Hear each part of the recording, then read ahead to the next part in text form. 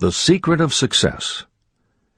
In every chapter of this book, mention is made of the money-making secret that has made fortunes for the exceedingly wealthy men whom I have carefully analyzed over a long period of years.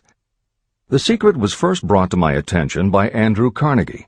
The canny, lovable old Scotsman carelessly tossed it into my mind when I was but a boy. Then he sat back in his chair with a merry twinkle in his eyes, and watched carefully to see if I had brains enough to understand the full significance of what he'd said to me. When he saw that I had grasped the idea, he asked if I would be willing to spend 20 years or more preparing myself to take it to the world, to men and women who, without the secret, might go through life as failures. I said I would, and with Mr. Carnegie's cooperation, I have kept my promise.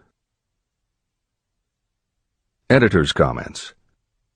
In 1908, during a particularly down time in the U.S. economy and with no money and no work, Napoleon Hill took a job as a writer for Bob Taylor's magazine. He was hired to write success stories about famous men. Although it would not provide much in the way of income, it offered Hill the opportunity to meet and profile the giants of industry and business, the first of whom was the creator of America's steel industry, multimillionaire Andrew Carnegie, who was to become Hill's mentor. Carnegie was so impressed by Hill's perceptive mind that following their 3-hour interview he invited Hill to spend the weekend at his estate so they could continue the discussion. During the course of the next 2 days, Carnegie told Hill that he believed any person could achieve greatness if they understood the philosophy of success and the steps required to achieve it. "It's a shame," he said, "that each new generation must find the way to success by trial and error when the principles are really clear-cut." Carnegie went on to explain his theory that his knowledge could be gained by interviewing those who had achieved greatness, and then compiling the information and research into a comprehensive set of principles. He believed that it would take at least 20 years, and that the result would be the world's first philosophy of individual achievement. He offered Hill the challenge, for no more compensation than that Carnegie would make the necessary introductions and cover travel expenses. It took Hill 29 seconds to accept Carnegie's proposal. Carnegie told him afterward that had it taken him more than 60 seconds to make the decision, he would have withdrawn the offer, for a man who cannot reach a decision promptly, once he has all the necessary facts, cannot be depended upon to carry through any decision he may make. It was through Hill's unwavering dedication that this book was eventually written. For detailed information on the life of Hill, read or listen to the audiobook of A Lifetime of Riches, the Biography of Napoleon Hill, by Michael J. Ritt, Jr. and Kurt Landers. Michael Ritt worked as Hill's assistant for 10 years and was the first employee of the Napoleon Hill Foundation, where he served as executive director, secretary, and treasurer. The material in his book comes from his own personal knowledge of Hill, as well as from Hill's unpublished autobiography. That is the end of the editor's comment. This book, Think and Grow Rich, contains the Carnegie secret, a secret that has been tested by thousands, now millions of people in almost every walk of life. It was Mr. Carnegie's idea that the magic formula, which gave him a stupendous fortune, ought to be placed within reach of people who do not have the time to investigate how others had made their money. It was his hope that I might test and demonstrate the soundness of the formula through the experience of men and women in every calling. He believed the formula should be taught in all public schools and colleges.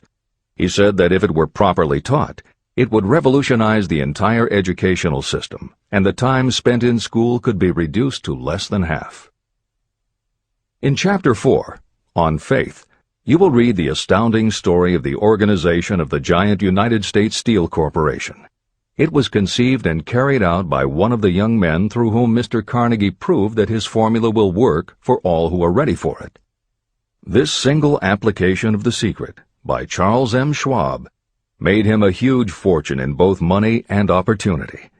Roughly speaking, this particular application of the formula was worth $600 million. These facts give you a fair idea of what reading this book may bring to you, provided you know what it is that you want. Editor's comment.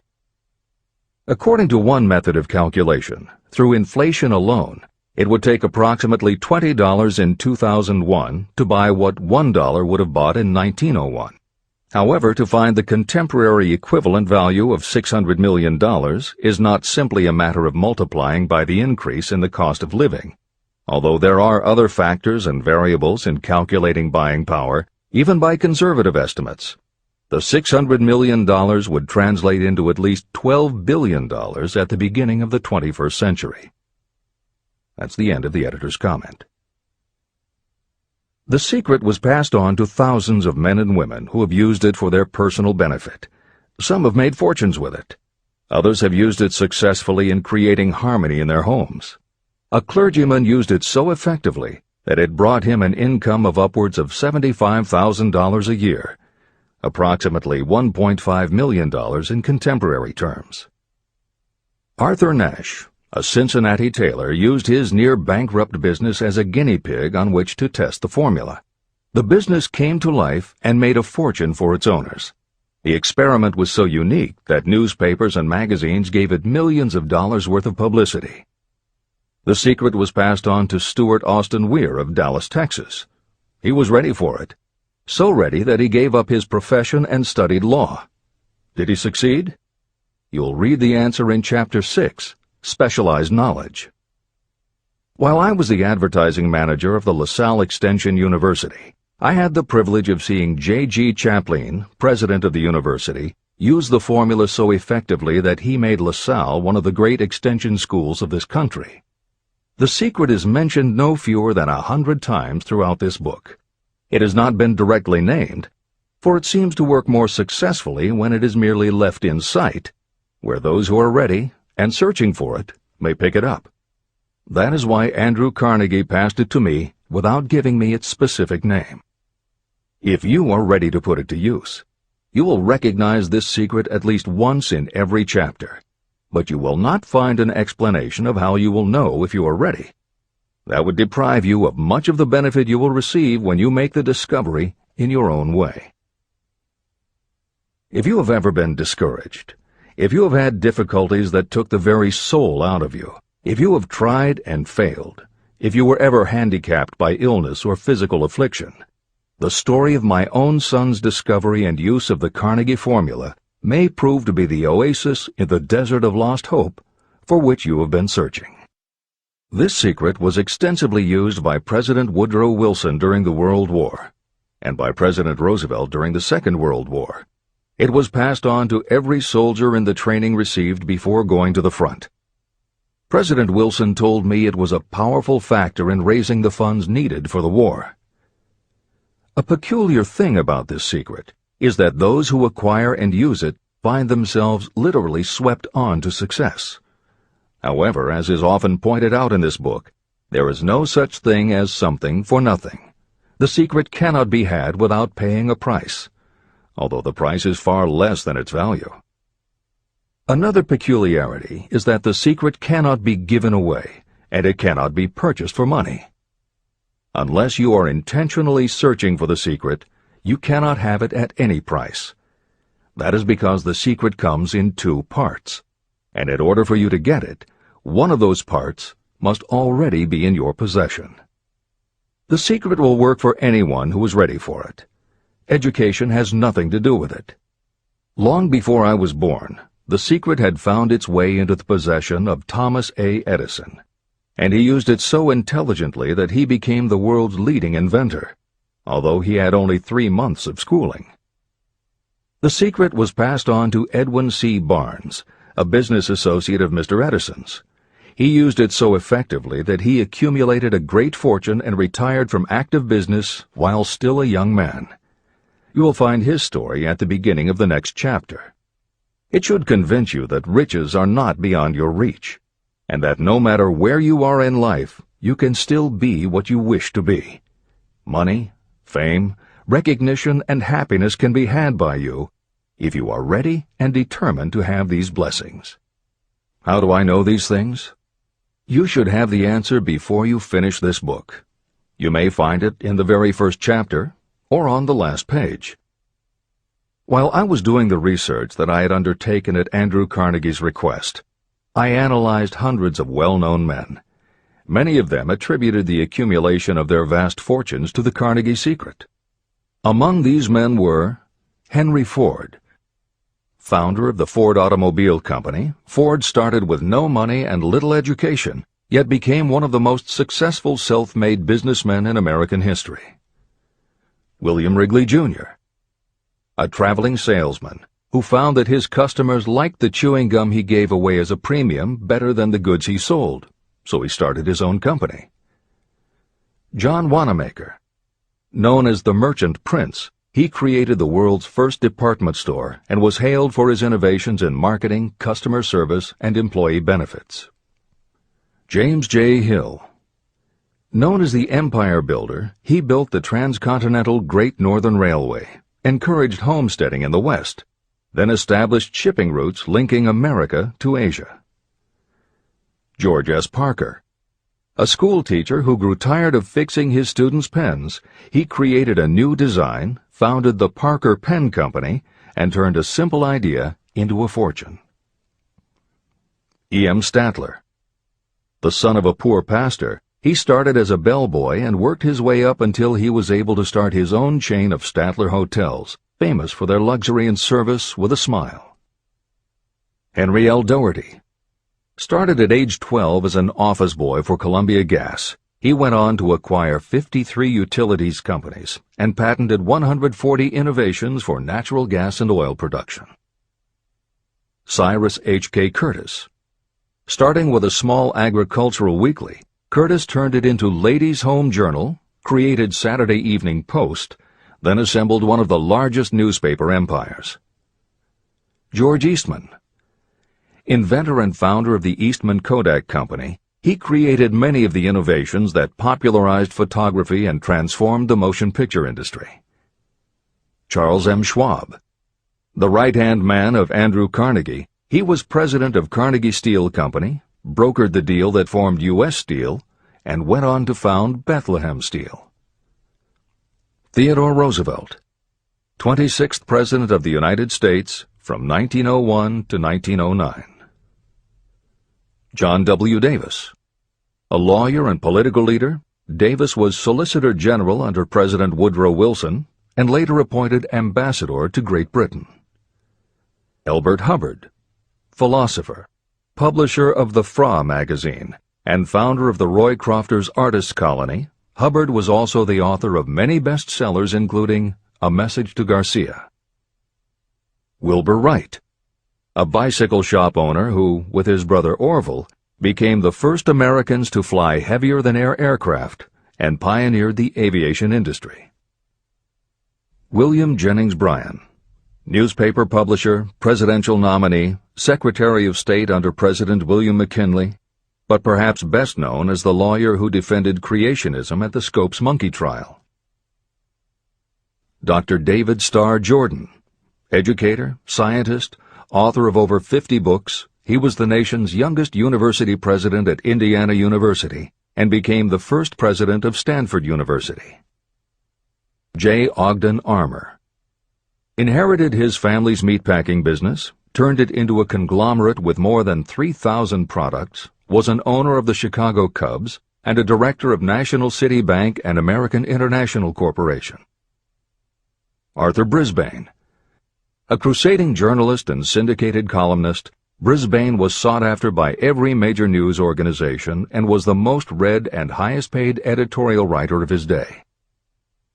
Dr. Frank Gonzalez. A Chicago preacher who delivered such a powerful sermon, Philip D. Armour gave him $1 million to start the Armour Institute of Technology, of which he became president. Daniel Willard. President of the B&O Railroad for more than 30 years, he was honored by having the city of Willard, Ohio, named for him. King Gillette. A traveling salesman and born tinkerer, Gillette was trying to shave on a moving train when he came up with the idea of the safety razor, which became the foundation of a corporate giant. Ralph A. Weeks. President of International Correspondence Schools, Weeks helped finance Napoleon Hill's Intra-Wall Institute, established to educate and rehabilitate prison inmates. Judge Daniel T. Wright, instructor at Georgetown Law School, where Napoleon Hill was studying when Bob Taylor's magazine gave him the assignment to write a profile of Andrew Carnegie. John D. Rockefeller. With $1,000 in savings plus another $1,000 borrowed from his father, he started a kerosene company which he grew into the giant Standard Oil and one of the world's greatest fortunes. Thomas A. Edison. Inventor and entrepreneur, he perfected the electric light bulb, the phonograph, the motion picture camera, and owned the rights to more than 1,000 patented inventions. Frank A. Vanderlip. A poor boy who became a journalist, social reformer, and self-made millionaire, he was president of the National City Bank, now Citibank, and Assistant Secretary of the Treasury. F. W. Woolworth. A clerk in a general store, he pioneered the idea of fixed-price selling and self-service and forever changed retail selling with a chain of Woolworth 5 and 10 cent stores. Colonel Robert A. Dollar. Starting with a small schooner bought to haul lumber down the West Coast, he built the Dollar Steamship Company, the largest fleet of luxury liners sailing under the U.S. flag. Edward A. Filene. Founder of the Boston-based stores, he devised revolutionary methods of distribution and merchandising and became famous for the first bargain basement department. Edwin C. Barnes. The only man Thomas Edison ever had as a partner, Barnes took Edison's failing dictaphone and sold it so successfully it became a fixture in offices and made him a multimillionaire. Arthur Nash. A Cincinnati tailor who used his bankrupt business as a guinea pig for the Carnegie Secret and was so successful the newspapers made him famous as Golden Rule Nash. Clarence Darrow.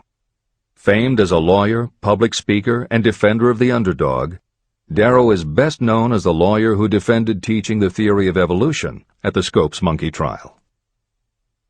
Woodrow Wilson. 28th President of the United States of America from 1913 to 1921. William Howard Taft. 27th President of the United States of America from 1909 to 1913. Luther Burbank. World-renowned horticulturalist who introduced over 800 varieties of new plants in his effort to improve the quality of plants and thereby increase the world's food supply. Edward W. Bok. Although he had only 6 years schooling, by the age of 20 he was editor of Ladies' Home Journal, which he helped to build into the world's most widely circulated magazine. Frank A. Munsey. A telegraph operator who quit to launch Argosy magazine, then parlayed his fortune into a newspaper empire that included the Washington Times and the New York Herald.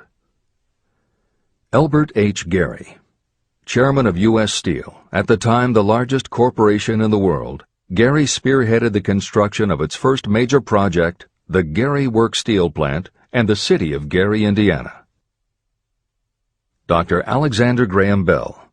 Best known as the inventor of the telephone, Bell also perfected recording devices, advances in aircraft, and was a co-founder of the National Geographic Society.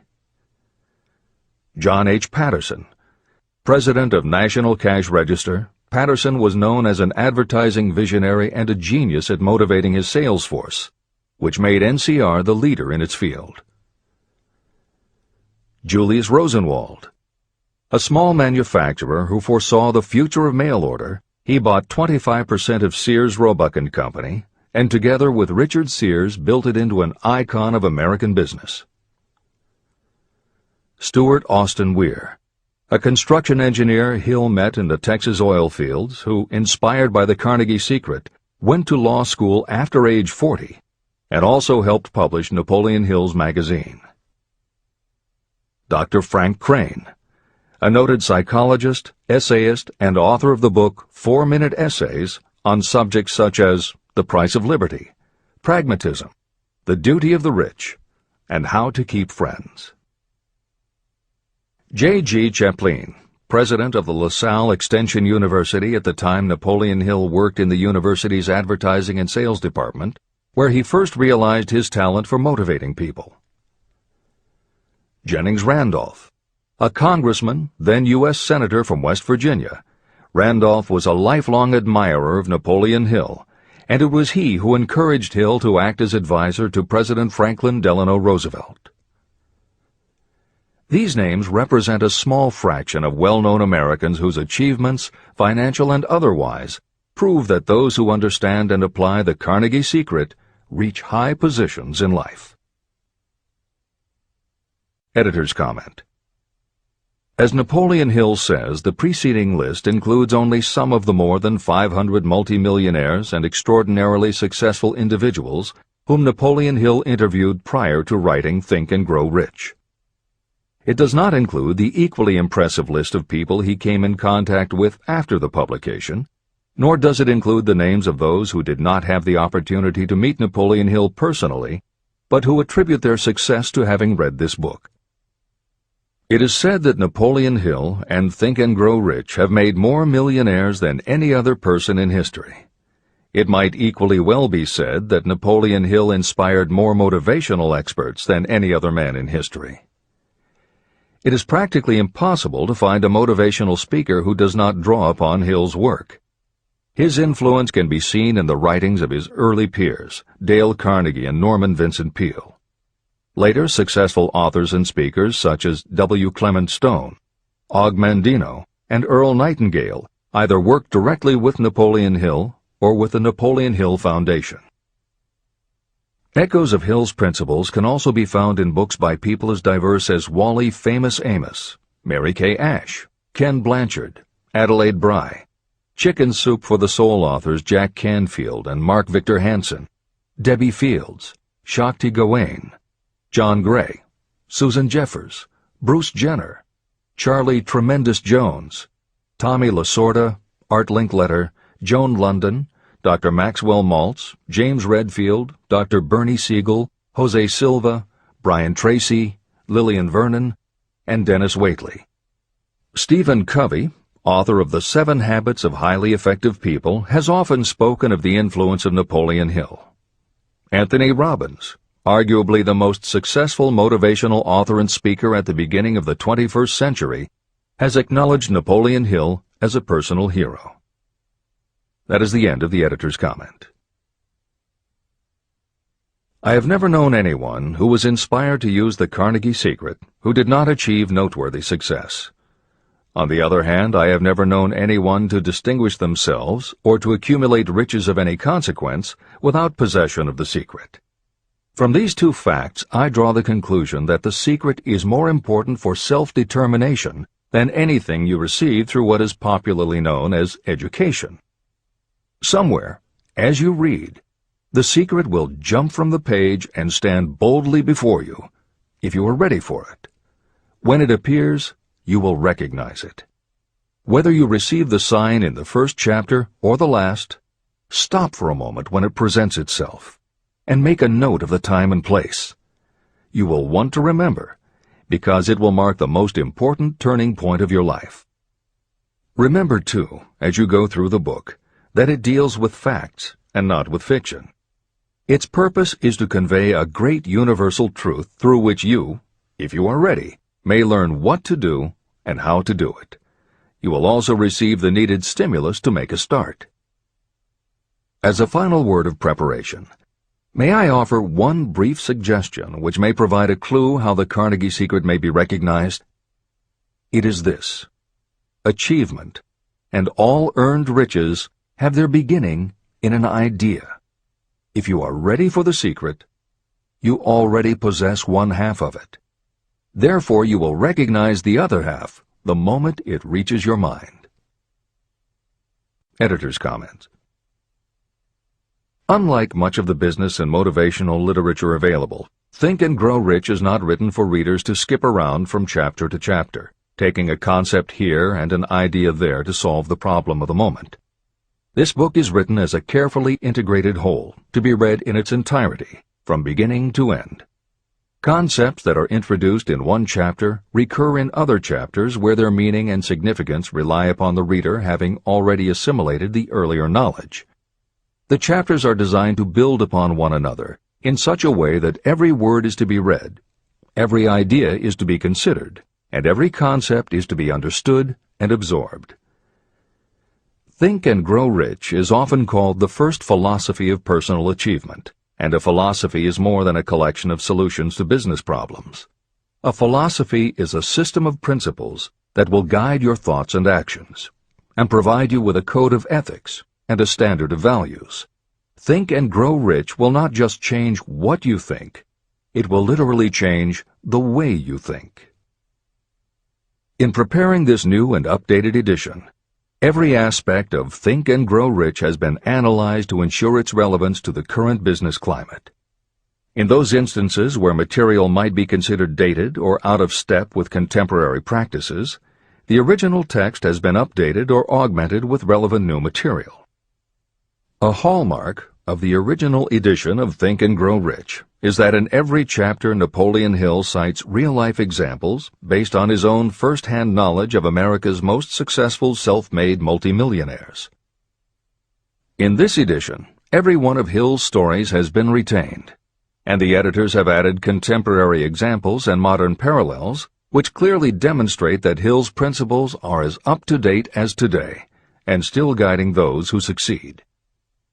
In addition to contemporary examples, where the editors felt it would be of interest to the reader, we have included marginal notes that provide relevant information about recent developments. Where applicable, we have also suggested books or other materials that complement various aspects of Napoleon Hill's philosophy. On a more technical note, the editors have approached the written text as we would that of a living author. When we encountered what modern grammarians would consider run-on sentences, outdated punctuation, or other matters of form, we opted for contemporary usage. Those readers familiar with earlier editions will note that the chapter numbers have been changed in this edition. Originally, Think and Grow Rich began with an unnumbered chapter, a word from the author. In this edition, that text appears as Chapter 1, and is renamed The Secret of Success. The chapters that follow are renumbered sequentially and proceed in their original order.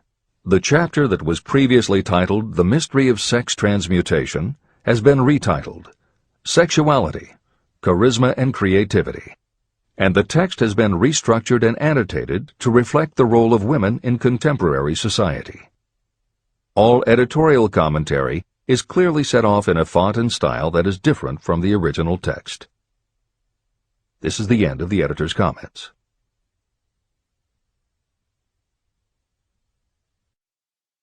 Both poverty and riches are the offspring of thought.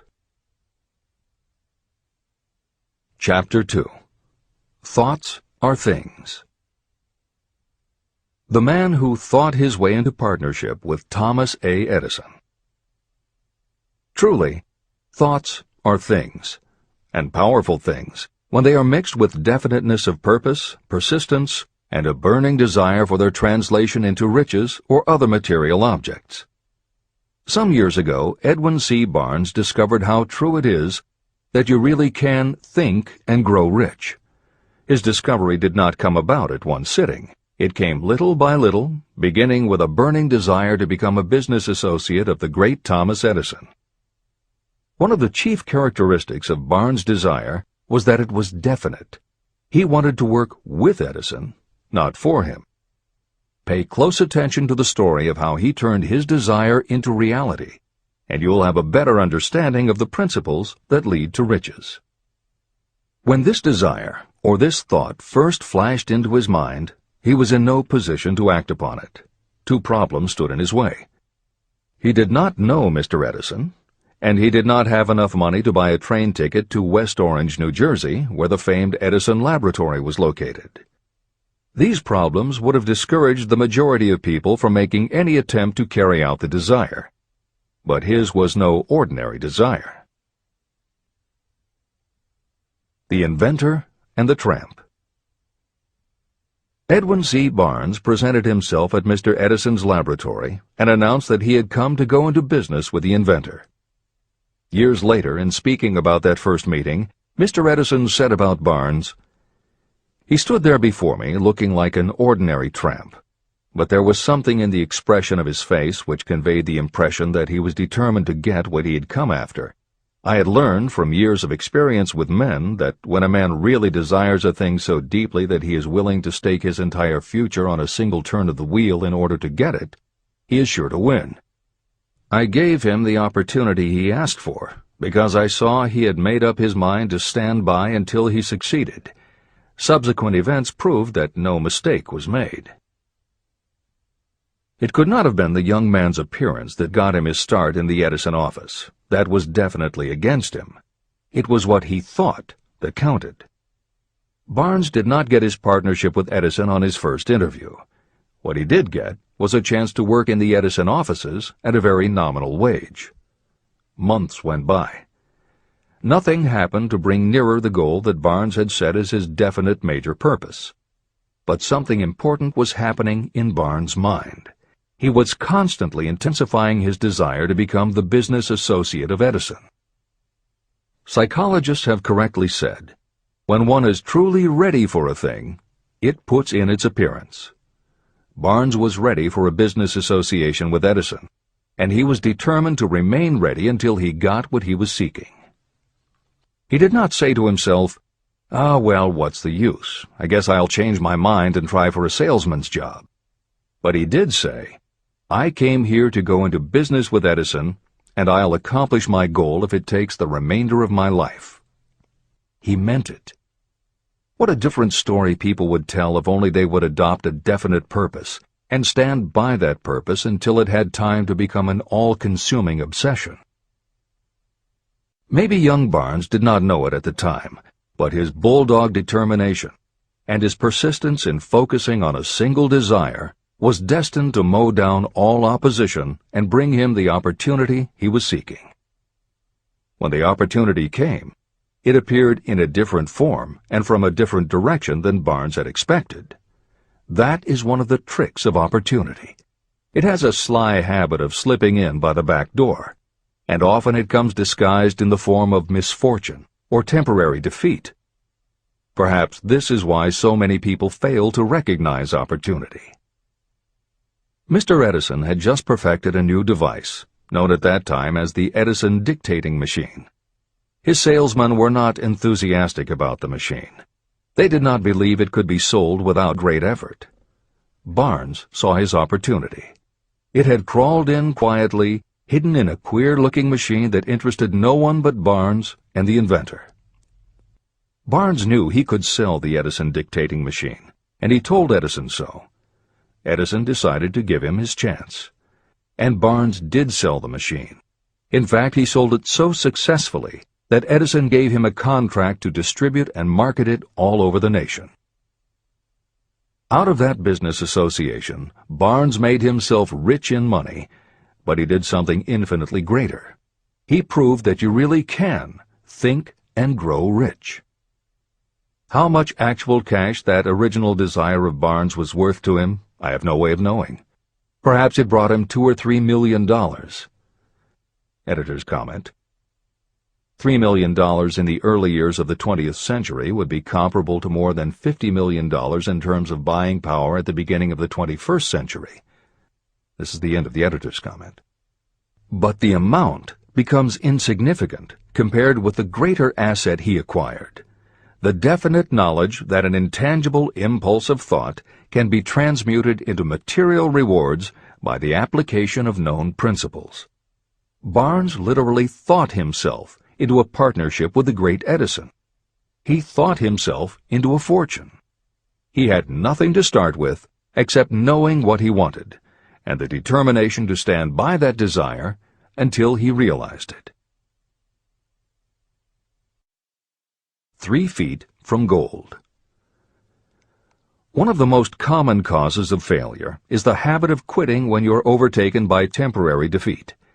Every person is guilty of this mistake at one time or another. During the gold rush days, An uncle of my friend R.U. Darby was caught by gold fever, and he went west to Colorado to dig and grow rich. He had never heard that more gold has been mined from the thoughts of men than has ever been taken from the earth. He staked a claim and went to work with pick and shovel. After weeks of labor, he was rewarded by the discovery of the shining ore. He needed machinery to bring the ore to the surface. Quietly, he covered up the mine and returned to his home in Williamsburg, Maryland. He told his relatives and a few neighbors about the strike. They got together the money for the machinery and had it shipped.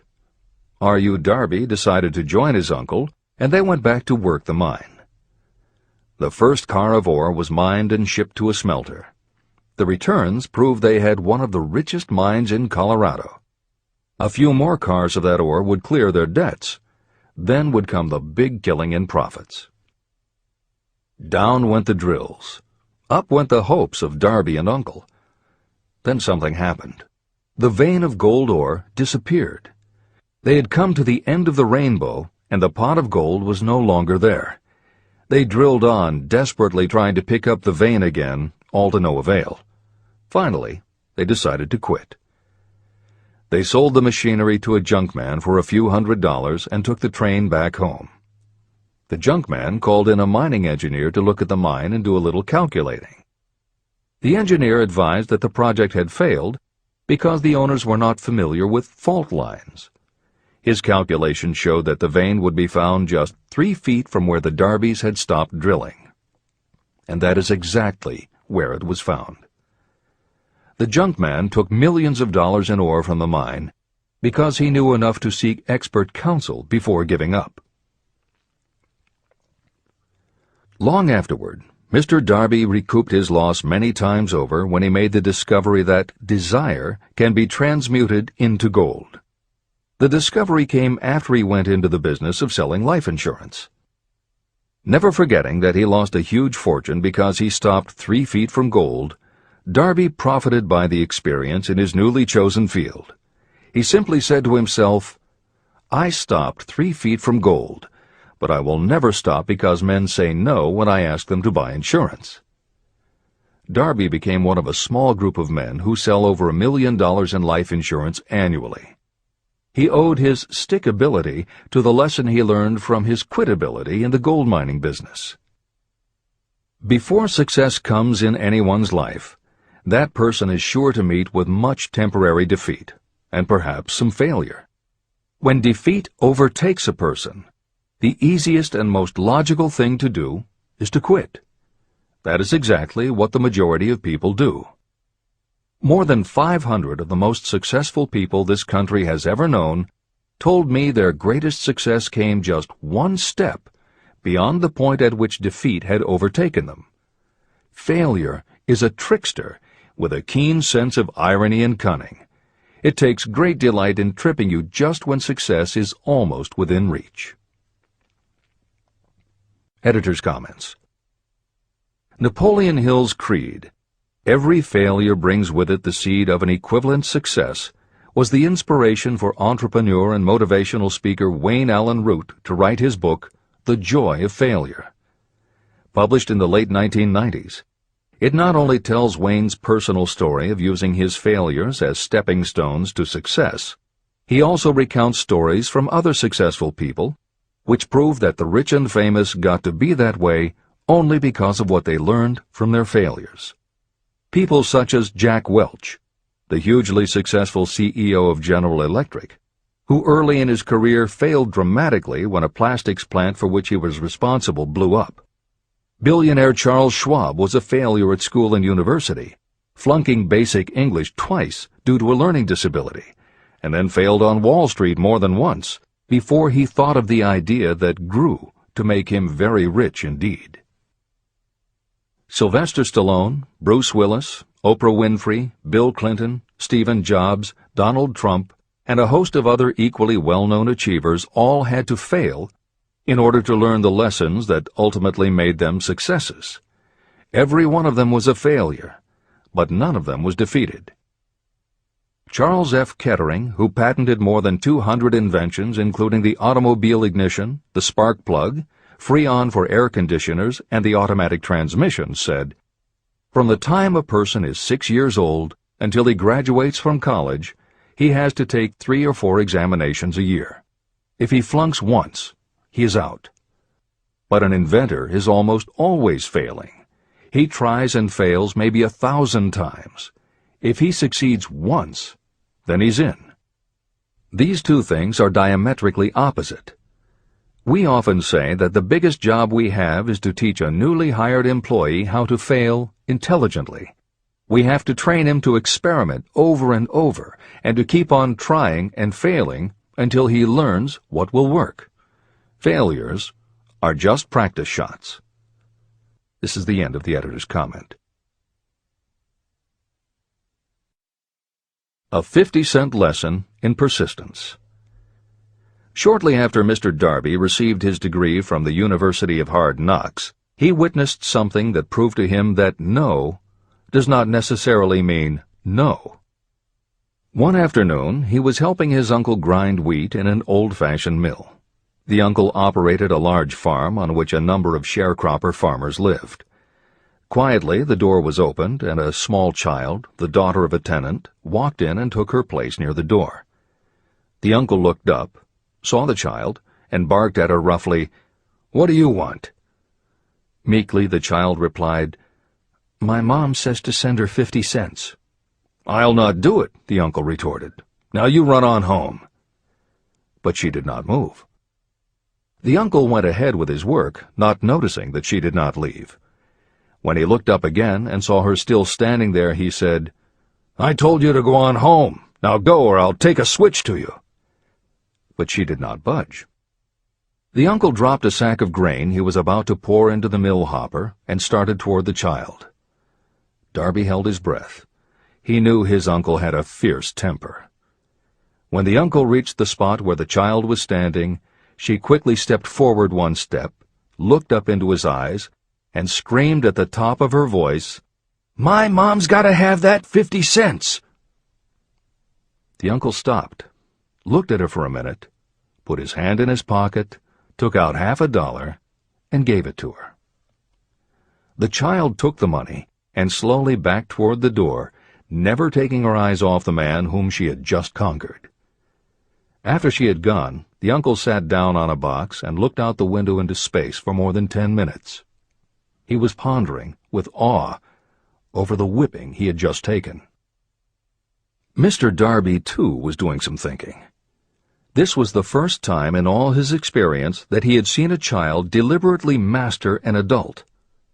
How did she do it?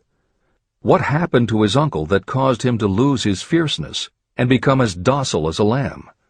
What strange power did this child use that made her master of the situation? These questions flashed into Darby's mind, but he did not find the answer until years later, when he told me the story. Strangely, the story of this unusual experience was told to me in the old mill on the very spot where the uncle took his whipping.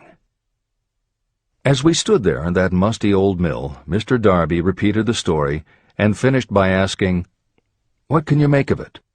What strange power did that child use that so completely whipped my uncle?" The answer to his question will be found in the principles described in this book.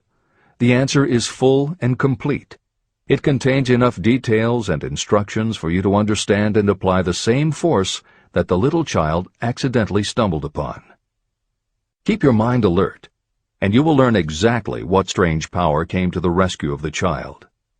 You may catch a glimpse of the power in this chapter, or it may flash into your mind in some later chapter. If you stay alert to the possibility, somewhere you will find the idea that will quicken your receptive powers and place at your command this same irresistible power. It may come in the form of a single idea, or it may come as a complete plan or a purpose. It may even cause you to go back over your past experiences of failure or defeat, and in doing so, it may bring to the surface some lesson by which you can regain all that you lost through defeat. After I had explained to Mr. Darby the power unwittingly used by the little child, he mentally retraced his 30 years as a life insurance salesman. As he did so, it became clear to him that his success was due, in no small degree, to the lesson he had learned from the child. Mr. Darby pointed out, "Every time a prospect tried to bow me out without buying, I saw that child standing there in the old mill, her big eyes glaring in defiance, and I said to myself, I've got to make this sale. The better portion of all sales I have made were made after people had said no." He also recalled his mistake in having stopped only 3 feet from gold. "But," he said, "that experience was a blessing in disguise. It taught me to keep on keeping on, no matter how hard the going may be. A lesson I needed to learn before I could succeed in anything." Mr. Darby's experiences were commonplace and simple enough, yet they held the answer to his destiny in life. In fact, to him the experiences were as important as life itself, and he was able to profit from these 2 important experiences because he analyzed them and found the lesson they taught. But what if you don't see the events of your life as being experiences of such profound significance? And what about the young person who doesn't yet have even minor failures to analyze? Where and how will they learn the art of converting defeats into the stepping stones to opportunity? That is exactly why this book was written, to answer those questions. To convey my answer, I have constructed 13 principles. These principles work individually or together as catalysts. The specific answer that you are looking for may already be in your own mind. Reading these principles may be the catalyst that causes your answer to suddenly come to you as an idea, a plan, or a purpose. One sound idea is all you need to achieve success. These 13 principles contain the best and most practical ways and means of creating ideas. Success consciousness. Before I go any further in the description of these principles, you should know this. When riches begin to come, they come so quickly and in such great abundance that you will wonder where they've been hiding during all those lean years. This is an astounding statement, especially when you take into consideration the popular belief that riches come only to those who work hard and long. When you begin to think and grow rich, you will observe that riches begin with a state of mind, with definiteness of purpose, with little or no hard work. What you need to know now is how to acquire the state of mind that will attract riches. I spent 25 years researching the answer to that question, because I, too, wanted to know how wealthy men become that way. What you will learn is that as soon as you master the principles of this philosophy and begin to apply those principles, your financial status will begin to improve. Everything you touch will begin to transmute itself into an asset for your benefit. Impossible? Not at all. One of the main weaknesses the average person suffers is too much familiarity with the word impossible. We know all the rules that will not work. We know all the things that cannot be done. This book was written for those who seek the rules that have made others successful and are willing to stake everything on those rules. Success comes to those who become success conscious. Failure comes to those who allow themselves to become failure conscious. The object of this book is to help you learn the art of changing your mind from failure consciousness to success consciousness. Another weakness is the habit of measuring everything and everyone by your own impressions and beliefs. Some of you reading this will have trouble believing that you can think and grow rich because your thought habits have been steeped in poverty, misery, failure, and defeat. This kind of thinking reminds me of the story about the man who came from China to study at the University of Chicago. One day, President Harper met this young man on campus and stopped to chat with him for a few minutes. He asked what had impressed him as being the most noticeable characteristic of the American people. "Why," the student exclaimed, "the unusual shape of your eyes." It's all a matter of perspective and habit. The same is true of your belief in what a person can achieve. If you have formed the habit of seeing life only from your own perspective, you may make the mistake of believing that your limitations are in fact the proper measure of limitations. The impossible Ford V8 motor. When Henry Ford decided to produce his famous V8 motor, he chose to build an engine with the entire 8 cylinders cast in one block. Ford instructed his engineers to produce a design for the engine. The design was drawn up on paper, but the engineers agreed to a man that it was simply impossible to cast an 8-cylinder engine block in one piece. Ford said, "Produce it anyway." But they replied, "It's impossible." "Go ahead," Ford commanded, "and stay on the job until you succeed, no matter how much time is required." So the engineers went ahead. 6 months went by. Nothing happened. Another 6 months passed, and still nothing. The engineers tried every conceivable plan to carry out the orders, but the thing seemed out of the question. Impossible. At the end of the year, Ford again checked with his engineers, and again they told him they had found no way to carry out his orders. "Go right ahead," said Ford. "I want it, and I'll have it." They went ahead. And then, as if by a stroke of magic, the secret was discovered. The Ford determination had won once more. Henry Ford was a success because he understood and applied the principles of success. One of these principles is desire, knowing clearly what you want. Remember this Ford story as you continue reading this book. Pick out the lines in which the secrets of his stupendous achievement have been described. If you do this, if you can put your finger on those particular principles that made Henry Ford rich, you may equal his achievements in almost any calling for which you are suited. Editor's comments. To those readers who may interpret Ford's actions as nothing more than obstinacy, the editors would point out that he was employing a technique that has become a common part of strategic planning in many industries, including aerospace, computers, medicine, and the military. When launching large, complicated, long-term projects, the planners often know that at certain points along the way they will need components that simply do not yet exist. The fact that at the beginning there is no way to get from A to B does not deter them.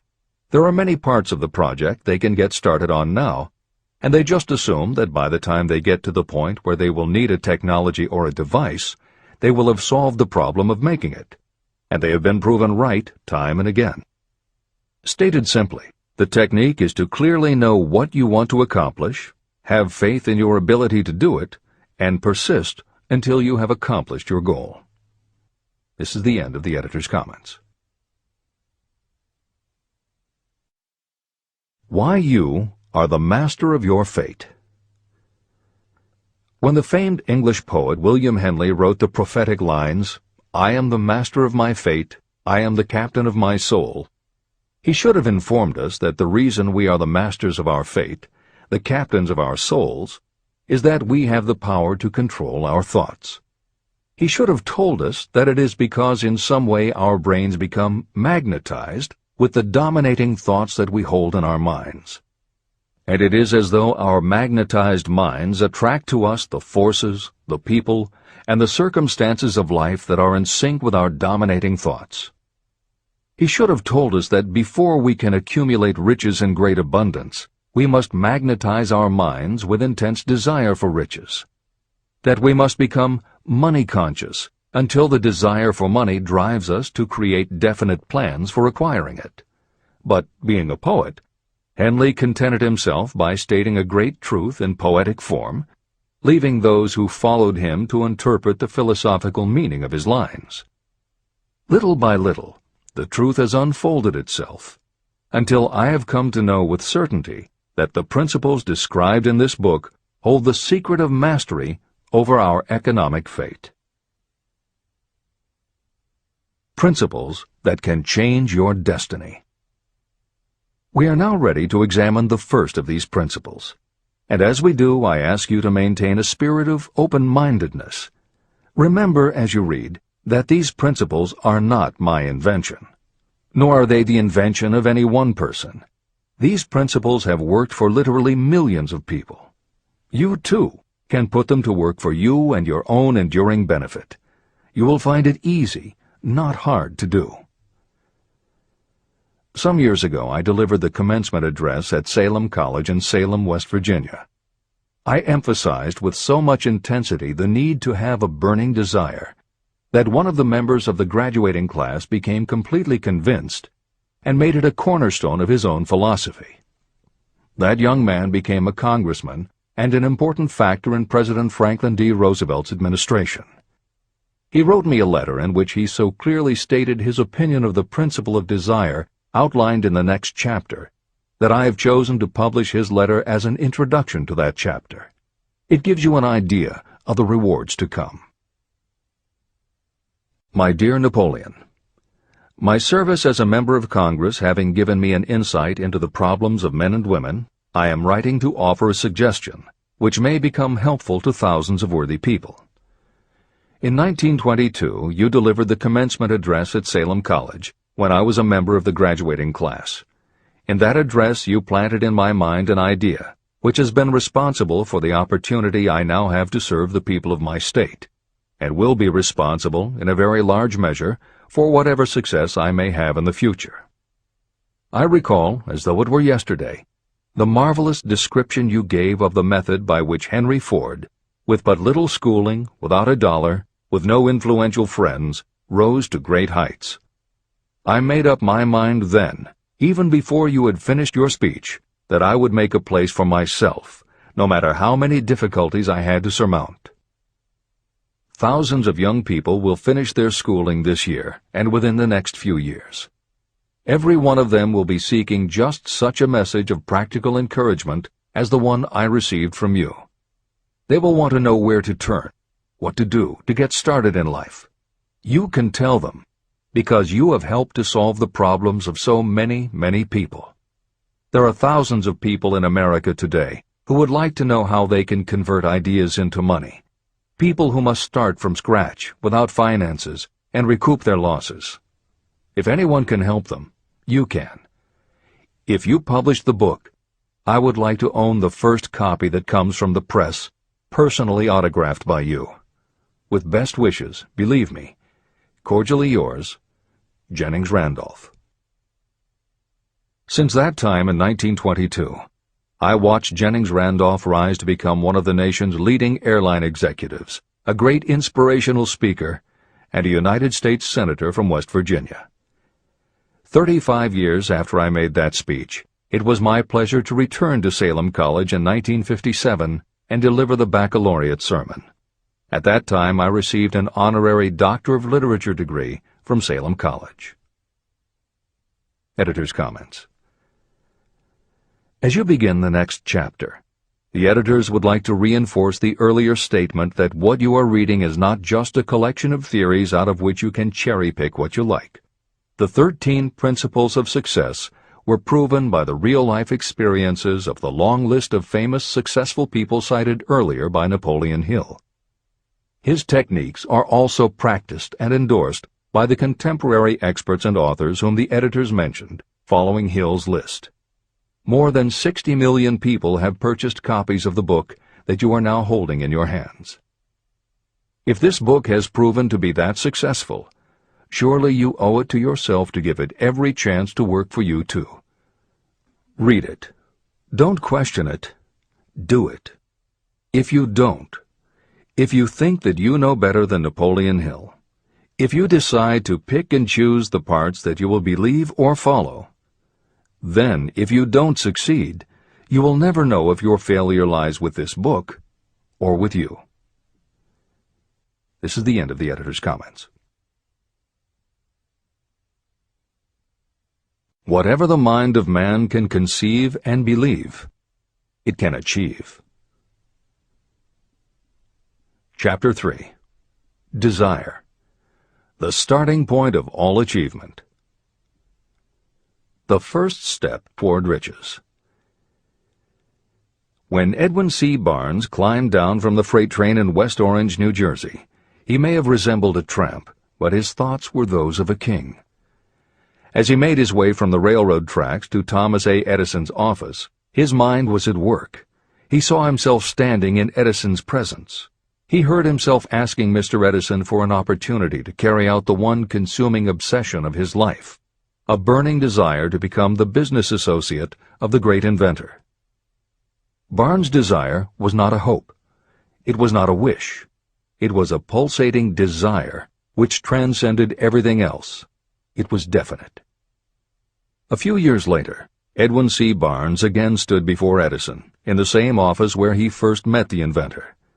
This time, his desire had been translated into reality. He was in business with Edison. The dominating dream of his life had become a reality. Barnes succeeded because he chose a definite goal, placed all his energy, all his willpower, all his effort. He put everything he had into achieving that goal. 5 years passed before the chance he had been seeking made its appearance. To everyone except himself, he appeared to be just another cog in the Edison business wheel. But in Edwin Barnes' own mind, he was the partner of Edison every minute from the very day that he first went to work there. It is a remarkable illustration of the power of a definite desire. Barnes won his goal because he wanted to be a business associate of Mr. Edison's more than he wanted anything else. He created a plan by which to attain that purpose, and he burned all bridges behind him. He stood by his desire until it became the dominating obsession of his life, and finally, a fact. When he went to West Orange, he did not say to himself, "I will try to induce Edison to give me a job of some sort." He said, "I will see Edison and put him on notice that I have come to go into business with him." He did not say, "I will keep my eyes open for another opportunity in case I fail to get what I want in the Edison organization." He said, "There is one thing in this world that I am determined to have, and that is a business association with Thomas A. Edison. I will burn all bridges behind me and stake my entire future on my ability to get what I want." He left himself no possible way of retreat. He had to win or perish. That is all there is to the Barnes story of success. Allow yourself no retreat. A long while ago, a great warrior faced a situation in which he had to make a decision that ensured his success on the battlefield. He was about to send his armies against a powerful foe whose men outnumbered his. He loaded his soldiers into boats, sailed to the enemy's country, and unloaded the soldiers and equipment. Then he gave the order to burn the ships that had carried them. Addressing his men before the first battle, he said, "You see the boats going up in smoke.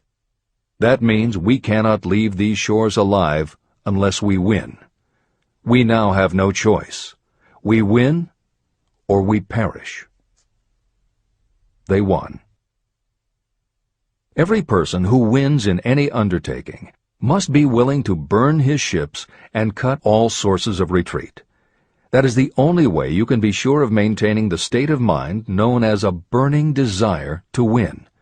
It is essential to success. The morning after the Great Chicago Fire, a group of merchants stood on State Street, looking at the smoking remains of what had been their stores. They went into a conference to decide if they would try to rebuild or if they would leave Chicago and start over in a more promising section of the country. They decided to leave, all except one. The merchant who decided to stay and rebuild pointed a finger at the remains of his store and said, "Gentlemen, on that very spot I will build the world's greatest store, no matter how many times it may burn down." That was in 1871. The store was built. It still stands there today. The Marshall Field's department store is a towering monument to the power of that state of mind known as a burning desire. The easy thing would have been for Marshall Field to do exactly what his fellow merchants did. When the going was hard and the future looked dismal, they pulled up and went where the going seemed easier. Mark well this difference between Marshall Field and the other merchants. It is that difference which distinguishes those who succeed from those who fail. Every human being old enough to understand the value of money wishes for it, but wishing will not bring riches. Desiring riches, with a state of mind that becomes an obsession, then planning definite ways and means to acquire riches, and backing those plans with persistence, a persistence which does not recognize failure. That's what will bring riches. Editor's comments. In other of his writings, Napoleon Hill uses the term definiteness of purpose as being interchangeable with desire. The following explanation is adapted from the Napoleon Hill Foundation's book, Believe and Achieve. Desire, or definiteness of purpose, is more than goal setting. In simplest terms, your desire is your roadmap to achieving an overall career objective. Your goals represent specific steps along the way. Having a desire, or definiteness of purpose for your life, has a synergistic effect on your ability to achieve your goals. As you become better at what you do, you devote all of your resources toward reaching your objective. You become more alert to opportunities, and you reach decisions more quickly. Every action you take ultimately boils down to the question, will this goal help me reach my desire, my overall objective, or won't it? Your purpose will become your life. It will permeate your mind, both conscious and subconscious. This is the end of the editor's comments. 6 ways to turn desire into gold. The method by which your desire for riches can be transmuted into its financial equivalent consists of 6 definite, practical steps. 1. Fix in your mind the exact amount of money you desire. It is not sufficient merely to say, I want plenty of money. Be definite about the amount. There is a psychological reason for such definiteness explained in subsequent chapters. 2. Determine exactly what you intend to give in return for the money you desire. There is no such reality as something for nothing. 3. Establish a definite date when you intend to possess the money you desire. 4. Create a definite plan for carrying out your desire, and begin at once, whether you are ready or not, to put this plan into action. 5. Now write it out. Write a clear, concise statement of the amount of money you intend to acquire. Name the time limit for its acquisition. State what you intend to give in return for the money, and describe clearly the plan through which you intend to accumulate it. 6. Read your written statement aloud, twice daily. Read it once just before retiring at night, and read it once after arising in the morning. As you read, see and feel and believe yourself already in possession of the money.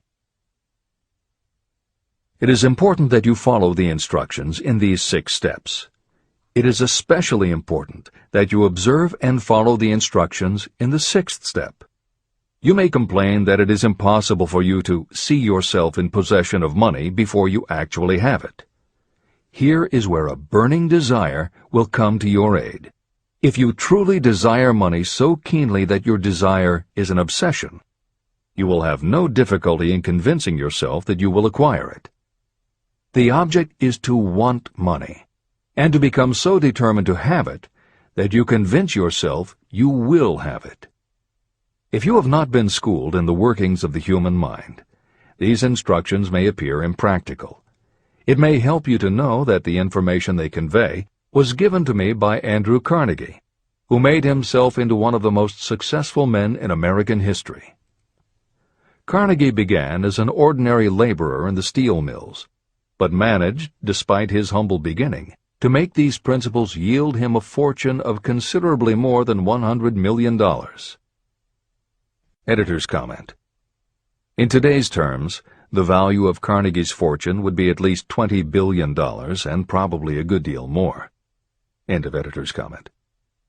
It may be of further help to know that the 6 steps were carefully scrutinized by the famed inventor and successful businessman, Thomas A. Edison. He gave his stamp of approval, saying they are not only the steps essential for the accumulation of money, but also for the attainment of any goal. Editor's comments. In the time since Napoleon Hill wrote these words, advances in our understanding of both the physiology of the brain and the psychology of the mind have yielded a much greater understanding of human motivation. Even so, the methods used by modern motivational experts are essentially the same techniques advised by Hill. Research studies confirm that there is sound psychological basis for doing as Hill advises. Be very specific when setting goals. Perform the physical act of committing those goals to paper, and repeat your stated goal aloud to yourself often. These techniques have gained wide acceptance among modern experts in the field. The psychological principle at work is similar to that which underlies autosuggestion and self-hypnosis, concepts that will be discussed in greater depth in Chapter 5, Autosuggestion, and in Chapter 13, The Subconscious Mind. Hill's instruction to see yourself as you will be when you have already achieved your objective is also a specific technique. Today it is commonly taught by motivational experts under the term creative visualization. In Chapter 4 on faith and in Chapter 5 on autosuggestion, Hill elaborates on his method. Before moving on, the editors would like to reinforce Hill's advice to follow his instructions to the letter. The editors know there is a tendency for the reader to assume that it is enough for them just to intellectually understand a concept. As you read Hill's 6 points, you probably found yourself thinking, sure, some people might need to write things down, but I'm not a kid, I get the idea. Or, okay, I understand that saying it out loud might help some less sophisticated people, but I already understand the point intellectually. If you feel that way, let us remind you that many of the most successful people whom you admire did not think they were too smart or too sophisticated to follow Hill's instructions. The editors would again point out that if Napoleon Hill believed the actual acts of writing and speaking your goals is important, and if psychologists and motivational experts agree, then you would be foolish not to follow this simple advice. Just do it. This is the end of the editor's comments. The steps call for no hard labor. They call for no sacrifice. To apply them does not call for a great amount of education. But the 6 steps do call for enough imagination to see and to understand that the accumulation of money cannot be left to chance or luck. You may as well know right here that you can never have riches in great quantity unless you can work yourself into a white heat of desire for money and actually believe you will possess it.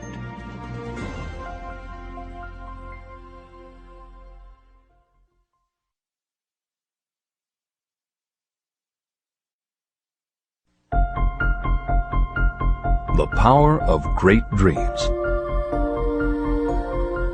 If you are in this race for riches, you should be encouraged by the following truth. The world in which we live is demanding new ideas, new ways of doing things, new leaders, new inventions, and new methods, styles, versions, and variations of everything all the time. Behind all this demand for new and better things, there is one quality that you must possess to win, and that is definiteness of purpose, the knowledge of what you want, and a burning desire to possess it. If you truly desire riches, remember that the real leaders of the world have always been people who harnessed and put into practical use the intangible, unseen forces of opportunity. Leaders are the people who convert those opportunities into cities, skyscrapers, factories, transportation, entertainment, and every form of convenience that makes things easier, faster, better, or just make life more pleasant. In planning to acquire your share of the riches, don't let anyone put you down for being a dreamer. To win the big stakes in this changing world, you must catch the spirit of the great pioneers, whose dreams have given to civilization all that it has of value. It is that spirit which serves as the lifeblood of our own country, your opportunity and mine to develop and market our talents. A burning desire to be and to do is the starting point from which the dreamer must take off. Dreams are not born of indifference, laziness, or lack of ambition. If the thing you wish to do is right, and you believe in it, go ahead and do it. Never mind what they say if you meet with temporary defeat. They do not know that every failure brings with it the seed of an equivalent success. Marconi dreamed of a system for sending sound from one place to another without the use of wires. It may interest you to know that Marconi's friends had him taken into custody and examined in a psychiatric hospital when he announced he had discovered a principle by which he could send messages through the air. Evidence that he did not dream in vain may be found in every radio and television set, cellular phone, communication satellite, and every other wireless device in the world. Fortunately, the dreamers of today fare better. Today, your world is filled with an abundance of opportunity that the dreamers of the past never knew. If you doubt this is true, if you are feeling crushed because of a recent failure, you are about to learn how your failure can be your most valuable asset. Almost everyone who succeeds in life gets off to a bad start and passes through many heartbreaking struggles before they arrive. The turning point in the lives of those who succeed usually comes at the moment of some crisis, through which they are introduced to their other selves. Editor's comments. Napoleon Hill's concept of the other self is mentioned elsewhere in Think and Grow Rich, but he does not comment on it extensively. The following elaboration is taken from his later writings. You've been thinking about your losses to the exclusion of everything else. The more you concentrate on them, the more you attract other losses. Stop thinking about them, and make up your mind that you are going to benefit from your experience. Whatever personal obstacles you face, you must start getting to know that side of your personality that knows no obstacles, that recognizes no defeats. Cultivate a friendship with the other you, so no matter what you're doing, you are allied with someone who shares your goals. All the philosophy and advice about persuading others will be much more useful to you if you practice it yourself. This is the end of the editor's comment. Sidney Porter discovered the genius that slept within his brain only after he had met with great misfortune. He was found guilty of embezzlement and confined to a prison cell in Columbus, Ohio, and it was there that he became acquainted with his other self. He began to write short stories. Then, while locked in his cell, he began to sell those stories to magazines under the pen name O. Henry. Through the use of his imagination, he discovered himself to be a great author instead of a miserable criminal and outcast. By the time he was released from prison, O. Henry was the most popular short story writer in the country. Editor's comments. More recently, in another prison, another kind of writer met his other self, and country music gained one of its most talented songwriters and biggest stars. As a kid, Merle Haggard's family home was a converted boxcar in Bakersfield, California. After his father died when Merle was 9, more often than not, home for young Merle was a series of juvenile detention centers. At 16, he quit school, and for the next 4 years the only mark Merle Haggard made in the world was a rap sheet for stolen cars, burglaries, and bogus checks. By the age of 20, he was serving time in San Quentin and gaining a reputation as a hard-case con. Then he met his other self. Inspired by a concert Johnny Cash played for the inmates, plus conversations with men on death row and the time he spent in solitary confinement, Haggard learned that he had another self, and that self had something to say through his music. When he got out of solitary, Haggard asked for the hardest job the prison had to offer. He enrolled in night school courses at the prison, straightened himself out, and won his parole after 2.5 years. He went back to Bakersfield and dug ditches during the day so he could polish his songwriting and performing at night.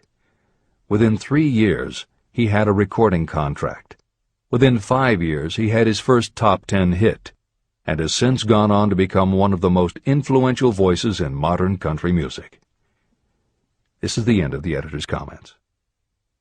Thomas Edison dreamed of a lamp that could be operated by electricity. and he began where he stood to put his dream into action. He failed more than 10,000 times. Despite his failures, he stood by that dream until finally he was driven to the discovery of the genius that slept within his brain. Editor's comments. Dean Kamen got to know his other self very early in life. While he was a teenager, Kamen started his own company, building and selling control systems for automated sound and light shows. He was still in high school when he got the contract to automate the Times Square New Year's Eve ball. Though he went on to attend university, he never bothered to graduate because he was too busy working on something he called auto-syringe, the first wearable infusion pump for administering drug therapies. His invention was hailed as a medical landmark, as were many of his other breakthroughs, which include a revolutionary kidney dialysis machine, an insulin pump for diabetics, an improved stent used for heart patients, and more than 150 other devices he has patented. One day, seeing the difficulty a man in a wheelchair was having getting up a curb, Kamen set his mind to creating a device that would liberate people confined to wheelchairs. The result is the iBot, a revolutionary wheel device that uses computers and a system of stabilizing gyroscopes that imitate the working of the human body. It not only goes over curbs, but it will even go up and down stairs, travel over almost any kind of rough ground, and will allow the user to raise themselves eye to eye with a standing person. And it does it all without the user having to get out of the device or needing anyone's assistance. In 2001, Kamen hit the front pages when he introduced the Segway, a one-person people mover based on his iBot technology. It's a two-wheel scooter-like device that zips and zooms forward, backward, left, right, and comes to a stop without the rider doing anything more than barely shifting his or her body. It is so sensitive that it is almost as though it obeys the user's thoughts. The Segway may be a world-changing invention, with possible applications for work and travel that stagger the imagination. As this is being written, the Segway is already being used to navigate large warehouses and is being tested by police departments and postal employees. While traffic cops and City Hall wrangle over whether the Segway belongs on the sidewalk or the road, Dean Kamen is dreaming a new dream. This time the dream is an invention that may literally bring light to some of the darkest corners of the earth. Kamen has developed a non-polluting electric generator that can use almost anything as fuel. But here's the extraordinary part. He has created a revolutionary closed system so that the engine's heat is used to purify 10 gallons of drinkable water every hour. This amazing invention could bring safe drinking water to parts of the world where contaminated water kills millions, and at the same time, it will provide a source of cheap, reliable electric power. Dean Kamen is not some academic hidden in a lab somewhere. Kamen is an inventor. But like Thomas Edison, he is also an entrepreneur and businessman, creating and marketing devices that are changing the public perception of what an inventor is. This is the end of the editor's comments. Henry Ford, poor and uneducated, dreamed of a horseless carriage. He went to work with what tools he possessed without waiting for opportunity to favor him, and now evidence of his dream belts the entire earth. He put more wheels into operation than any man who ever lived, because he was not afraid to back his dreams. Editor's comments. Stephen Jobs and Steve Wozniak, two university dropouts, dreamed of making and selling computers that the average person could use. Like Ford, working with the tools they possessed, they built the first Apple computer in the Jobs family garage. And like Ford, they weren't afraid to back their dreams. After showing their prototype to a local retailer, they got an order for 25 machines.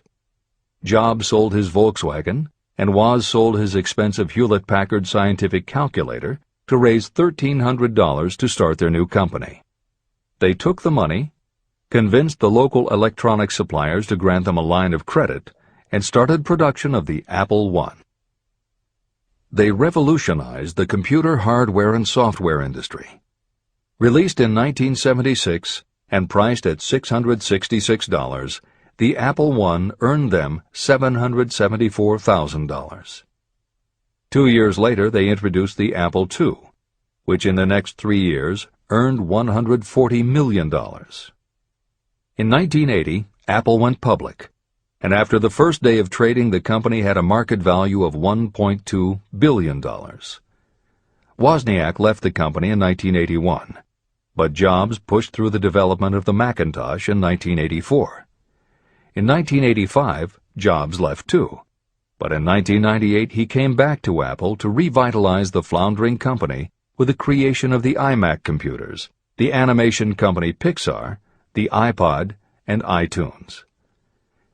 In presenting stories of contemporary successes, the editors have followed Hill's style of using real people to illustrate the principles of success.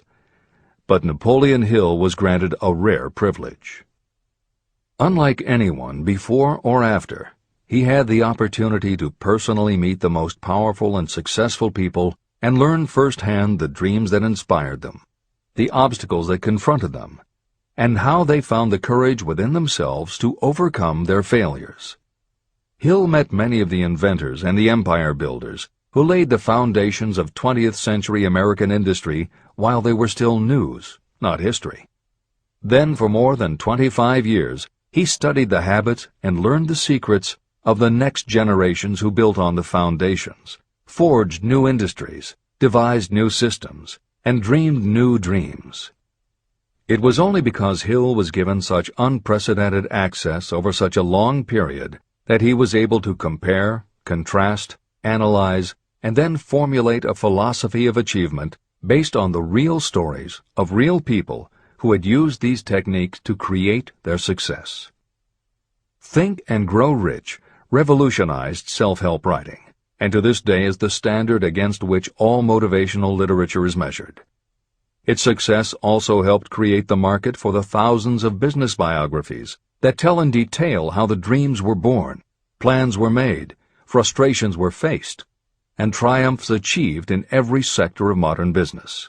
And because this wealth of information is now available, with little more than the click of a mouse, you can read, hear, or watch today's greatest entrepreneurs and most successful CEOs confirming in their own words the basic truth behind every one of the principles Napoleon Hill explains in this book. The products or services they sell may be different, but the story of their success is the same. Dreams, followed by failures, followed by lessons learned, then success. For every Henry Ford, Thomas Edison, or O. Henry that Napoleon Hill cites to make a point, today there is a Steve Jobs, Dean Kamen, or Merle Haggard proving that Hill's points are still valid. This is the end of the editor's comments. There is a difference between wishing for a thing and being ready to receive it. No one is ready for a thing until they believe they can acquire it. The state of mind must be belief, not mere hope or wish. Open-mindedness is essential for belief. Closed minds do not inspire faith, courage, and belief. Remember, no more effort is required to aim high in life, to demand abundance and prosperity, than is required to accept misery and poverty. A great poet has correctly stated this universal truth through these lines. I bargained with life for a penny, and life would pay no more. However, I begged at evening when I counted my scanty store. For life is a just employer. He gives you what you ask. But once you have set the wages, why, you must bear the task. I worked for a menial's hire, only to learn dismayed that any wage I had asked of life, life would have willingly paid. Desire outwits Mother Nature. As a fitting climax to this chapter, I wish to introduce one of the most unusual persons I have ever known. I first saw him a few minutes after he was born. He came into the world without any physical sign of ears. When pressed for an opinion, the doctor concluded that the child might be deaf and mute for life. I challenged that doctor's opinion. I had the right to do so. I was the child's father. I, too, reached a decision. But I expressed my opinion silently, in the secrecy of my own heart. In my own mind, I knew that my son would hear and speak. How? I was sure there must be a way, and I knew I would find it. I thought of the words of the immortal Emerson. The whole course of things goes to teach us faith. We need only obey. There is guidance for each of us, and by lowly listening, we shall hear the right word. The right word? Desire. More than anything else, I desired that my son should not be deaf and unable to speak. From that desire, I never receded, not for a second. What could I do about it? Somehow, I would find a way to transplant into that child's mind my own burning desire for ways and means of conveying sound to his brain without the aid of ears.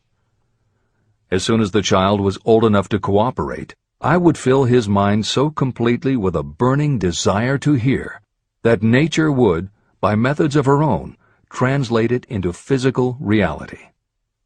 All this thinking took place in my own mind, but I spoke of it to no one. Every day I renewed the pledge I had made to myself that my son should not be deaf. As he grew older and began to take notice of things around him, we observed that he had a slight degree of hearing. When he reached the age when children usually begin talking, he made no attempt to speak, but we could tell by his actions that he could hear certain sounds slightly. That was all I needed to know. I was convinced that if he could hear, even slightly, he might develop still greater hearing capacity. Then something happened that gave me hope. It came from an entirely unexpected source. We bought a phonograph. When the child heard the music for the first time, he went into ecstasies. He promptly appropriated the machine. On one occasion, he played a record over and over for almost 2 hours, standing in front of the phonograph with his teeth clamped on the edge of the case. The significance of this did not become clear to us until years afterward. At the time, we had never heard of the principle of bone conduction of sound. Shortly after he appropriated the phonograph, I discovered that he could hear me quite clearly when I spoke with my lips touching his mastoid bone at the base of the skull. Having determined that he could hear the sound of my voice plainly, I began immediately to transfer to his mind the desire to hear and speak. When I discovered that my son enjoyed bedtime stories, I went to work creating stories designed to develop in him self-reliance, imagination, and a strong desire to hear. There was one storyline in particular that I emphasized over and over. Every time I told it, I gave it some new and dramatic coloring. These stories were designed to plant in his mind the thought that his affliction was not a liability, but an asset of great value. As a result of my studies and personal experience, I firmly believe that every adversity brings with it the seed of an equivalent advantage. However, despite my beliefs, I must confess that I did not have the slightest idea how this disability could ever become an asset. He won a new world with 6 cents. As I analyze the experience in retrospect, I can see now that my son's faith in me had much to do with the astounding results. He did not question anything I told him. I sold him on the idea that he had a distinct advantage over his older brother, and that this advantage would reflect itself in many ways. For example, the teachers in school would observe that he had no ears, and because of this they would show him special attention and treat him with extraordinary kindness. And they always did. I also sold him on the idea that when he became old enough to sell newspapers, his older brother had already become a newspaper merchant, he would have a big advantage over his brother. My reasoning was that people would pay him extra money for his wares because they could see that he was a bright, industrious boy, despite the fact that he had no ears. When he was about 7, he showed the first evidence that my method of stimulating his mind was bearing fruit. For several months he begged for the privilege of selling newspapers, but his mother would not give the project her consent. Finally, he took matters in his own hands. One afternoon, when he was left at home with the staff, he climbed through the kitchen window, shinnied to the ground, and set out on his own. He borrowed 6 cents in capital from the neighborhood shoemaker and invested it in papers, which he sold out. He took his earnings, reinvested in more newspapers, and kept repeating until late in the evening. After balancing his accounts and paying back the 6 cents he had borrowed from his banker, he had a net profit of 42 cents. When we got home that night, we found him in bed asleep with the money tightly clenched in his hand. His mother opened his hand, removed the coins, and cried. Of all things, to me it seemed she was crying over her son's first victory. My reaction was the reverse. I laughed, for I knew that my endeavor to plant in my son's mind an attitude of faith in himself had been successful. His mother saw in his first business venture a little deaf boy who had gone out in the streets and risked his life to earn money. I saw a brave, ambitious, self-reliant little businessman whose stock in himself had been increased 100%. He had gone into business on his own initiative and had won. I was not only pleased, I was impressed. He had clearly demonstrated the first signs of a resourcefulness that would go with him all through life. The little deaf boy went through grade school, high school, and college without being able to hear his teachers, except when they shouted loudly at close range. He did not go to a school for the deaf, and we did not use sign language. We were determined that he should live like any other boy who could hear and speak. We stood by that decision, although it cost us many heated debates with school officials. While he was in high school, he tried an electronic hearing aid, but it was of no value to him. During his last week in college, something happened that marked the most important turning point of his life. Through what seemed to be mere chance, he came into possession of another electronic hearing device, which was sent to him on trial. He was slow about testing it, due to his disappointment with a similar device. Finally, he picked it up carelessly, placed it on his head, and hooked up the battery. Suddenly, as if by magic, his lifelong desire for normal hearing became a reality. For the first time in his life, he heard practically as well as any person with normal hearing. Overjoyed because of the changed world that had been brought to him, he rushed to the telephone, called his mother, and heard her voice perfectly. The next day, for the first time in his life, he plainly heard the voices of his professors in class. For the first time in his life, he could converse freely with other people without them having to speak loudly.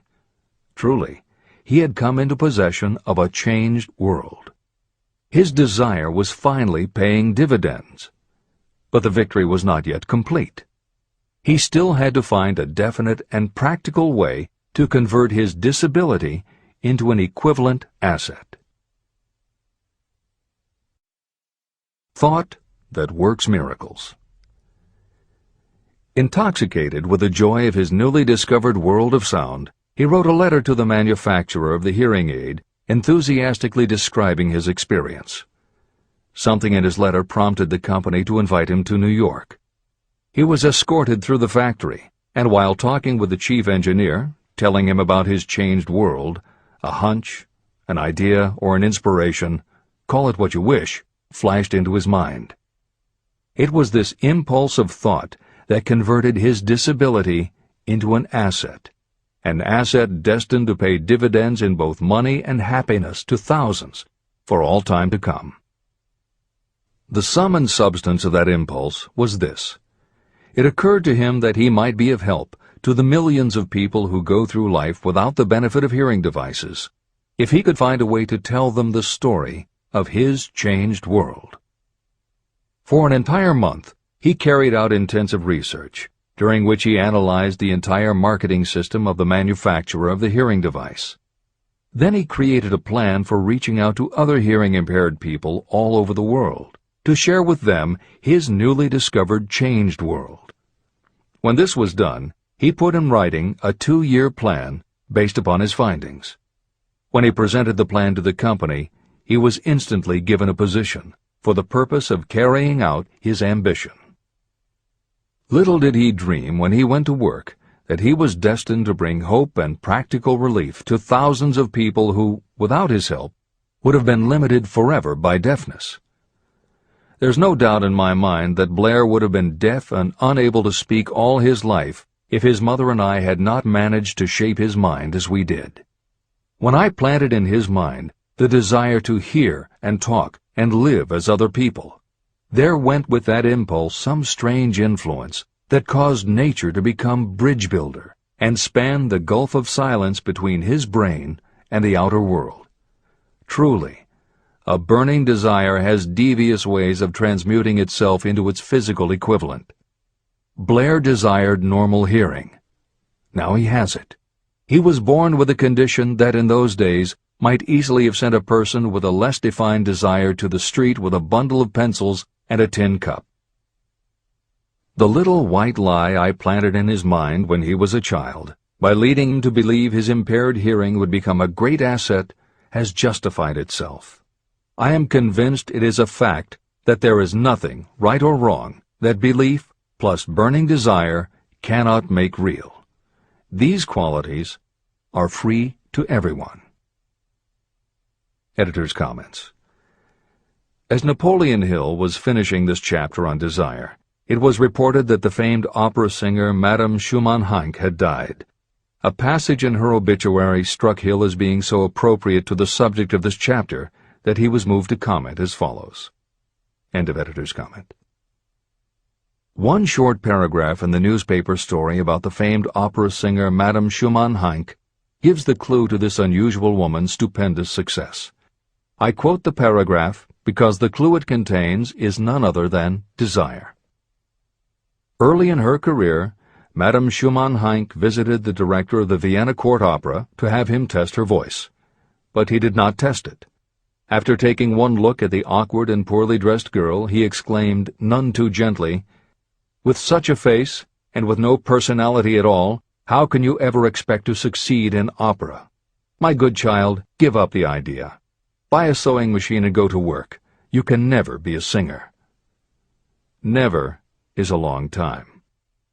The director of the Vienna Court Opera may have known much about the technique of singing, but he knew little about the power of desire when it assumes the proportion of an obsession. If he had known more of that power, he would not have made the mistake of condemning genius without giving it an opportunity. Editor's comments. Although few readers of this edition will be familiar with Madame Schumann-Heink, every reader knows a half-dozen similar stories. It is true for every generation and every kind of music. At some time, even the biggest stars were failures. At some time, someone told them they weren't good enough.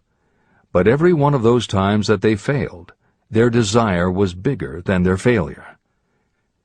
That is why you know their stories.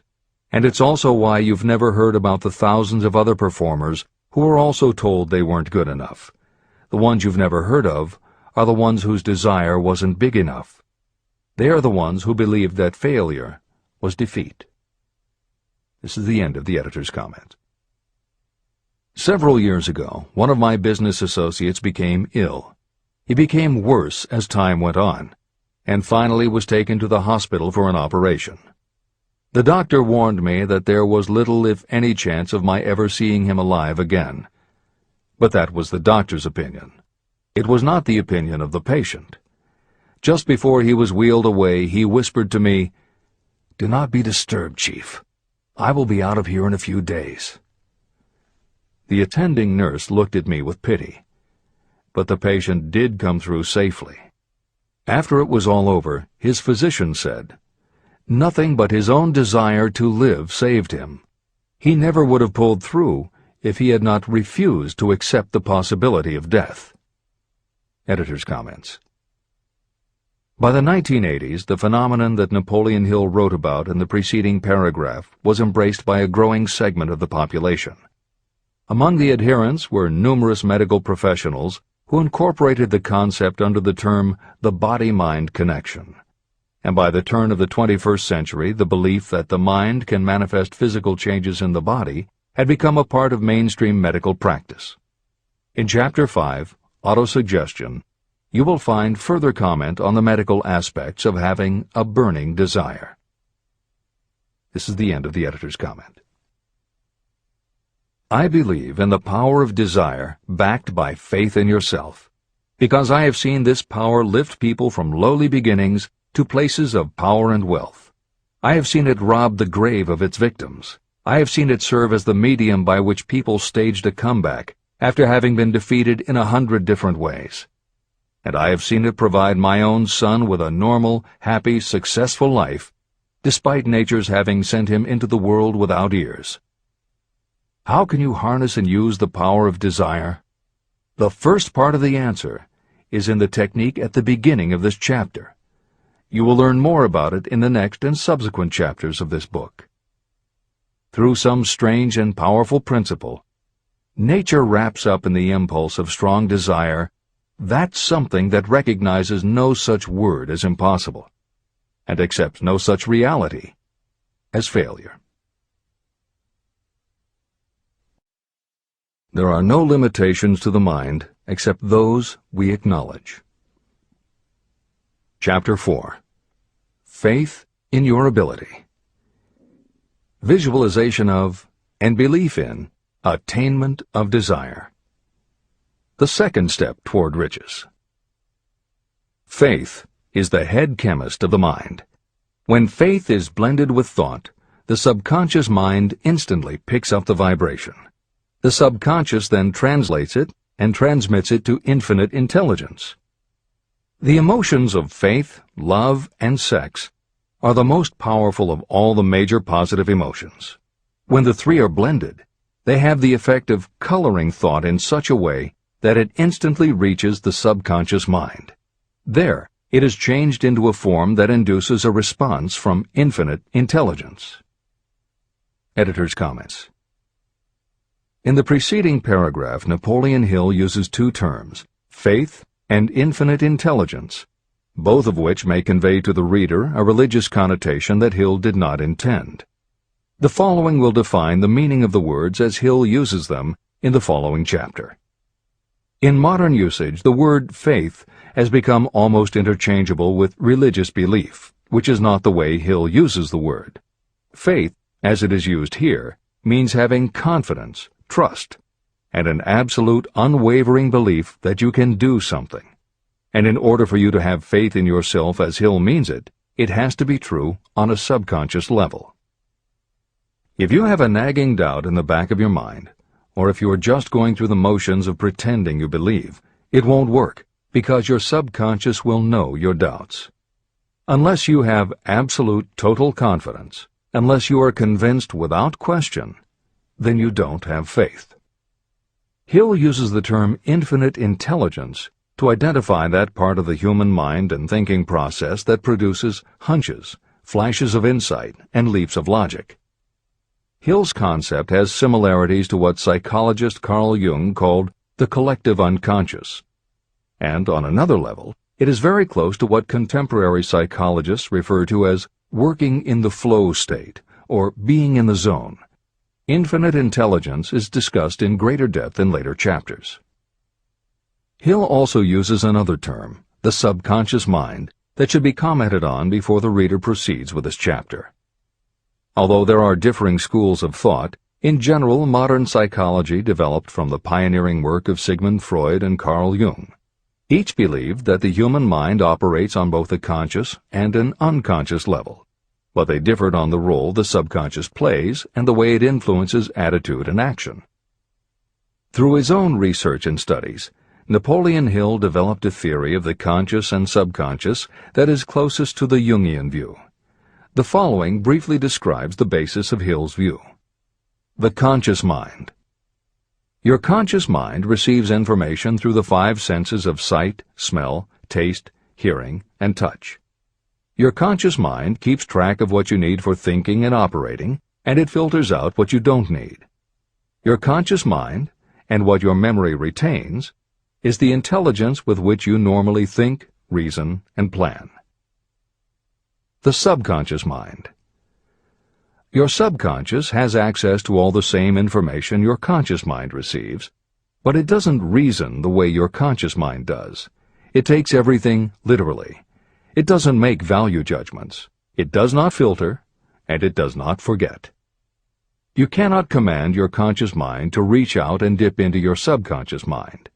However, under certain circumstances, all those forgotten facts and ideas that are always there in your subconscious can, if they are firmly rooted, influence your conscious attitudes and actions. This is the end of the editor's comments. How to develop faith. The following statement is very important in understanding the importance of autosuggestion in the transmutation of desire into its physical or monetary equivalent, namely, faith is a state of mind that may be induced or created by affirmation or repeated instructions to the subconscious mind through the principle of autosuggestion. The repetition of affirmations is like giving orders to your subconscious mind, and it is the only known method of voluntary development of the emotion of faith, absolute belief that you can do something. As an illustration, consider why you are reading this book. You want to acquire the ability to transmute the intangible thought impulse of desire into its physical counterpart, money. By following the instructions laid down in the later chapters on autosuggestion and the subconscious mind, you will learn techniques to convince your subconscious mind that you believe you will receive that for which you ask. Your subconscious will act upon that belief and pass it back to you in the form of faith, followed by definite plans for procuring that which you desire. Faith in yourself and your abilities is a state of mind that you will be able to develop at will after you have mastered the 13 principles in this book. This is true because faith is a state of mind that will develop naturally within you when you use and apply these principles. The emotions, or the feeling portion of thoughts, are what give your thoughts vitality, life, and action. The emotions of faith, love, and sex, when mixed with any thought impulse, give it even greater action. All thoughts that have been emotionalized, given feeling, and mixed with faith, absolute belief in your ability, begin immediately to translate themselves into their physical equivalent or counterpart. However, this is not only true of thought impulses that have been mixed with faith, but it is true with any emotion, including negative emotions. What this means is that the subconscious mind will translate into its physical equivalent a thought impulse of a negative or destructive nature just as readily as it will act upon thought impulses of a positive or constructive nature. The following statement made by a noted criminologist illustrates the point. When men first come into contact with crime, they abhor it. If they remain in contact with crime for a time, they become accustomed to it and endure it. If they remain in contact with it long enough, they finally embrace it and become influenced by it. This is the equivalent of saying that a negative impulse of thought that is repeatedly passed on to the subconscious mind often enough is finally accepted and acted upon by the subconscious mind. The subconscious then proceeds to translate that impulse into its physical equivalent by the most practical procedure available. This also accounts for the strange phenomenon that so many millions of people experience, referred to as bad luck.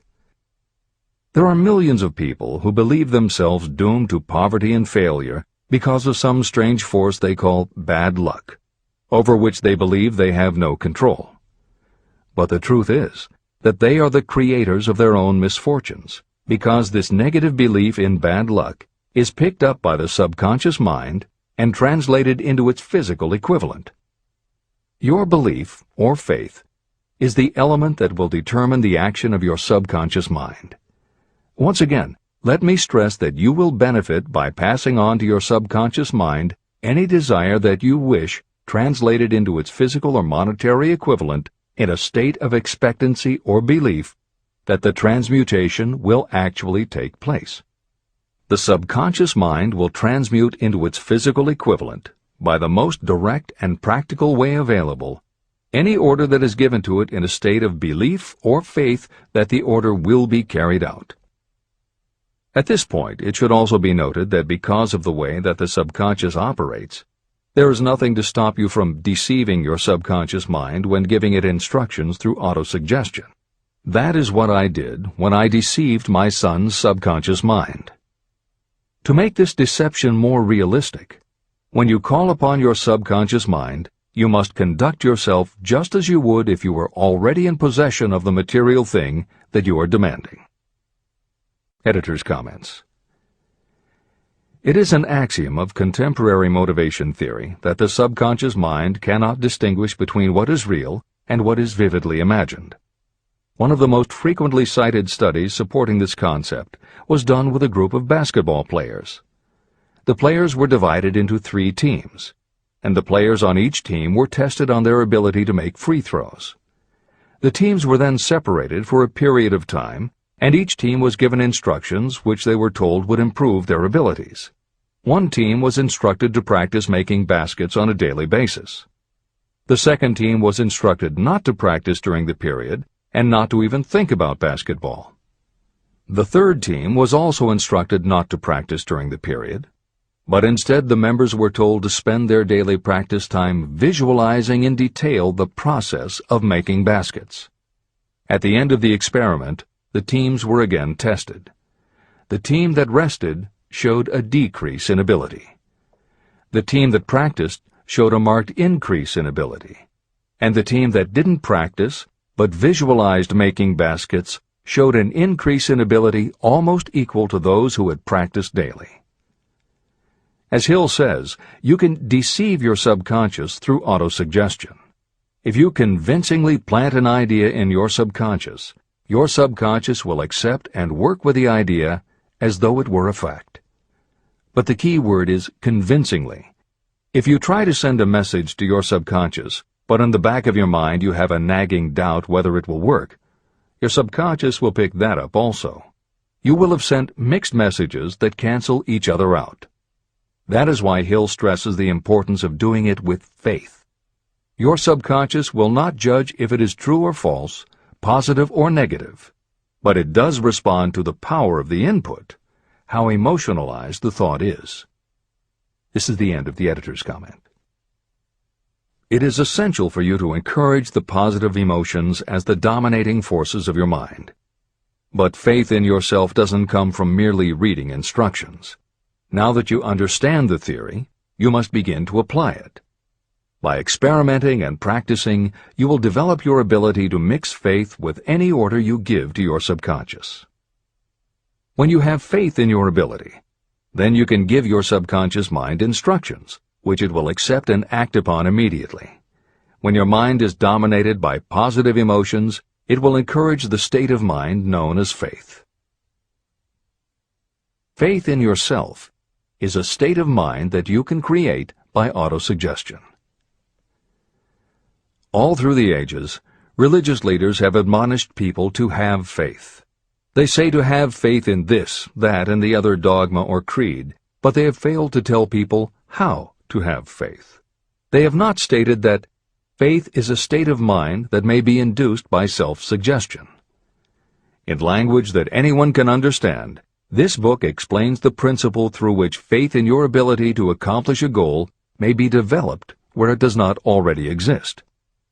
Before we begin, you should be reminded again that faith is the eternal elixir that gives life, power, and action to the impulse of thought. Faith is the starting point of all accumulation of riches. Faith is the basis of all miracles and of all mysteries that cannot be analyzed by the rules of science. Faith is the only known antidote for failure. Faith is the element that, when mixed with desire, gives you direct communication with infinite intelligence. Faith is the element that transforms the ordinary vibration of thought created by the human mind into the spiritual equivalent. Faith is the only way the force of infinite intelligence can be harnessed and used. The magic of self-suggestion. It is a fact that you will come to believe whatever you repeat to yourself, whether the statement is true or false. If you repeat a lie over and over, you will eventually accept that lie as truth. Moreover, you will believe it to be the truth. You are what you are because of the dominating thoughts that you permit to occupy your mind. Thoughts that you deliberately place in your own mind and encourage with sympathy, and with which you mix any one or more of the emotions, constitute the motivating forces that direct and control your every movement, act, and deed. The following sentence is a very significant statement of truth. Thoughts that are mixed with any of the feelings of emotions become like a magnetic force, which attracts other similar or related thoughts. A thought that is magnetized with one of the emotions may be compared to a seed. When it is planted in fertile soil, it germinates, grows, and multiplies itself over and over again. What was originally one small seed becomes countless millions of seeds of the same kind. The human mind is constantly attracting vibrations that are in sync with whatever dominates the mind. Any thought, idea, plan, or purpose that you hold in your mind attracts a host of its relatives. Add these relatives to its own force, and it grows until it becomes the prime motivator of the person in whose mind it has been housed. Now, let us go back to the starting point. How can the original seed of an idea, plan, or purpose be planted in the mind? The answer? Any idea, plan, or purpose may be placed in the mind through repetition of thought. This is why you are asked to write out a statement of your major purpose, or definite chief aim. Commit it to memory, and repeat it out loud day after day until these vibrations of sound have reached your subconscious mind. You are what you are because of the dominating thoughts that you permit to occupy your mind. If you choose to, you can throw off any bad influences from your past and build your own life the way you want it to be. For instance, by taking inventory of your mental assets and liabilities, you might discover that your greatest weakness is lack of self-confidence. This can be overcome and translated into courage through the principle of autosuggestion. You can do this by writing out a set of simply stated positive thought impulses, memorizing them, and repeating them until they become a part of the working equipment of your subconscious mind.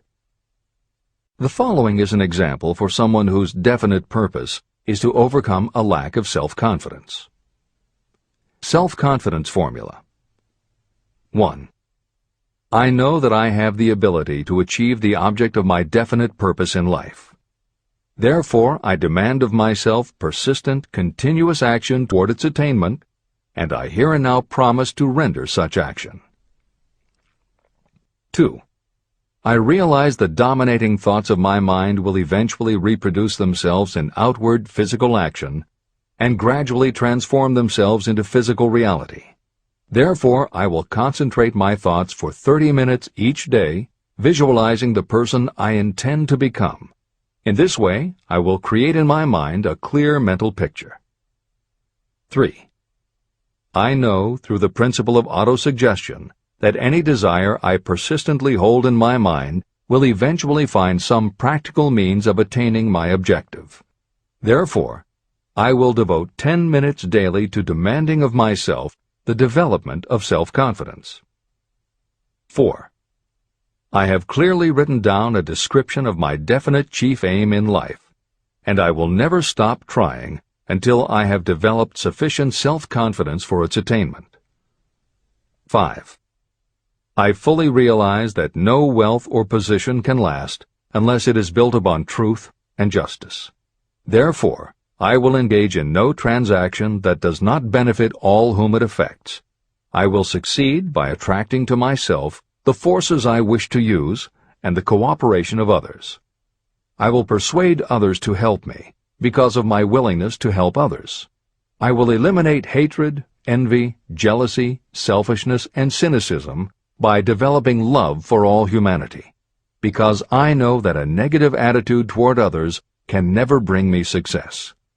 I will cause others to believe in me because I will believe in them and in myself. I will sign my name to this formula, commit it to memory, and repeat it aloud once a day, with full faith that it will gradually influence my thoughts and actions so that I will become a self-reliant and successful person. Behind this formula is a law of nature that psychologists call autosuggestion or self-suggestion. It is a proven technique that will work for your success if it is used constructively. On the other hand, if used destructively, it will destroy just as readily. In this statement may be found a very significant truth, namely that those who go down in defeat and end their lives in poverty, misery, and distress do so because of negative application of the principle of autosuggestion. All impulses of thought have a tendency to clothe themselves in their physical equivalent. The disaster of negative thinking. The subconscious mind makes no distinction between constructive and destructive thought impulses. It works with the material we feed it through our thought impulses. The subconscious mind will translate into reality a thought driven by fear just as readily as it will translate into reality a thought driven by courage or faith. Just as electricity will turn the wheels of industry and render useful service if used constructively, it will snuff out life if wrongly used. So, too, will the law of autosuggestion lead you to peace and prosperity, or down into the valley of misery, failure, and death. It depends on your degree of understanding and application of it. If you fill your mind with fear or doubt, and if you do not believe in your ability to connect with and use the forces of infinite intelligence, then you will not be able to use those forces. The law of autosuggestion will take your lack of belief and use that doubt as a pattern by which your subconscious mind will translate it into its physical equivalent. Editor's comments. When you have faith in your ability to accomplish what you want, it not only firmly plants ideas in your subconscious, but it then works to reinforce itself.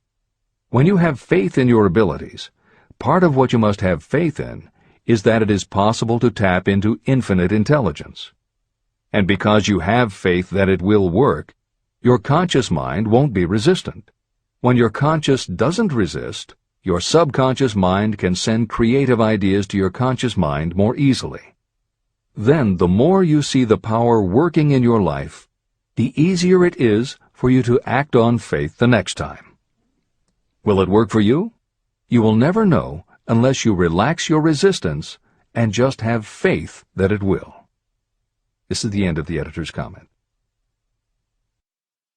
Like the wind that carries one ship east and another west, the law of autosuggestion will lift you up or pull you down according to the way you set your sails of thought. The law of autosuggestion, through which any person may rise to altitudes of achievement that stagger the imagination, is well described in the following verse. Observe the words that have been emphasized, and you will catch the deep meaning that the poet had in mind. If you think you are beaten, you are.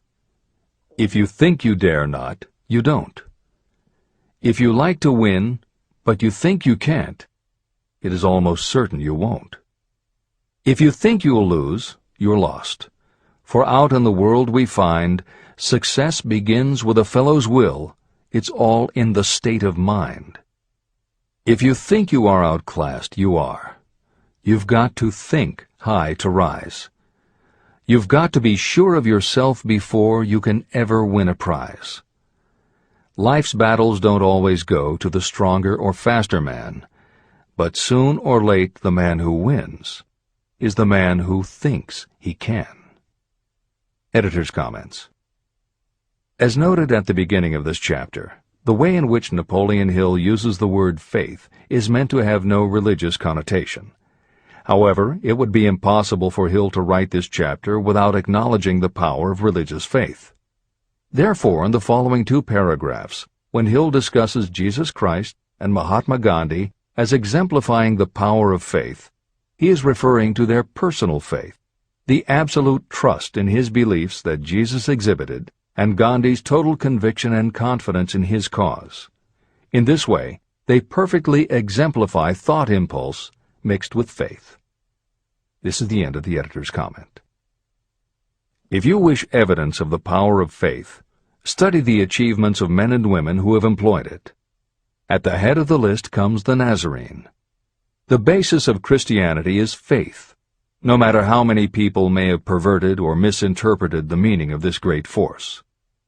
The sum and substance of the teachings and the achievements of Christ, which may have been interpreted as miracles, were nothing more nor less than faith. If there are any such phenomena as miracles, they are produced only through the state of mind known as faith. Consider Mahatma Gandhi of India, one of the most astounding examples of the possibilities of faith. Gandhi wielded more potential power than any man living in his time, and he had this power despite the fact that he had none of the orthodox tools of power, such as money, battleships, soldiers, and materials of warfare. Gandhi had no money, no home. He did not own a suit of clothes, but he did have power. How did he come by that power? He created it out of his understanding of the principle of faith and through his ability to transplant that faith into the minds of 200 million people. Gandhi accomplished the astounding feat of influencing 200 million minds to coalesce and move in unison as a single mind. What other force on earth, except faith, could do as much? How an idea built a fortune. Editor's comment. Although the following story is not exclusively about faith, and it makes no mention of autosuggestion or the subconscious mind, Napoleon Hill included it at this point in every edition of Think and Grow Rich. In fact, as Hill says, this story illustrates at least 6 of the 13 principles of success, but faith is at the center of it. If the central figure, Charles M. Schwab, had not mixed his big idea with absolute unwavering faith that he could pull it off, the whole history of American business would have been different. This is the end of the editor's comment. The event chosen for this illustration dates back to 1900, when the United States Steel Corporation was being formed. As you read the story, keep in mind the following fundamental facts and you will understand how ideas have been converted into huge fortunes. First, the United States Steel Corporation was born in the mind of Charles M. Schwab in the form of an idea he created through his imagination. Second, he mixed faith with his idea. Third, he formulated a plan for the transformation of his idea into physical and financial reality. Fourth, he put his plan into action with his famous speech at the University Club. Fifth, he applied and followed through on his plan with persistence and backed it with firm decision until it had been fully carried out. Sixth, he prepared the way for success by a burning desire for success. If you are one of those who have often wondered how great fortunes are accumulated, this story of the creation of the United States Steel Corporation will be enlightening. If you have any doubt that a person can think and grow rich, this story should dispel that doubt. You can plainly see in the story of United States Steel the application of a major portion of the principles described in this book. This astounding description of the power of an idea was dramatically told by John Lowell in the New York World Telegram, with whose courtesy it is here reprinted. Editor's comments. In order for the modern reader to fully appreciate the following newspaper story, it is appropriate at this point to provide some background information about the main players. Charles M. Schwab was Andrew Carnegie's right-hand man and president of the Carnegie Steel Corporation. Andrew Carnegie was a wealthy and powerful steel baron whose company controlled 25% of the iron and steel production in America. J.P. Morgan was a wealthy and powerful Wall Street banker whose company had arranged the financing for many of the major industrial companies in America at the beginning of the 20th century. All the reader needs to know about the other men mentioned in the story is that at the beginning of the 20th century, finance, business, and industry were dominated by a few hundred men, most of whom had amassed great fortunes through some connection with the railroads that had opened the country. These people were well known to readers of the New York World Telegram because of their financial influence. And that sets the stage for the following newspaper article, which is not only a fascinating story about the power of faith in an idea, but also a wonderful example of the irreverent writing style that was used by many newspaper journalists of the day. This is the end of the editor's comment. A pretty after-dinner speech for $1 billion. When on the evening of December 12, 1900, some 80 of the nation's financial nobility gathered in the banquet hall of the University Club on Fifth Avenue to do honor to a young man from out of the West, not half a dozen of the guests realized they were to witness the most significant episode in American industrial history. J. Edward Simmons and Charles Stewart Smith, their hearts full of gratitude for the lavish hospitality bestowed on them by Charles M. Schwab during a recent visit to Pittsburgh, had arranged the dinner to introduce the 38-year-old steel man to Eastern banking society. But they didn't expect him to stampede the convention. They warned him, in fact, that the bosoms within New York's stuffed shirts would not be responsive to oratory, and that if he didn't want to bore the Stillmans and Harrimans and Vanderbilts, he had better limit himself to 15 or 20 minutes of polite vaporings and let it go at that. Even John Pierpont Morgan, sitting on the right hand of Schwab as became his imperial dignity, intended to grace the banquet table with his presence only briefly, and so far as the press and public were concerned, the whole affair was of so little moment that no mention of it found its way into print the next day. So the two hosts and their distinguished guests ate their way through the usual 7 or 8 courses. There was little conversation, and what there was of it was restrained. Few of the bankers and brokers had met Schwab, whose career had flowered along the banks of the Monongahela, and none knew him well. But before the evening was over, they, and with them Money Master Morgan, were to be swept off their feet, and $1 billion baby, the United States Steel Corporation, was to be conceived. It is perhaps unfortunate for the sake of history that no record of Charlie Schwab's speech at the dinner ever was made.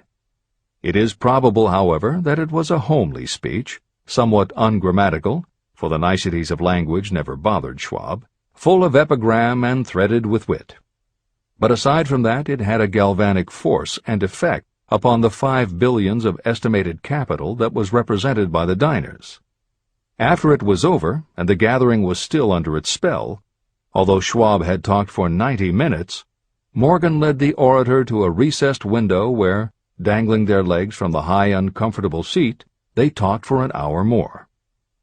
The magic of the Schwab personality had been turned on full force, but what was more important and lasting was the full-fledged, clear-cut program he laid down for the aggrandizement of steel. Many other men had tried to interest Morgan in slapping together a steel trust after the pattern of the biscuit, wire and hoop, sugar, rubber, whiskey, oil, or chewing gum combinations. Editor's comments.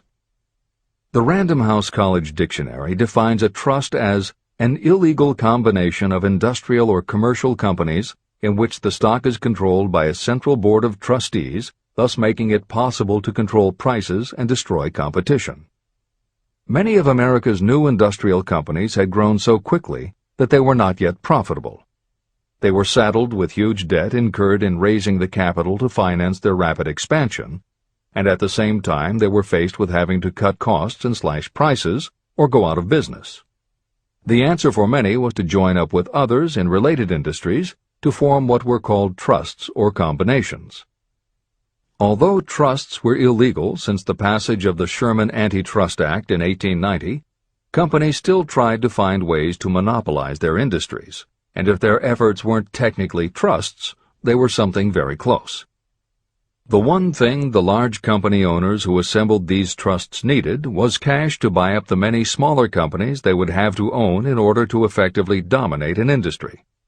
J.P. Morgan was the banker who financed many such takeovers. This is the end of the editor's comment. John W. Gates, the gambler, had urged it, but Morgan distrusted him. The Moore boys, Bill and Jim, Chicago stock jobbers who had glued together a match trust and a cracker corporation, had urged it and failed, Elbert H. Gerry, the sanctimonious country lawyer, wanted to foster it, but he wasn't big enough to be impressive. Until Schwab's eloquence took J.P. Morgan to the heights from which he could visualize the solid results of the most daring financial undertaking ever conceived, the project was regarded as a delirious dream of easy-money crackpots. The financial magnetism that began a generation ago to attract thousands of small and sometimes inefficiently managed companies into large and competition-crushing combinations had become operative in the steel world through the devices of that jovial business pirate, John W. Gates. Gates already had formed the American Steel and Wire Company out of a chain of small concerns, and together with Morgan had created the Federal Steel Company. But by the side of Andrew Carnegie's gigantic vertical trust, a trust owned and operated by 53 partners, those other combinations were picayune.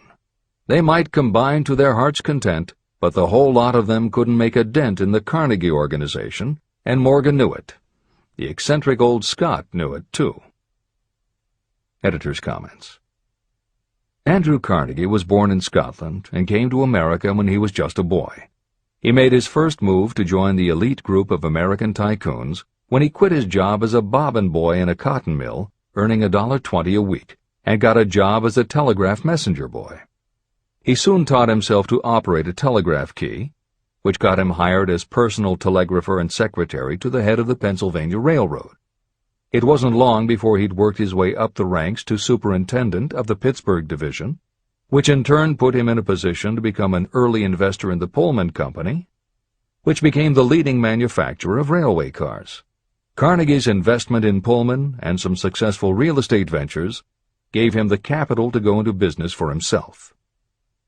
At the end of the Civil War, Carnegie left railroading and started a company that built iron bridges for railroad companies. From building iron bridges, it was a short step to starting his own steel mill, which led him to acquire control of other steel mills, then his own coal fields to supply his smelters, then his own ore boats and rail lines to haul the ore and coal. Because of Carnegie's vertical integration and his use of the most up-to-date manufacturing methods, he was able to sell top-grade steel at the lowest price. He managed to drop the price of steel from $140 a ton to $20 a ton. By 1899, the Carnegie Steel Company controlled about 25% of the iron and steel production in America. The smaller steel manufacturers couldn't compete with Carnegie, so they went to J.P. Morgan for help. He arranged for the financing, and a wide-ranging alliance was put together of companies that were in the business of manufacturing products made from steel. Part of the deal was that they would not buy steel from Carnegie. Andrew Carnegie was not about to be put out of business by a collection of small companies. He announced that he would buy or build his own manufacturing companies to produce finished goods made of steel.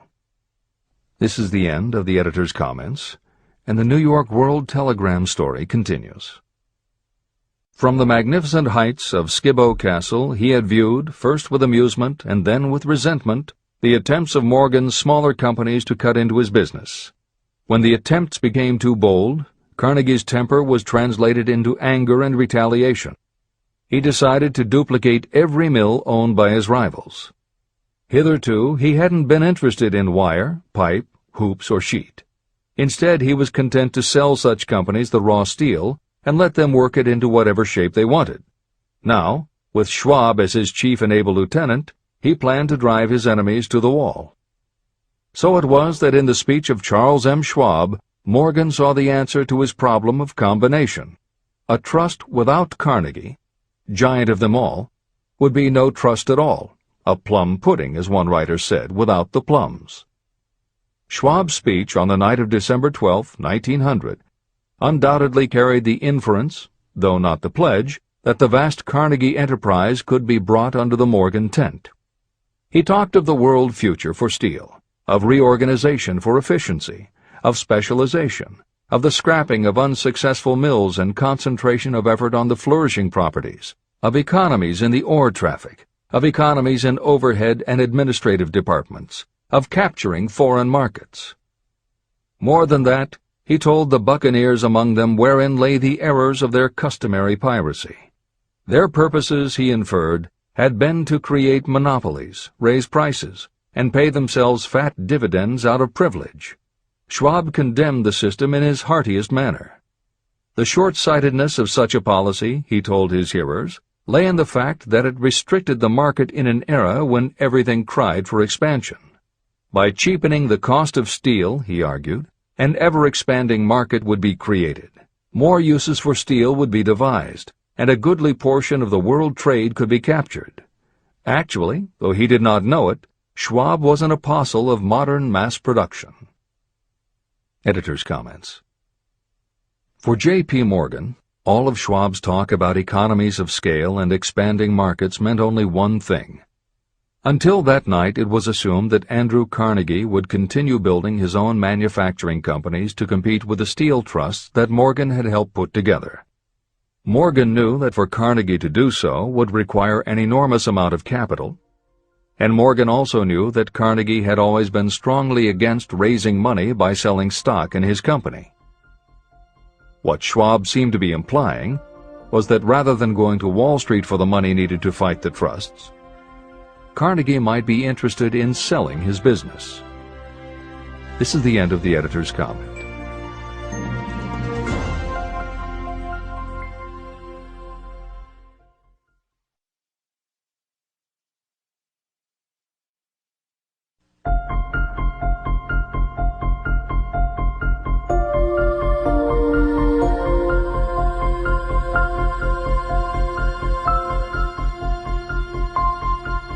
New York World Telegram story continues. So the dinner at the University Club came to an end. Morgan went home to think about Schwab's rosy predictions. Schwab went back to Pittsburgh to run the steel business for Andrew Carnegie, while Gary and the rest went back to their stock tickers to fiddle around in anticipation of the next move. It was not long coming.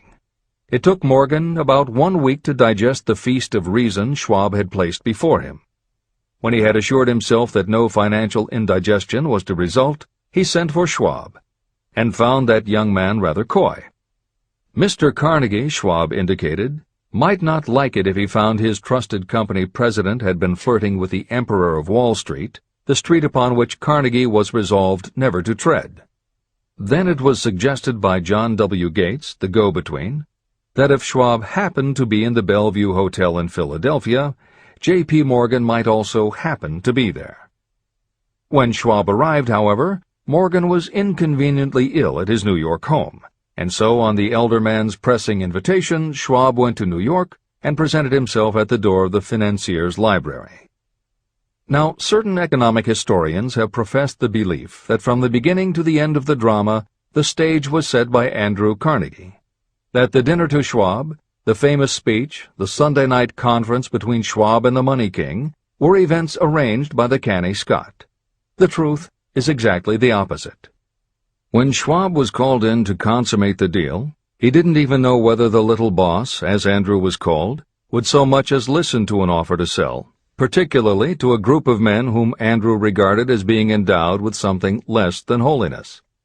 But Schwab did take into the conference with him, in his own handwriting, 6 sheets of copperplate figures, representing to his mind the physical worth and the potential earning capacity of every steel company he regarded as an essential star in the new metal firmament. 4 men pondered over these figures all night. The chief, of course, was Morgan, steadfast in his belief in the divine right of money. With him was his aristocratic partner, Robert Bacon, a scholar and a gentleman. The third was John W. Gates, whom Morgan scorned as a gambler and used as a tool. The fourth was Schwab, who knew more about the processes of making and selling steel than any whole group of men then living. Throughout that conference, the Pittsburghers' figures were never questioned. If he said a company was worth so much, then it was worth that much and no more. He was insistent, too, upon including in the combination only those concerns he nominated. He had conceived a corporation in which there would be no duplication, not even to satisfy the greed of friends who wanted to unload their companies upon the broad Morgan shoulders. When dawn came, Morgan rose and straightened his back. Only one question remained. "Do you think you can persuade Andrew Carnegie to sell?" he asked. "I can try," said Schwab. "If you can get him to sell, I will undertake the matter," said Morgan. So far, so good. But would Carnegie sell? How much would he demand? Schwab thought about $320 million. What would he take payment in? Common or preferred stocks? Bonds? Cash?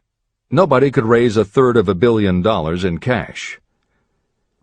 There was a golf game in January on the frost-cracking heath of the St. Andrews Links in Westchester, with Andrew bundled up in sweaters against the cold and Charlie talking volubly as usual to keep his spirits up. But no word of business was mentioned until the pair sat down in the cozy warmth of the Carnegie cottage nearby. Then, with the same persuasiveness that had hypnotized 80 millionaires at the University Club, Schwab poured out the glittering promises of retirement and comfort, of untold millions to satisfy the old man's social caprices. Carnegie capitulated, wrote a figure on a slip of paper, handed it to Schwab and said, "All right, that's what we'll sell for." The figure was approximately $400 million, and was reached by taking the $320 million mentioned by Schwab as a basic figure, and adding to it $80 million to represent the increased capital value over the previous 2 years. Later, on the deck of a transatlantic liner, the Scotsman said ruefully to Morgan, "I wish I had asked you for $100 million more." "If you had asked for it, you'd have gotten it," Morgan told him cheerfully. There was an uproar, of course. A British correspondent cabled that the foreign steel world was appalled by the gigantic combination.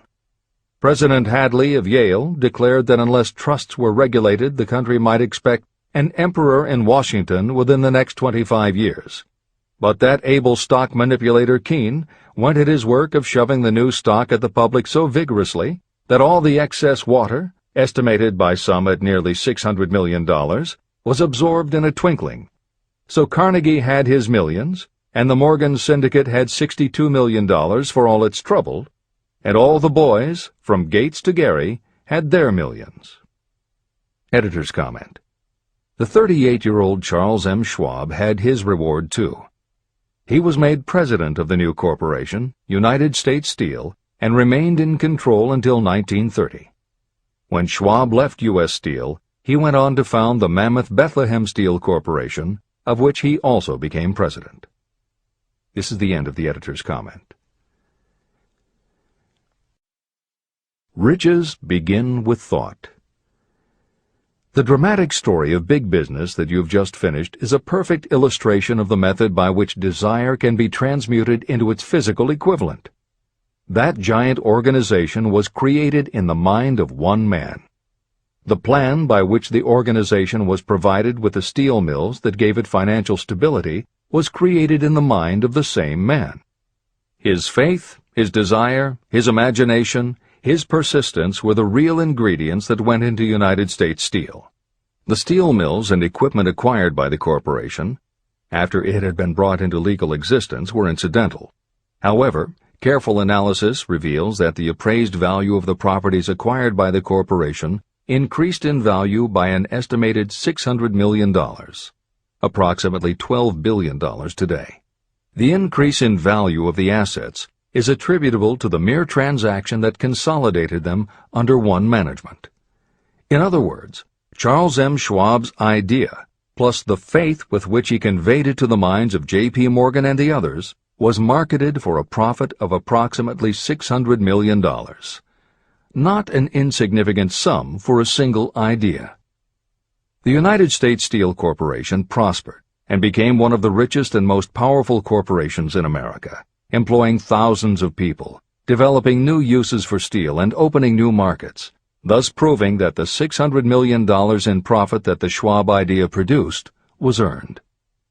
Riches begin in the form of thought. The amount is limited only by the person in whose mind the thought is put into motion. Faith removes limitations. Remember this when you are ready to bargain with life for whatever it is that you ask as your price for having passed this way. Editor's comments. In the years since that article appeared in the New York World Telegram, the well-told business story has become its own genre within the publishing industry. There are best-selling books and biographies by and about the insiders who run every industry. The editors of this edition of Think and Grow Rich strongly encourage you to sample some of these books.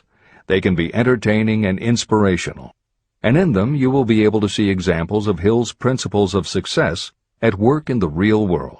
The best of them are not only entertaining and inspirational, but they are filled with ideas and techniques you can adapt and use. There are literally too many bestsellers from which to select a best of listing for inclusion here. Any such choice the editors might make would not necessarily be the best, but merely reflective of the interests of the person doing the choosing. However, there are 2 books the editors recommend that are not by or about a single individual or industry. These books are In Search of Excellence by Tom Peters and Breakthroughs by P.R. Nyack and John M. Ketteringham. Each of these books deals with a broad spectrum of industries, and within each industry they single out certain companies and individuals for analysis. Both were published at the beginning of the business book trend in the 1980s, but there are few books since then that better convey the importance of faith in a good idea. In Search of Excellence, chosen by a panel of experts as the most influential book of the past 20 years, was a runaway bestseller and will likely be in print for years to come. Breakthroughs may be harder to find, but it will be well worth the effort. This is the end of the editor's comments.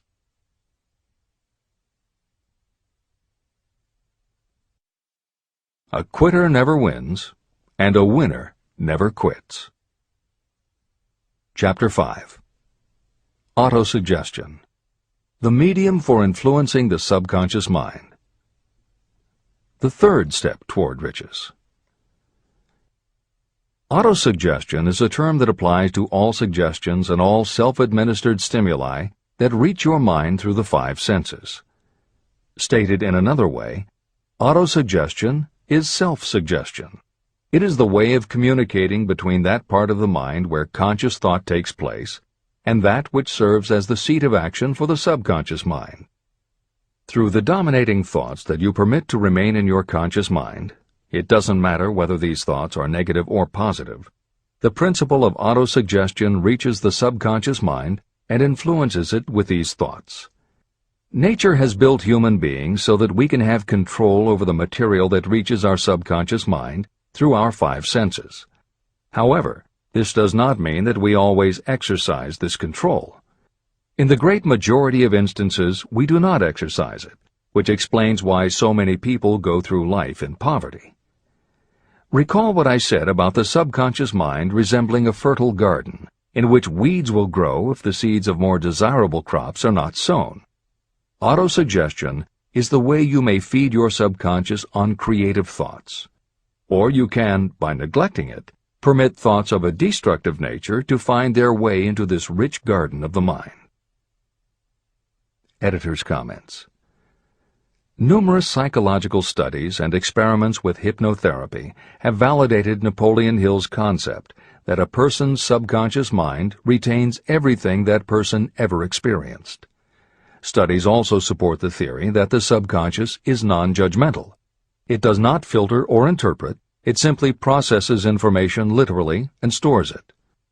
For those readers who may be dubious about the subconscious, or that thoughts stored below the level of consciousness can exert enough influence to affect attitude and behavior, the following explanation should alleviate any such doubts. There is no doubt about the existence of the conditions known by the psychological terms fixations, phobias, and compulsive behaviors. These conditions occur when a child has learned something in such a powerful or dramatic way that the knowledge becomes firmly planted in the child's subconscious mind. Then, even as the child grows to adulthood and the conscious mind learns to understand that information from a mature point of view, because the childhood learning experience was so powerful, the subconscious still retains the childhood understanding of the information. The result is a fixation, phobia, or compulsive behavior that causes a response rooted in childhood, which does not make logical sense to the adult's conscious mind. That is because it does not come from the conscious. It comes from the subconscious belief that was so emotionalized it overrides the adult's logical conscious mind. Hill's theory is based on exactly the same psychological principles. Thoughts do remain stored in the subconscious. They remain just as they were when they were input, and the more highly emotionalized the thoughts are when they are input, the more influence they exert on attitude and behavior.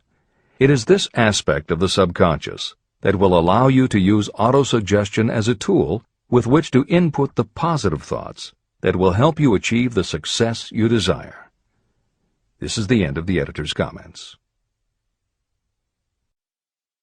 See and feel money in your hands. You were instructed in the last of the 6 steps described in Chapter 3 on Desire to read aloud twice daily the written statement of your desire for money. You were also directed to see and feel yourself already in possession of the money. By following these instructions, you communicate the object of your desire directly to your subconscious mind in a spirit of absolute faith. Through repetition of this procedure, you will create thought habits that reinforce your efforts to transmute desire into its monetary equivalent. Read these steps again, very carefully, before you proceed further. 1. Fix in your mind the exact amount of money you desire. It is not sufficient merely to say, "I want plenty of money." Be definite about the amount. 2. Determine exactly what you intend to give in return for the money you desire. There is no such reality as something for nothing. 3. Establish a definite date when you intend to possess the money you desire. 4. Create a definite plan for carrying out your desire and begin at once, whether you are ready or not, to put this plan into action. 5.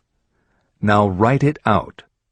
Write a clear, concise statement of the amount of money you intend to acquire, name the time limit for its acquisition, state what you intend to give in return for the money, and describe clearly the plan through which you intend to accumulate it. 6. Read your written statement aloud, twice daily. Read it once just before retiring at night, and read it once after arising in the morning. As you read, see and feel and believe yourself already in possession of the money. Remember, when reading aloud the statement of your desire, through which you will develop a money consciousness, that the mere reading of the words is of no consequence, unless you mix emotion or feeling with your words. Your subconscious mind recognizes and acts only upon thoughts that have been well mixed with emotion or feeling. This is a fact of such importance as to warrant repetition in practically every chapter. The lack of understanding of this is the main reason the majority of people who try to apply the principle of autosuggestion get no desirable results. Plain, unemotional words do not influence the subconscious mind.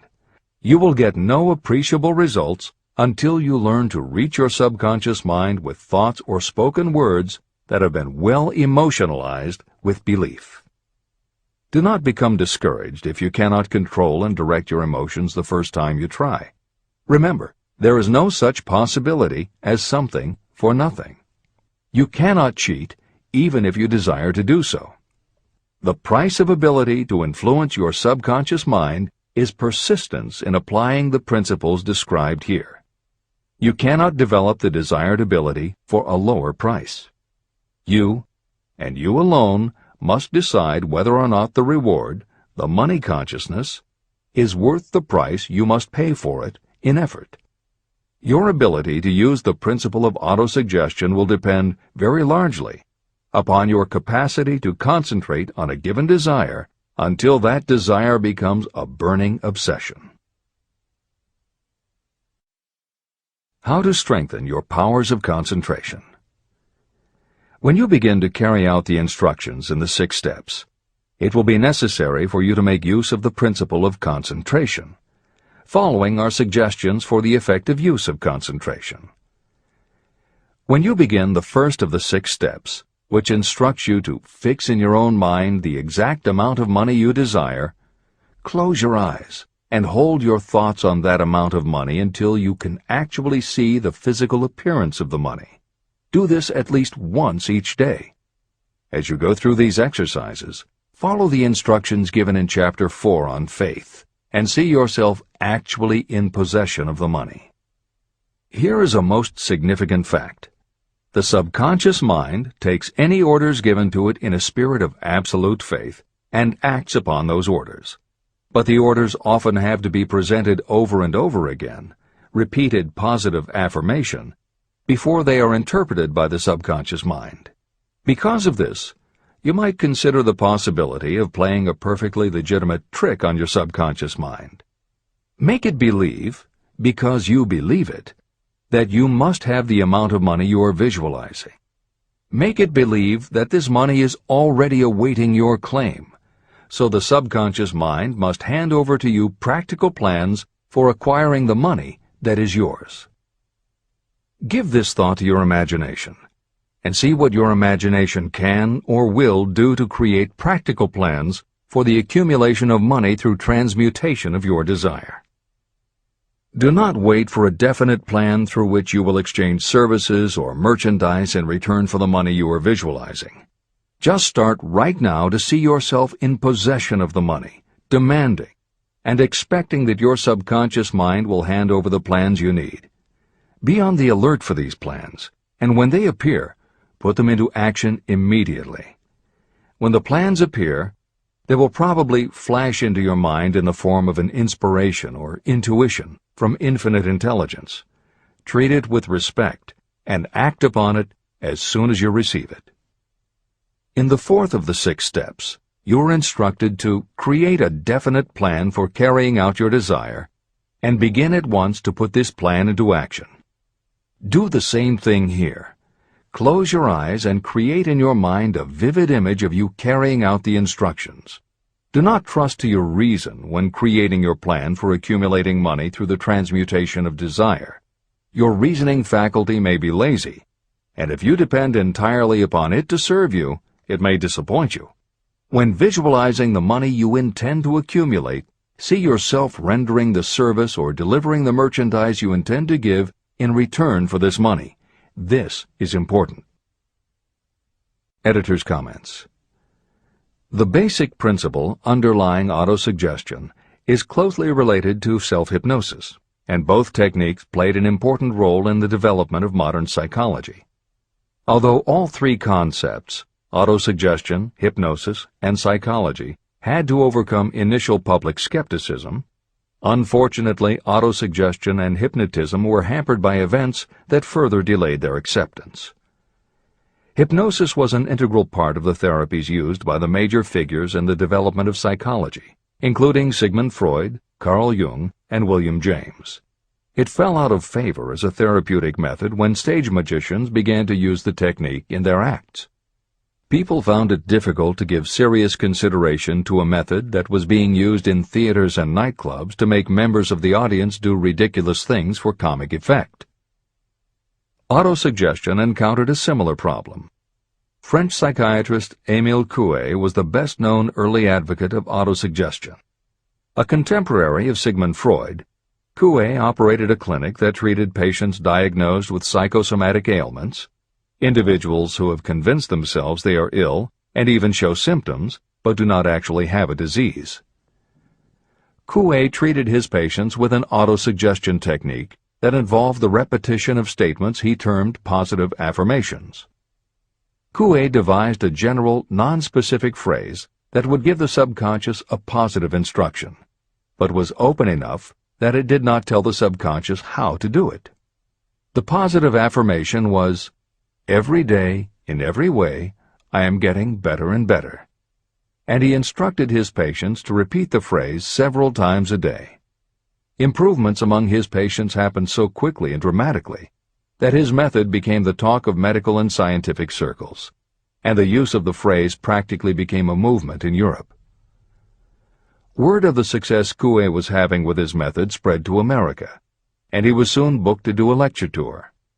At one of his early speaking engagements, a cynical newspaper reporter made a joke of the technique, calling it, "Hell's bells, I'm well." The joke followed Coué wherever he spoke, and the press coverage was so negative he canceled his tour and returned to practice in Europe. Serious scientists and therapists continued to work with autosuggestion. But just as had happened when stage magicians cast doubt upon the efficacy of hypnosis, Coué's method of positive affirmation fell out of favor with the general public. It took the openness of the latter part of the 20th century before the techniques of hypnosis and autosuggestion gained general acceptance once again. Today, if you go on the Internet, there are over 40,000 web links featuring positive affirmations, and numerous bestsellers have been written on the subject. Virtually every newspaper, magazine, and television news program regularly features stories on the crucial role the mind plays in personal growth and achievement. Techniques based on autosuggestion have fostered countless best-selling books, audiobooks, and video programs. And every week thousands of people attend seminars, lectures, and retreats to be inspired by motivational speakers or spiritual leaders, and to learn techniques that will help them achieve success, almost all of which are based on the basic principles Napoleon Hill advocates in this book. When Hill instructs the reader to close your eyes and hold your thoughts on that amount of money until you can actually see the physical appearance of the money, he is in fact describing the autosuggestion technique most widely taught by contemporary motivational experts. Today it is called creative visualization, and it is regularly used by some of the most successful trainers of Olympic athletes and professional sports teams. It is used by NASA in training astronauts, and medical professionals use it in a variety of ways, including teaching it to patients who need to elevate their autoimmune system. Using visualization effectively is much more than simply daydreaming about something you would like to have or a goal you would like to achieve. Visualization is a specific technique that involves the use of imagination, creativity, vivid imagery, and affirmations, all focused on creating something you wish to manifest in reality. Napoleon Hill identified the practice of visualization and wrote about it as early as 1928 in his first bestseller, Law of Success. Since then, many other psychologists, medical professionals, motivational speakers, and authors have developed systems based on the same principles. Dr. Maxwell Maltz, a noted plastic surgeon, found that often it was as important for his patients to change their inner perception of themselves as it was to change their outer appearance. Dr. Maltz's landmark bestseller, Psycho-Cybernetics, draws heavily on visualization as a way to increase self-esteem and improve a wide range of abilities. The Silva method, which is another variation on visualization, has been taught to millions of people by certified Silva trainers who hold seminars throughout the country. Jose Silva's best-selling book, The Silva Mind Control Method, has also sold many millions of copies. In 1978, 50 years after Napoleon Hill wrote about visualization in Law of Success, Shakti Gawain published the phenomenal bestseller Creative Visualization, and Adelaide Bry published Visualization, Directing the Movies of Your Mind. At about the same time, Dr. O. Carl Simonton, an oncologist, concluded that cancer patients who used visualizations in conjunction with chemotherapy treatments had a marked improvement over those who didn't. His bestseller, Getting Well Again, had a profound impact, and it was followed by books from other respected medical professionals, such as Love, Medicine, and Miracles by Dr. Bernie Siegel, and Superimmunity by Dr. Paul Purcell. Other bestsellers by Dr. John Sarno, Dr. Deepak Chopra, and Dr. Andrew Weil have made what once was referred to as alternative medicine now part of mainstream medical practice. This is the end of the editor's comments. Stimulate your subconscious mind. The instructions given previously for the steps necessary in your desire for money will now be summarized and blended with the principles covered by this chapter, as follows. 1. Go to some quiet spot, preferably in bed at night, where you will not be disturbed or interrupted.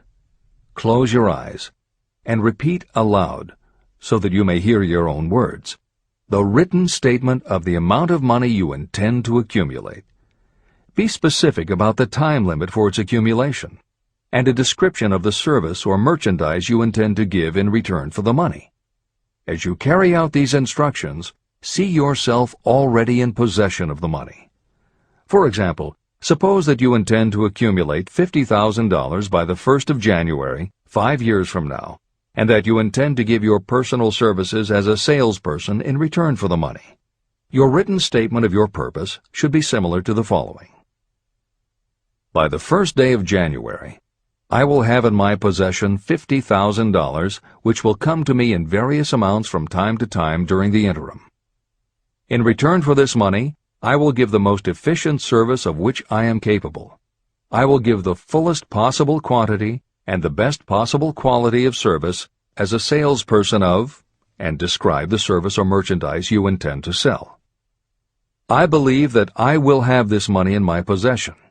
My faith is so strong that I can now see this money before my eyes. I can touch it with my hands. It is now awaiting transfer to me at the time and in the proportion that I deliver the service in return for it. I am awaiting a plan for getting this money, and I will follow that plan when it is received. 2. Repeat this program night and morning until you can see in your imagination the money you intend to accumulate. 3.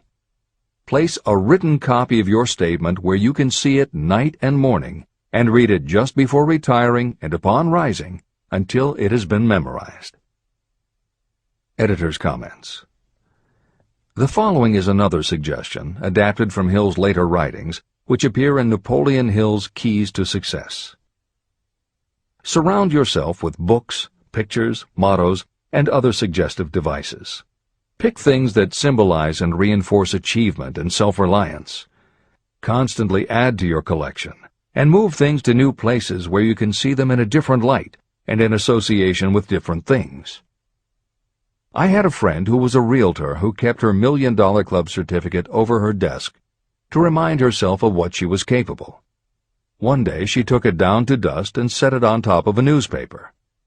When she picked it up again, she saw beneath it an article about the new football coach who had been hired at the university. Guess who bought a house she had been struggling to sell?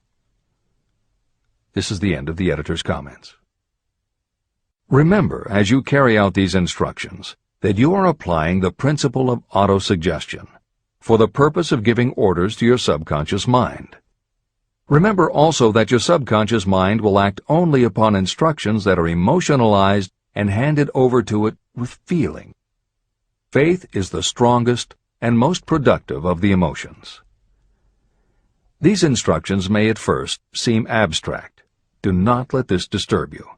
Follow the instructions no matter how abstract or impractical they may appear to be. If you do as you have been instructed, in spirit as well as in act, the time will soon come when a whole new universe of power will unfold to you. Skepticism, in connection with all new ideas, is characteristic of all human beings.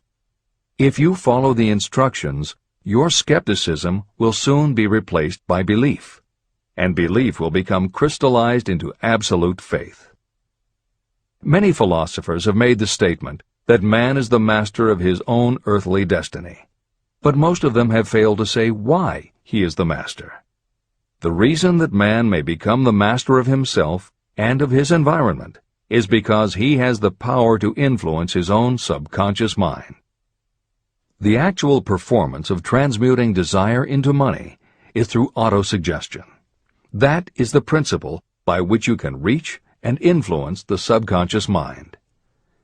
The other principles are simply tools with which to apply autosuggestion. Keep this thought in mind, and you will at all times be conscious of the important part the principle of autosuggestion is to play in your efforts to accumulate money through the methods described in this book.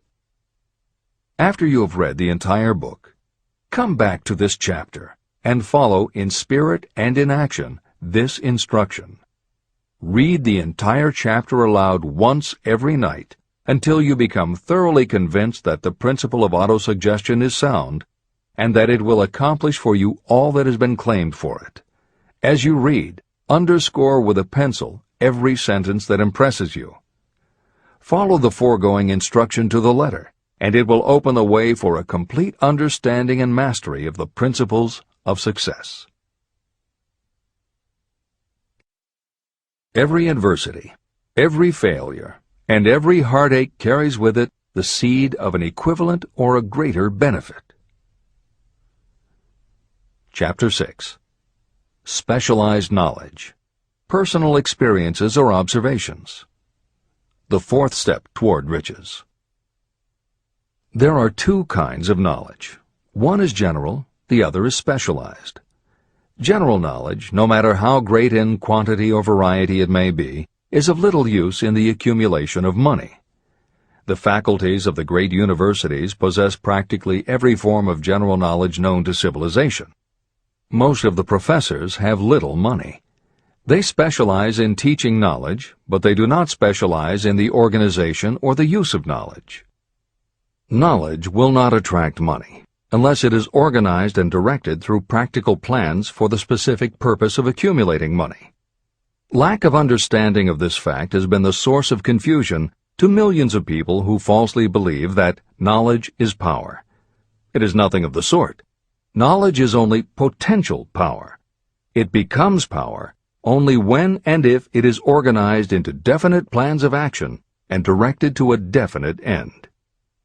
The missing link in all systems of education is that educational institutions fail to teach their students how to organize and use the knowledge after they have acquired it. Many people made the mistake of assuming that because Henry Ford had little schooling, he was not a man of education. Those who made this mistake did not understand the real meaning of the word educate. That word is derived from the Latin word educo, meaning to educe, to draw out, or to develop from within. An educated person is not necessarily one who has an abundance of general or specialized knowledge. An educated person is one who has so developed the faculties of their mind that he or she may acquire anything they want, or its equivalent, without violating the rights of others. During the World War, a Chicago newspaper published editorials in which, among other statements, Henry Ford was called an ignorant pacifist. Mr. Ford objected to the statements and sued the paper for libeling him. When the suit was tried in the courts, the attorneys for the paper called Mr. Ford to the witness stand for the purpose of proving to the jury that he was ignorant. They asked Mr. Ford a great variety of questions. All of them intended to prove that while he might possess considerable specialized knowledge about manufacturing automobiles, he was in the main ignorant.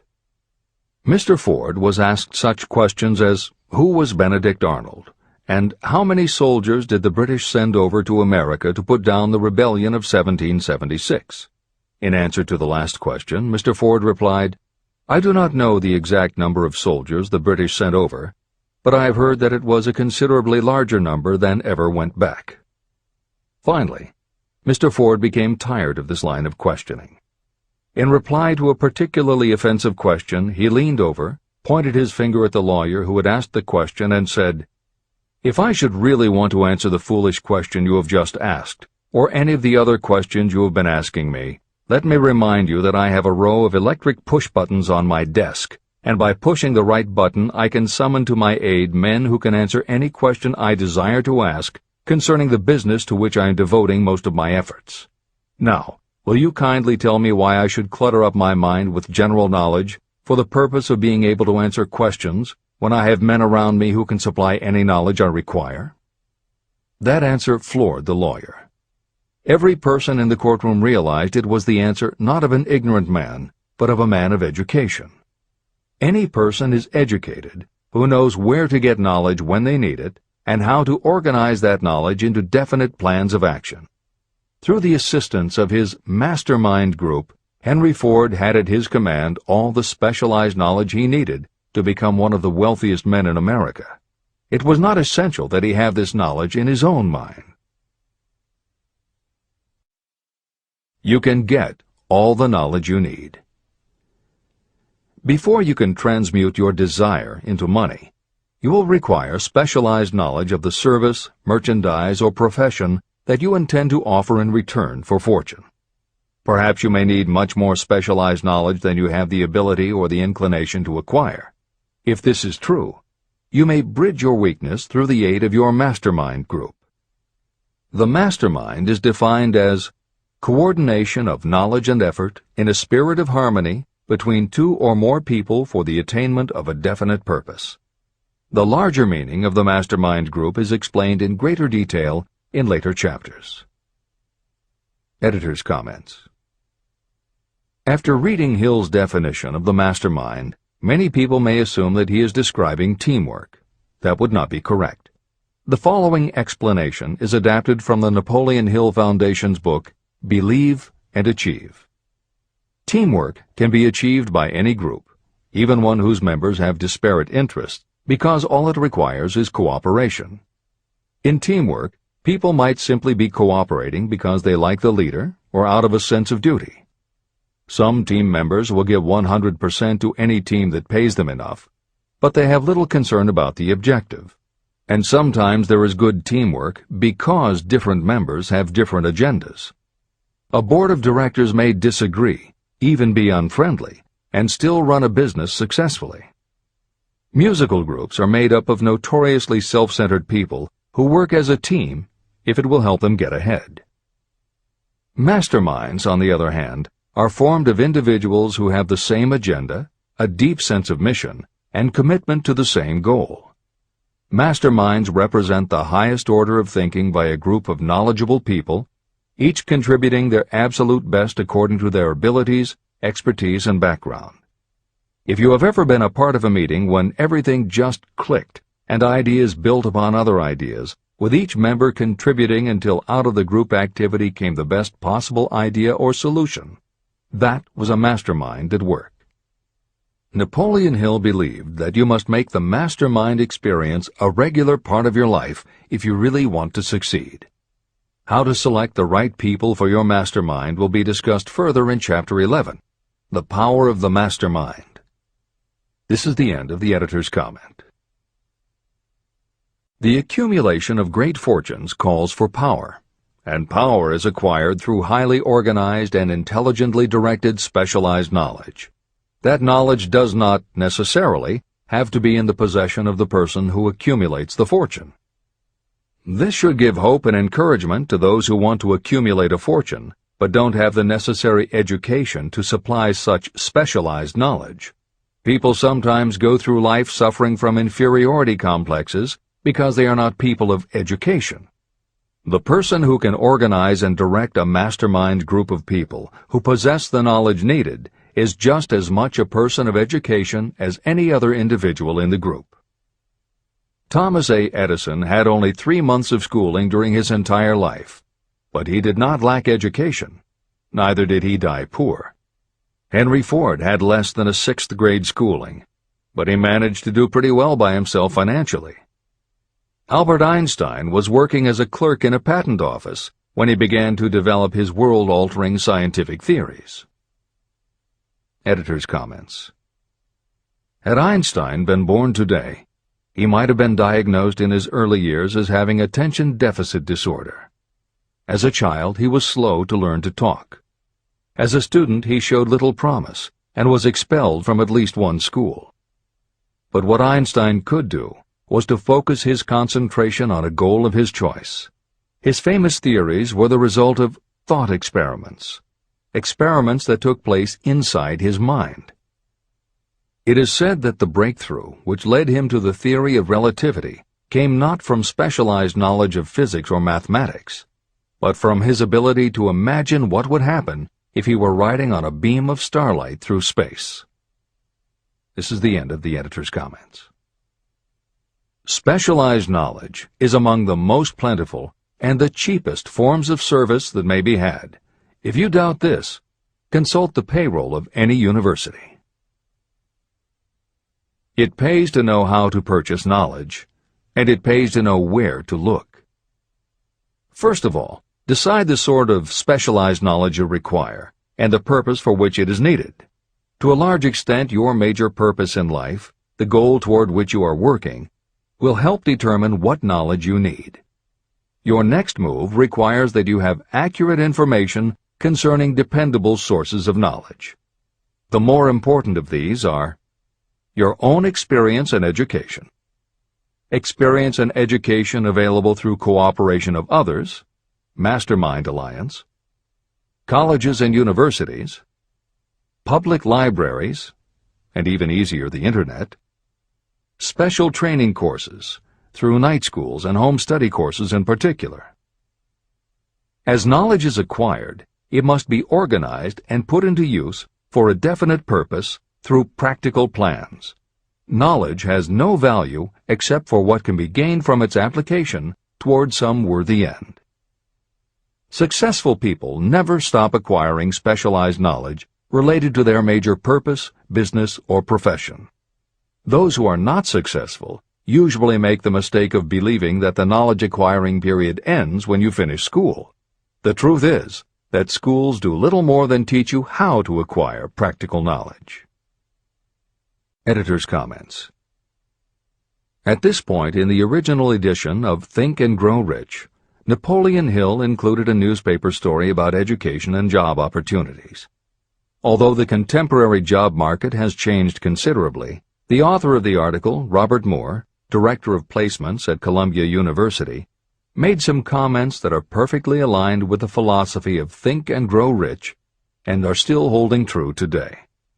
One such comment was, "The man who has been active on the campus, whose personality is such that he gets along with all kinds of people, and who has done an adequate job with his studies, has a most decided edge over the strictly academic student." One of the largest industrial companies, the leader in its field, in writing to Mr. Moore concerning prospective seniors at the college said, "We emphasize qualities of character, intelligence, and personality far more than specific educational background." Although few would argue that education is valuable, as Moore implies above and as Hill noted earlier about Edison, Ford, and Einstein, academic accomplishment has never been a sure indicator of success. The October 27, 2003 issue of Time magazine made a similar point in their cover story about the changes being made in the SAT exam. Although the article's primary focus is on the efforts to make the SAT less biased, it also notes that recent research indicates that neither the SAT nor IQ tests have proven to be very reliable predictors of future real-world achievement. In his best-selling book, Emotional Intelligence, author Daniel Goleman has created a persuasive argument that the way in which a person handles themselves and their relationships, which he calls emotional intelligence, or EI, is a much better indicator than IQ in predicting whether a person will be successful in life. In his later books, Working with Emotional Intelligence and Primal Leadership, Goleman applies his theory to the workplace, focusing on emotional intelligence leadership techniques and comparing corporate managers' EI with their IQ to analyze which has the greatest positive effect on the financial bottom line. Daniel Goleman's theories have caused some significant changes within educational circles and among management theorists, but their greatest impact has been on individuals who have gone through life intimidated because they believe they aren't smart enough. For them, Goleman's books offer convincing evidence that although they may not have conventional education, their natural abilities and interpersonal skills can be far more important in achieving success. This is the end of the editor's comments. One of the most reliable and practical sources of knowledge available to those who need specialized schooling are night schools, extension courses, and seminars. The correspondence schools give specialized training anywhere the U.S. mails go, or via the Internet. One advantage of home study training is the flexibility of the study program, which permits you to study during spare time.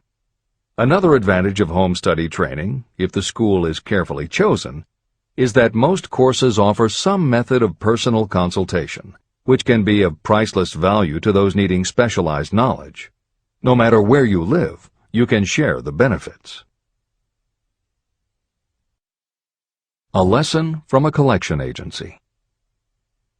Anything acquired without effort and without cost is generally unappreciated and often discredited. Perhaps this is why we get so little from our marvelous opportunity in public schools. The self-discipline you will learn from a program of specialized study can make up for the wasted opportunity when knowledge was available without cost.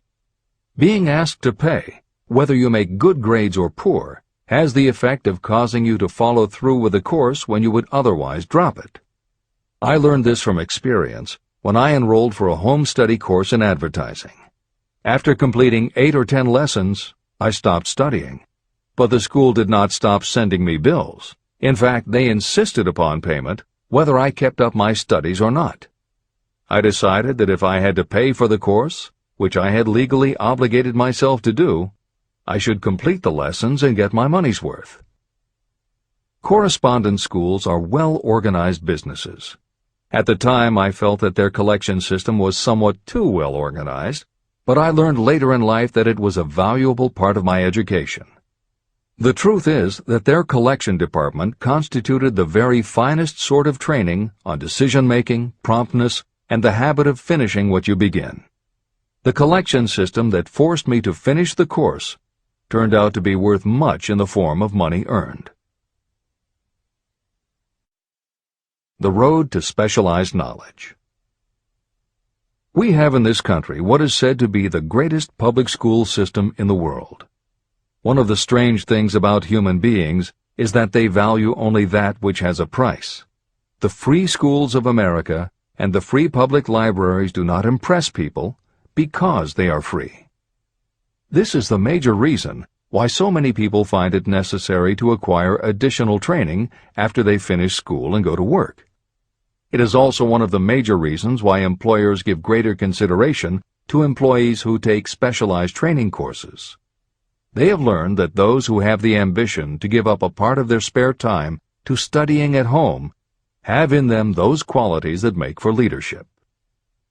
There is one weakness in people for which there is no remedy. It is the universal weakness of lack of ambition.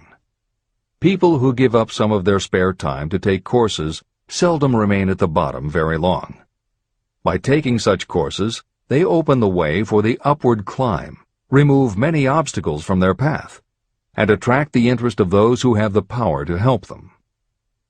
The home study method of training is especially suited to people who have already started working. They often find that after having left school, they still need additional specialized knowledge, but cannot spare the time to go back to school. Stuart Austin Weir was a construction engineer. He followed this line of work until the Depression hit and severely limited the construction business. He took inventory of himself and decided to change his profession to law. He went back to school and took special courses to prepare himself as a corporation lawyer. He completed his training, passed the bar examination, and quickly built a lucrative law practice as a patent attorney. Just to keep the record straight, and to anticipate the excuses of those who will say, "I couldn't go to school because I have a family to support," or "I'm too old," I will add that Mr. Weir was past 40 and married when he went back to school.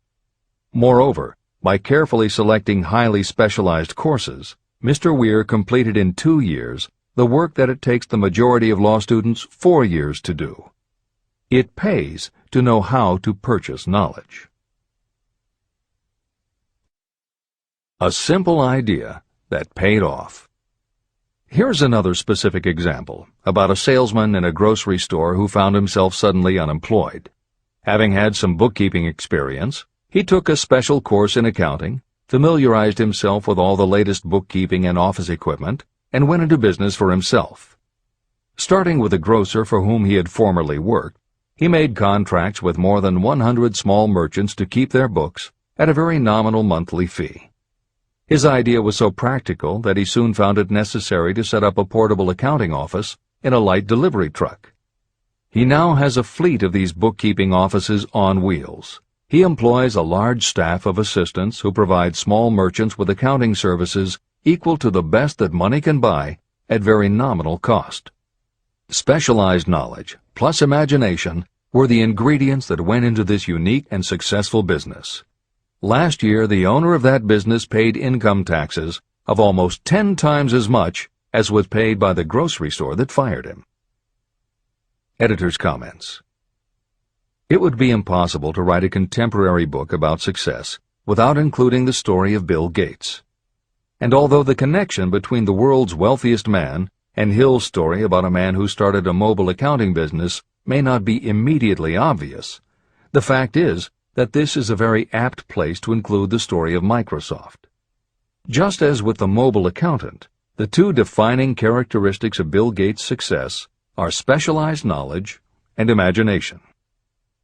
Everyone had recognized at an early age that Bill Gates was a very bright student, but he had little interest in anything other than science and math. And when the mothers group at his school arranged for the students to learn about computing, that became his passion. By the time he was 13, he taught himself computer programming, and throughout high school and his years at university, his life revolved around computer clubs and odd jobs working for companies that had something to do with computers. Although at various times he toyed with the idea of a career in science or law, it is probably fair to say that while he was still in school, Bill Gates knew, in general terms, what his burning desire in life would be. He paid little attention to general knowledge, but devoted himself to assembling the specialized knowledge he would need to achieve his definite major purpose. Gates' burning desire heated up the day his friend and fellow computer club member Paul Allen bought a copy of the January 1975 issue of Popular Electronics. On the cover was a picture of an inexpensive desktop computer, the Altair 8800, which could be built from a kit. Gates and Allen knew in their gut that there were other students just like them who would love to get their hands on one of these things. At the time, it took a lot of imagination to foresee the impact computers might have on the average person. And even though they didn't own an Altair, they decided they could write a computer program for it. That took even more imagination. They contacted Ed Roberts, the founder of the company that made the Altair, and pitched their idea. Roberts told them he was getting offers from all over, and his policy was that whoever wrote it first would get the job. For the next 2 months, they tore apart the manual, gleaning the specialized knowledge they would need to write the program. They were the first to deliver a workable operating system, and Roberts bought it from them for $3,000 plus a royalty on sales. With their vision of the future burning in their imaginations, Gates and Allen used the advance and their royalties to launch a company that would be in the business of writing computer programs. They named their new company Microsoft and called old friends from their high school computer club to staff it. Bill Gates was 19 and Paul Allen was only a few years older. They and about 9 of their friends started writing programs for Apple Computer, Commodore, and anyone else who would contract with the company for their services. For the next 5 years, Bill Gates and Paul Allen had their share of imaginative ideas, but mostly they concentrated on learning the specialized knowledge needed to run and grow a successful business. Then in 1980, IBM, which had finally decided to get into the small computer business, needed help getting up to speed. They approached Microsoft to write an operating system for their new computer venture. Once again, specialized knowledge and imagination were the qualities that guided Bill Gates. In their imagination, Gates and Allen could see an even bigger future than before, and through specialized knowledge of what computers were capable of, they knew the role they could play in that future. They then made 2 business moves that are the foundation of the Microsoft success. First, because IBM had such a tight schedule, Gates went to a computer programmer, Tim Patterson, and bought from him a rudimentary but already developed operating system. Gates then set to work modifying the system, and he renamed it MS-DOS, for Microsoft Disk Operating System. The other move that was crucial to their success was the negotiation with IBM. They started from the position that they would not sell an operating system to IBM. What they would do was license the system to IBM in exchange for a royalty on every copy sold with an IBM computer. And it would not be an exclusive license, which meant that Microsoft could also license the system to other computer companies. If you were to continue to track the history of Microsoft, you would find those same qualities: a burning desire, an idea, specialized knowledge, and imagination behind each move Bill Gates made and continues to make, just as they were behind the success of the man who started the mobile accounting business. This is the end of the editor's comments. The beginning of the successful mobile accounting business was an idea. I know this is true because I was the one who gave him that idea. Now I'd like to pass on the story of another idea. And it was my accountant friend who indirectly suggested this one to me. When I first proposed the accounting idea to him, he said, "I like the idea, but I would not know how to turn it into cash." In other words, he did not know how to market his bookkeeping knowledge after he had acquired it. So, with the aid of a young woman copywriter, a very attractive presentation was prepared describing the advantages of the new system of bookkeeping. The brochure told the story of this new business so effectively that its owner soon had more accounts than he could handle. There are thousands of people all over the country who need the services of a merchandising specialist capable of preparing an attractive way to market personal services. This idea was born of the necessity to solve a specific problem. But it did not stop by serving merely one person. The woman who created the presentation has a keen imagination. She saw in her newly born brainchild the making of a new profession to serve thousands of people who need practical guidance in marketing personal services. Spurred to action by the success of her first prepared plan to market personal services, this woman turned to solving a similar problem for her son. He had just finished college, but had been totally unable to find a market for his services. The plan she created for him was the best example of merchandising personal services I have ever seen. When the presentation had been completed, it contained nearly 50 pages of beautifully typed, properly organized information. It told the story of her son's natural abilities, schooling, personal experiences, and a great variety of other information. The book also contained a complete description of the position her son desired, together with a marvelous word picture of the exact plan he would use in filling his position. The preparation of the presentation required several weeks of her time, during which she sent her son to the public library almost daily to get specific data needed to sell his services to best advantage. She also sent him to all the competitors of his prospective employer, where he gathered information concerning their business methods. This was of great value in the formation of the plan he intended to use in filling the position he sought. When the plan was finished, it contained more than half a dozen very fine suggestions that would benefit the prospective employer. You don't have to start at the bottom. You may be inclined to ask, why go to all this trouble to secure a job? The answer is, doing a thing well is never trouble.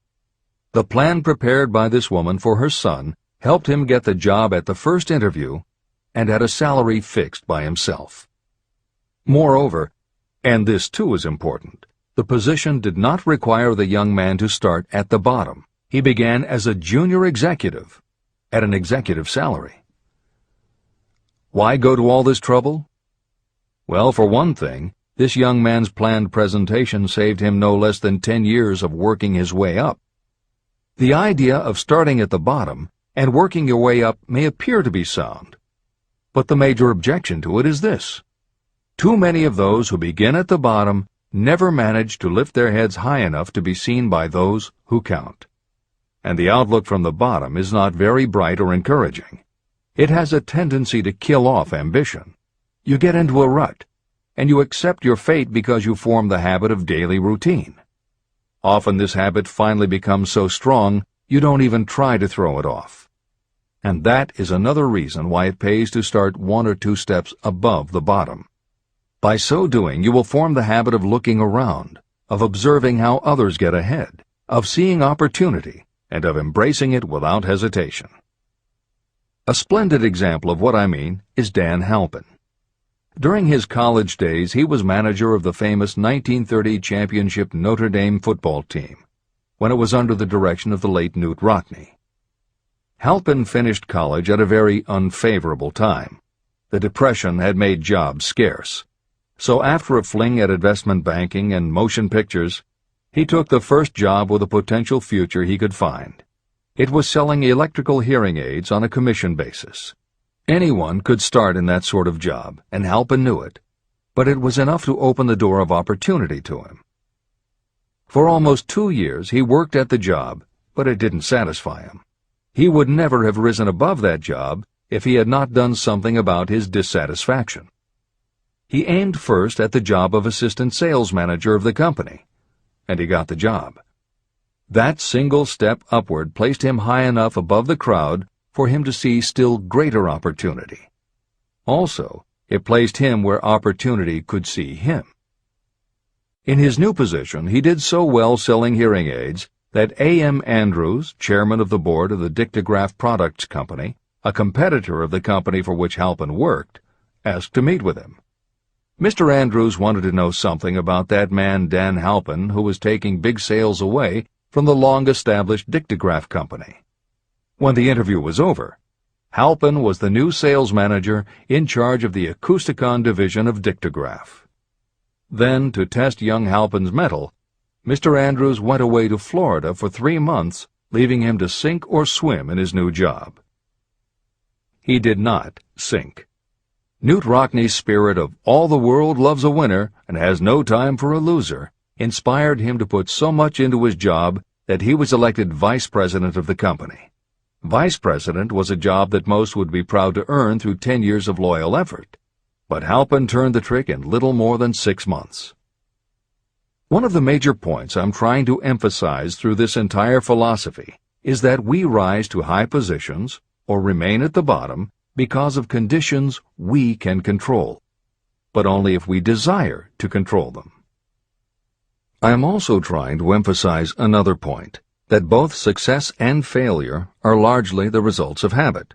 I have not the slightest doubt that Dan Halpin's close association with the greatest football coach America ever knew planted in his mind the same kind of desire to excel that made the Notre Dame football team world famous. Truly, there's something to the idea that hero worship is helpful, provided you worship a winner. My belief in the theory that business associations are vital factors, both in failure and in success, was clearly demonstrated when my son Blair was negotiating with Dan Halpin for a position. Mr. Halpin offered him a beginning salary of about 1/2 what he could have gotten from a rival company. I brought parental pressure to bear and encouraged Blair to accept the job with Mr. Halpin. I believe that close association with people who refuse to compromise with circumstances is an asset that can never be measured in terms of money. The bottom is a monotonous, dreary, unprofitable place for any person. That is why I have taken the time to describe how lowly beginnings can be overcome by proper planning. Make your ideas pay off through specialized knowledge. The woman who prepared the personal service sales plan for her son now receives requests from all parts of the country, from others who want to market their personal services for more money. But don't think that all her plan consists of is clever salesmanship to help her clients get more money for the same services they formerly sold for less. She looks after the interests of the purchaser as well as the seller of personal services. She prepares her plans so that the employers receive full value for the additional money they pay. If you have the imagination and seek a more profitable outlet for your personal services, this suggestion may be the stimulus for which you have been searching. The idea could earn you an income far greater than that of the average doctor, lawyer, or engineer whose education required several years in college. Editor's comments. Mary Kay Ash was literally researching and writing down specialized knowledge when the idea for a new business was born in her imagination.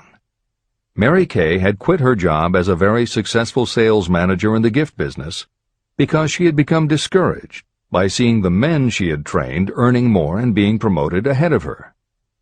She decided to write an advice book for career women, but as she assembled the knowledge women would need to get ahead, she realized she was writing a business plan for the kind of business she would like to run.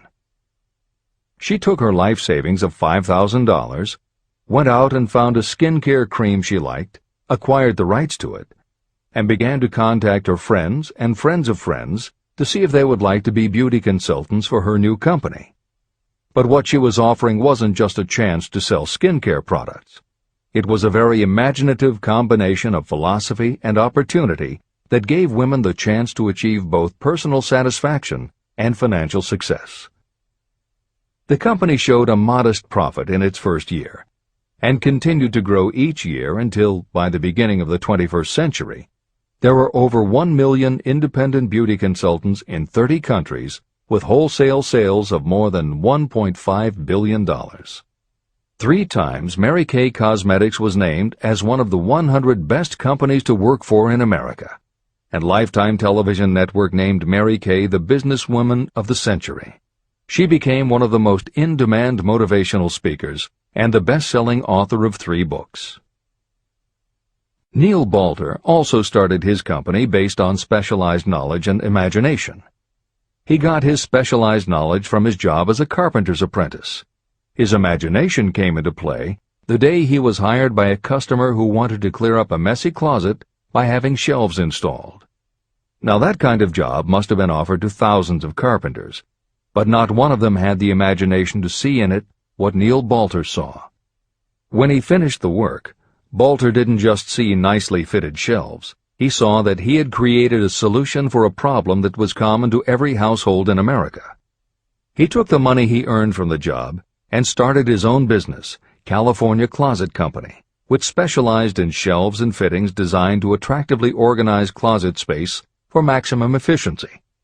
But Balter's imagination didn't stop once he had his own business up and running. Now he could imagine an even bigger operation. So he went out to find new specialized knowledge about operating and franchising a business. Neil Balter had licensed more than 100 California closet franchises when Williams-Sonoma offered to buy the company for $12 million. Lillian Vernon's specialized knowledge was in an area that many women had, but they didn't have the imagination she had. To quote from her autobiography, An Eye for Winners, handbags. I knew about those. Why not sell them? And belts to match. Didn't every teenage girl strolling along the street anywhere in the United States sport a handbag and belt? And my handbags would offer something special. Each one would be personalized with initials. I knew with absolute certainty that teenagers would go for items that made them feel unique. She believed enough in her idea that she spent $495 to take a small ad in 17 magazine. The ad brought in $32,000 in orders.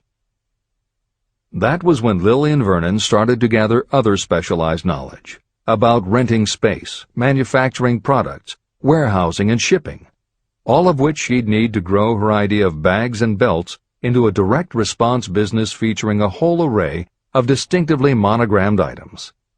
Within a few years, she needed more specialized knowledge about product photography, layout, printing, and direct mail, as she imagined having her own catalog. She started by mailing a 16-page black-and-white catalog to 125,000 customers who had bought products from her in the past. At the beginning of the 21st century, Lillian Vernon was still picking the merchandise and overseeing the design of her catalogs, many of which now run well over 100 full-color pages, are mailed to millions of people many times each year, and generate approximately $250 million in annual sales. There is another story about gathering specialized knowledge that is so good we will use it to conclude this editorial comment. It actually comes from the Napoleon Hill archives, and although he did not include it in Think and Grow Rich, he often used it as an example in his lectures and seminars. There was a young man who started out working for the railroad in 1893. As a machinist at 5 cents an hour.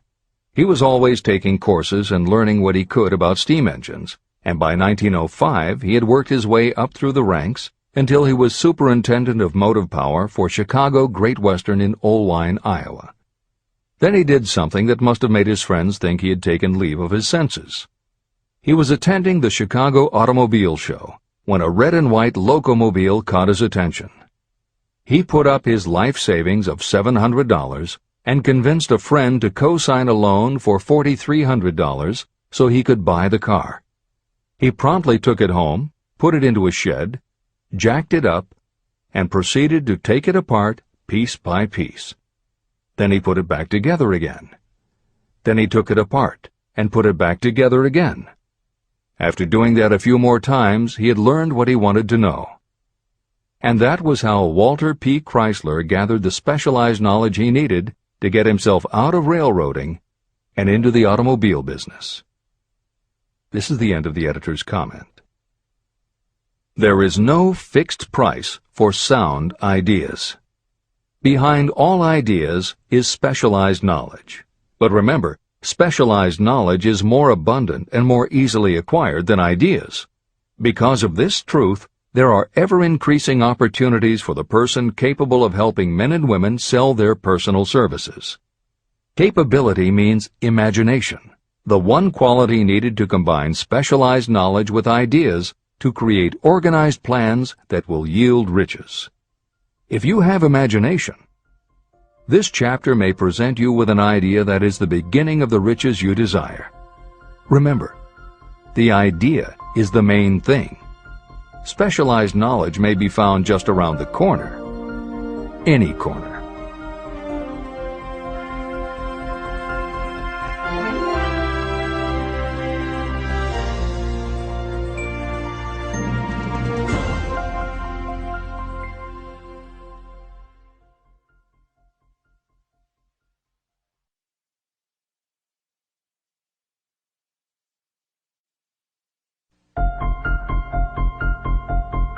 Happiness is found in doing, not merely in possessing. Chapter 7. Imagination, the workshop of the mind. The fifth step toward riches. The imagination is literally the workshop where all plans are created. It is where the impulse, the desire, is given shape, form, and action through the aid of the imaginative faculty of the mind. It has been said that we can create anything that we can imagine. Through the aid of imagination, we have discovered and harnessed more of nature's forces during the past 50 years than during the entire history of the human race previous to that time. And even with all we have accomplished, we have come nowhere near the limit of what we are capable.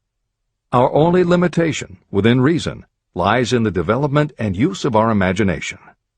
The human imagination offers so much possibility. It is as though we have merely discovered that we have an imagination and have just started to use it in a very elementary way. Two forms of imagination. The imaginative faculty functions in two forms. One is known as synthetic imagination, and the other as creative imagination. Editor's comments. In modern usage, the word synthetic has taken on a negative connotation, implying that something is artificial, not the real thing. Today the word synthesized, which is defined as something made up from component parts, would better describe what Hill had in mind and has been substituted here accordingly. This is the end of the editor's comment. Synthesized imagination. Through this faculty, you arrange old concepts, ideas, or plans into new combinations. Synthesized imagination does not create anything. It merely works with the material of experience, education, and observation with which it is fed. It is the faculty used by most inventors, with the exception of those geniuses who draw upon the creative imagination when they cannot solve problems through synthesized imagination. Creative imagination. Through the faculty of creative imagination, the finite human mind has direct communication with infinite intelligence, the faculty through which hunches and inspirations are received. It is by this faculty that all basic or new ideas are handed over to mankind. It is through this faculty that we pick up vibes from other people, and in that way one individual may tune in or communicate with the subconscious minds of others. This concept is explained in greater detail later. The creative imagination works automatically, but only when your conscious mind is motivated, energized, and working at such a high rate that it becomes very perceptive and receptive, such as when the conscious mind is stimulated through the emotion of a strong desire. The great leaders of business, industry, and finance, and the great artists, musicians, poets, and writers became great because they developed the faculty of creative imagination. Editor's comment. At this point, it should be noted that both kinds of imagination are equally valuable to you, and they work together so seamlessly it is often hard to tell where one ends and the other begins. For instance, when Jeff Bezos created the idea of Amazon.com, was it synthesized imagination or creative imagination? At the time, Many people were getting onto the idea of the Internet as a sales medium. From this, it could be concluded that he was drawing upon experience, education, and observation, which would mean he was using synthesized imagination. But why did he decide to sell books? Was that synthesized or creative? Did that idea come out of something in his subconscious that just felt like books were the right thing? And what about that name? Calling a bookstore Amazon didn't make sense to anyone but Bezos, but it certainly caught the public's attention. How important was the name in the store's success? Was that choice creative or synthesized? Now take it a step further. What about eBay? Amazon had already shown that you could sell a lot of goods on the Internet. When Pierre Omidyar hit on the idea of selling things on the Internet by turning it into an auction house, what part was synthesized and what part was creative? The answer is, it doesn't matter. Whether you are consciously assembling the parts of a plan, or if subconsciously the pieces fall into place and suddenly hit you in a flash of inspiration, all that matters is that you are putting your imagination to work. And the more you use it, the better both the synthesized and the creative will work for you. This is the end of the editor's comment. Desire is a thought, an impulse. It is nebulous and ephemeral. It is abstract and of no value until it has been transformed into its physical counterpart. While the synthesized imagination is the one that will be used most frequently in the process of transforming desire into money, there will be circumstances and situations that demand the use of the creative imagination as well. Both the synthesized and the creative imagination become more alert and receptive with use. And though your imaginative faculty may have become weak through lack of use, you can revive it. Just as any muscle or organ of the body develops the more it is used, your imagination also becomes more receptive in direct response to the amount that you use it. Use your synthesized imagination. First, let us focus attention on the development of the synthesized imagination. This is the faculty that you will use more often in converting desire into money. Transformation of the intangible impulse of desire into the tangible reality of money calls for the use of a plan or plans. To make plans, you must use your imagination. Mainly, this will require you to use your synthesized imagination as you draw upon your experience, your education, and your observations. Editor's comment. The following is adapted from Hill's later writing and appears in Napoleon Hill's Keys to Success. An excellent example of synthesized imagination is Edison's invention of the light bulb. He began with one recognized fact that other people had discovered. A wire could be heated by electricity until it produced light.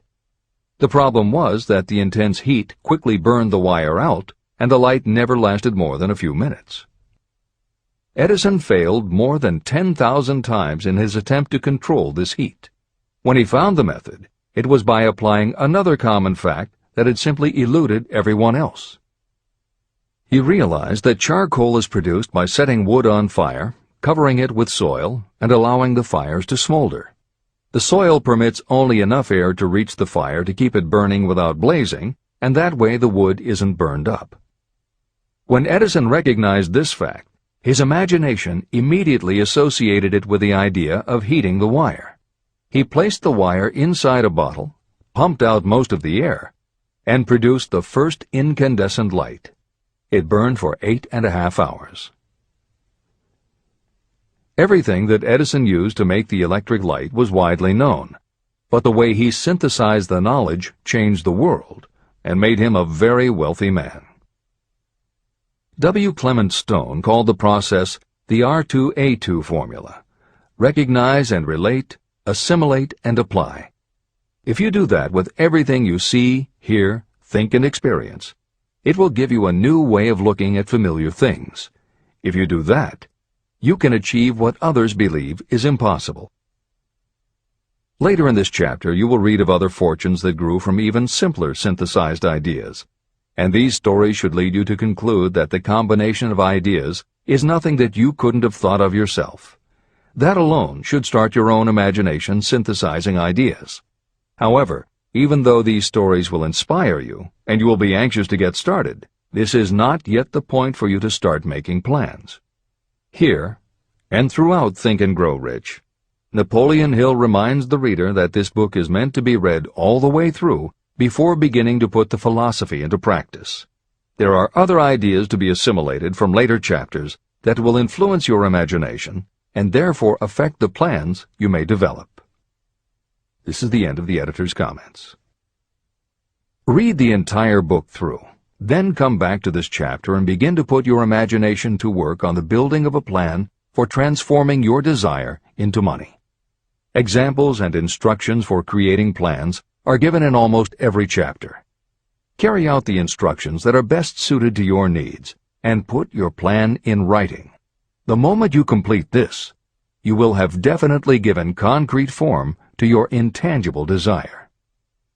Now, read that sentence once more in a slightly different way. The moment I put my plan in writing, I will have definitely given concrete form to my desire. Now read it aloud and realize what you are telling yourself. Desire is only a thought. Through synthesized imagination, your experience, education, and observations will give it shape, form, and action. From the moment you follow those instructions and write out your desire and your plan, you will have actually taken the first of a series of steps that will enable you to convert the thought into its physical counterpart. Editor's comments. Synthesized imagination plays a role in every phase of a business plan. In fact, some of the most successful companies actually get started from synthesized imagination. When an entrepreneur, drawing upon his or her education, experience, and observations, takes an idea from one source and gives it a new application. That is exactly what happened with Ruth Handler. She and her husband, along with another partner, had started a small manufacturing company which had evolved into toy manufacturing. The success of their business depended on coming up with new toy ideas. Watching her young daughter at play, Ruth Handler noticed that she was fascinated with cutout books that featured teenage girl or career women paper dolls that she could cut out clothes for. She also knew that little girls loved to play dress-up in grown-up clothes. These ideas, drawn from Ruth Handler's education, experience, and observations, synthesized themselves in her imagination and came together as a new idea. Ruth Handler announced that they should make a lifelike teenage girl doll. Not a paper doll, but a real three-dimensional grown-up doll with a woman's figure, and they could also make grown-up clothes to fit it, so that girls could play dress-up with the doll. In honor of the source of inspiration, Ruth Handler named the new doll after her daughter, Barbie. As obvious as it seems now, until Ruth Handler, no one had the imagination to make and market a doll that looked like a woman, and certainly no one had ever made endless collections of tiny women's fashions for a doll to wear. Previously, we mentioned Jeff Bezos creating Amazon by combining the idea of a bookstore with the Internet, and Pierre Omidyar doing the same thing with auctions when he launched eBay. Mary Kay Ash took the idea of women running their own businesses and added the idea of door-to-door sales. Anita Roddick took the trend of all-natural ingredients, combined it with cosmetics, and created the body shop empire. Bernard Marcus and Arthur Blank took the concept of the supermarket, combined it with hardware, and created Home Depot. Thomas Stemberg and Leo Kahn did the same thing with office supplies and launched Staples. Once the connections are made, it may seem obvious, but making these supposedly obvious connections has brought success to many people. Napoleon Hill says imagination is like a muscle that can be strengthened through use. Just as there are specific exercises that will build and improve physical muscles, specific exercises have been developed to improve and build imagination. And it is commonly accepted that creativity developed in one area will affect your creativity in others. Dr. Edward de Bono, one of the most highly regarded experts in the field, has written more than 25 books, including the bestsellers Lateral Thinking and 6 Thinking Hats, that are literally designed to make you think. Dr. Betty Edwards' bestseller, Drawing on the Right Side of the Brain, uses drawing techniques to awaken creativity. Dr. Gabrielle Rico's bestseller, Writing the Natural Way, uses a technique called clustering as a way to break writer's block. And Tony Buzan uses a similar method for opening your mind that he terms mind mapping. In their bestseller, Super Learning, Sheila Ostrander and Lynn Schroeder show ways to use classical music. And Roger Von Eck suggests puzzles and riddles as stimuli in A Whack on the Side of the Head. This is the end of the editor's comments.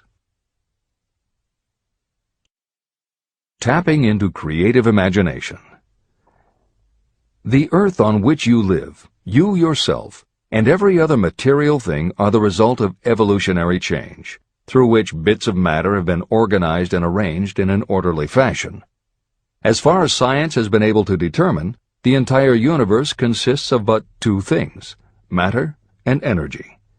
Moreover, and this statement is of stupendous importance, this earth, every one of the billions of individual cells of your body, and every subatomic particle of matter began as an intangible form of energy. Through the combination of energy and matter has been created everything perceptible, from the largest star in the heavens down to and including man himself. Desire is a thought impulse. Thought impulses are forms of energy. When you begin the process of acquiring money by using the thought impulse of desire, you are drafting into your service the same stuff that nature used in creating this earth, as well as every material form in the universe, including your body and your brain, in which the thought impulses function. Editor's comments. Although recent developments in physics, gauge theory, string theory, membrane theory, and others, have advanced our understanding of matter and energy, Hill's preceding description remains in accord with modern science. The newer theories are variations on and refinements of the basic concept that everything in the universe is either space, time, matter, or energy. And as Einstein stated, energy and matter are in fact different forms of the same thing. As Hill says, everything from the stars to the solar system to the earth, to you, your brain, and that little spark called a thought, are all the same stuff. As when a tablecloth is spread out, there are folds and bumps in the fabric that are all different from each other, but they are all still tablecloth. Like the folds and bumps in the tablecloth, energy and matter are the same thing in different forms. Therefore you, matter, your thoughts, energy, and everybody else, matter, and their thoughts, energy, and all other things, matter, are not just interconnected, but are in essence all the same thing. Hill calls this interrelation of everything to everything else infinite intelligence. In the chapter on faith, he made his first mention of infinite intelligence being the source of hunches, intuition, and flashes of inspiration. In the chapter on autosuggestion, he proposed that the subconscious mind is the connection with infinite intelligence. In this chapter, Hill elaborates that creative imagination is the receiver through which these flashes of insight come to us from infinite intelligence. Under some circumstances, when your mind is operating at a high rate, your creative intelligence receives not just an idea, but also a flash of intuition. You get a hunch or a premonition about something or somebody. That flash could not come from your conscious or your subconscious because neither ever had the information. Because everything is a part of everything else, your creative imagination, energy, pulled the thought, energy, directly from the common pool of infinite intelligence, energy, that contains not just your subconscious, energy, but all other subconscious minds, energy, as well. Infinite intelligence is a complex concept, and for those readers who find themselves questioning the process, be assured that Hill expands on the theory in later chapters. The editors advise the reader to set aside any questions for the moment and focus on the logical and practical application Hill had in mind. This is the end of the editor's comments. You are engaged in trying to turn your desire into its physical or monetary counterpart, and there are laws of physics and principles of psychology that can help you. But first, You must give yourself time to become familiar with these laws and learn to use them. Through repetition, and by describing these principles from every conceivable angle, I hope to reveal to you the secret through which every great fortune has been accumulated. Strange and paradoxical as it may seem, the secret is not a secret. It is made obvious in the earth, the stars, the planets, in the elements above and around us, in every blade of grass, and every form of life within our vision. Do not be discouraged if you do not fully understand or accept this theory. I do not expect that you will accept all that is in this chapter on your first reading. Assimilate as much as you can now as you read this for the first time. Later, when you reread and study it, you will discover that something has happened to clarify it and give you a broader understanding of the whole. Above all, do not stop nor hesitate in your study of these principles until you have read the book at least 3 times. Then you will not want to stop.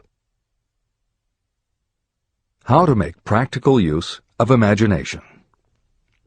Ideas are the beginning points of all fortunes. Ideas are products of the imagination. Following are 2 true stories about ideas that have yielded huge fortunes. I hope that these stories will convey how important a role imagination can play in turning an idea into success, and that they will illustrate the method by which imagination may be used in accumulating riches. The Enchanted Kettle. In the late 1880s, an old country doctor drove to town, hitched his horse, quietly slipped into a drugstore by the back door, and began dickering with a young drug clerk. For more than an hour behind the prescription counter, the old doctor and the clerk talked in low tones. Then the doctor left. He went out to the buggy and brought back a large old-fashioned kettle, a big wooden paddle, used for stirring the contents of the kettle, and deposited them in the back of the store. The clerk inspected the kettle, reached into his inside pocket, took out a roll of bills, and handed it over to the doctor. The roll contained exactly $500, the clerk's entire savings. The doctor handed over a small slip of paper on which was written a secret formula. The words on that small slip of paper were worth a king's ransom, but not to the doctor. Those magic words were needed to start the kettle to boiling, but neither the doctor nor the young clerk knew what fabulous fortunes were destined to flow from that kettle. The old doctor was glad to sell the outfit for $500. The clerk was taking a big chance by staking his entire life savings on a mere scrap of paper and an old kettle. He never dreamed his investment would start a kettle to overflowing with gold that would one day surpass the miraculous performance of Aladdin's lamp. What the clerk really purchased was an idea. The old kettle and the wooden paddle and the secret message on a slip of paper were incidental. The miracle of that kettle only began to take place after the new owner mixed with the secret instructions an ingredient of which the doctor knew nothing. See if you can discover what it was that the young man added to the secret message, which caused the kettle to overflow with gold. Here you have a story of facts stranger than fiction, facts that began in the form of an idea.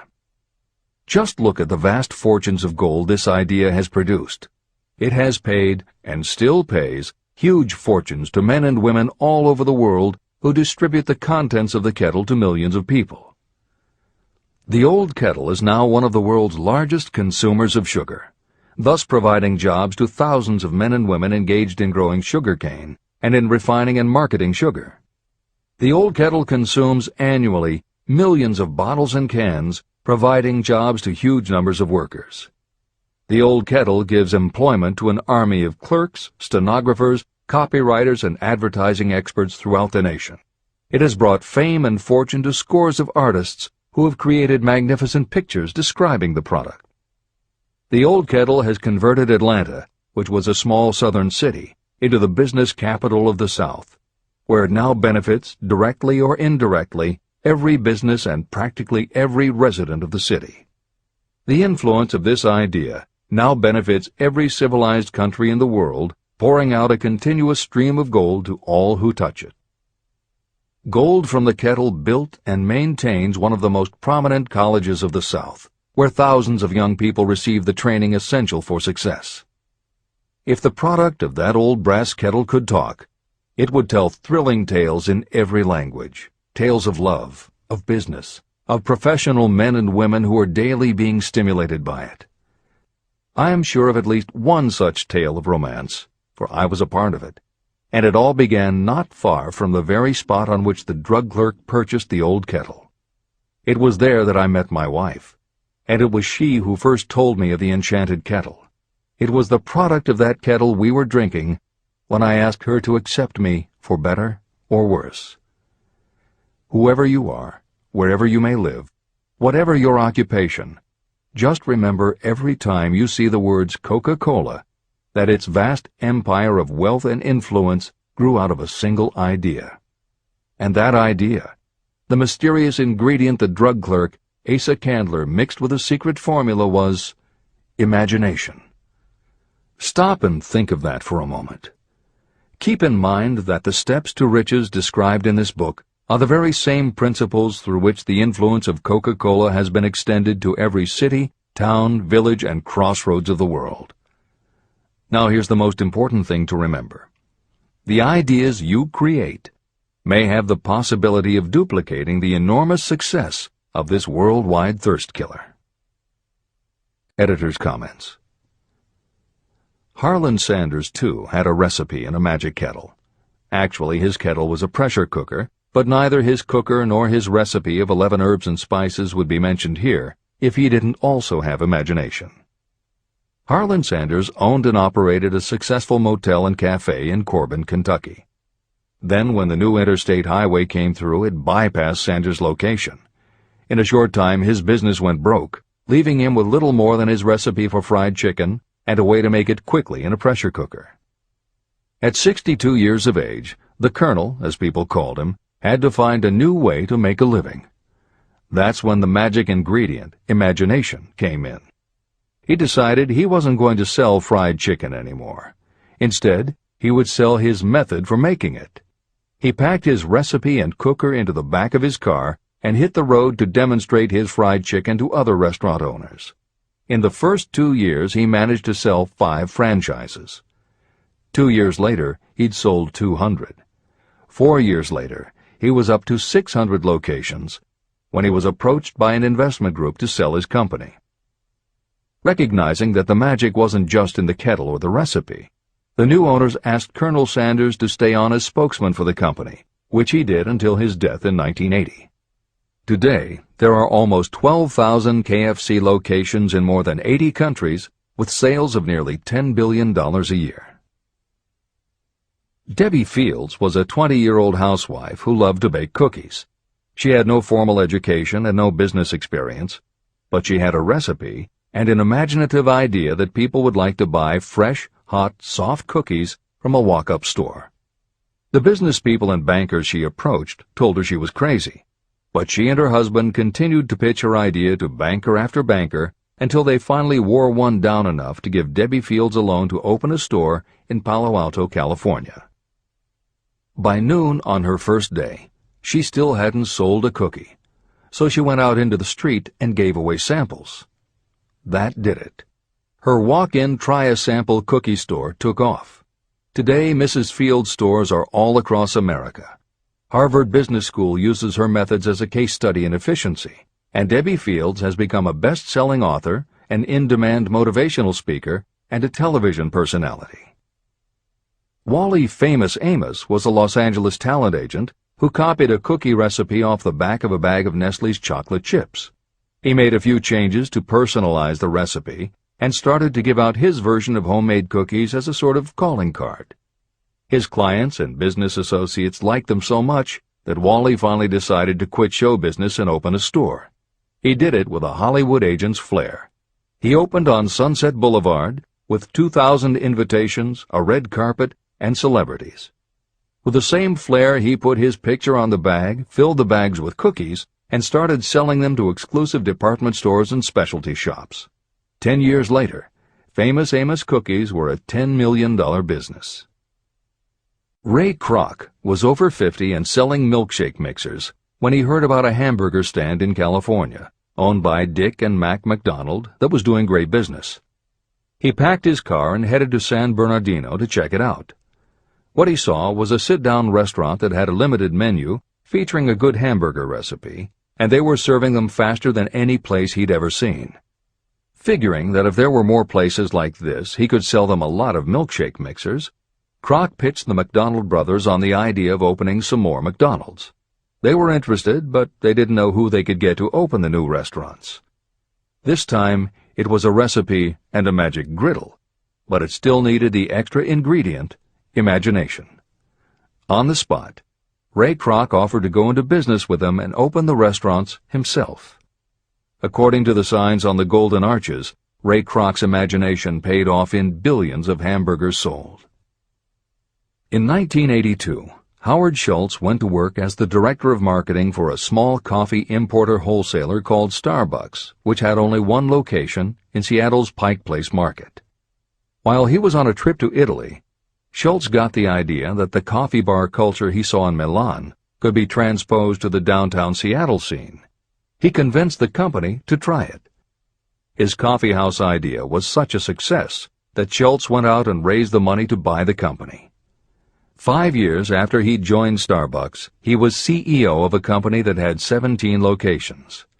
15 years later, Schultz's coffeehouse culture was on every corner of America, and there were more than 7,000 Starbucks worldwide. As a final example of imagination, we offer Paul Newman's salad dressing. Now, it would seem that it doesn't take much imagination for a big celebrity to put his name on a product, and that's what Newman thought too.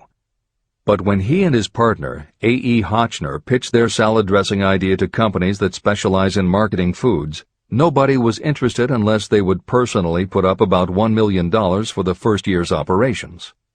According to Newman and Hotchner's book, Shameless Exploitation, they found out that almost all celebrity products in the food business have been disastrous failures, and now nobody would touch them.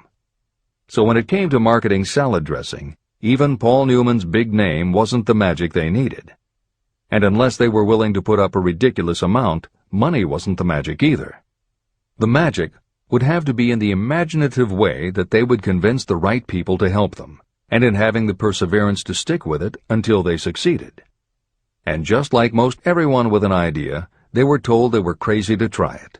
They were turned down by bottling companies that wouldn't do small runs, and they were rejected by distributors who wouldn't take a chance on another celebrity product. In the end, it was one supermarket owner, Stu Leonard, who helped hook them up with the right suppliers.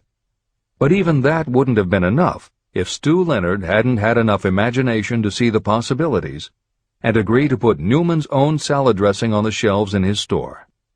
15 years later, Newman's Own Brands was a $100 million company, which gives all profits to charity. This is the end of the editor's comments. What I would do if I had $1 million. The following story proves the truth of that old saying, where there's a will, there's a way. It was told to me by that beloved educator and clergyman Frank W. Gonzalez, who began his preaching career in the Stockyards region of Chicago. While Dr. Gonzalez was going through college, he observed many defects in our educational system, defects that he believed he could correct if he were the head of a college. He made up his mind to organize a new college in which he could carry out his ideas without being handicapped by orthodox methods of education. He needed $1 million to put the project across. Where was he to lay his hands on so large a sum of money? That was the question that absorbed most of this ambitious young preacher's thought, but he couldn't seem to make any progress. Every night, he took that thought to bed with him. He got up with it in the morning. He took it with him everywhere he went. He turned it over and over in his mind until it became a consuming obsession with him. Being a philosopher as well as a preacher, Dr. Gonzalez recognized, as do all who succeed in life, that definiteness of purpose is the starting point from which one must begin. He recognized, too, that definiteness of purpose takes on life and power when backed by a burning desire to translate that purpose into its material equivalent. He knew all these great truths, yet he did not know where or how to lay his hands on $1 million. The normal thing would have been to give up and quit, saying, well, my idea's a good one, but I can't do anything with it because I can't raise the $1 million. That is exactly what the majority of people would have said, but it is not what Dr. Gonzalez said. What he said, and what he did, are so important that I will now introduce him and let him speak for himself. One Saturday afternoon, I sat in my room thinking of ways and means of raising the money to carry out my plans. For nearly 2 years I had been thinking, but I had done nothing but think. The time had come for action. I made up my mind, then and there, that I would get the necessary $1 million within a week. How? I was not concerned about that. The main thing of importance was the decision to get the money within a specified time. I want to tell you that the moment I reached a definite decision to get the money within a specified time, a strange feeling of assurance came over me, such as I had never before experienced. Something inside me seemed to say, "Why didn't you reach that decision a long time ago? The money was waiting for you all the time." I called the newspapers and announced I would preach a sermon the following morning entitled, "What I Would Do If I Had $1 Million." I went to work on the sermon immediately, but I must tell you frankly that the task was not difficult because I had been preparing that sermon for almost 2 years. Long before midnight, I had finished writing the sermon. I went to bed and slept with a feeling of confidence, for I could see myself already in possession of the $1 million. Next morning I arose early, went into the bathroom, read the sermon, then knelt on my knees and asked that my sermon might come to the attention of someone who would supply the needed money. While I was praying, I again had that feeling of assurance that the money would be forthcoming. In my excitement, I walked out without my sermon and did not discover the oversight until I was in my pulpit and about ready to begin delivering it. It was too late to go back for my notes, and what a blessing that I couldn't go back. Instead, my own subconscious mind yielded the material I needed. When I arose to begin my sermon, I closed my eyes and spoke with all my heart and soul of my dreams. I not only talked to my audience, but I fancy I talked also to God. I told what I would do with $1 million if that amount were placed in my hands. I described the plan I had in mind for organizing a great educational institution, where young people would learn to do practical things and at the same time develop their minds. When I had finished and sat down, a man slowly arose from his seat, about 3 rows from the rear, and made his way toward the pulpit. I wondered what he was going to do. He came into the pulpit, extended his hand, and said, "Reverend, I liked your sermon. I believe you can do everything you said you would if you had $1 million. To prove that I believe in you and your sermon, if you will come to my office tomorrow morning, I will give you the $1 million. My name is Philip D. Armour."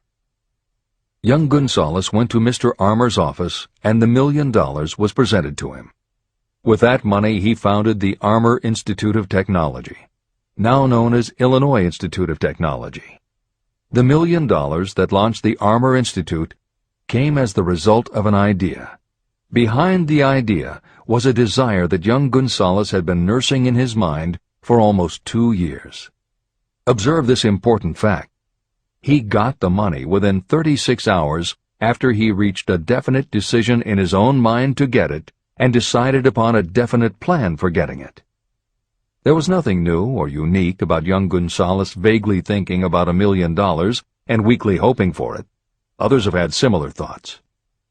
But there was something very unique and different about the decision he reached on that memorable Saturday, when he put vagueness into the background and definitely said, "I will get that money within a week." The principle through which Dr. Gonzalez got his $1 million is still alive. It is available to you. This universal law is as workable today as it was when the young preacher made use of it so successfully. Editor's comments. The Armour Institute of Technology opened in 1893, offering courses in engineering, chemistry, architecture, and library science, and in 1940 became the Illinois Institute of Technology when the Armour Institute merged with the Lewis Institute, a Chicago college that had opened in 1895 and offered liberal arts as well as science and engineering courses. In 1949, the Institute of Design, founded in 1937, also merged with IIT, followed in 1969 by the Chicago-Kent College of Law and the Stewart School of Business, and in 1986 by the Midwest College of Engineering. Today there are several campuses in downtown Chicago. IIT has been called the alma mater of accomplishments. This is the end of the editor's comment. How to transmute ideas into cash. Asa Candler and Dr. Frank Gonzalez had one characteristic in common. Both knew the astounding truth that ideas can be transmuted into cash through the power of definite purpose plus definite plans. If you are one of those who believe that hard work and honesty alone will bring riches, you can forget it. It is not true. Riches, when they come in huge quantities, are never the result of hard work alone. Riches come, if they come at all, in response to definite demands based upon the application of definite principles, and not by chance or luck. Generally speaking, an idea is a thought that prompts you to action because it appeals to your imagination. All master salespeople know that ideas can be sold where merchandise cannot.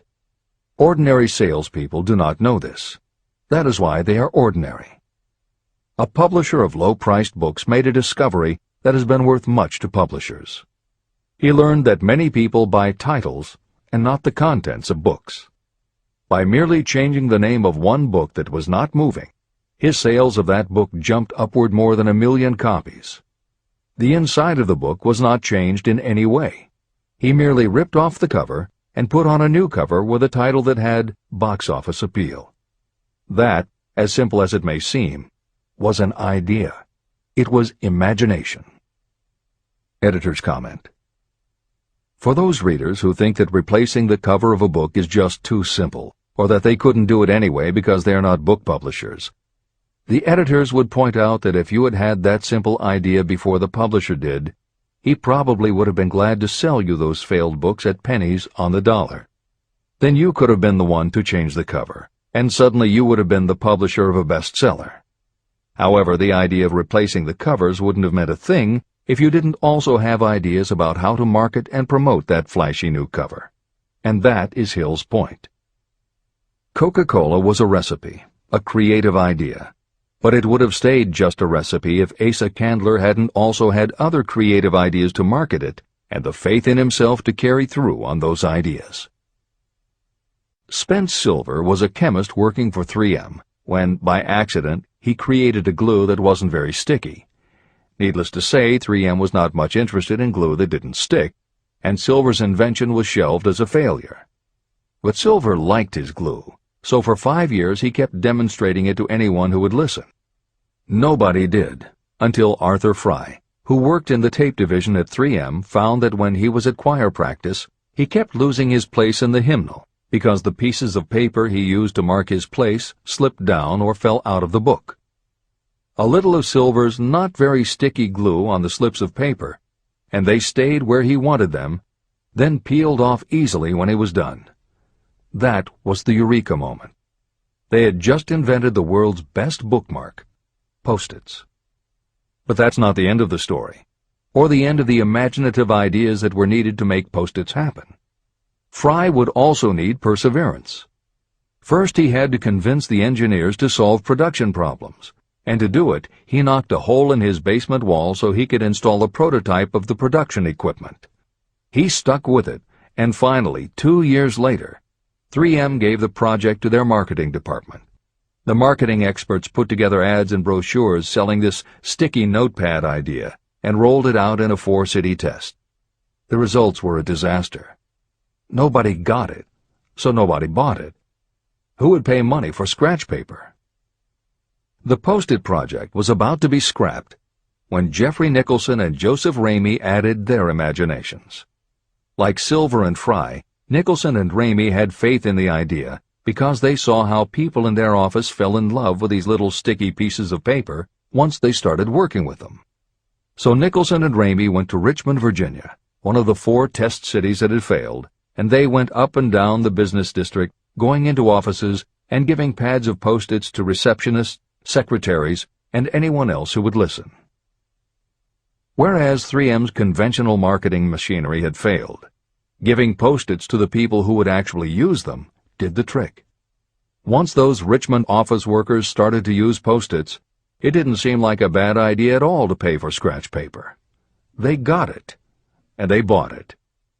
The Richmond test turned from failure to success, and soon Post-its were sticking to everything around the world. Here's another simple idea that imagination turned into success. The story began with a man whose problem was just the opposite of Spence Silver's. This man had something that stuck too well. George de Mestral was a Swiss mountaineer who went hunting one day with his dog. But when they got home, they were both covered with burrs. The burrs were so difficult to remove that de Mestral put them under a magnifying glass to learn why. He saw that they were covered with tiny hooks which attached themselves to fur and fabric. That was when the flash hit. If burrs stuck where you didn't want them, why couldn't you put tiny hooks on things so they would stick where you did want them? Like everyone else mentioned in this book, de Mestral had an imaginative idea, but that was just the beginning. He also had the faith in himself to keep going when people laughed at his idea, which many did, until he eventually found a French textile plant that would help him do what he wanted. However, even when they finally worked out a way to use cotton fabric to make what they called locking tape, they couldn't afford to mass-produce it. And that's when de Mestral accidentally discovered that when you sew nylon under infrared light, it naturally made little hooks. Now they could manufacture it economically. All they needed was a name. One side was fuzzy like velvet, and the other side was crochet, the French word for hook. Take half vel and half crow, combine it with imagination. The result is Velcro, and a Swiss mountaineer becomes a business tycoon. The Sony Corporation once tried to make a very small stereo tape recorder that would work with standard-size cassettes, but they couldn't do it. They could make a small playback machine, but at the time the electronics needed to also make it a recording machine just couldn't be made small enough. They concluded that the design was a failure. Then one day Sony's honorary chairman, Masaru Ibuka, walked into the laboratory and saw that a few of the engineers were using the prototypes of the failed tape recorder to listen to music tapes. They didn't seem to care that it couldn't record. They just liked to be able to walk around listening to their favorite music. Then came the imaginative idea that made all the difference. Ibuka remembered that another division was working on lightweight headphones. That was the flash. Ibuka's imagination made the connection that the rest of the engineers had not. In Ibuka's view, they hadn't made a failed recorder. They had created a successful private stereo listener.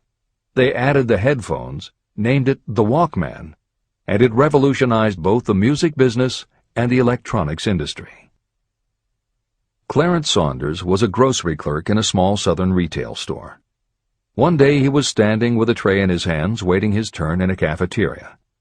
He had never earned more than $20 a week before then, and no one had ever noticed anything about him that indicated unusual ability, but something took place in his mind as he stood in the line of waiting people that put his imagination to work. That was when he came up with the idea that this same self-serve concept would also work at the grocery store. Clarence Saunders took the idea to his boss. Naturally, his boss told him he was crazy. So Clarence Saunders quit his job, went out and did what he needed to do to raise the money, and opened the first self-serve grocery store. He called it Piggly Wiggly, and Clarence Saunders, the $20-a-week grocery clerk, rapidly became the multi-million-dollar chain store groceryman of America. Sylvan Goldman was the owner of a number of Piggly Wiggly stores in Oklahoma, and like any good businessman, he spent a lot of time watching his customers go up and down the aisles, putting their choices into their baskets or net shopping bags. One night, while trying to figure out how to get his customers to buy more at one time, he found himself staring at a basket sitting on the seat of a wooden folding chair. Eureka! He called in his mechanic, Fred Young. They put some wheels on the bottom of the legs, added another basket below the seat, and the shopping cart was born. As this edition is being readied for publication, there are about 35 million shopping carts in America, and approximately 1.25 million new carts are sold each year.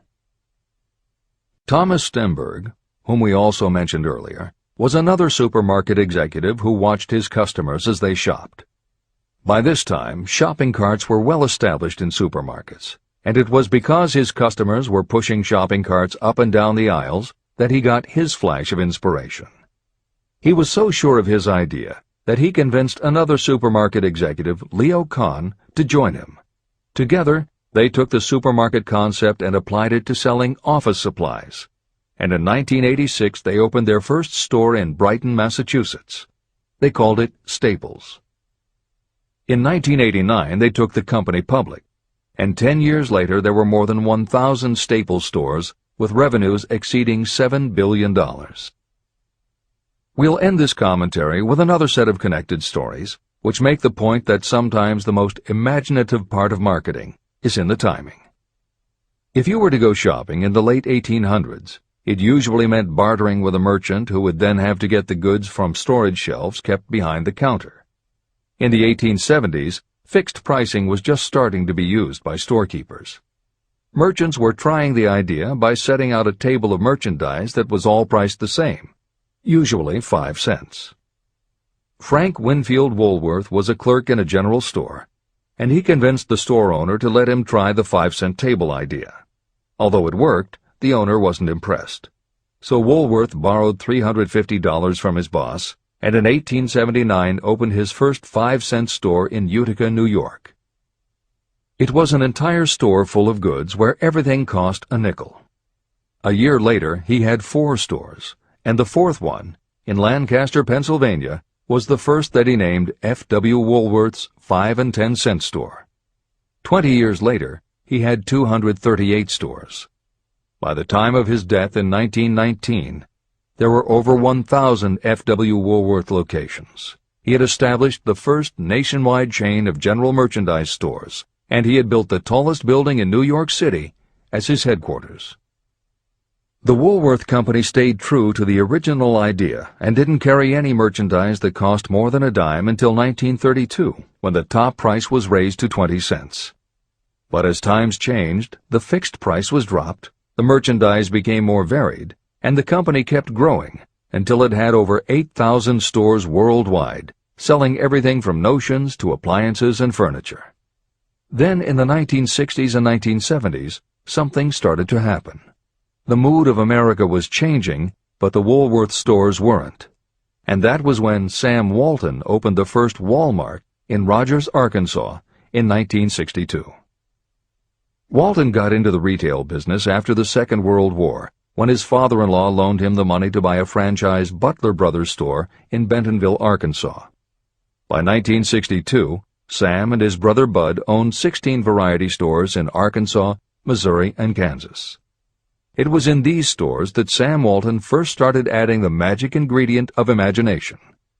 In addition to his flair for promotion, Sam tried new approaches to the way household goods and general merchandise could be sold at retail.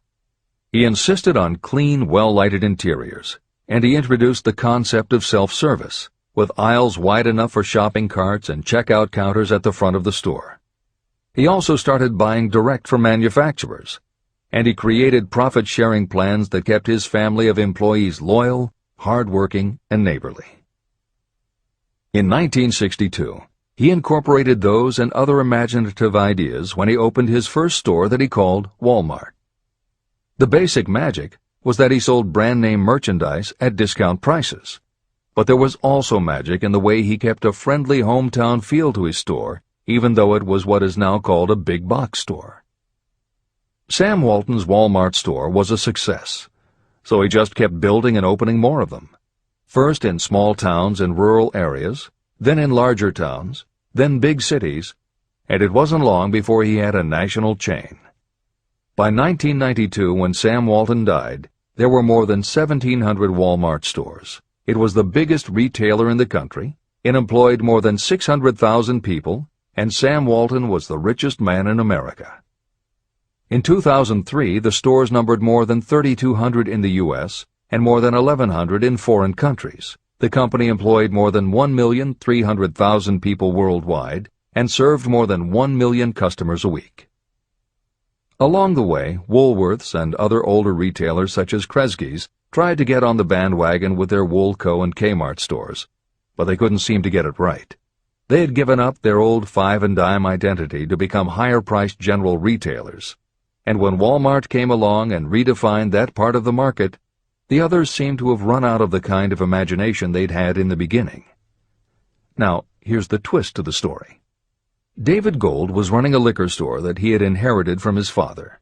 He noticed that whenever he put out a display of goods priced at 98 cents or $1, the goods would sell okay, but if his sign said 99 cents, the goods sold out in no time.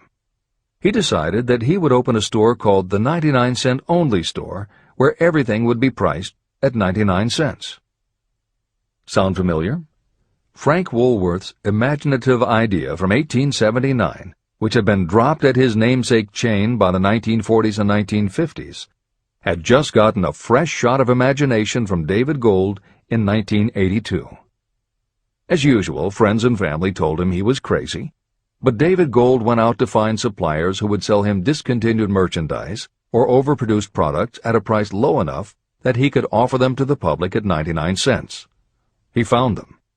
And they even had brand-name products of everything from hardware to pantyhose, cleaning products, motor oil, kitchenware, cosmetics, electronics, toys, canned goods, frozen foods, cookies, fresh fruit, even gourmet foods.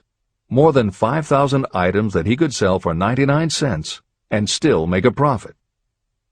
David Gold opened his first well-lighted, brightly colored green and fuchsia wide-aisle store in Inglewood, California in 1982. By 2003, he had 142 stores in California, Nevada, and Arizona, and he was listed on the Forbes 400 as having earned a personal fortune estimated at more than $650 million.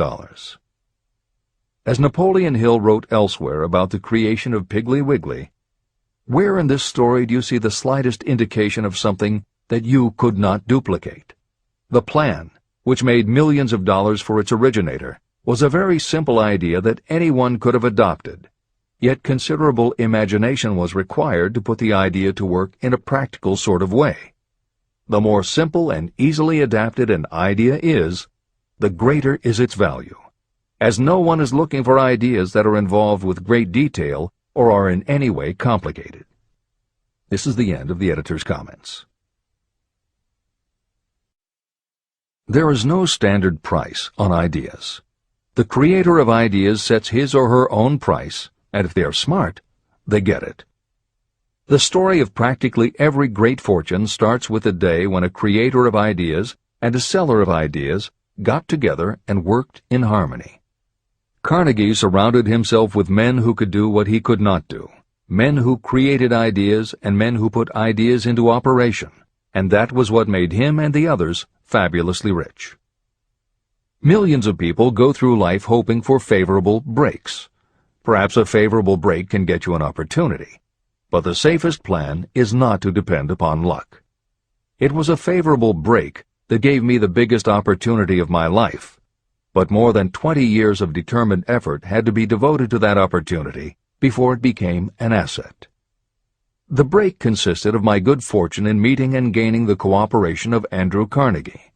On that occasion, Carnegie planted in my mind the idea of organizing the principles of achievement into a philosophy of success. Millions of people have profited by the discoveries made in the years of research, and fortunes have been accumulated through the application of the philosophy. The beginning was simple. It was an idea that anyone might have developed. The favorable break came through Carnegie. But what about the determination, definiteness of purpose, and the desire to attain the goal, and the persistent effort of all those years of research? It was no ordinary desire that survived disappointment, discouragement, temporary defeat, criticism, and the constant reminding that I was wasting my time. It was a burning desire, an obsession. When the idea was first planted in my mind by Mr. Carnegie, it was coaxed, nursed, and enticed to remain alive. Gradually, the idea became a giant under its own power, and it coaxed, nursed, and drove me. Ideas are like that. First you give life and action and guidance to ideas. Then they take on a power of their own and sweep aside all opposition. Ideas are intangible forces, but they have more power than the physical brains that give birth to them. They have the power to live on after the brain that creates them has returned to dust. Tell the world what you intend to do, but first, show it. Chapter 8. Organized Planning. The crystallization of desire into action. The sixth step toward riches. You have learned that everything we create or acquire begins in the form of desire. Desire is taken on the first lap of its journey from the abstract to the concrete in the workshop of the imagination, where plans for its transition are created and organized. In Chapter 3, Desire, you were instructed to take 6 practical steps to begin translating your desire for money into its monetary equivalent. One of the steps you must take is the formation of a definite, practical plan or plans through which this transformation may be made. Following are the basic instructions for making practical plans. Ally yourself with a group of as many people as you may need for the creation and carrying out of your plan or plans for the accumulation of money, making use of the mastermind principle. Compliance with this instruction is absolutely essential. Do not neglect it. Editor's comment: the Mastermind Alliance is built of 2 or more minds working actively together in perfect harmony toward a common goal. This concept was introduced in Chapter 6, Specialized Knowledge, and is described in more detail in Chapter 11, The Power of the Mastermind. This is the end of the editor's comment. Before forming your Mastermind Alliance, decide what advantages and benefits you may offer the individual members of your group in return for their cooperation. No one will work indefinitely without some form of compensation. No intelligent person should request or expect another to work without adequate compensation, although this may not always be in the form of money. Arrange to meet with the members of your mastermind group at least twice a week, and more often if possible, until you have jointly perfected the necessary plan or plans for the accumulation of money. Maintain perfect harmony between yourself and every member of your mastermind group. If you fail to carry out this instruction to the letter, you may expect to meet with failure. The mastermind principle cannot work where perfect harmony does not prevail. Keep in mind these facts. You are engaged in an undertaking of major importance to you. To be sure of success, you must have plans that are faultless. You must have the advantage of the experience, education, native ability, and imagination of other minds. This is the way it has been done by every person who has accumulated a great fortune. No individual has sufficient experience, education, natural ability, and knowledge to ensure the accumulation of a great fortune without the cooperation of other people. Every plan you adopt for making money should be the joint creation of yourself and every other member of your mastermind group. You may originate your own plans, either in whole or in part, but see that those plans are checked and approved by the members of your mastermind alliance. If your first plan fails, try another. If the first plan that you adopt does not work successfully, replace it with a new plan. If this new plan fails to work, replace it with still another, and so on, until you find a plan that does work. Right here is the point at which the majority of people meet with failure, because of their lack of persistence in creating new plans to take the place of those that fail. The most intelligent person living cannot succeed in accumulating money, or in any other undertaking, without plans that are practical and workable. Just keep this fact in mind, and remember when your plans fail that temporary defeat is not permanent failure. It may only mean that your plans have not been sound. Build other plans. Start all over again. Temporary defeat should mean only one thing: the certain knowledge that there is something wrong with your plan. Millions of people go through life in misery and poverty because they lack a sound plan through which to accumulate a fortune. Your achievement can only be as good as the plans you make. You are never whipped until you quit in your own mind. James J. Hill, who was the greatest railroad builder of them all, met with temporary defeat when he first tried to raise the capital needed to build the Great Northern Railroad from the east to the west. But he turned defeat into victory through new plans. Henry Ford met with temporary defeat not only at the beginning of his automobile career, but even after he had gone a long way toward the top. But he, too, created new plans and went marching on to financial victory. We see people who have accumulated great fortunes, but we often recognize only their triumph, and we overlook the temporary defeats that they had to surmount before arriving.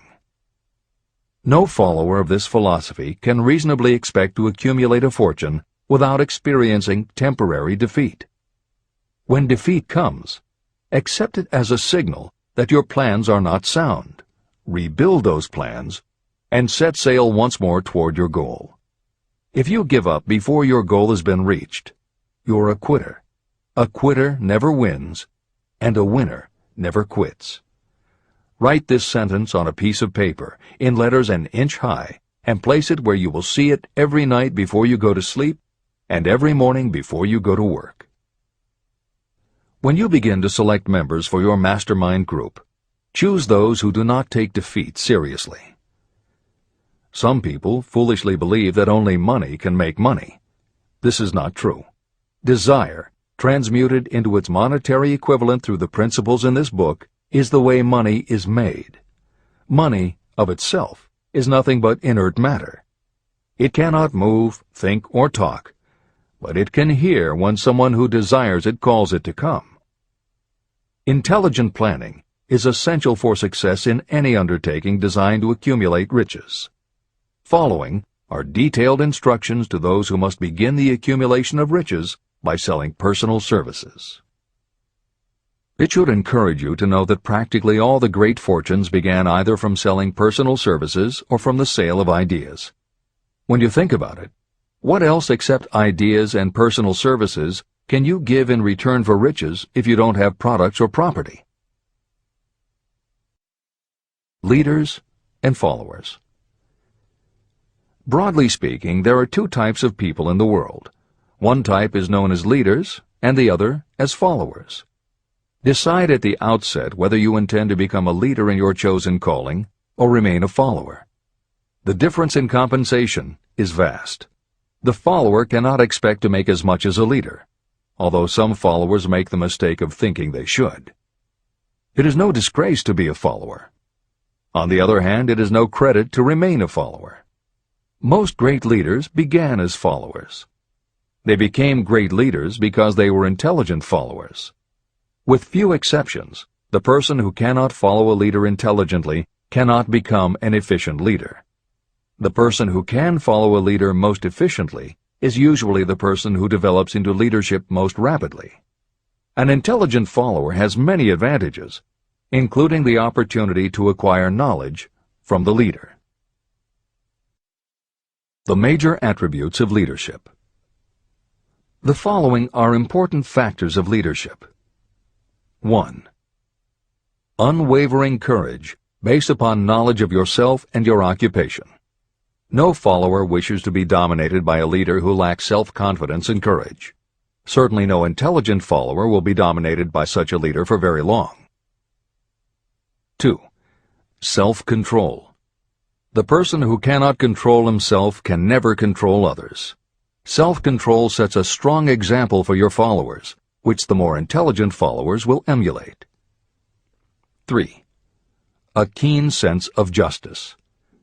Without a sense of fairness and justice, no leader can command and retain the respect of their followers. 4. Definiteness of decision. Those who waver in decisions show that they are not sure of themselves and therefore cannot lead others successfully. 5. Definiteness of plans. Successful leaders must plan their work and work their plans. Leaders who move by guesswork, without practical definite plans, are like a ship without a rudder. Sooner or later, they will land on the rocks. 6. The habit of doing more than paid for. One of the penalties of leadership is the necessity of the leaders to willingly do more than they require of their followers. 7. A pleasing personality. Leadership calls for respect. Followers will not respect a leader who does not grade high on all of the factors of a pleasing personality. 8. Sympathy and understanding. Successful leaders must be in sympathy with their followers. Moreover, they must understand them and their problems. 9. Mastery of detail. Successful leadership calls for mastery of the details of the leader's position. 10. Willingness to assume full responsibility. Successful leaders must be willing to assume responsibility for the mistakes and the shortcomings of their followers. If a leader tries to shift this responsibility, that leader will not remain the leader. If one of your followers makes a mistake or is incompetent, you must consider that it is you who failed. 11.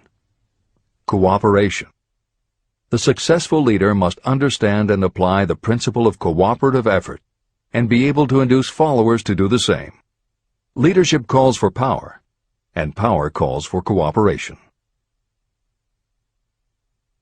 There are two forms of leadership. The first, and by far the most effective, is leadership by consent of and with the sympathy of the followers. The second is leadership by force, without the consent and sympathy of the followers. History is filled with evidences that leadership by force cannot endure. The downfall and disappearance of dictators and kings is significant. It means that people will not follow forced leadership indefinitely. Napoleon, Mussolini, Hitler were examples of leadership by force. Their leadership passed. Editor's comment. The following may also be added to the list: Idi Amin, Francisco Franco, Saddam Hussein, Ferdinand Marcos, Slobodan Milosevic, Juan Perón, General Augusto Pinochet, Pol Pot, General Suharto, the Taliban leaders in Afghanistan, Marshal Josip Broz Tito, Joseph Stalin, and subsequent leaders of the Soviet Union, East Germany, and the other countries in the Communist bloc. This is the end of the editor's comment. Those that remain see their power eroding and slipping away. Leadership by consent of the followers is the only leadership that can endure. People may follow forced leadership temporarily, but they will not do so willingly. Successful leaders will embrace the 11 factors of leadership described in this chapter, as well as some other factors. Those who make these attributes the basis of their leadership will find abundant opportunity to lead in any walk of life. The 10 major causes of failure in leadership. The following are the major faults of leaders who fail. It is just as essential for you to know what not to do as it is to know what to do. 1. Inability to organize details. Efficient leadership calls for the ability to organize and master details. No genuine leader is ever too busy to do anything that may be required in the capacity as leader. Whether a leader or follower, when you admit that you are too busy to change your plans or to give attention to any emergency, you are admitting your inefficiency. The successful leader must be the master of all details connected with the position. That means, of course, that you must acquire the habit of relegating details to capable lieutenants. 2. Unwillingness to render humble service. Truly great leaders are willing, when occasion demands, to perform any sort of labor that they would ask another to perform. The greatest among ye shall be the servant of all is a truth that all able leaders observe and respect. 3. Expectation of pay for what they know, instead of what they do with what they know. The world does not pay you for what you know, it pays you for what you do, or what you induce others to do. 4. Fear of competition from followers. Leaders who fear that one of their followers may take their position are practically sure to realize that fear sooner or later. Able leaders train understudies to whom they may delegate any of the details of their position. Only in this way can leaders multiply themselves and be at many places and give attention to many things at one time. It is an eternal truth that leaders receive more pay for their ability to get others to perform than they could possibly earn by their own efforts. An efficient leader may, through knowledge of the job and a magnetic personality, greatly increase the efficiency of others and get them to render more service and better service than they could render without the leader's guidance. 5. Lack of imagination. Without imagination, the leader is incapable of meeting emergencies or of creating plans by which to guide followers efficiently. 6. Selfishness. Leaders who claim all the honor for the work of their followers are sure to be met by resentment. The really great leader claims none of the honors.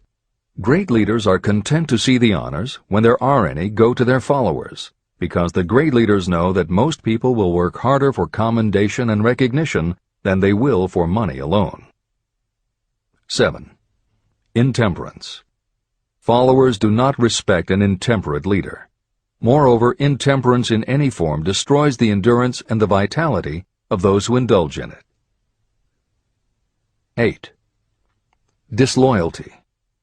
Perhaps this should have come at the head of the list. Leaders who are not loyal to their duty, and to those both above and below them, cannot maintain their leadership for long. Disloyalty marks you as being less than the dust of the earth, and it will bring the contempt it deserves. Lack of loyalty is one of the major causes of failure in every walk of life. 9. Emphasis of the authority of leadership. The efficient leader leads by encouraging, and not by trying to instill fear in the hearts of those who follow. Leaders who try to impress their followers with their authority come within the category of leadership through force. If you are a real leader, you will have no need to advertise that fact. It is apparent in your conduct, by your sympathy, understanding, fairness, and a demonstration that you know your job. 10. Emphasis of title. Competent leaders require no title to give them the respect of their followers. Leaders who make too much of their titles generally have little else to emphasize. The doors to the office of the real leader are open to all and free from formality or ostentation. These are among the most common causes of failure in leadership. Any one of these faults is sufficient to cause failure. Study the list carefully if you aspire to leadership, and make sure that you are free of these faults. Editor's comment. Warren Bennis, a professor who teaches management and organization, said, "A manager is someone who does things right. A leader is someone who does the right thing." Admiral Grace Hopper was the ranking female Navy officer when she was interviewed for 60 Minutes. She said, "You manage things. You lead people." This is the end of the editor's comment.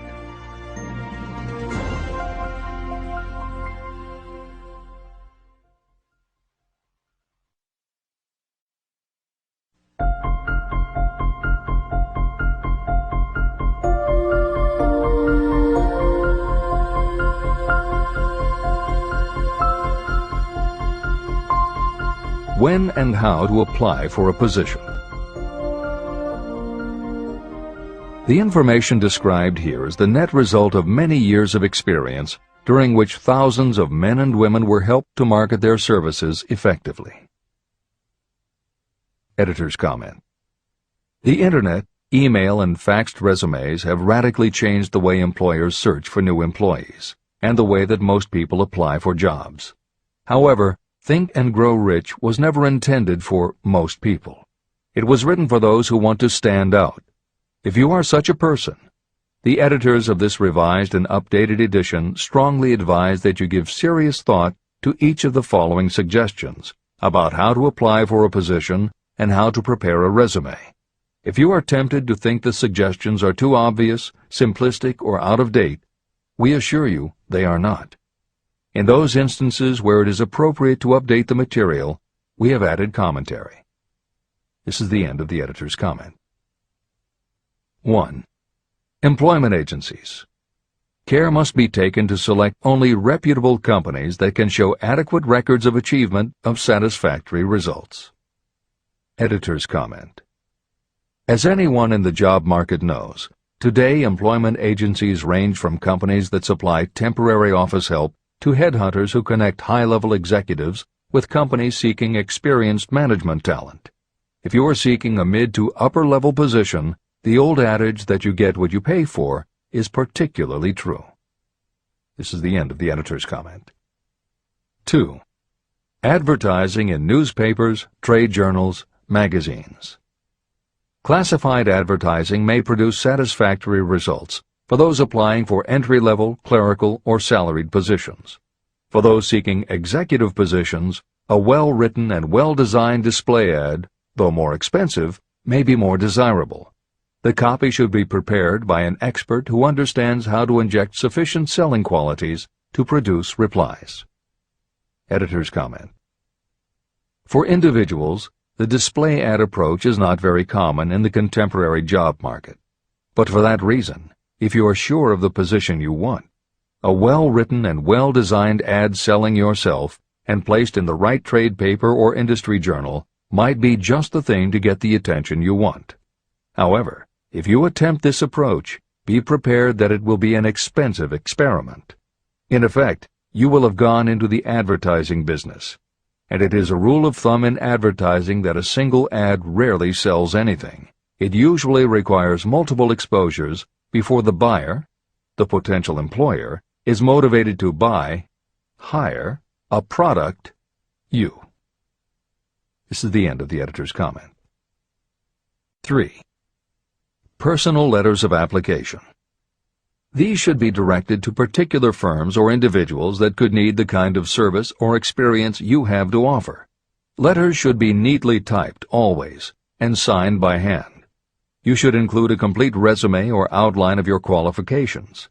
Both the letter of application and the resume should be prepared by an expert. Editor's comment. In the contemporary job market, sending a letter of application when no job has been advertised can, in fact, be a very successful approach. But this is only for those who truly know what they want and will take the time to prepare a convincing presentation. Managers in a position to hire always have an eye out for good prospective employees.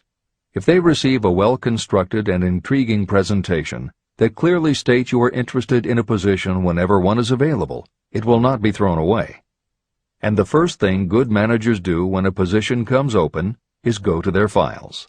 When that happens, if your presentation made a good and convincing impression, it will be there. The only question is, are you willing to make yourself available when they are ready for you? If you are just blanketing everyone with a stock letter in hopes of getting a job, it very likely won't work. This approach is not for someone looking for a job. This approach is only for those who really want a specific career. This is the end of the editor's comment. 4. Application in person.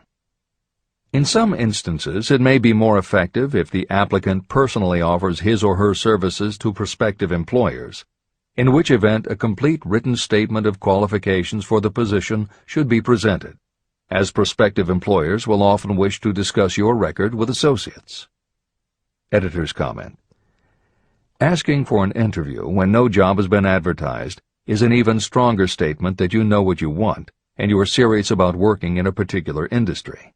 If you pursue this approach, keep in mind that you are asking someone to give you their time. Some managers will not be receptive because it does not fit into their company's business practice, and some managers will just find it an annoyance. This approach will work for you only if you are confident that you can make an outstanding impression in person. If you make a strong, positive impression, it will be remembered when an opening is available. This is the end of the editor's comment. 5. Application through personal acquaintances. When possible, the applicant should approach prospective employers through some mutual acquaintance. This method is particularly advantageous in the case of those who seek executive connections and do not wish to appear to be peddling themselves. Information to be supplied in a written resume.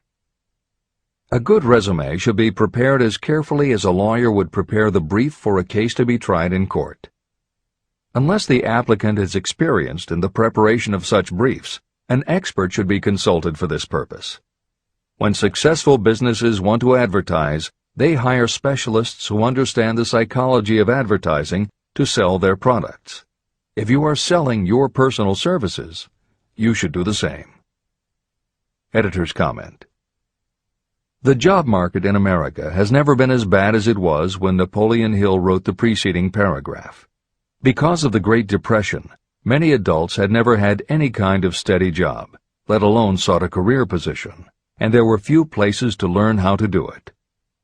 Since that time, many excellent books have been published on the subject, and companies that offer professional help in preparing resumes have become very common. However, neither books nor copywriters are magic. It all begins with what you have to offer. The editors of this edition suggest that you start to assemble your presentation using the guidelines that appear below. Once you have a first draft, you should review at least one of the books on the subject to see what suggestions are offered that might help you sell yourself better than you have already done. Then, depending how satisfied you are, you might also want to seek advice from a professional who specializes in such presentations. We offer 2 notes of caution. First, make sure that your presentation does not look like something turned out by a resume mill. Having received many resumes over the years, the editors warn you that some professionals use the same stock phrases, buzzwords, and formats for every client, and this can be a dead giveaway that someone else prepared your resume, or that you have simply copied from a book. Your intention should be to make yours stand out. The second word of caution is, don't go overboard in trying to stand out. There is a balance between catching an employer's attention and looking like you are trying too hard. For instance, if you are a New York marketing executive applying to a Los Angeles company, sending your application with a bag of fresh bagels by next morning FedEx would probably make a good impression, whereas sending a dartboard with your picture in the center might be viewed as just a little too cute and a little too much. Clever is good, but professional is a must.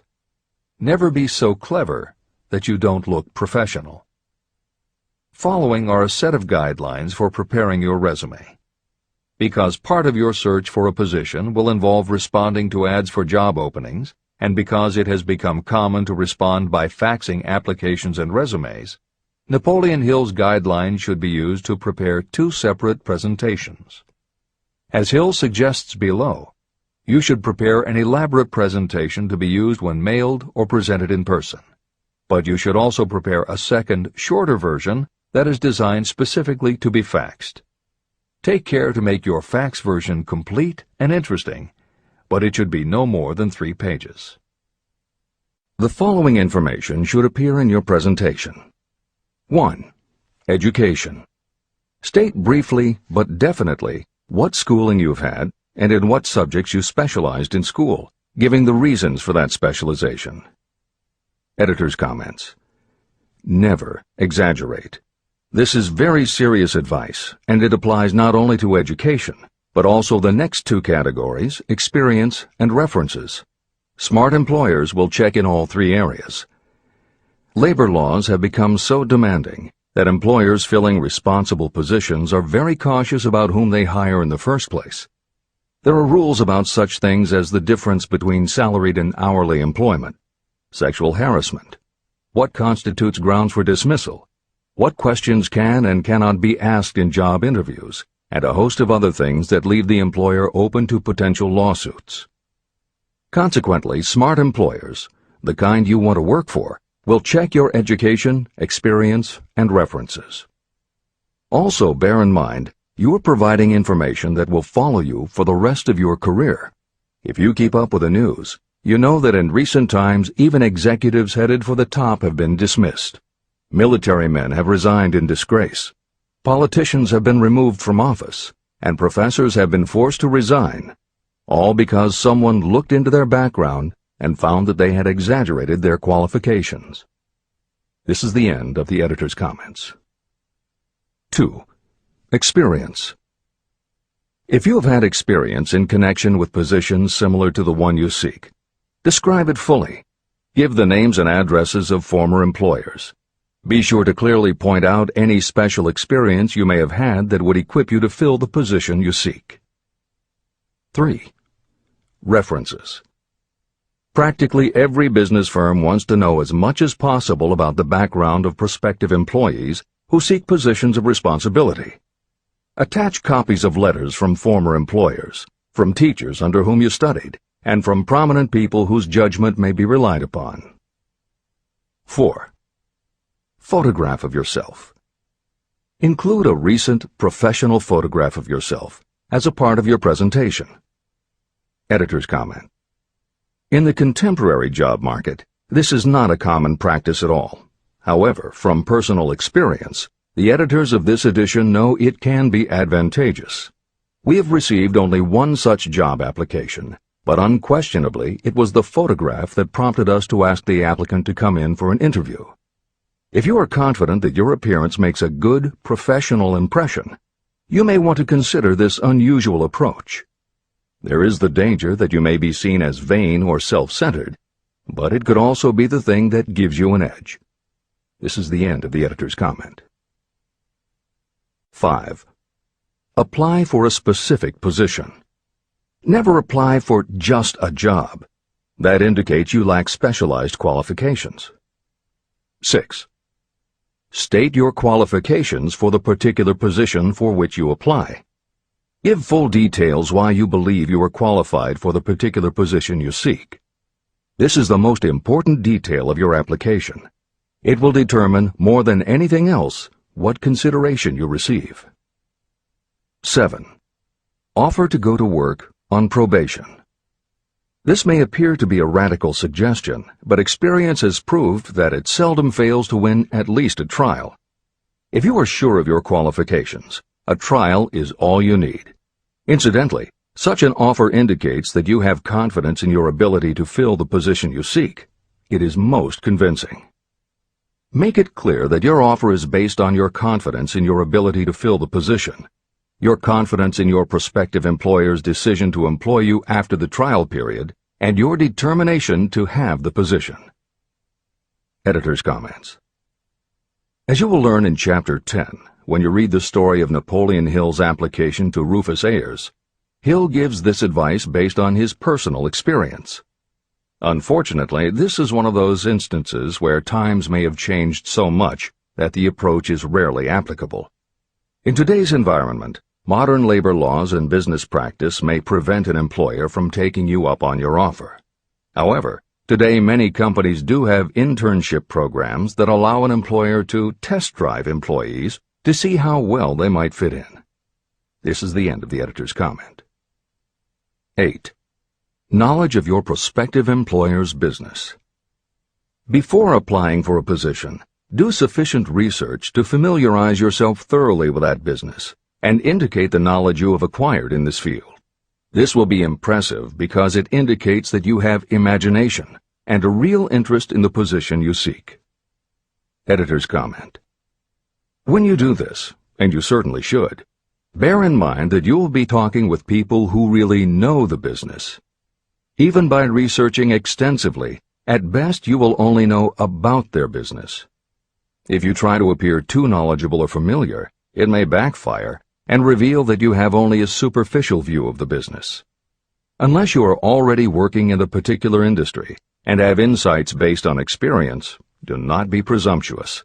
Use your knowledge to indicate that you have taken the time to educate yourself and that you really are interested, but don't try to tell a prospective employer how you would run the business. This is the end of the editor's comment. Remember that it is not the lawyer who knows the most law, but the one who best prepares his case who wins. If your case is properly prepared and presented, your victory will have been more than half won at the outset. Do not be afraid of making your presentation too long. Employers are just as much interested in purchasing the services of well-qualified applicants as you are in securing employment. In fact, the success of most successful employers is due to their ability to select well-qualified lieutenants. They want all the information available. Editor's comment. As noted above, when faxing a resume, it should be no more than 3 pages and should state that you will be pleased to provide a more detailed resume if required. This is the end of the editor's comment. Remember another thing. Neatness in the preparation of your resume and application will indicate that you are a painstaking person. Successful salespeople groom themselves with care. They understand that first impressions are lasting. Your presentation is your sales rep. Give it a good suit of clothes, so it will stand out in bold contrast to anything else your prospective employer ever saw. If the position you seek is worth having, it is worth going after with care. More important, if you sell yourself in a manner that shows off your individuality, you probably will receive more money from the very start than you would if you applied for employment in the usual conventional way. When your resume package has been completed, you should prepare individual and personalized copies for each company or person to whom it will be presented. This personal touch is sure to command attention. Have it neatly typed, proofread, printed, and properly bound on the finest paper you can obtain. Your photograph should be mounted and included on one of the pages. Prepare a separate binding with the proper company name inserted, if it is to be shown to more than one company. If you seek employment through an employment agency, have the agent use copies of your presentation in marketing your services. This will help to gain preference for you, both with the agent and the prospective employers. I've helped to prepare presentations for clients that were so striking and out of the ordinary that they resulted in the employment of the applicant without a personal interview. If you want similar results, follow the instructions to the letter, improving upon them however your imagination suggests. Editor's comments. Today, every office supply store offers a wide variety of paper stock, folders, binders, and presentation materials that can be put together in a way that is both unique and professional looking. With all of those possibilities available, if you simply present standard sheets of paper stapled in the corner, the response will very likely be standard too. If you apply a little creativity, you should have no trouble preparing a presentation that is tailored to the company to which you are applying, appropriate for the position you seek, and reflective of your personality and style. This is the end of the editor's comments. How to get the exact position you desire. Everyone enjoys doing the kind of work for which he or she is best suited. An artist loves to work with paints, a craftsman with his or her hands, a writer loves to write.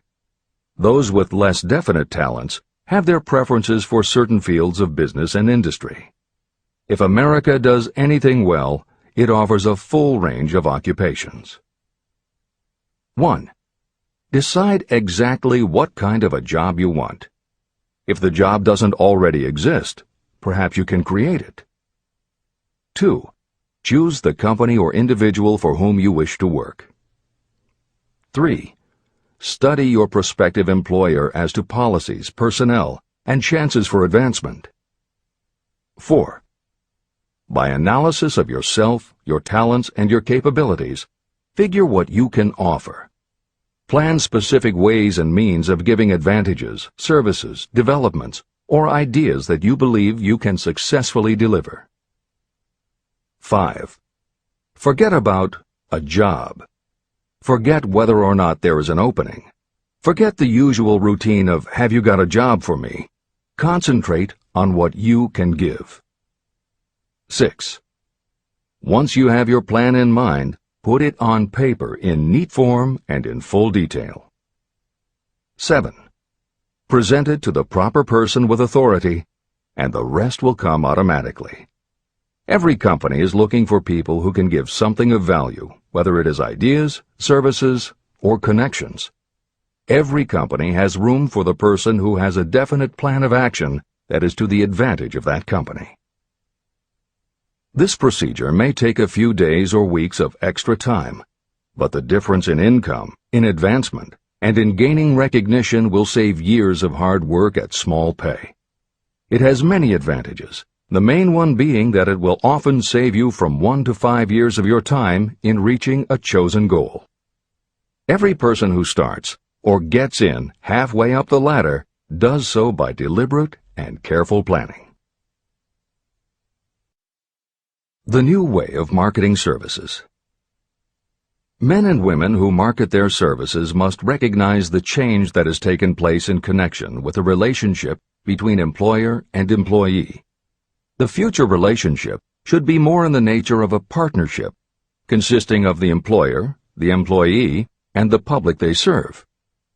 In the past, employers and employees have bartered among themselves, not considering that in reality they were bargaining at the expense of the third party, the public they served. Both the employer and the employee should consider themselves as fellow employees whose business it will be to serve the public efficiently. Editor's comment. In the preceding paragraph, Napoleon Hill once again demonstrates his foresight into the future direction of American business. As you will recognize in the following section, the point he makes by citing the coal and gas companies would at a later time be equally applicable to the telephone monopolies, and later still to computer software and internet companies, and to cable television suppliers when competitors started to offer satellite TV. This snapshot of how and why business has changed should provide you with a blueprint for the attitude you must adopt and the way you must conduct yourself if you are going to attain the success you're seeking. This is the end of the editor's comment. During the Depression, I spent several months in the anthracite coal region of Pennsylvania, studying conditions that all but destroyed the coal industry. The coal operators and the unions drove hard bargains in negotiating their labor contracts. The cost of the bargaining was passed on to the customer by adding to the price of the coal. However, in the end, they discovered their actions had worked against them. What their delays and high prices had actually accomplished was to open the market to their competitors. Inadvertently, they had built up a wonderful business for the manufacturers of oil-burning stoves and furnaces, as well as for the producers of oil. A similar experience happened to the gas companies. We can all remember the time when the gas meter reader pounded on the door hard enough to break the panels. When the door was opened, he pushed his way in uninvited with a scowl on his face that plainly said, "What the hell did you keep me waiting for?" All that has undergone a change. The meter man now conducts himself as a gentleman who is delighted to be at your service, sir.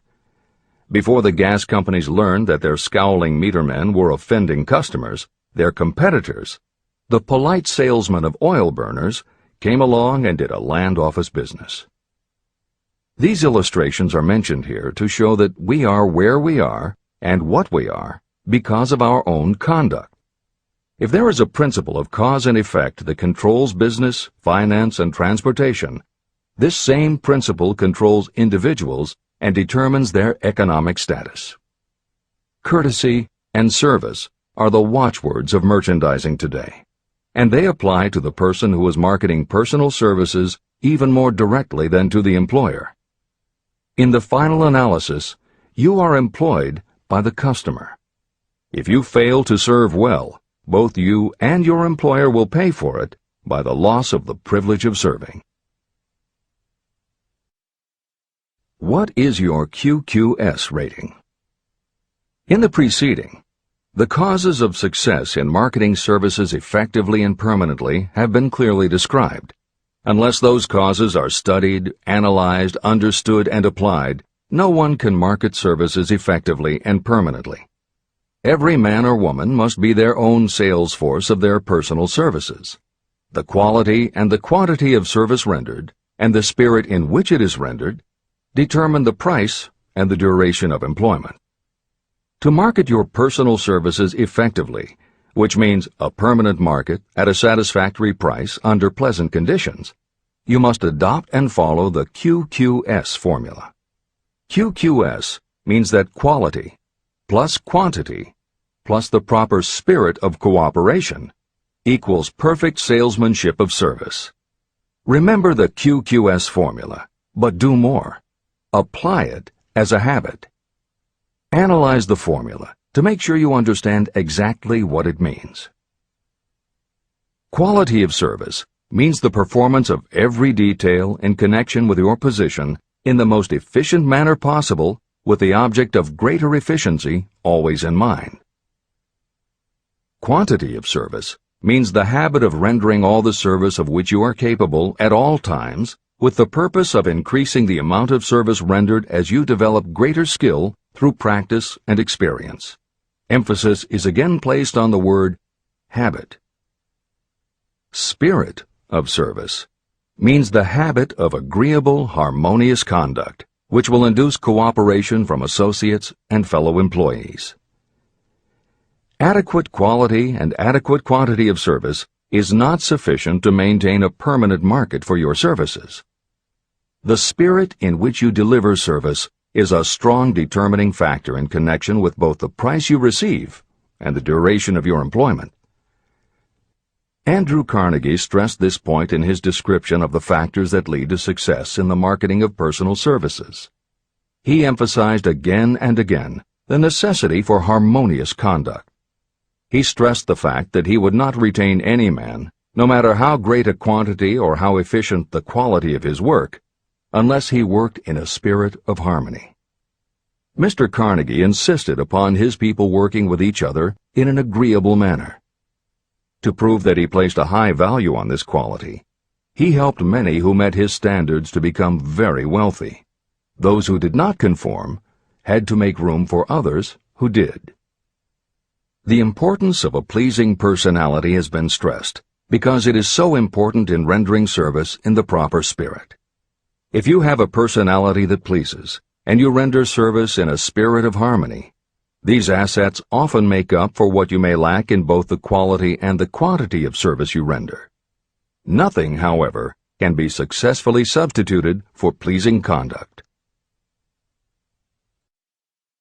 The capital value of your services.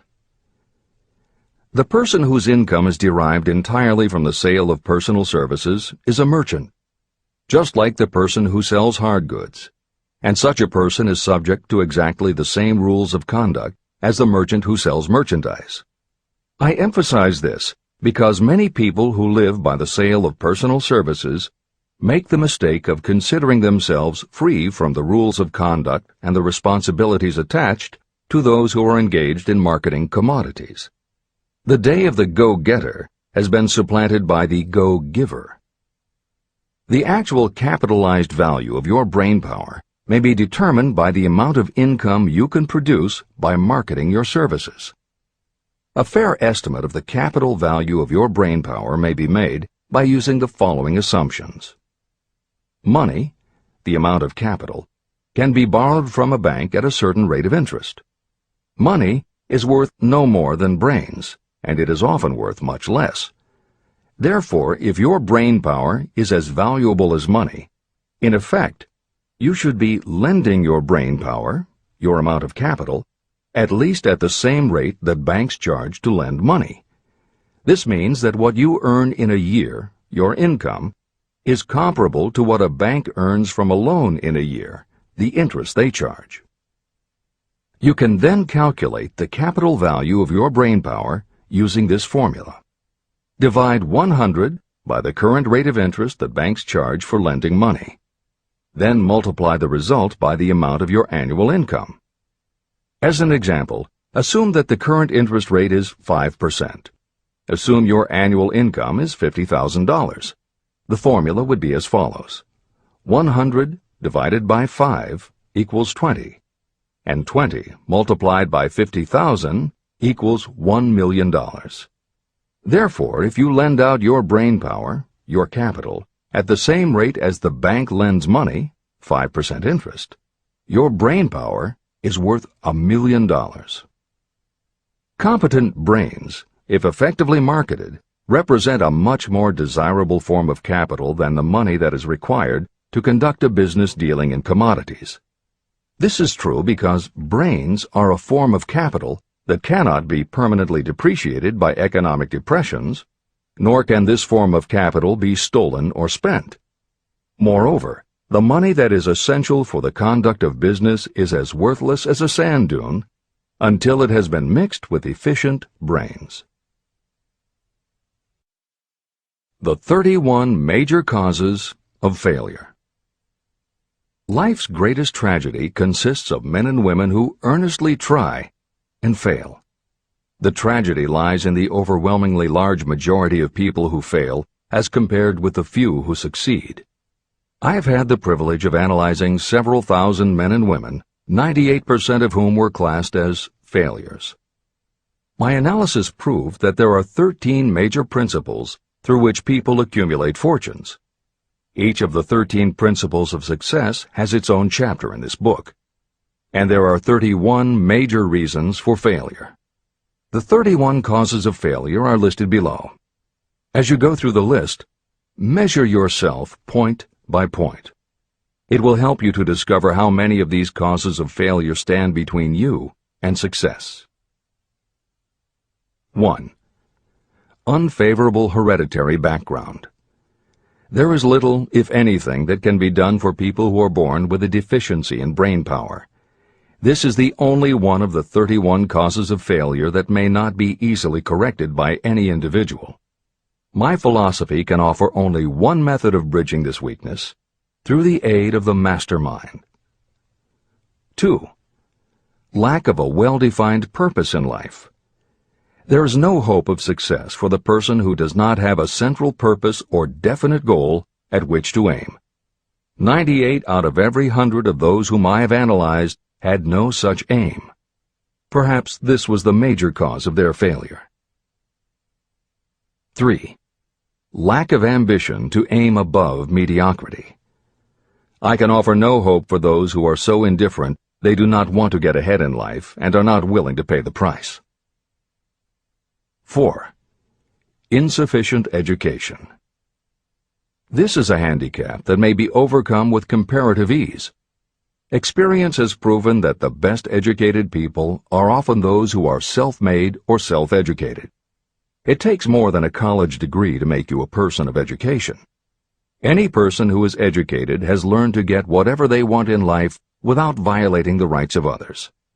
Education consists not so much of knowledge, but of knowledge effectively and persistently applied. You are paid not merely for what you know, but for what you do with what you know. 5. Lack of self-discipline. Discipline comes through self-control. This means that you must control all negative qualities. Before you can control conditions, you must first control yourself. Self-mastery is the hardest job you will ever tackle. If you do not conquer yourself, you will be conquered by yourself. By stepping in front of a mirror, you may see both your best friend and your greatest enemy. 6. Ill health. No person may enjoy outstanding success without good health. Many of the causes of ill health are subject to mastery and control. These, in the main, are overeating of foods not conducive to health, wrong habits of thought or negative thinking, wrong use of and overindulgence in sex, lack of proper physical exercise, an inadequate supply of fresh air due to improper breathing. 7. Unfavorable environmental influences during childhood. As the twig is bent, so shall the tree grow. Most people who have criminal tendencies acquire them as the result of bad environment and improper associates during their childhood or youth. Procrastination. This is one of the most common causes of failure. Procrastination stands within the shadow of every human being, waiting its opportunity to spoil your chances of success. Most of us go through life as failures because we are waiting for the time to be right to start doing something worthwhile. Do not wait. The time will never be just right. Start where you stand. Work with whatever tools you have at your command, and you will acquire better tools as you go along. 9. Lack of persistence. Most of us are good starters, but poor finishers of everything we begin. People are prone to give up at the first signs of defeat. There is no substitute for persistence. The person who makes persistence his or her watchword discovers that failure finally becomes tired and makes its departure. Failure cannot cope with persistence. 10. Negative personality. There is no hope of success for the person who repels people through a negative personality. Success comes through the application of power, and power is attained through the cooperative efforts of other people. A negative personality will not induce cooperation. 11. Lack of control of sexual urges. Sexual energy is the most powerful of all the stimuli that move people into action. Because it is the most powerful of the emotions, if it is controlled, it can be converted into other creative channels. 12. Uncontrolled desire for something for nothing. The gambling instinct drives millions of people to failure. Evidence of this may be found in the Wall Street stock market crash of 1929, during which millions of people tried to make money by gambling on stock margins. Editor's comments. For those who are not familiar with the stock market and buying on margin, the following is a simplified explanation of what caused the crash of '29. The first thing to understand is that prior to the Great Depression there was widespread optimism about the expanding economy. Businesses were booming, and the people who had invested in those companies were making fortunes almost overnight. When the average person saw how much money was being made, they wanted to get in on it, and there was a way for them to do it.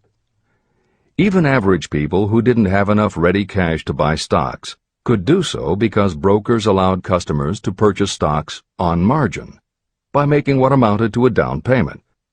However, part of the purchase agreement stated that when the brokers called in the margin accounts, which they could do at any time, the customers would have to come up with the rest of the cash immediately to pay the balance owing on the original purchase price. That is why Hill used the term gambling when he referred to the stock market. These average people weren't investing in companies. They were betting on the future rise in value. The idea, in the average person's mind, was that they would only have to scrape together enough to pay the margin, which was a small percentage of the full cost. Then when the price of the stock went up, they would sell, which would give them more than enough money to pay the broker the balance owing on the purchase price, and they could pocket the difference. This worked fine as long as stock prices continued to rise, but when the stock market crashed, the stockbrokers called in the margins, and the people who had bought at prices they really couldn't afford suddenly found that they had to come up with the cash. And that was why so many average people got wiped out in the crash of '29. They gambled money they didn't have by buying on margin. This is the end of the editor's comments. 13. Lack of a well-defined power of decision. Those who succeed reach decisions promptly and change them very slowly. Those who fail reach decisions very slowly and change them frequently and quickly. Indecision and procrastination are twins. Where one is found, the other is also usually found. Kill off this pair before they completely tie you to the treadmill of failure. 14.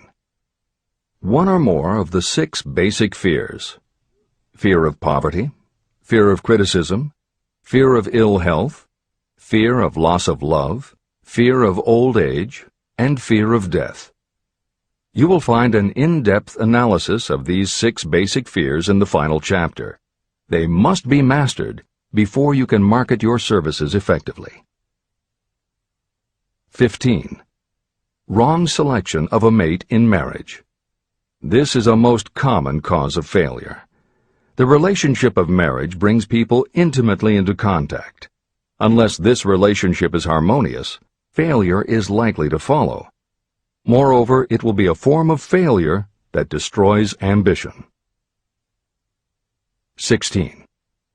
Overcaution. The person who takes no chances generally has to take whatever is left when others are through choosing. Overcaution is as bad as undercaution. Both are extremes to be guarded against. Life itself is filled with the element of chance.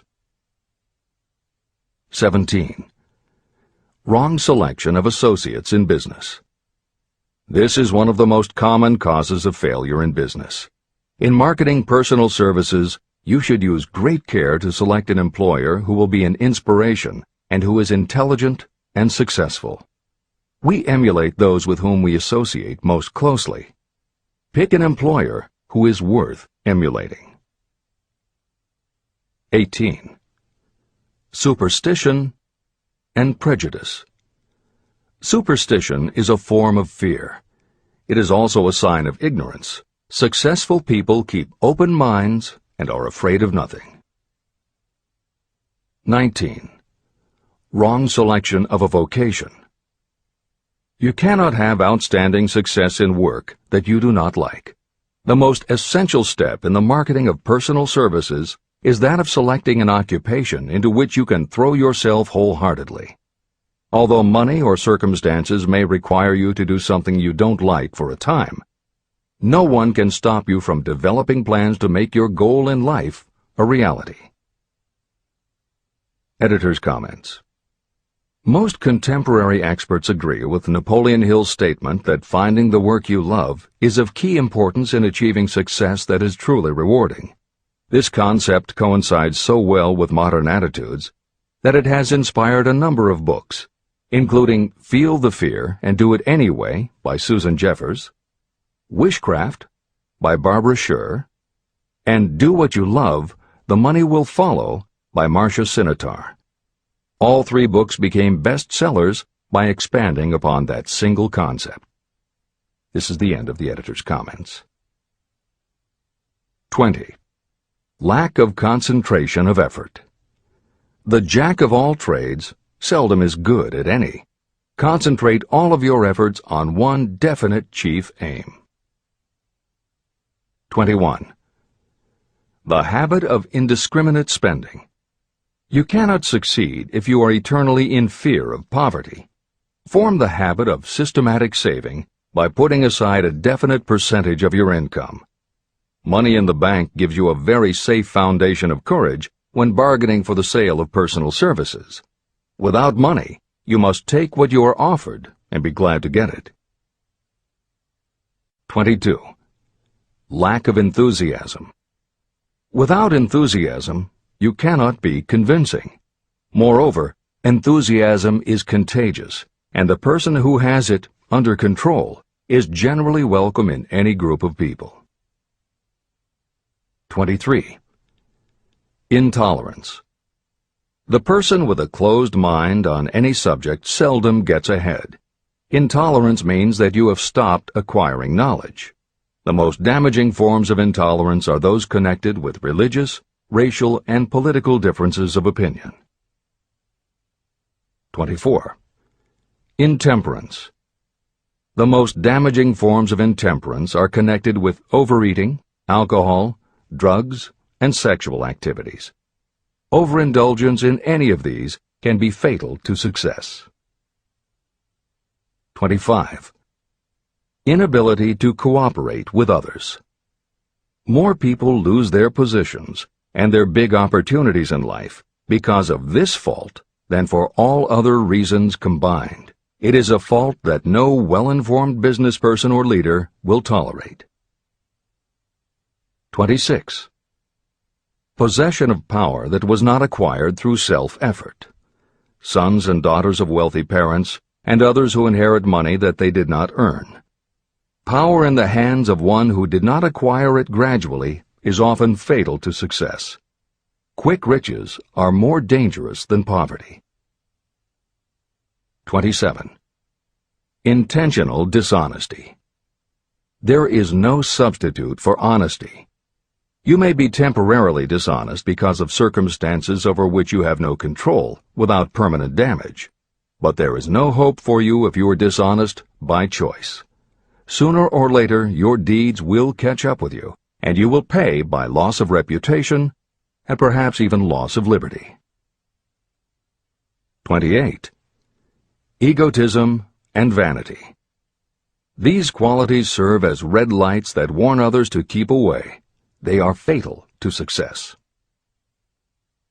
29. Guessing instead of thinking. Most people are too indifferent or lazy to acquire facts with which to think accurately. They prefer to act on opinions created by guesswork or snap judgments. 30. Lack of capital. This is a common cause of failure among those who start out in business for the first time. You must have a sufficient reserve of capital to absorb the shock of your mistakes and to carry you over until you have established a reputation. 31. Here, name any particular cause of failure from which you have suffered that has not been included in the foregoing list. Contained in these 31 major causes of failure is the description of practically every person who tries and fails. It will be helpful if you get someone who knows you well to go over this list with you and help you to analyze yourself by each of these causes of failure. Most people cannot see themselves as others see them. You may be one who cannot. Do you know your own worth? The oldest of admonitions is, know thyself. If you market merchandise successfully, you must know the merchandise. The same is true in marketing personal services. You should know all of your weaknesses in order to bridge them or eliminate them entirely. You should know your strengths in order to call attention to them when selling your services. You can know yourself only through accurate analysis. There's a story about a young man applying for a job who was making a good impression until the manager asked him what salary he expected. He replied that he had no fixed sum in mind, lack of a definite aim. The manager then said, "We will pay you all you are worth after we try you out for a week." "I can't accept that," the applicant replied. "I'm already getting more than that where I'm now employed." It may seem funny, but it makes a serious point. Before you even begin to negotiate for a better salary in your present position or begin to seek employment elsewhere, be sure that you are worth more than you now receive. It is one thing to want money. Everyone wants more. But it is something entirely different to be worth more. Many people mistake their wants for their just dues. Your financial wants have nothing whatever to do with your worth. Your value is established entirely by your ability to render useful service or your capacity to induce others to render such service. Take inventory of yourself. Annual self-analysis is essential in the effective marketing of personal services, just like you would take an annual inventory if you were in merchandising. Moreover, your yearly analysis should show a decrease in your faults and an increase in your virtues. You go ahead, stand still, or go backward in life. Your objective should be to go ahead. Annual self-analysis will disclose whether advancement has been made and, if so, how much. It will also disclose any backward steps you may have taken. The effective marketing of personal services requires you to move forward even if the progress is slow. Your annual self-analysis should be made at the end of each year, so you can include in your New Year's resolutions any improvements that the analysis indicates should be made. Take this inventory by asking yourself the following questions, and by checking your answers with the aid of someone who will not permit you to deceive yourself. Self-analysis questionnaire. 1. Have I attained the goal that I established as my objective for this year? You should work with a definite yearly objective to be attained as a part of your major life objective. 2. Have I delivered service of the best possible quality of which I was capable, or could I have improved any part of this service? 3. Have I delivered service in the greatest possible quantity of which I was capable? 4. Has the spirit of my conduct been harmonious and cooperative at all times? 5.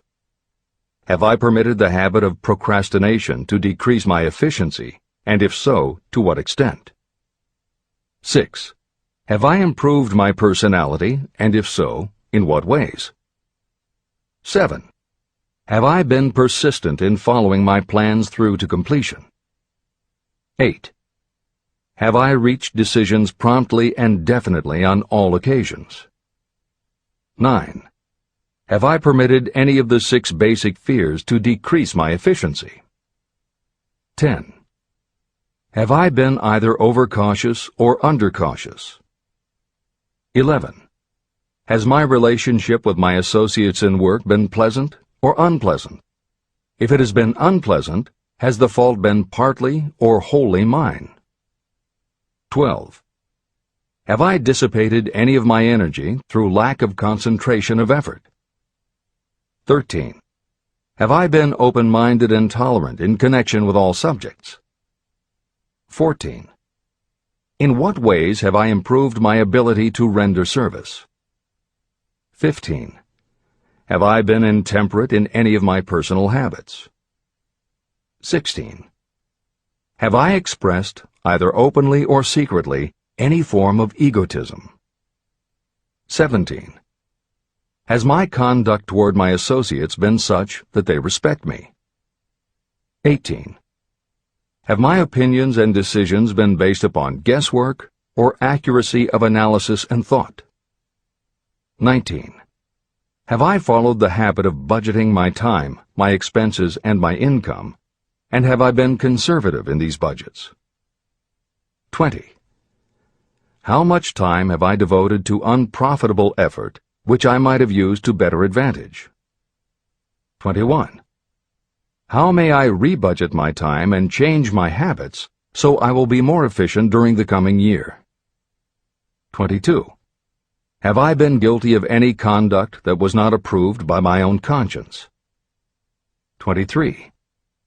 In what ways have I rendered more service and better service than I was paid to render? 24. Have I been unfair to anyone, and if so, in what way? 25.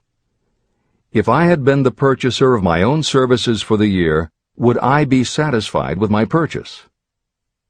26. Am I in the right vocation, and if not, why not? 27. Has the purchaser of my services been satisfied with the service I have rendered, and if not, why not? 28. What is my present rating on the fundamental principles of success? Make this rating fairly and frankly, and have it checked by someone who is courageous enough to do it accurately. After you have finished reading through to the end of this book at least once, and you are sure you have assimilated the information in this chapter, you will be ready to create a practical plan for marketing your personal services. In this chapter, you should have found adequate descriptions of every principle essential in planning the sale of personal services. These include the major attributes of leadership, the most common causes of failure in leadership, a description of the fields of opportunity for leadership, the main causes of failure in all walks of life, and the important questions that should be used in self-analysis. This extensive and detailed presentation has been included because it will be needed by you if you are going to earn your riches by marketing your personal services. Those who have lost their fortunes, and those who are just beginning to earn money, have nothing but personal services to offer in return for riches. Therefore, it is essential that you have real, practical information that you'll need to market your services to best advantage. Complete assimilation and understanding of the information will help you to market your services, and it will help you to become more analytical and capable of judging people. The information will be priceless to you if you work in an executive position where you select employees. Where and how to find opportunities to accumulate riches. Now that we have analyzed the principles by which riches may be accumulated, you naturally ask, where can I find the opportunities to apply these principles? Very well. Let us take inventory and see what the United States of America offers the person seeking riches. To begin with, remember that we live in a country where every law-abiding citizen enjoys freedom of thought and freedom of deed unequaled anywhere in the world. Most of us have never taken inventory of the advantages of this freedom. We have never compared our unlimited freedom with a curtailed freedom in other countries.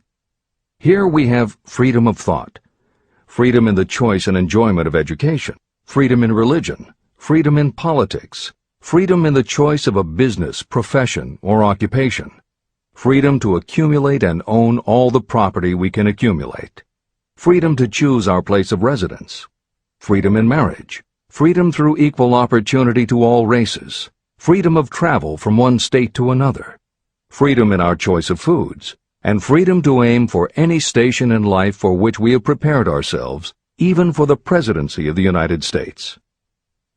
We have other forms of freedom, but this list gives an overview of the most important freedoms that offer you the opportunity to think and grow rich. The United States is the only country guaranteeing to every citizen, whether native-born or naturalized, so broad and varied a list of freedoms. Next, let us recount some of the blessings that our widespread freedom has placed within our hands. Take the average American family of average income and sum up the benefits available to every member of the family in this land of opportunity and plenty. Food. Next to freedom of thought and deed comes food, clothing, and shelter, the three basic necessities of life. Because of our universal freedom, the average American family has available at its door the choicest selection of food to be found anywhere in the world, and at prices within its financial range. Shelter. This family lives in a comfortable apartment or house, complete with light, heat, water, and many conveniences. The toast they had for breakfast was toasted in an electric toaster, which cost but a few dollars. The apartment is cleaned with a vacuum cleaner that is run by electricity. Hot and cold water is available at all times in the kitchen and the bathroom. The food is kept cool in a refrigerator. Clothes are washed and dried, dishes are cleaned, and numerous labor-saving devices are run on power obtained by putting a plug into a wall socket. The family receives entertainment and information from all over the world 24 hours a day if they want it, by merely flipping a switch on their radio or television or computer. There are other conveniences, but the foregoing list will give a fair idea of some of the concrete evidences of the freedoms that we, of America, enjoy. Clothing. Anywhere in the United States, the family with average clothing requirements can dress very comfortably at a cost that is only a small portion of their earnings. Only the three basic necessities of food, clothing, and shelter have been mentioned. The average American also has other options and advantages that are available in return for reasonable effort. The average American has security of property rights not found in any other country in the world. We can place any surplus money in a bank with the assurance that our government will protect it and make good to us if the bank fails. If an American citizen wants to travel from one state to another, he or she needs no passport and no one's permission. You may go when you please, and you may travel by car, train, bus, airplane, ship, or any other method that you can afford. The miracle that has provided these blessings. We often hear politicians proclaiming the freedom of America when they solicit votes, but they seldom take the time or trouble to analyze the source of this freedom. Having no axe to grind, no grudge to express, and no ulterior motives, I will give you a frank analysis of that mysterious, abstract, greatly misunderstood something that gives to every citizen of America more blessings, more opportunities to accumulate wealth, and more freedom of every nature than may be found in any other country. I have the right to analyze the source and nature of this unseen power because I know, and have known for more than half a century, many of the men who organized that power, and many who are now responsible for its maintenance. The name of this mysterious benefactor of mankind is capital. Capital consists not only of money, but also of highly organized, intelligent groups of individuals who plan ways and means of using money efficiently for the good of the public and profitably to themselves. These groups consist of scientists, educators, chemists, inventors, business analysts, publicists, transportation experts, accountants, lawyers, doctors, and other men and women who have highly specialized knowledge in all fields of industry and business. They pioneer, experiment, and blaze trails in new fields of endeavor. They support colleges, hospitals, schools, build good roads, publish newspapers, pay most of the cost of government, and take care of the many details essential to human progress. Stated briefly, the capitalists are the brains of civilization because they supply the entire fabric of which all education, enlightenment, and human progress consist. Money without brains is always dangerous. Properly used, it is the most important essential of civilization. To give you an idea of how important organized capital is, try to imagine that it is your job to provide and prepare a simple family breakfast, but you have to do it without the aid of capital. To supply the tea, you would have to make a trip to China or India. Unless you are an excellent swimmer, you would become rather tired before making the round trip. Then, too, another problem would confront you. What would you use for money, even if you had the physical endurance to swim the ocean? To supply sugar, you would have to take another swim to the Caribbean islands, or a long walk to the sugar beet section of Utah. But even then you might come back without the sugar, because organized effort and money are necessary to produce sugar, to say nothing of what is required to refine, transport, and deliver it to the breakfast table anywhere in the United States. Eggs you could obtain easily enough from nearby farms, but you might have a very long walk to Florida or California and back before you could serve grapefruit juice. You would have another long walk to Kansas or one of the other wheat-growing states when you went after wheat bread. Dry cereal would have to be omitted from the menu because it would not be available except through the labor of a trained group of workers and suitable machinery, all of which call for capital. After resting, you could take off for another little swim down to South America, where you would pick up a couple of bananas.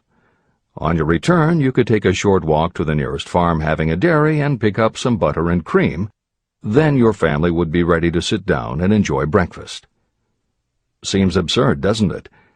Well, the procedure described would be the only possible way these simple items of food could be delivered if we had no capitalistic system.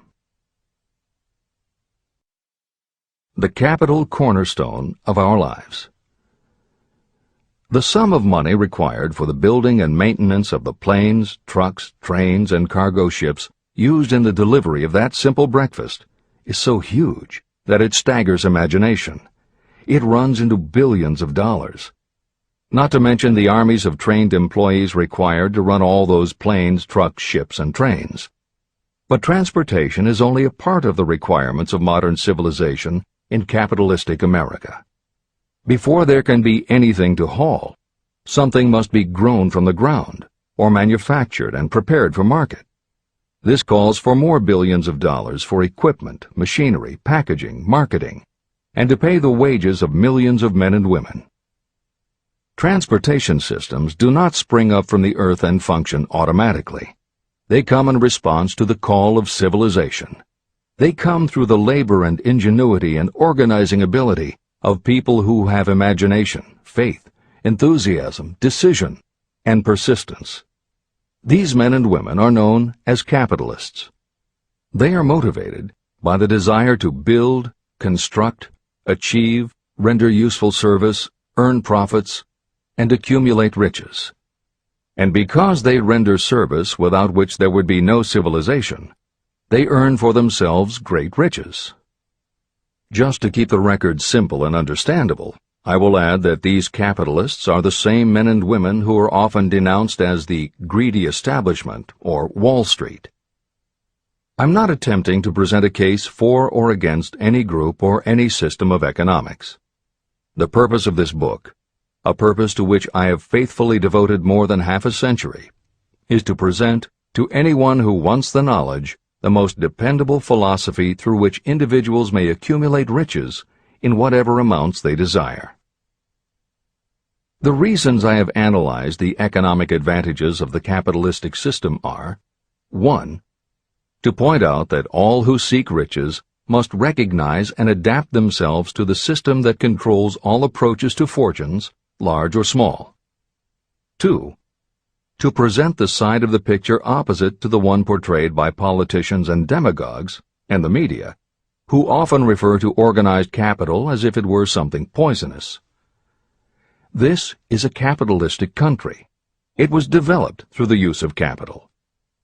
We who claim the right to partake of the blessings of freedom and opportunity, we who seek to accumulate riches here, should know that neither riches nor opportunity would be available to us if organized capital had not provided these benefits. There is only one dependable method of accumulating and legally holding riches, and that is by rendering useful service. No system has ever been created by which anyone can legally acquire riches through mere force of numbers, or without giving in return an equivalent value of one form or another. Your opportunities in the midst of riches. America provides all the freedom and all the opportunity to accumulate riches that any honest person may require. When you go hunting for game, you select hunting grounds where game is plentiful. When you are seeking riches, the same rule naturally applies. If it is riches you are seeking, do not overlook the possibilities of a country whose citizens are so rich that women alone spend billions of dollars each year for cosmetics and other beauty products.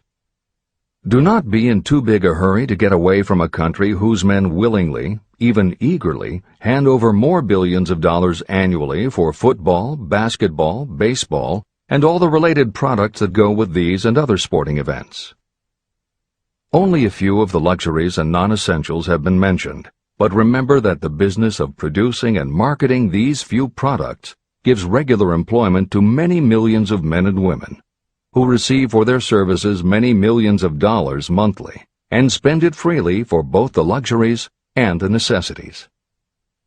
Especially, remember that behind all this exchange of merchandise and personal services is an abundance of opportunity to accumulate riches.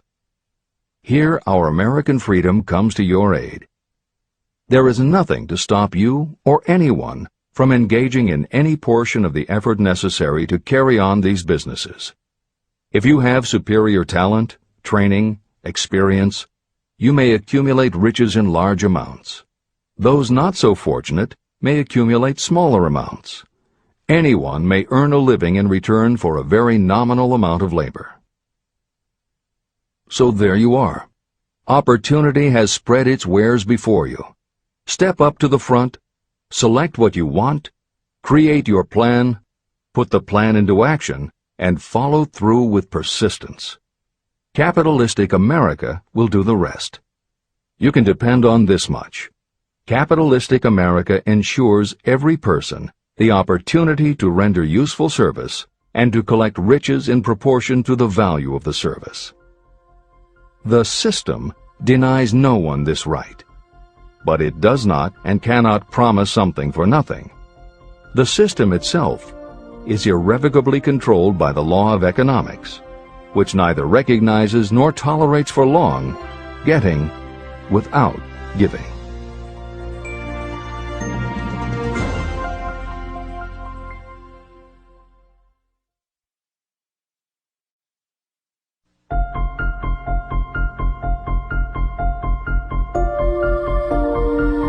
Conceit is a fog that envelops a man's real character beyond his own recognition.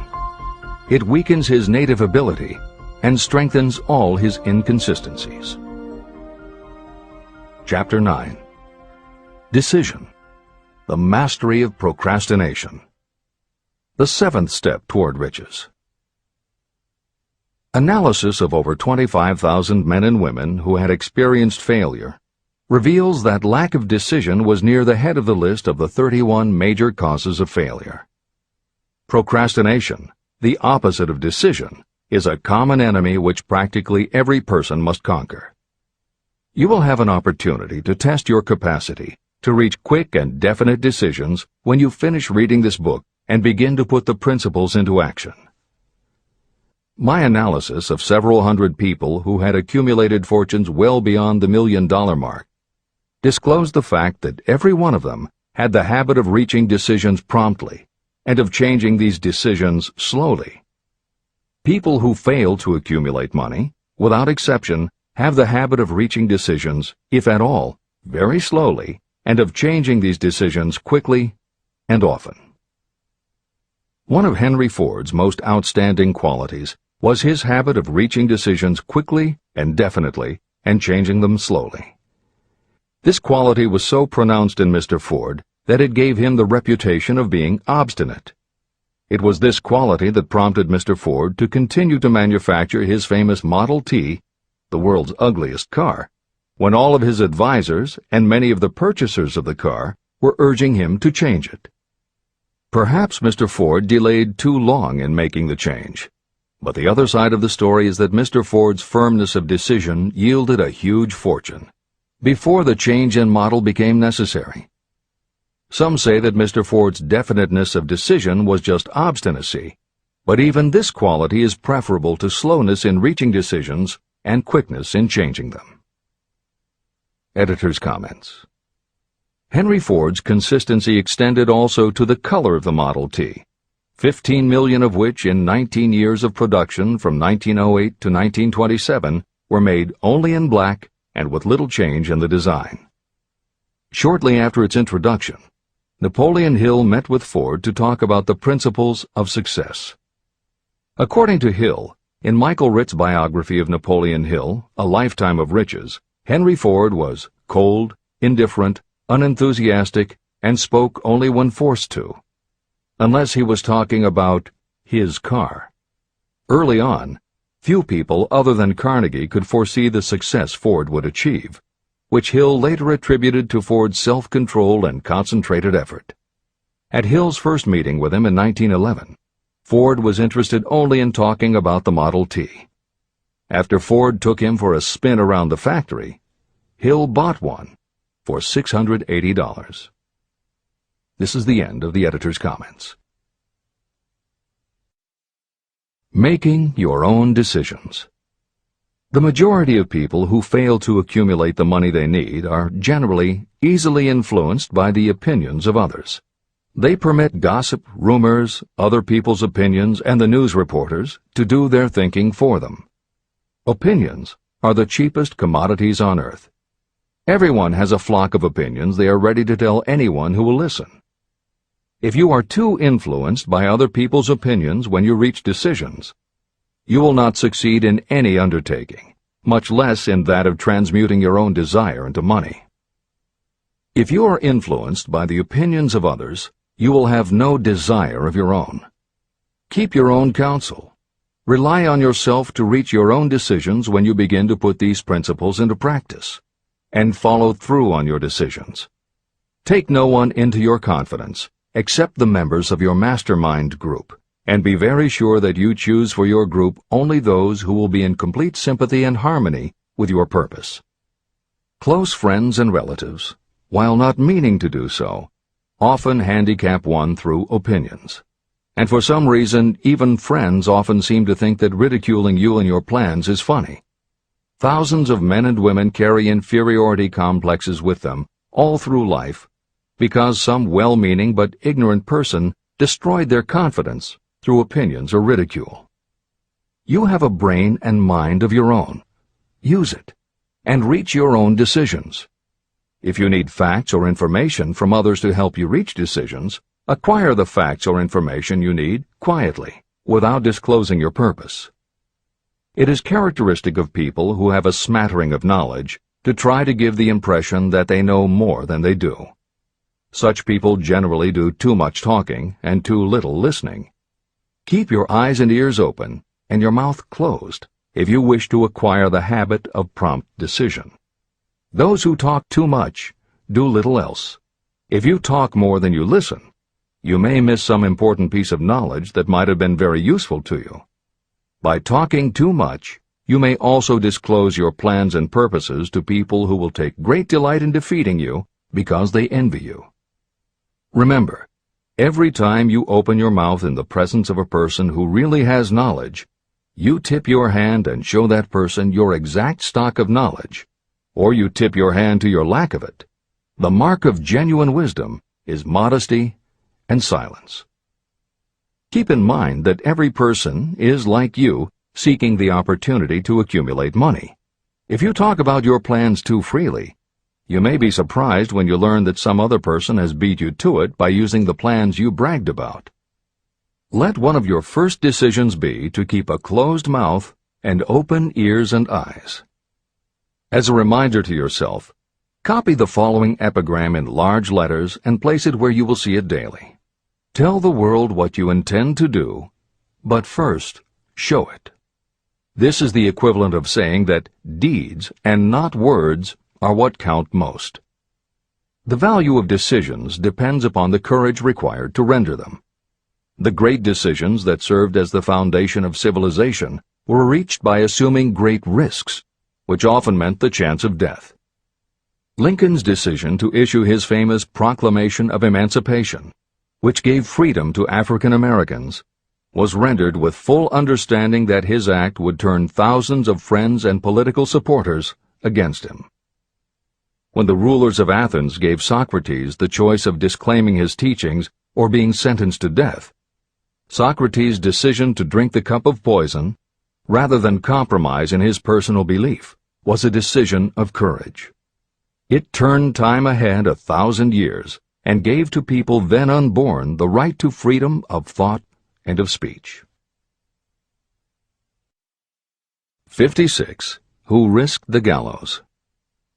The greatest decision of all time, as far as any American citizen is concerned, was reached in Philadelphia on July 4, 1776, when 56 men signed their names to a document that they well knew would bring freedom to all Americans, or leave every one of the 56 hanging from a gallows. You have heard of this famous document, the Declaration of Independence. But have you taken from it the great lesson in personal achievement it so plainly taught? We all remember the date of this momentous decision, but few of us realize what courage that decision required.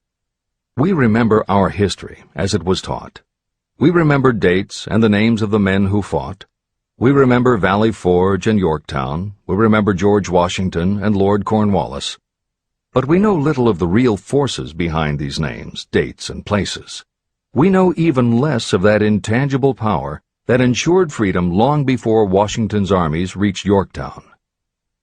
It is nothing short of tragedy that the writers of history have missed entirely even the slightest reference to the irresistible power that gave birth and freedom to the nation destined to set up new standards of independence for all the peoples of the earth. I say it is a tragedy because it is the same power that must be used by every individual who overcomes the difficulties of life and forces life to pay the price asked. Let us briefly review the events that gave birth to this power. The story begins with an incident in Boston on March 5, 1770.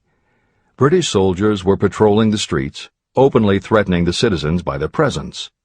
The colonists resented armed men marching in their midst. They began to express their resentment openly, hurling stones as well as epithets at the marching soldiers, until the commanding officer gave orders. Fix bayonets, charge. The battle was on. It resulted in the death and injury of many. The incident aroused such resentment that the Provincial Assembly, made up of prominent colonists, called a meeting for the purpose of taking definite action. Two of the members of that assembly were John Hancock and Samuel Adams. They spoke up courageously and declared that a move must be made to eject all British soldiers from Boston. Remember this: a decision, in the minds of two men, might properly be called the beginning of the freedom that we of the United States now enjoy. Remember, too, that the decision of these two men called for faith and courage because it was dangerous. Before the assembly adjourned, Samuel Adams was appointed to call on Hutchinson, the governor of the province, and demand the withdrawal of the British troops. The request was granted, and the troops were removed from Boston, but the incident was not closed. It had caused a situation that was destined to change the entire trend of civilization. Richard Henry Lee became an important factor in this story, because he and Samuel Adams corresponded frequently, sharing freely their fears and their hopes concerning the welfare of the people of their provinces. From this practice, Adams conceived the idea that a mutual exchange of letters between the 13 colonies might help to bring about the coordination of efforts so badly needed in connection with the solution of their problems. In March of 1772, 2 years after the clash with the soldiers in Boston, Adams presented this idea to the Assembly. He made a motion that a correspondence committee be established among the colonies, with definitely appointed correspondents in each colony, for the purpose of friendly cooperation for the betterment of the colonies of British America. It was the beginning of the organization of the far-flung power destined to give freedom to you and to me. A mastermind group had already been organized. It consisted of Adams, Lee, and Hancock. The Committee of Correspondence was organized. The citizens of the colonies had been waging disorganized warfare against the British soldiers through incidents similar to the Boston riot, but nothing of benefit had been accomplished. Their individual grievances had not been consolidated under one mastermind. No group of individuals had put their hearts, minds, souls, and bodies together in one definite decision to settle their difficulty with the British once and for all, until Adams, Hancock, and Lee got together. Meanwhile, the British were not idle. They, too, were doing some planning and masterminding, and they had the advantage of having behind them money and organized soldiery. A decision that changed history. The Crown appointed Gage to supplant Hutchinson as the governor of Massachusetts. One of the new governor's first acts was to send a messenger to call on Samuel Adams for the purpose of endeavoring to stop his opposition by fear. You will best understand the spirit of what happened from this quotation of the conversation between Colonel Fenton, the messenger sent by Gage, and Adams. Colonel Fenton: I have been authorized by Governor Gage to assure you, Mr. Adams, that the governor has been empowered to confer upon you such benefits as would be satisfactory, an obvious endeavor to win Adams by promise of bribing him, upon the condition that you engage to cease in your opposition to the measures of the government. It is the governor's advice to you, sir, not to incur the further displeasure of His Majesty. Your conduct has been such as makes you liable to penalties of an act of Henry VIII, by which persons can be sent to England for trial for treason or misprision of treason at the discretion of a governor of a province. But by changing your political course, you will not only receive great personal advantages, but you will make your peace with the king. Samuel Adams had the choice of two decisions. He could cease his opposition and receive personal bribes, or he could continue and run the risk of being hanged. Clearly, the time had come when Adams was forced to reach, instantly, a decision that could have cost his life. Adams insisted upon Colonel Fenton's word of honor that the colonel would deliver to the governor the answer exactly as Adams would give it to him. Adams' answer: Then you may tell Governor Gage that I trust I have long since made my peace with the King of Kings. No personal consideration shall induce me to abandon the righteous cause of my country. And tell Governor Gage it is the advice of Samuel Adams to him no longer to insult the feelings of an exasperated people. When Governor Gage received Adams' caustic reply, he flew into a rage and issued a proclamation that read, I do hereby, in His Majesty's name, offer and promise His most gracious pardon to all persons who shall forthwith lay down their arms and return to the duties of peaceable subjects, excepting only from the benefit of such pardon Samuel Adams and John Hancock, whose offenses are of too flagitious a nature to admit of any other consideration but that of condign punishment. Adams and Hancock were on the spot. The threat of the irate governor forced the two men to reach another decision, equally as dangerous. They hurriedly called a secret meeting of their staunchest followers. After the meeting had been called to order, Adams locked the door, placed the key in his pocket, and informed all present that it was imperative that a Congress of the colonists be organized, and that no man should leave the room until the decision for such a Congress had been reached. Great excitement followed. Some weighed the possible consequences of such radicalism. Some expressed grave doubt as to the wisdom of so definite a decision in defiance of the Crown. Locked in that room were two men immune to fear, blind to the possibility of failure. Hancock, and Adams. Through the influence of their minds, the others were induced to agree that, through the Correspondence Committee, arrangements should be made for a meeting of the First Continental Congress to be held in Philadelphia, September 5, 1774. Remember this date. It is more important than July 4, 1776. If there had been no decision to hold a Continental Congress, there could have been no signing of the Declaration of Independence.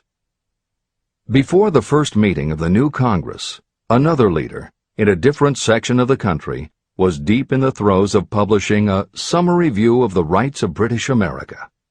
He was Thomas Jefferson, of the province of Virginia, whose relationship to Lord Dunmore, representative of the Crown in Virginia, was as strained as that of Hancock's and Adams with their governor. Shortly after his famous Summary of Rights was published, Jefferson was informed that he was subject to prosecution for high treason against His Majesty's government. Inspired by the threat, one of Jefferson's colleagues, Patrick Henry, boldly spoke his mind, concluding his remarks with a sentence that shall remain forever a classic. "If this be treason, then make the most of it." It was such men as these who, without power, without authority, without military strength, without money, sat in solemn consideration of the destiny of the colonies, beginning at the opening of the First Continental Congress and continuing at intervals for 2 years, until on June 7, 1776, Richard Henry Lee arose, addressed the chair, and to the startled assembly made this motion: "Gentlemen, I make the motion that these united colonies are, and of right ought to be, free and independent states, that they be absolved from all allegiance to the British Crown, and that all political connection between them and the state of Great Britain is, and ought to be, totally dissolved." The most momentous decision ever placed on paper. Lee's astounding motion was discussed fervently and at such length that he began to lose patience. Finally, after days of argument, he again took the floor and declared in a clear, firm voice, "Mr. President, we have discussed this issue for days. It is the only course for us to follow. Why then, sir, do we longer delay? Why still deliberate? Let this happy day give birth to an American Republic. Let her arise, not to devastate and to conquer, but to re-establish the reign of peace and of law." Before his motion was finally voted upon, Lee was called back to Virginia because of serious family illness. But before leaving, he placed his cause in the hands of his friend, Thomas Jefferson, who promised to fight until favorable action was taken. Shortly thereafter, the President of the Congress, Hancock, appointed Jefferson as chairman of a committee to draw up a Declaration of Independence. Long and hard the committee labored on a document that would mean, when accepted by the Congress, that every man who signed it would be signing his own death warrant should the colonies lose in the fight with Great Britain that was sure to follow. The document was drawn, and on June 28th, the original draft was read before the Congress. For several days it was discussed, altered, and made ready. On July 4th, 1776, Thomas Jefferson stood before the Assembly and fearlessly read the most momentous decision ever placed on paper. When in the course of human events it becomes necessary for one people to dissolve the political bands which have connected them with another, and to assume among the powers of the earth the separate and equal station to which the laws of nature and of nature's God entitled them, a decent respect to the opinions of mankind requires that they should declare the causes which impel them to the separation. When Jefferson finished, the document was voted upon, accepted, and signed by the 56 men, every one staking his own life upon his decision to write his name. By that decision came into existence a nation destined to bring to mankind forever the privilege of making decisions. Analyze the events that led to the Declaration of Independence, and be convinced that this nation, which now holds a position of commanding respect and power among all nations of the world, was born of a decision created by a mastermind consisting of 56 men. Note well the fact that it was their decision that ensured the success of Washington's armies, because the spirit of that decision was in the heart of every soldier who fought with him, and served as a spiritual power which recognizes no such thing as failure. Note also, with great personal benefit, that the power that gave this nation its freedom is the same power that must be used by every individual who becomes self-determining. This power is made up of the principles described in this book. It will not be difficult to detect in the story of the Declaration of Independence at least 6 of these principles: desire, decision, faith, persistence, the mastermind, and organized planning. Know what you want, and you will generally get it. Throughout this philosophy, you will find the suggestion that thought, backed by strong desire, will transmute itself into its physical equivalent. The story of the founding of America and the story of the organization of the United States Steel Corporation are perfect examples of the method by which thought makes this astounding transformation.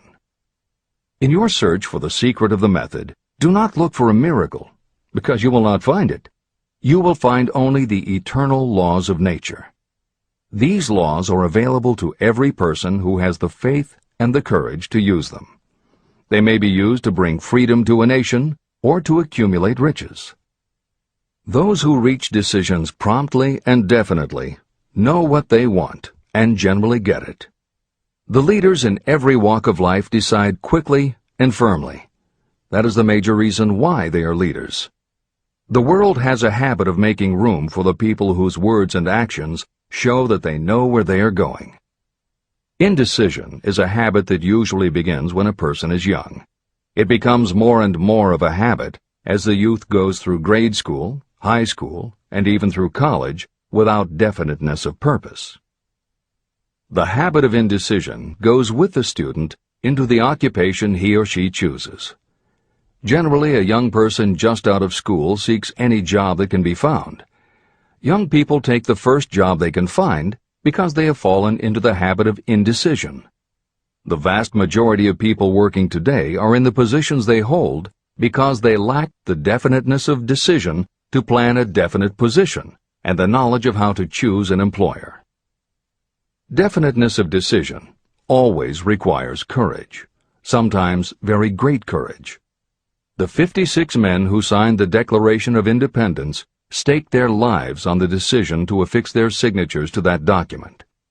The person who reaches a definite decision to go after a specific job and make life pay the price he or she asks does not stake his or her life on that decision.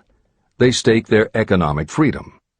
Financial independence, riches, and desirable business positions are not within reach of the person who neglects or refuses to expect, plan, and demand these things. The person who desires riches in the same spirit that Samuel Adams desired freedom for the colonies is sure to accumulate wealth. No man achieves great success who is unwilling to make personal sacrifices. Chapter 10. Persistence. The sustained effort necessary to induce faith. The 8th step toward riches. Persistence is an essential factor in the procedure of transmuting desire into its monetary equivalent. The basis of persistence is the power of will. Willpower and desire, when properly combined, make an irresistible pair. Those who accumulate great fortunes are sometimes called cold-blooded or ruthless. Frequently, it is simply because their critics simply don't understand that what they have is a strong desire backed up by willpower, which they mix with persistence. It is the combination that ensures the attainment of their objectives. The majority of people are ready to throw their aims and purposes overboard and give up at the first sign of opposition or misfortune. A few carry on despite all opposition until they attain their goal. There may be no heroic connotation to the word persistence, but persistence does for your character what carbon does to iron. It hardens it to steel. The building of a fortune will involve the application of the entire 13 factors of this philosophy. These principles must be understood, and they must be applied with persistence by all who accumulate money. Your test of persistence. If you are reading this book with the intention of seriously applying the knowledge, the first test of your persistence will come when you begin to follow the 6 steps described in the 3rd chapter. Desire. Unless you are one of the few people who already have a definite goal and a definite plan for its attainment, you may read the instructions, but you will never actually apply them in your daily life. Lack of persistence is one of the major causes of failure. Moreover, my experience with thousands of people has proved that lack of persistence is a weakness common to the majority of people. However, it is a weakness that may be overcome by effort. The ease with which lack of persistence may be conquered will depend entirely upon the intensity of your desire. The starting point of all achievement is desire. Keep this constantly in mind. Weak desires bring weak results, just as a small amount of fire makes a small amount of heat. If you are lacking in persistence, this weakness may be remedied by building a stronger fire under your desires. Continue reading through to the end of this book. Then go back to Chapter 3 and start immediately to carry out the instructions for using the 6 steps. The eagerness with which you follow these instructions will indicate clearly how much or how little you really desire to accumulate money.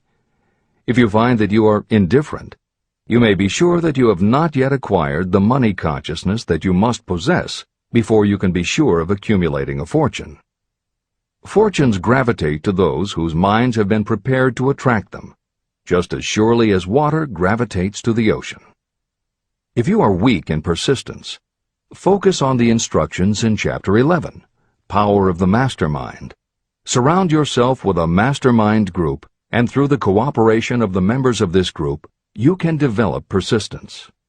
You will find additional instructions for the development of persistence in Chapter 5, Autosuggestion, and in Chapter 13, The Subconscious Mind. Follow the instructions in these chapters until you build up habits that convey to your subconscious mind a clear picture of the object of your desire. From that point on, you will not be handicapped by lack of persistence. Your subconscious mind works continuously while you are awake and while you are asleep.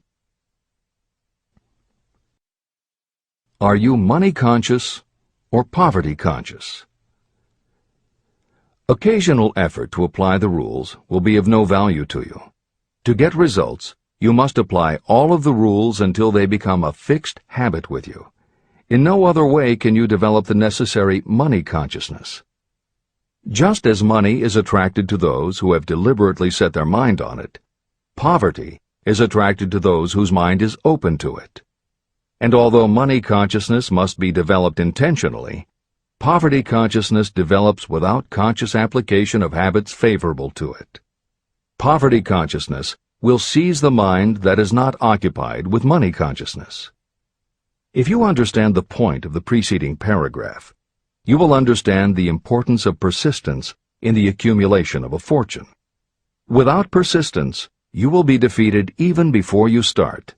With persistence, you will win. If you have ever had a nightmare, you will realize the value of persistence. You are lying in bed, half awake, with a feeling that you are about to smother. You are unable to turn over or to move a muscle. You realize that you must begin to regain control over your muscles. Through persistent effort of willpower, you finally manage to move the fingers of one hand. By continuing to move your fingers, you extend your control to the muscles of one arm until you can lift it. Then you gain control of the other arm. You finally gain control over the muscles of one leg, and then extend it to the other leg.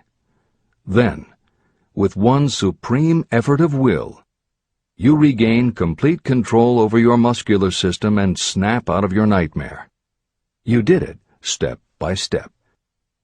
You may find it necessary to snap yourself out of your mental inertia in a similar way. First, by moving slowly, then increasing your speed, until you gain complete control over your will. Be persistent, no matter how slowly you may have to move at first. With persistence will come success. Snap out of mental inertia.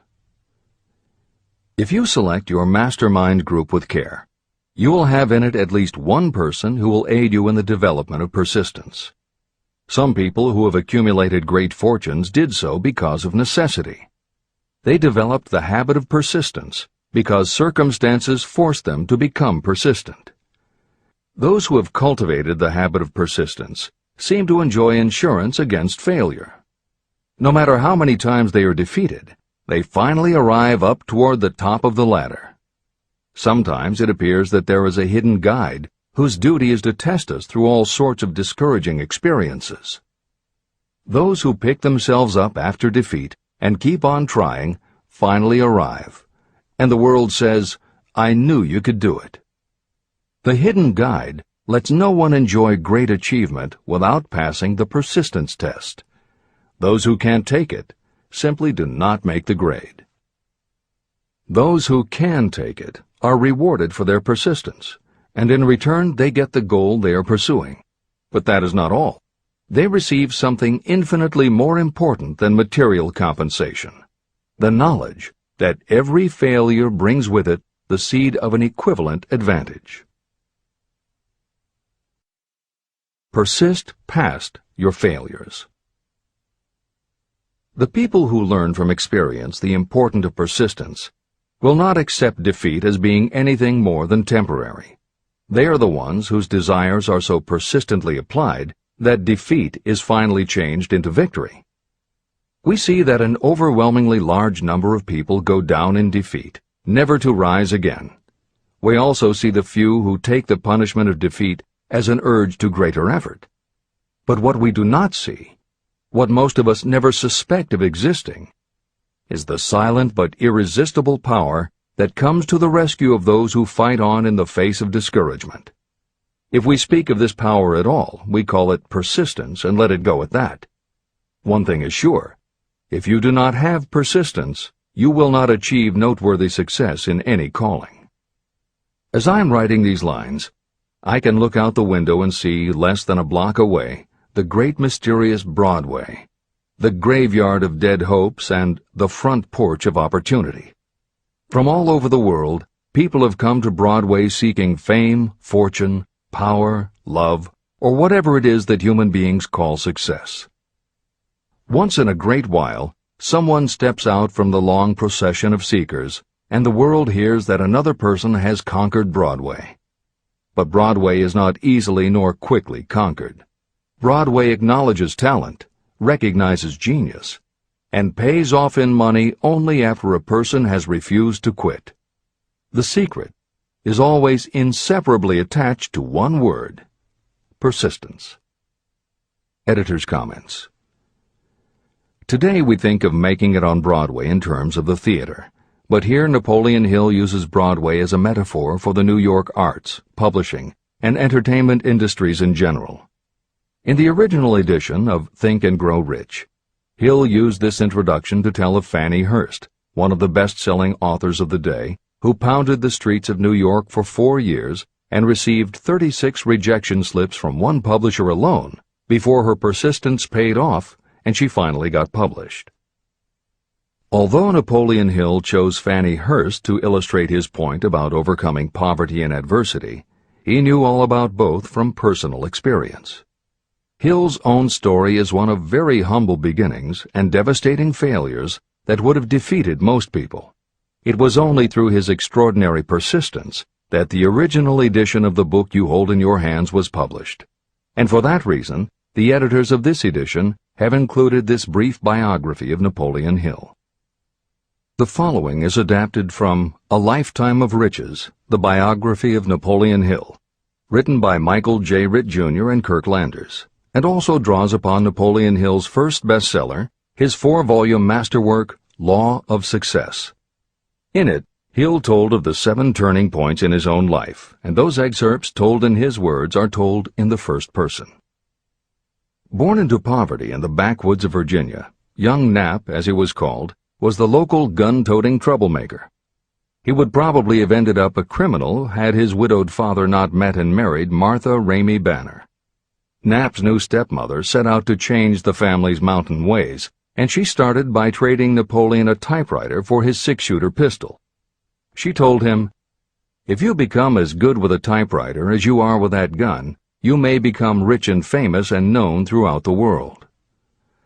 Her faith and encouragement turned young Nap around, and by the age of 15, he was submitting stories to the local newspapers and doing everything he could to get himself out of his meager circumstance. After completing high school and 1 year at a business college, he wrote an audacious letter to Rufus Ayers, one of the most powerful men in the coal industry. Hill wrote to apply for a job, but he said that he didn't want a salary. In fact, he said he would pay Ayers. Hill proposed that Ayers could charge him whatever he wanted on a monthly basis, but if at the end of 3 months Hill had proved his worth, he then would expect Ayers to pay him a salary of the same monthly amount. Ayers admired Hill's style and hired him, with pay. First turning point. After finishing a course at a business college, I took a job as stenographer and bookkeeper. As a result of having practiced the habit of performing more work and better work than that for which I was paid, I advanced rapidly until I was assuming responsibilities and receiving a salary far out of proportion to my age. Hill also proved to be so trustworthy and honest that Ayers promoted him to replace the manager, making this 19-year-old the youngest manager of a mine and in charge of 350 men. Then fate reached out and gave me a gentle nudge. My employer lost his fortune, and I lost my position. This was my first real defeat, and even though it came about as a result of causes beyond my control, I didn't learn a lesson from it until many years later. Second turning point. My next position was that of sales manager for a large lumber manufacturer in the South. My advancement was rapid, and I did so well that my employer took me into partnership with him. We began to make money, and I began to see myself on top of the world again. Like a stroke of lightning out of a clear sky, the 1907 panic swept down, and overnight it rendered me an enduring service by destroying our business and relieving me of every dollar that I had. Editor's comment. The panic Hill refers to began in the summer of 1907, when a number of banks and stock brokerages declared bankruptcy. Word spread to the general public, and it created a run on the banks as depositors lined up to demand that they be given the money they had on deposit. Banks called in loans to meet the demand for cash, but those borrowers couldn't find buyers for their goods or property, so they couldn't pay back their loans. When the banks couldn't get back the money they had loaned, they repossessed the homes or businesses that the borrowers had put up as collateral.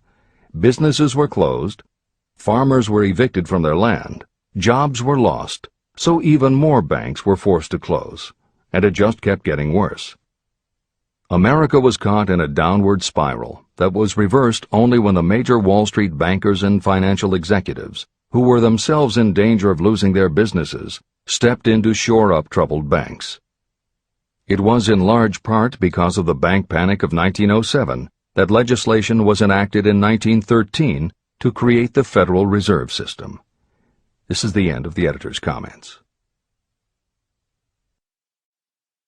Third turning point. This was my first serious defeat. I mistook it then for failure, but it was not.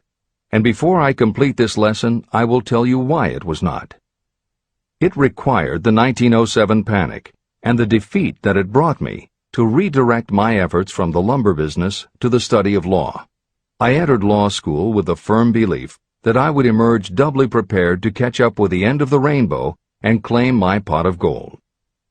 Napoleon Hill planned to put himself and his brother through law school by writing articles for Bob Taylor's magazine. It was through the magazine that he arranged the fateful meeting with Andrew Carnegie, described at the beginning of this book. As was noted there, when Carnegie proposed the idea of writing The Philosophy of Success, he told Hill that he would have to earn his own way.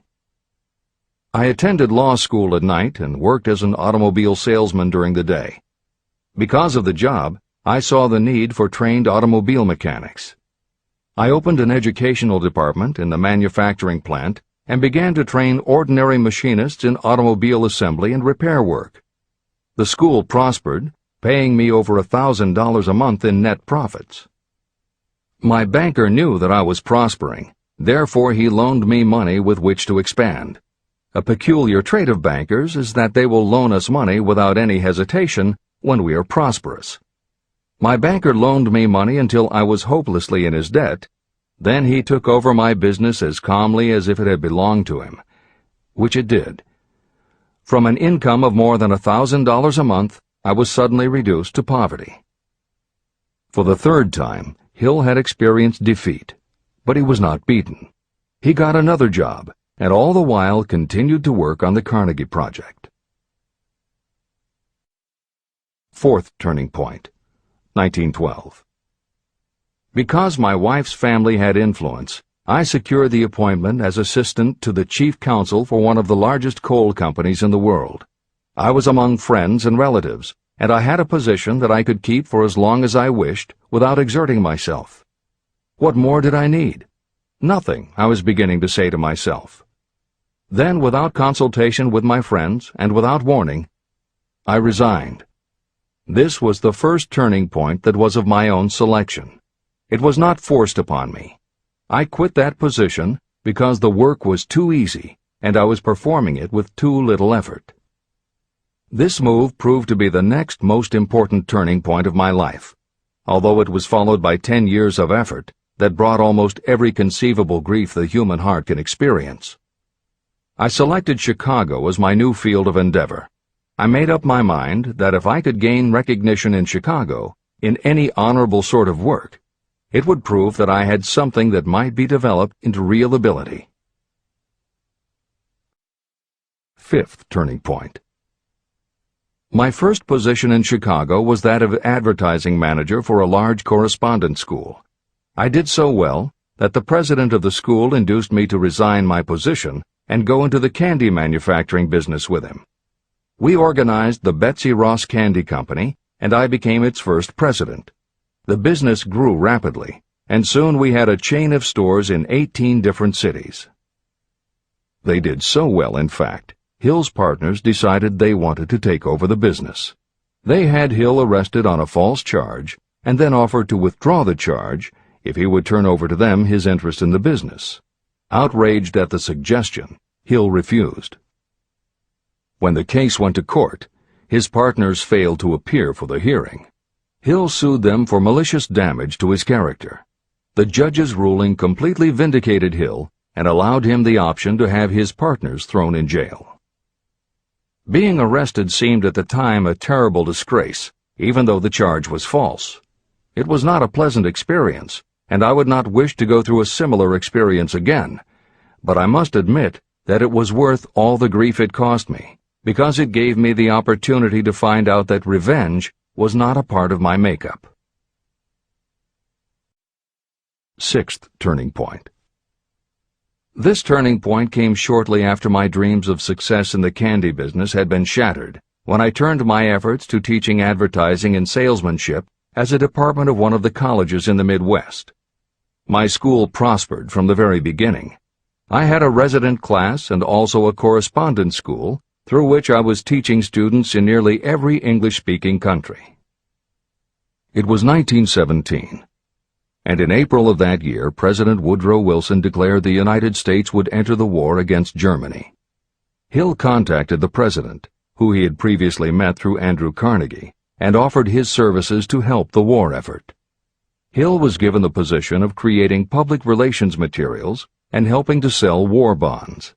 When not operating his school, he threw himself into his war work, for which he insisted that he be paid only $1 a year. Then came the second military draft, and it practically destroyed my school, as it caught most of those who were enrolled as students. At one stroke, I charged off more than $75,000 in tuition fees. Once more, I was penniless. Despite the fact that Hill had to scrape just to get by, he continued to work for President Wilson and continued to refuse to take any compensation. Though Hill had a family to support, and the ridicule of his relatives put a tremendous strain on relations, he also continued to work on the Carnegie Project. Hill later said, "Believe me, there were times when between the needling of my relatives and the hardships I endured, it was not easy to maintain a positive mental attitude and persevere. Sometimes in barren hotel rooms, I almost believed my family was right. The thing that kept me going was my conviction that one day I would not only successfully complete my work, but also be proud of myself when it was finished." Seventh turning point. To describe the seventh of the turning points in my life, I must go back to November 11th, 1918. Armistice Day, the end of the World War.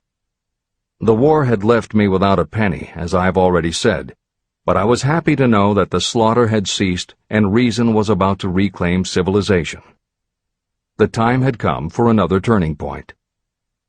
I sat down at my typewriter, and to my astonishment, my hands began to play a tune on the keyboard. I had never written so rapidly or so easily before. I did not plan or think about what I was writing. I just wrote whatever came into my mind. What Hill wrote was a long essay in which he described a new idealism based on the Golden Rule that he thought could emerge from the war. He declared that he would help spread the word, and promised that somehow he was going to find the money to launch a new magazine to be called Hill's Golden Rule. He took his essay to George Williams, a Chicago printer he had met while working at the White House, and by early January of 1919, Hill's Golden Rule magazine was on the newsstands. The first issue was 48 pages. In the beginning, with no money to pay anyone else, Hill wrote and edited every word himself, changing his writing style for each article as well as using a variety of pen names. Additional staff was hired later, which soon led to problems on the inside and on the outside, and Williams attempted to buy out Hill's share of the business. But when Hill realized that one stipulation of the buyout prevented him from any involvement in a competing publication, in October of 1920, he simply left. By April of 1921, he had raised the money for a new publication, Napoleon Hill's magazine, the foundation of which was again the Golden Rule, but it also expanded into presenting many of the principles of success that would become the basis of Hill's later books. The magazine's acceptance and success also led to Hill's success as a speaker and motivator, which led to even greater success for the magazine. At the same time, Napoleon Hill was working with one of the inmates of a penitentiary to develop a correspondence course, which he took to the prisons to encourage prisoner rehabilitation. Most everything Hill did during this time was successful, and the success of the prison program was significant. But the greed of two members of the board of directors, one of whom was the prison chaplain, eventually led in 1923 to the demise of not only the educational rehabilitation programs, but also the magazine and numerous other successful offshoot ventures. The bleak irony, as Michael Ritt notes in A Lifetime of Riches, was that few enterprises in the 1920s could have been more idealistic or humanitarian in concept. Yet in seeking to stir goodness in men's souls, these enterprises had stirred mean-spirited men to a bloodlust that destroyed everything. Without his magazine, Hill went back to teaching and lecturing, which led to an introduction to a crusading newspaper publisher, Don Mellett, who offered to help Hill publish the results of his work on the Carnegie Project. At this same time, Mellett learned that Prohibition gangsters were selling narcotics and bootleg liquor to school children in Canton, and members of the local police force were being bribed to do nothing about it. Mellett was outraged and wrote an expose in his Canton Daily News, while Hill contacted the governor to implement a state investigation of the corrupt police department. A week before Hill and Mellett were to finalize the financing for the publication of Hill's book, Don Mellett was ambushed outside his home and assassinated by a gangster and a renegade cop. They tried to kill Hill, too, but through pure luck he escaped and fled to the Smoky Mountains, where he remained holed up in a backwoods shack for most of a year. Destitute and in fear for his life, he lapsed into a state of deep depression. Then, in one extraordinary night of self-analysis, he willed himself out of his depression and resolved to finish the challenge Carnegie had posed almost 20 years earlier. Hill went to Philadelphia, convinced a publisher to put up the money, then worked night and day for almost 4 months to finish the manuscript. In March of 1928, Hill published the results of his efforts, a multi-volume masterwork entitled Law of Success. No one had ever seen anything like it. It was a phenomenon, a runaway bestseller. A little over a year later, while Hill was finally enjoying the fruits of his long labors, the stock market crash of '29 hit. The bottom fell out of everything, including the market for books. Though he never gave up on his vision, like the rest of America, Hill struggled through the Depression. He lectured, he wrote, and he taught in every way he could, but it was very hard to preach personal achievement to a country that had lost faith in itself. Napoleon Hill made it his personal mission to turn the tide by creating a variety of self-help programs, but it became disappointingly apparent that it was going to take more than one man to do it. When Franklin Delano Roosevelt was elected president, he reached out to Hill. Though Napoleon Hill was an avowed capitalist, he believed enough in the ultimate goal of FDR's policies that he committed himself to helping the new administration. Throughout the Depression years, he became a close confidant of the president's, helping to guide Roosevelt in his efforts to revitalize America. It is said that it was Hill who gave FDR the famous line, "We have nothing to fear but fear itself." And though Hill was dead broke, just as he had done for President Wilson, he refused to accept more than $1 a year for his efforts. In 1937, as America was finally beginning to see glimmerings of hope that the Great Depression might end, Hill convinced his publisher that America now needed a book to help shake off the mental and emotional stigma of those terrible times. He was right. They released Think and Grow Rich to such resounding success that it sold well over 1 million copies even before the Depression ended. At this writing, it has sold more than 60 million copies worldwide, and to this day it still sells more than 1 million copies a year in its various editions. Take your own persistence inventory. Persistence is a state of mind. Therefore, it can be cultivated. Like all states of mind, persistence is based upon definite causes, among them these. Definiteness of purpose. Knowing what you want is the first and most important step toward the development of persistence. A strong motive will force you to surmount difficulties. Desire. It is comparatively easy to acquire and maintain persistence in pursuing the object of intense desire. Self-reliance. Belief in your ability to carry out a plan encourages you to follow the plan through with persistence. Self-reliance can be developed through the principle described in Chapter 5, Autosuggestion. Definiteness of plans. Organized plans, even ones that may be weak or impractical, encourage persistence. Accurate knowledge.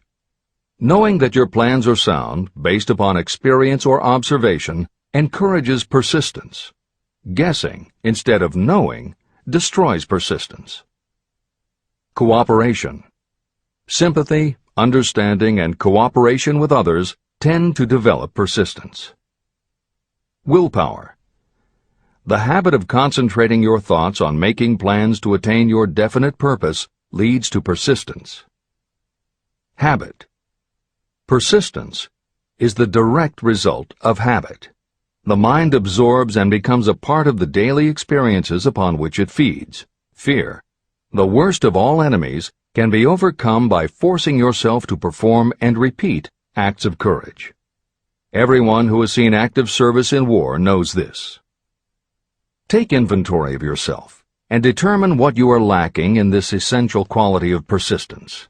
Measure yourself point by point and see how many of the previous 8 factors of persistence you lack. The analysis may lead to discoveries that will give you a new understanding of yourself and what you need to get ahead. The following is a list of the real enemies that stand between you and achievement. These are not only the symptoms indicating weakness of persistence, but also the deeply seated subconscious causes of this weakness. Study the list carefully, and face yourself squarely if you really wish to know who you are and what you are capable of doing. These are the weaknesses that must be mastered by anyone who really wants to accumulate riches. 1. Failure to recognize and to define clearly exactly what you want. 2. Procrastination, with or without cause, usually backed up with a long list of alibis and excuses. 3. Lack of interest in acquiring specialized knowledge. 4. Indecision, and the habit of passing the buck instead of facing issues squarely, also backed by alibis and excuses. 5. The habit of relying upon excuses instead of making definite plans to solve your problems. 6. Self-satisfaction. There is little remedy for this, and no hope for those who suffer from it. 7. Indifference, usually reflected in your readiness to compromise rather than meet opposition and fight it. 8. The habit of blaming others for your mistakes and accepting circumstances as being unavoidable. 9. Weakness of desire because you neglected to choose motives that will push you to take action. 10. Willingness to quit at the first sign of defeat, based upon one or more of the 6 basic fears. 11. Lack of organized plans that you have written out so they can be analyzed. 12. The habit of neglecting to act on ideas or to grasp opportunity when it presents itself. 13. Wishing instead of willing. 14. The habit of compromising with poverty instead of aiming at riches. A general lack of ambition to be, to do, or to own. 15.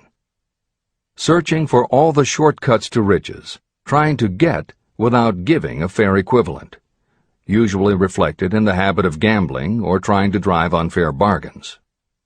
16. Fear of criticism, resulting in failure to create plans and put them into action because of what other people might think, do, or say. This is one of your most dangerous enemies because it often exists in your subconscious mind and you may not even know it is there. See the 6 basic fears in the last chapter. If you fear criticism. Following is an examination of the symptoms of the fear of criticism. The majority of people permit relatives, friends, and the public at large to influence them so that they cannot live their own lives because they fear criticism. Many people make mistakes in marriage, but stay married, then go through life miserable and unhappy because they fear criticism. Anyone who has submitted to this form of fear knows the irreparable damage it does by destroying one's ambition and the desire to achieve. Millions of people neglect to go back and get an education after having left school because they fear criticism. Countless numbers of men and women permit relatives to wreck their lives in the name of family duty because they fear criticism.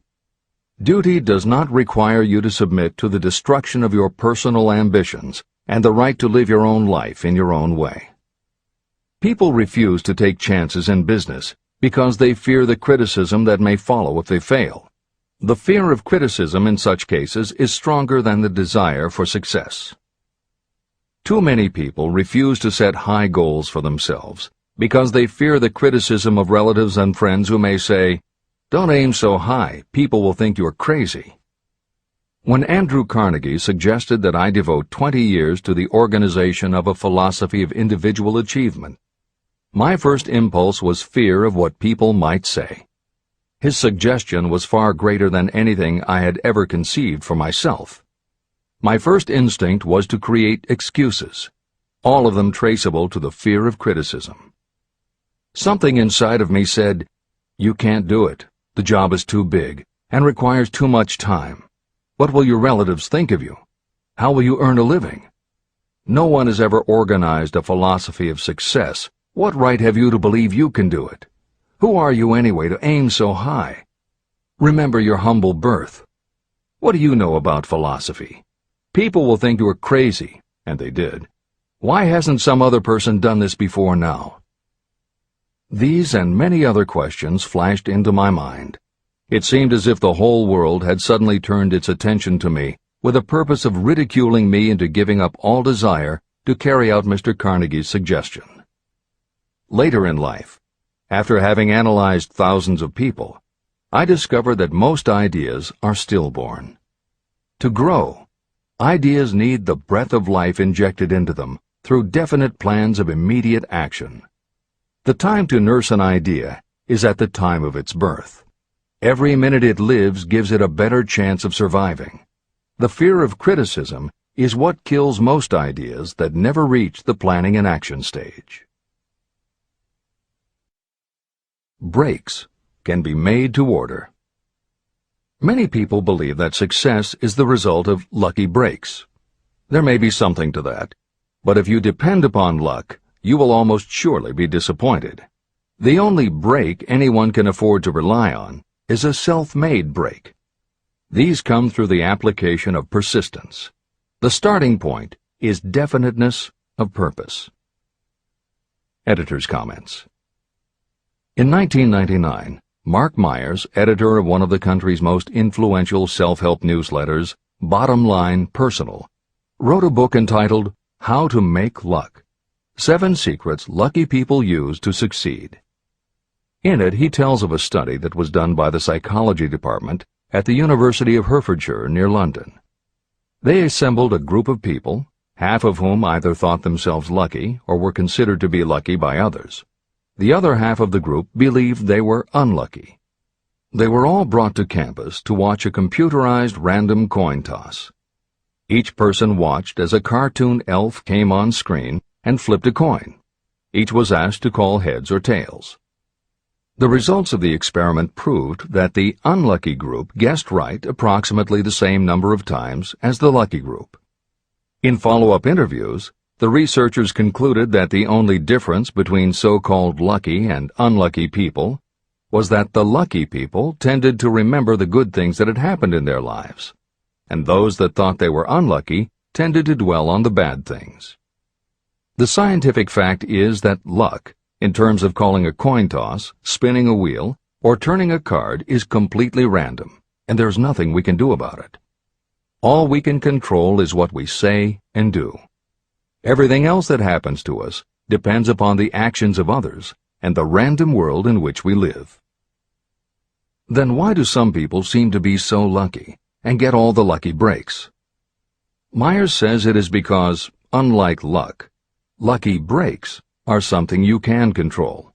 And lucky people, whether they know it or not, have taken specific steps to make their good luck.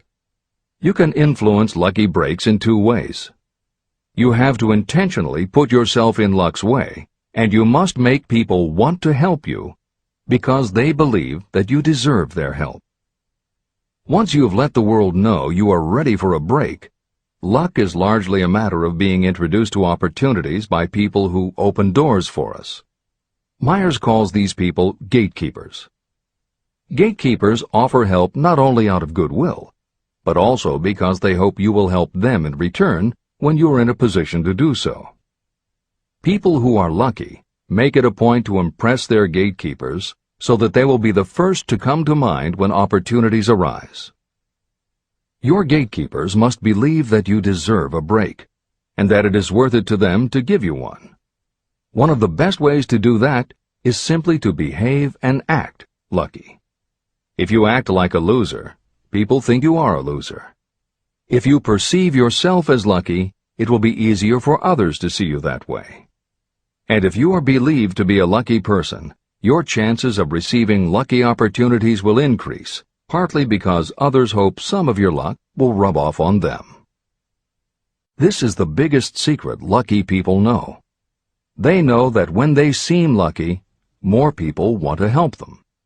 There are people waiting to make a difference in your life if you show them you are willing to make an effort and that you are enthusiastic. Mark Myers' book is devoted to explaining ways to do that.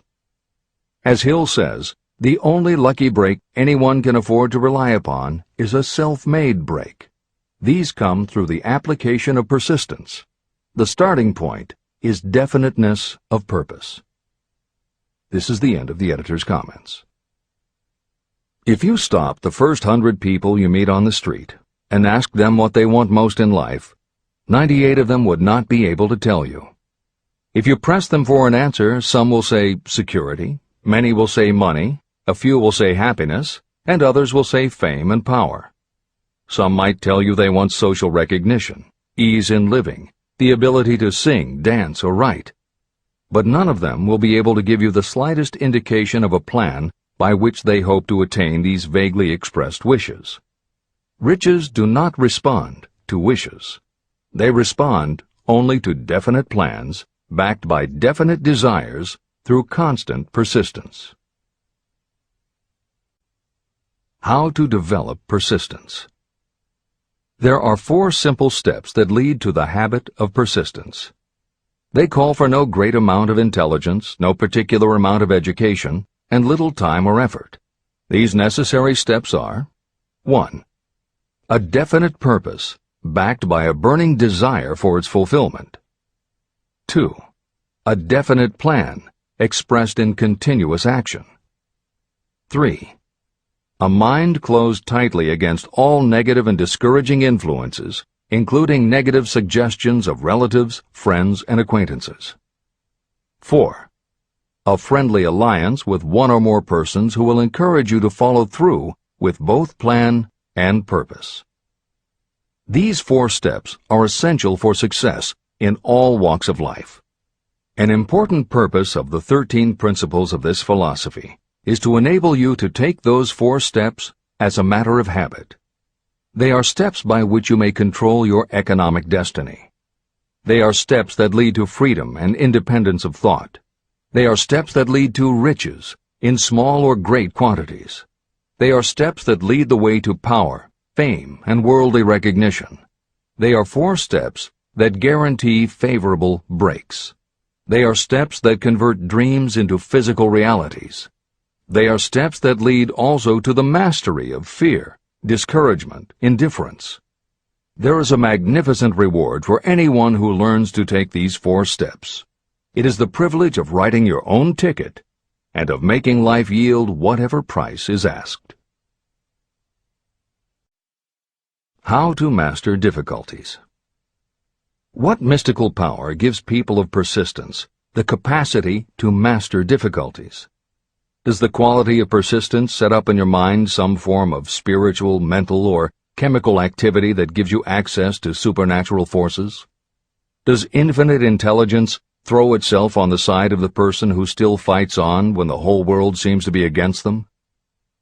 These and many other similar questions were in my mind as I watched Henry Ford start from scratch and build an industrial empire with little more than persistence. Or Thomas A. Edison, who, with less than 3 months of schooling, became the world's leading inventor. He turned his persistence into sound recording and playback machines, motion picture cameras and projectors, and the incandescent light, to say nothing of 100 other useful inventions. I had the opportunity to analyze both Mr. Edison and Mr. Ford up close and personal, year by year, over a long period of time. So I speak from actual knowledge when I say that I found no quality except persistence in either of them that even remotely suggested the major source of their stupendous achievements. If you make an impartial study of the prophets, philosophers, and religious leaders of the past, you will come to the inevitable conclusion that persistence, concentration of effort, and definiteness of purpose were the major sources of their achievements. Consider, for example, the fascinating story of Muhammad. Analyze his life. Compare him with men of achievement in this modern age of industry and finance, and observe how they all have one outstanding trait in common: persistence. If you want to understand more about the power of persistence and how it works, I strongly suggest that you read a biography of Muhammad. Editor's comments. At the beginning of the 21st century, there was an increased interest in Islam due to the attacks on the World Trade Center and the subsequent war on terror. Consequently, the modern reader will have no difficulty finding a number of very good books about Muhammad. At the time that Hill was writing the first edition of Think and Grow Rich, one of the best biographies of Muhammad was written by Esad Bey, who was born in Baku, Azerbaijan, the son of a Jewish businessman named Nusenbaum. Later, he changed his name when he converted to Islam. During the Russian Revolution, he fled his home for Berlin, where he lived until the rise of Hitler again forced him to move, first to Austria and then finally to Italy. It is believed by some that this man, known as Esad Bey, also wrote under another pen name, Kurban Said, and was in fact the author of the acclaimed Azerbaijani novel, Ali and Nino. That Napoleon Hill was very impressed with this particular biography of Muhammad is clear from his recommendation, which follows. I strongly suggest that you read a biography of Muhammad, especially the one by Esad Bey. This brief review of that book, which appeared in the Herald Tribune, will provide a preview of the rare treat in store for those who take the time to read the entire story of one of the most astounding examples of the power of persistence known to civilization. The Last Great Prophet. Reviewed by Thomas Sugru. Muhammad was a prophet, but he never performed a miracle. He was not a mystic. He had no formal schooling. He did not begin his mission until he was 40. When he announced that he was the messenger of God, bringing word of the true religion, he was ridiculed and labeled a lunatic. Children tripped him, and women threw filth upon him. He was banished from his native city, Mecca, and his followers were stripped of their worldly goods and sent into the desert after him. When he had been preaching 10 years, he had nothing to show for it but banishment, poverty, and ridicule. Yet before another 10 years had passed, he was dictator of all Arabia, ruler of Mecca, and the head of a new world religion which was to sweep to the Danube and the Pyrenees before exhausting the impetus he gave it. That impetus was threefold: the power of words, the efficacy of prayer, and man's kinship with God. His career never made sense. Muhammad was born to impoverished members of a leading family of Mecca. Because Mecca, the crossroads of the world, home of the magic stone called the Kaaba, great city of trade and the center of trade routes, was unsanitary, its children were sent to be raised in the desert by Bedouins. Muhammad was thus nurtured, drawing strength and health from the milk of nomad, vicarious mothers. He tended sheep and soon hired out to a rich widow as leader of her caravans. He traveled to all parts of the Eastern world, talked with many men of diverse beliefs, and observed the decline of Christianity into warring sects. When he was 28, Khadijah, the widow, looked upon him with favor and married him. Her father would have objected to such a marriage, so she got him drunk and held him up while he gave the paternal blessing. For the next 12 years, Muhammad lived as a rich and respected and very shrewd trader. Then he took to wandering in the desert, and one day he returned with the first verse of the Koran and told Khadijah that the archangel Gabriel had appeared to him and said that he was to be the messenger of God. The Koran, the revealed word of God, was the closest thing to a miracle in Muhammad's life. He had not been a poet. He had no gift of words. Yet the verses of the Koran, as he received them and recited them to the faithful, were better than any verses which the professional poets of the tribes could produce. This, to the Arabs, was a miracle. To them, the gift of words was the greatest gift. The poet was all-powerful. In addition, the Koran said that all men were equal before God, that the world should be a democratic state, Islam.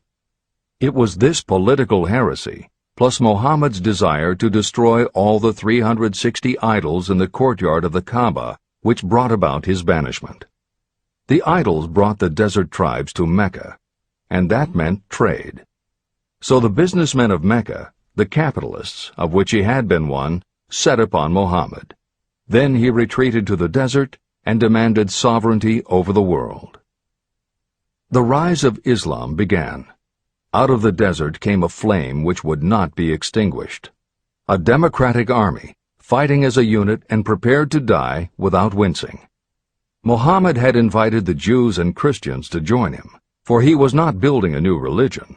He was calling all who believed in one God to join in a single faith. If the Jews and Christians had accepted his invitation, Islam would have conquered the world. They didn't. They would not even accept Muhammad's innovation of humane warfare. When the armies of the Prophet entered Jerusalem, not a single person was killed because of his faith. When the Crusaders entered the city, centuries later, not a Muslim man, woman, or child was spared.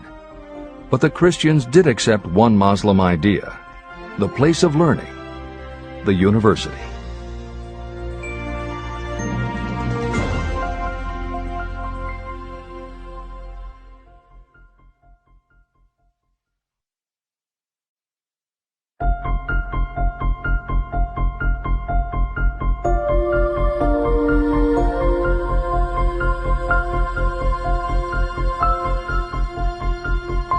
The ladder of success is never crowded at the top. Chapter 11. Power of the Mastermind, the Driving Force. The ninth step toward riches. Power is essential for success in the accumulation of money. Plans are useless without sufficient power to turn them into action. This chapter will describe the method by which an individual may attain and apply power. Power may be defined as organized and intelligently directed knowledge. Power, as the term is used here, refers to organized effort, sufficient to enable an individual to transmute desire into its monetary equivalent. Organized effort is produced through the coordination of effort of two or more people who work toward a definite end in a spirit of harmony. Power is required to accumulate money. Power is necessary to keep the money after it has been accumulated. How can power be acquired? If power is organized knowledge, let us examine the sources of knowledge. Infinite intelligence.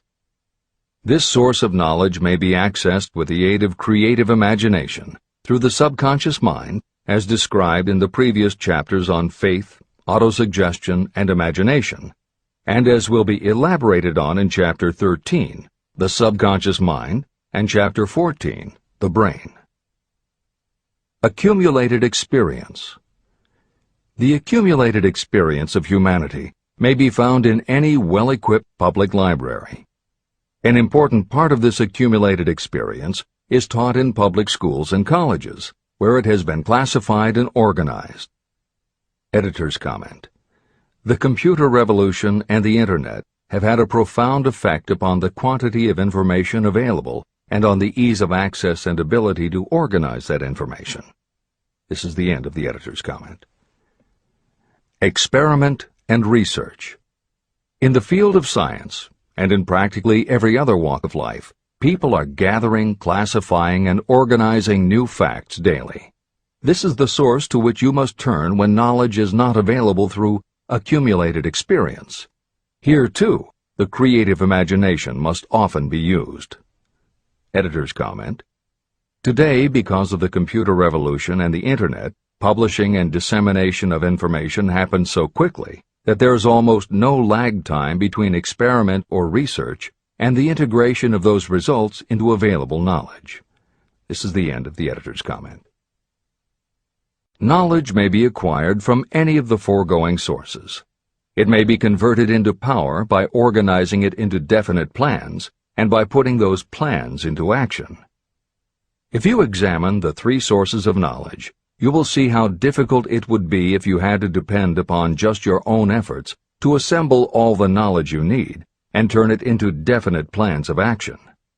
If your plans are big and comprehensive, generally you will have to get others to cooperate with you if you are going to organize your knowledge so that you can turn your plans into power. Gaining power through the mastermind. The mastermind may be defined as coordination of knowledge and effort in a spirit of harmony between two or more people for the attainment of a definite purpose. No individual may have great power without utilizing the mastermind. In Chapter 8, organized planning. I commented on how to create plans for translating desire into its monetary equivalent.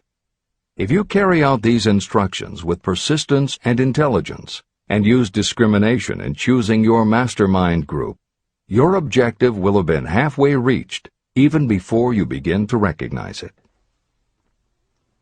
Editor's comments. In the following section, Hill describes the two kinds of power that an individual can access by assembling a mastermind alliance and working with that group. The first kind of power that he mentions is economic power, which needs no comment from the editors. However, to describe the second kind of power, for want of a better term, Hill uses the term psychic.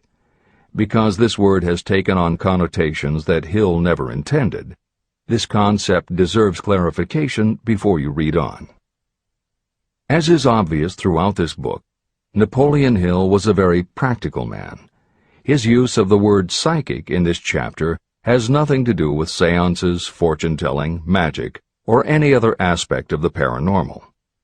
The word psychic is defined as of or pertaining to the human mind, and Hill uses the term to describe something pertaining to the mind that everyone reading this book has experienced. It is that feeling you get when you are working together with other people. Everyone is very focused on the same goal, and it is going so well that you seem to be in tune with each other. When that happens, you not only work well with the others, but your own work and ideas also seem to be operating on a higher and better plane than usual. This is the end of the editor's comments. So you may better understand the potential power available to you through a properly chosen mastermind group, I will explain the two characteristics of the mastermind principle. One kind of power is economic, and the other psychic. Economic power.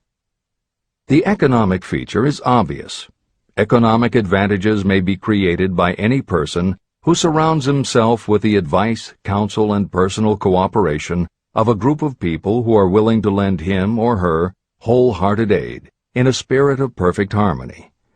This form of cooperative alliance has been the basis of nearly every great fortune. Your understanding of this great truth may definitely determine your financial status. Psychic power. What I refer to as the psychic phase of the mastermind principle is a little more difficult to comprehend. You'll get a better sense of the meaning from this statement. No two minds ever come together without creating a third, invisible, intangible force, which may be likened to a third mind. The human mind is a form of energy. When the minds of two people are coordinated in a spirit of harmony, the energy of each mind seems to pick up on the energy of the other mind, which constitutes the psychic phase of the mastermind. The mastermind principle, or rather the economic feature of it, was first called to my attention by Andrew Carnegie. Discovery of this principle was responsible for the choice of my life's work. Mr. Carnegie's mastermind group consisted of a staff of approximately 50 people with whom he surrounded himself for the purpose of manufacturing and marketing steel. He knew little of the technical side of the steel business. His strength was his ability to get others to work together in perfect harmony toward achieving a common goal. Carnegie attributed his entire fortune to the power he accumulated through this mastermind alliance. If you analyze the record of anyone who has accumulated a great fortune, and many of those who have accumulated modest fortunes, you will find that they have either consciously or unconsciously employed the mastermind principle. Great power can be accumulated through no other principle. How to multiply your brain power. The human brain may be compared to an electric battery. It is a fact that a group of batteries will provide more energy than a single battery. It is also a fact that the amount of energy provided by each individual battery depends upon the number and capacity of the cells it contains. The brain functions in a similar fashion. Some brains are more efficient than others. A group of brains coordinated or connected in a spirit of harmony will provide more thought energy than a single brain. just as a group of electric batteries will provide more energy than a single battery. Through this metaphor, you can see that the mastermind principle holds the secret of the power wielded by those who surround themselves with others of great brain power. The following will further define the so-called psychic phase of the mastermind principle. When a group of individual minds are coordinated and function in harmony, the increased energy created through that alliance becomes available to every individual mind in the group. Henry Ford began his business career under the handicap of poverty, illiteracy, and ignorance. Within the inconceivably short period of 10 years, Mr. Ford mastered these three handicaps, and within 25 years, he made himself one of the richest men in America. How did he do it? Here is an important clue. Mr. Ford's most rapid strides became noticeable from the time he became a personal friend of the famed inventor Thomas A. Edison. In the story of Ford's success, this is just the first indication of what the influence of one mind upon another can accomplish. Follow his story further, and you will have even more evidence that power may be produced through friendly alliance of minds. It is a fact that Mr. Ford's most outstanding achievements became even more pronounced later, after he formed the acquaintances of Harvey Firestone, John Burroughs, and Luther Burbank, each a man of great mental capacity. People take on the nature and the habits and the power of thought of those with whom they associate in a spirit of sympathy and harmony. Through his association with Edison, Burbank, Burroughs, and Firestone, Mr. Ford added to his own brain power the intelligence, experience, knowledge, and spiritual forces of these four men. Henry Ford used the mastermind principle in exactly the way it is described in this book. This principle is available to you. I have already mentioned Mahatma Gandhi.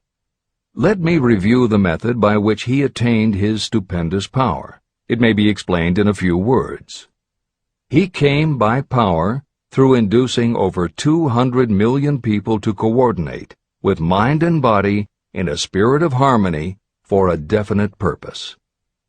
In brief, Gandhi accomplished a miracle. For it is a miracle when 200 million people can be induced, not forced, to cooperate in a spirit of harmony. If you doubt that this is a miracle, try to get even 2 people to cooperate in a spirit of harmony for any length of time. Every person who manages a business knows how difficult it is to get employees to work together in a spirit even remotely resembling harmony. Editor's comments. The first step in putting together your mastermind alliance is to clearly know your desire. Your desire will tell you what you need. It could be a small group, just 2 or 3 people, as was the case with Stephen Jobs and Steve Wozniak when they formed Apple, Bill Gates and Paul Allen launching Microsoft, or Steven Spielberg, Jeffrey Katzenberg, and David Geffen creating DreamWorks SKG.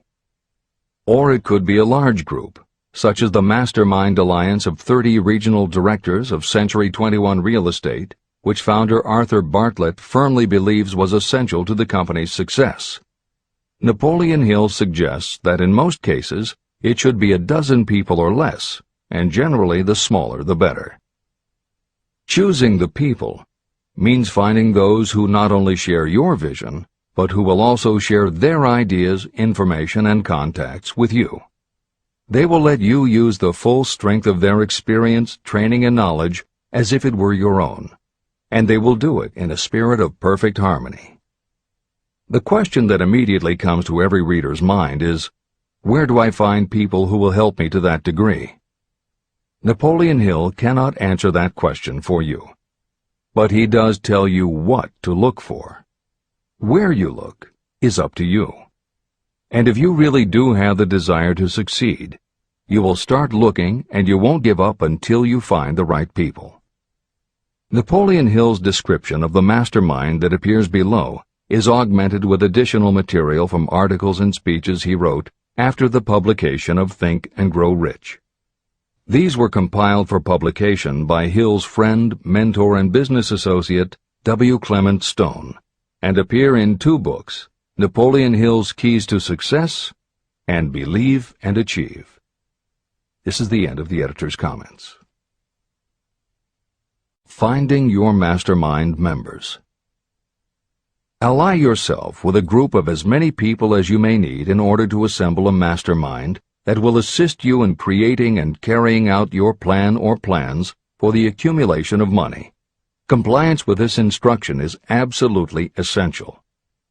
Choose to associate with people who share common values, goals, and interests, yet who each have a strong desire to contribute to the overall effort. Trial and error will be part of the process, but there are 2 qualities to keep foremost in your mind. The first is ability to do the job. Do not select people for your alliance merely because you know them and like them. Such people are valuable to you because they improve the quality of your life, but they are not necessarily suited to a mastermind alliance. Your best friend may not be the most knowledgeable marketing professional, but perhaps he or she can introduce you to someone who is. The second quality is the ability to work in a spirit of harmony with others. There must be a complete meeting of minds without any reservations. Personal ambition must be subordinate to the achievement of the purpose of the alliance. This includes your own. You must also insist upon confidentiality. Some people can give away an idea simply because they love to talk. You don't need them in your group. Attune yourself to every member of the group. Try to imagine how you would react in a given situation if you were in his or her shoes. Pay attention to body language. Sometimes facial expressions and movements say far more about what a person feels than the words that come out of his or her mouth.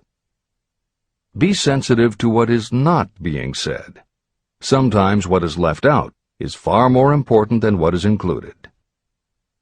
Don't try to force the group along too quickly. Allow for those who want to test ideas by playing devil's advocate. Compensating your mastermind. Before forming your mastermind alliance, decide what advantages and benefits you may offer the individual members of your group in return for their cooperation. No one will work indefinitely without some form of compensation. No intelligent person should request or expect another to work without adequate compensation.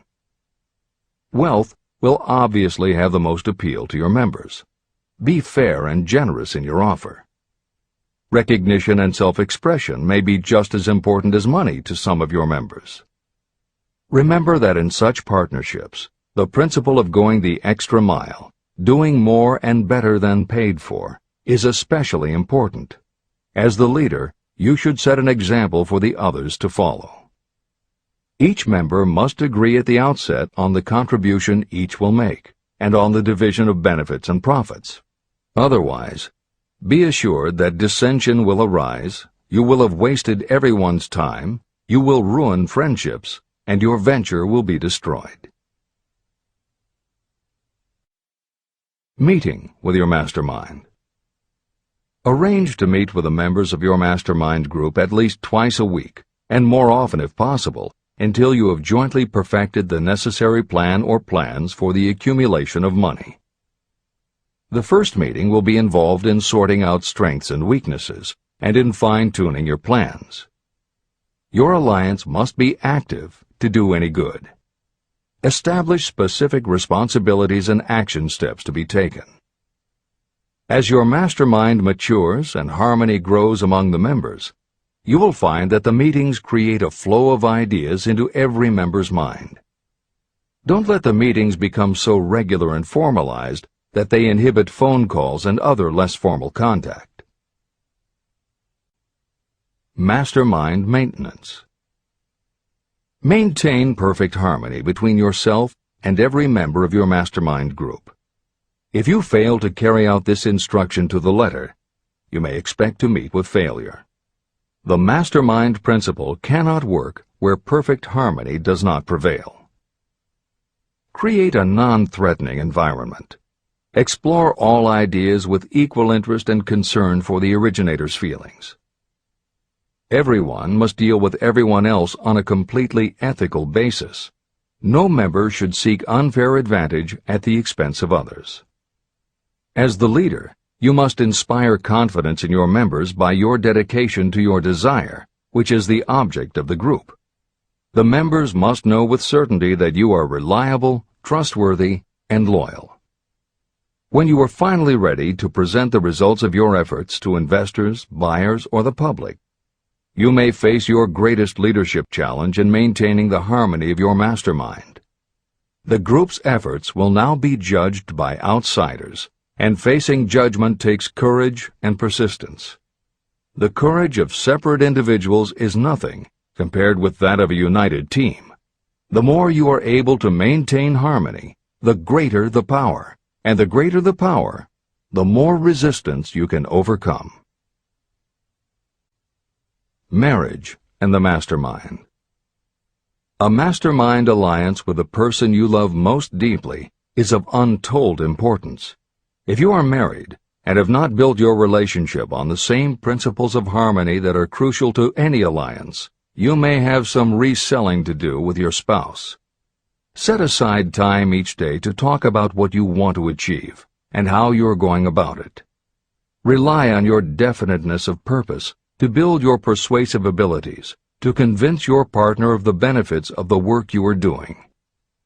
It is very unlikely that your work will not affect your husband or wife in some significant way, and you absolutely must not drag your partner unwillingly into any adventure. Build your mastermind alliance into your marriage from the start, and it will steady and support you through the darkest moments.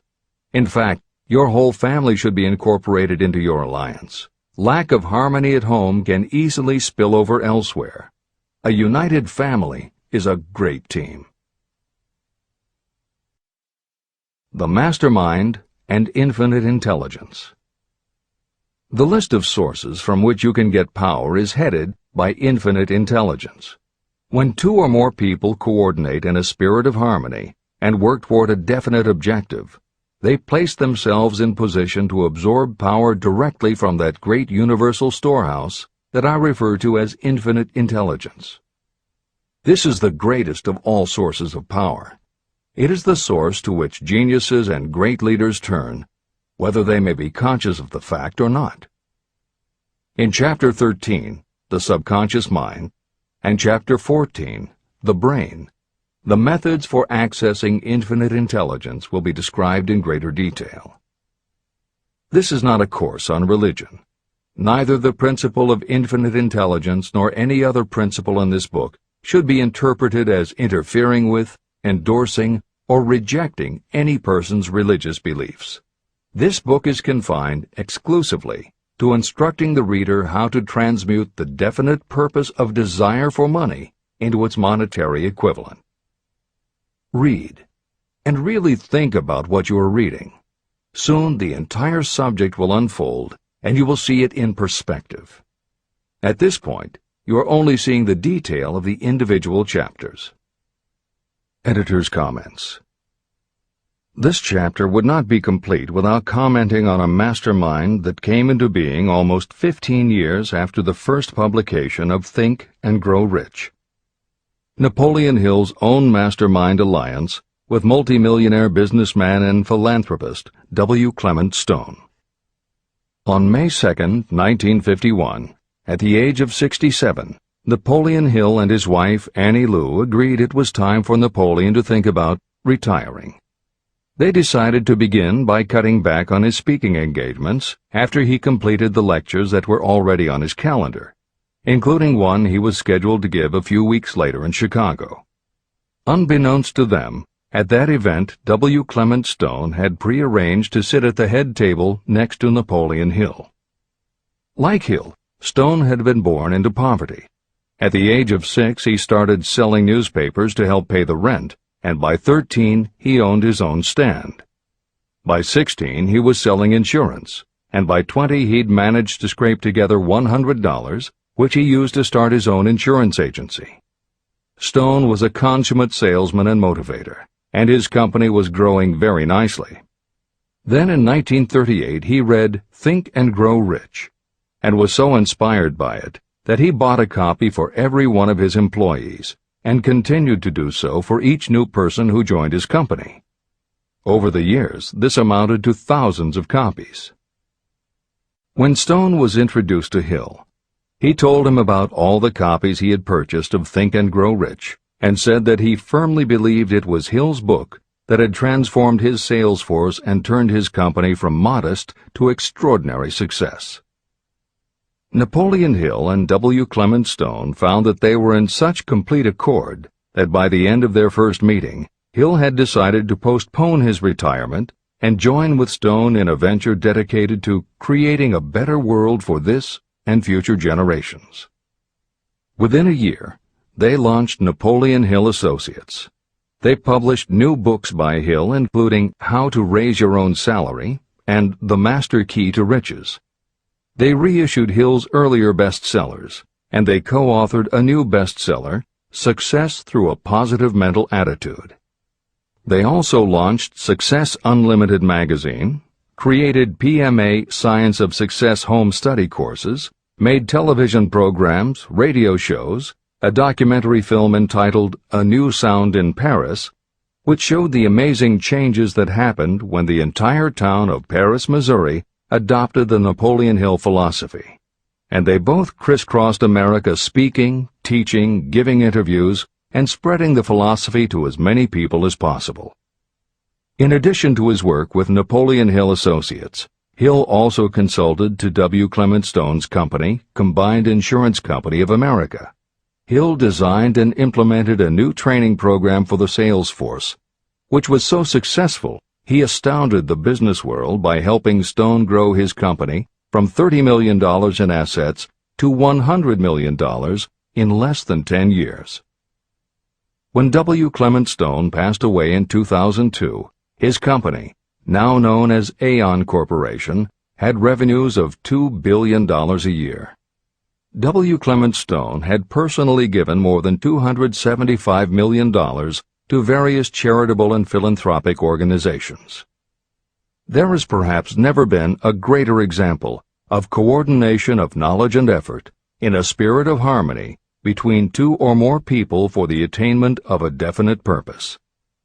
The sheer volume of work and scope of influence achieved in a 10-year period by Napoleon Hill and W. Clement Stone leaves little question as to the power and importance of a mastermind alliance. This is the end of the editor's comments. The power of positive emotions. Money is shy and elusive. It must be wooed and won by methods not unlike those used by a determined lover. And the power you use in the wooing of money is not greatly different from what you use to attract the one you love. It is the power of positive emotion. That power, when successfully used in the pursuit of money, must be mixed with faith. It must be mixed with desire. It must be mixed with persistence. It must be applied through a plan, and that plan must be set into action. When money comes in large quantities, it flows to the one who accumulates it as easily as water flows downhill. There exists a great unseen stream of power, which may be compared to a river that flows in two directions. One side flows in one direction, carrying all who get into that side of the stream onward and upward to wealth. The other side flows in the opposite direction, carrying all who are unfortunate enough to get into it and can't pull themselves out downward to misery and poverty. Everyone who has accumulated a great fortune has recognized the existence of this stream of life. It consists of one's thinking process. Positive emotions form the side of the stream that carries you to fortune. Negative emotions form the side that carries you down to poverty. This is a point of great importance to the person who is following this book with the object of accumulating a fortune. If you are caught in the side of the stream of power that leads to poverty, this book will serve as an oar by which you may propel yourself over into the other side of the stream. But it can serve you only through application and use. Merely reading and passing judgment on it, either one way or another, will be of no benefit to you. Poverty and riches can change places. But when riches take the place of poverty, the change only happens through well-conceived and carefully executed plans. The same is not true of poverty. Poverty needs no plan. It needs no one to help it because it is bold and ruthless. Riches are shy and timid. They have to be attracted. More gold has been mined from the thoughts of men than has ever been taken from the earth. Chapter 12. Sexuality, Charisma, and Creativity. The 10th step toward riches. Editor's comments. What motivates human beings is the subject of continuing scientific research and philosophical debate. There is general agreement that the prime motivators are the basic human needs for food and water, shelter and clothing, and safety. Beyond these basic life-sustaining needs, however, there are other factors that motivate people to action. It is the definition of the other factors and their order of importance that continues to be open to interpretation. Perhaps the most widely known theory is psychologist Abraham Maslow's hierarchy of human needs, which lists 8 levels of motivational forces, starting with the basic physiological and safety needs, then ascends through belonging and love, esteem, understanding, aesthetics, self-actualization, and transcendence. Other psychologists and sociologists have defined and arranged the categories differently, but in almost all cases there is agreement that after the primary life-sustaining needs are met, sex and love are the next most important motivating forces. Napoleon Hill also compiled a hierarchy of what he referred to as mind stimuli. Like Maslow and other researchers, Hill identified sex and love as the most powerful non-life-sustaining factors in human motivation, but his focus was not on sex and love as they pertain to procreation. Hill was intrigued by the theory that if sex and love are such powerful forces in driving humans to action, there might be a correlation to outstanding achievement or material success. And if such a relationship exists, can the motivating force be intentionally channeled to this purpose? In the original edition of the following chapter, Hill used terms such as sex emotion and sex energy in his analysis of these motivating forces, as they relate to attitude and personality. In this context, the use of the word sex was not meant to have the physical connotation that it often has today. Today these concepts would be conveyed by words such as sexuality, passion, or charisma. In this edition, where appropriate, the editors have opted for the modern usage of these and similar terms. This is the end of the editor's comments. Charisma. The world is ruled, and the destiny of civilization is established by the human emotions. People are influenced more by feelings than by reason. Your creativity is set into action entirely by emotions, and not by cold reason. The human mind responds to stimuli, through which it may be keyed up in such a way that it takes on characteristics such as enthusiasm, creative imagination, and intense desire. The stimuli to which the mind responds most freely are 1. The desire for sexual expression, 2. Love, 3. A burning desire for fame, power, or financial gain, money, 4. Music, 5.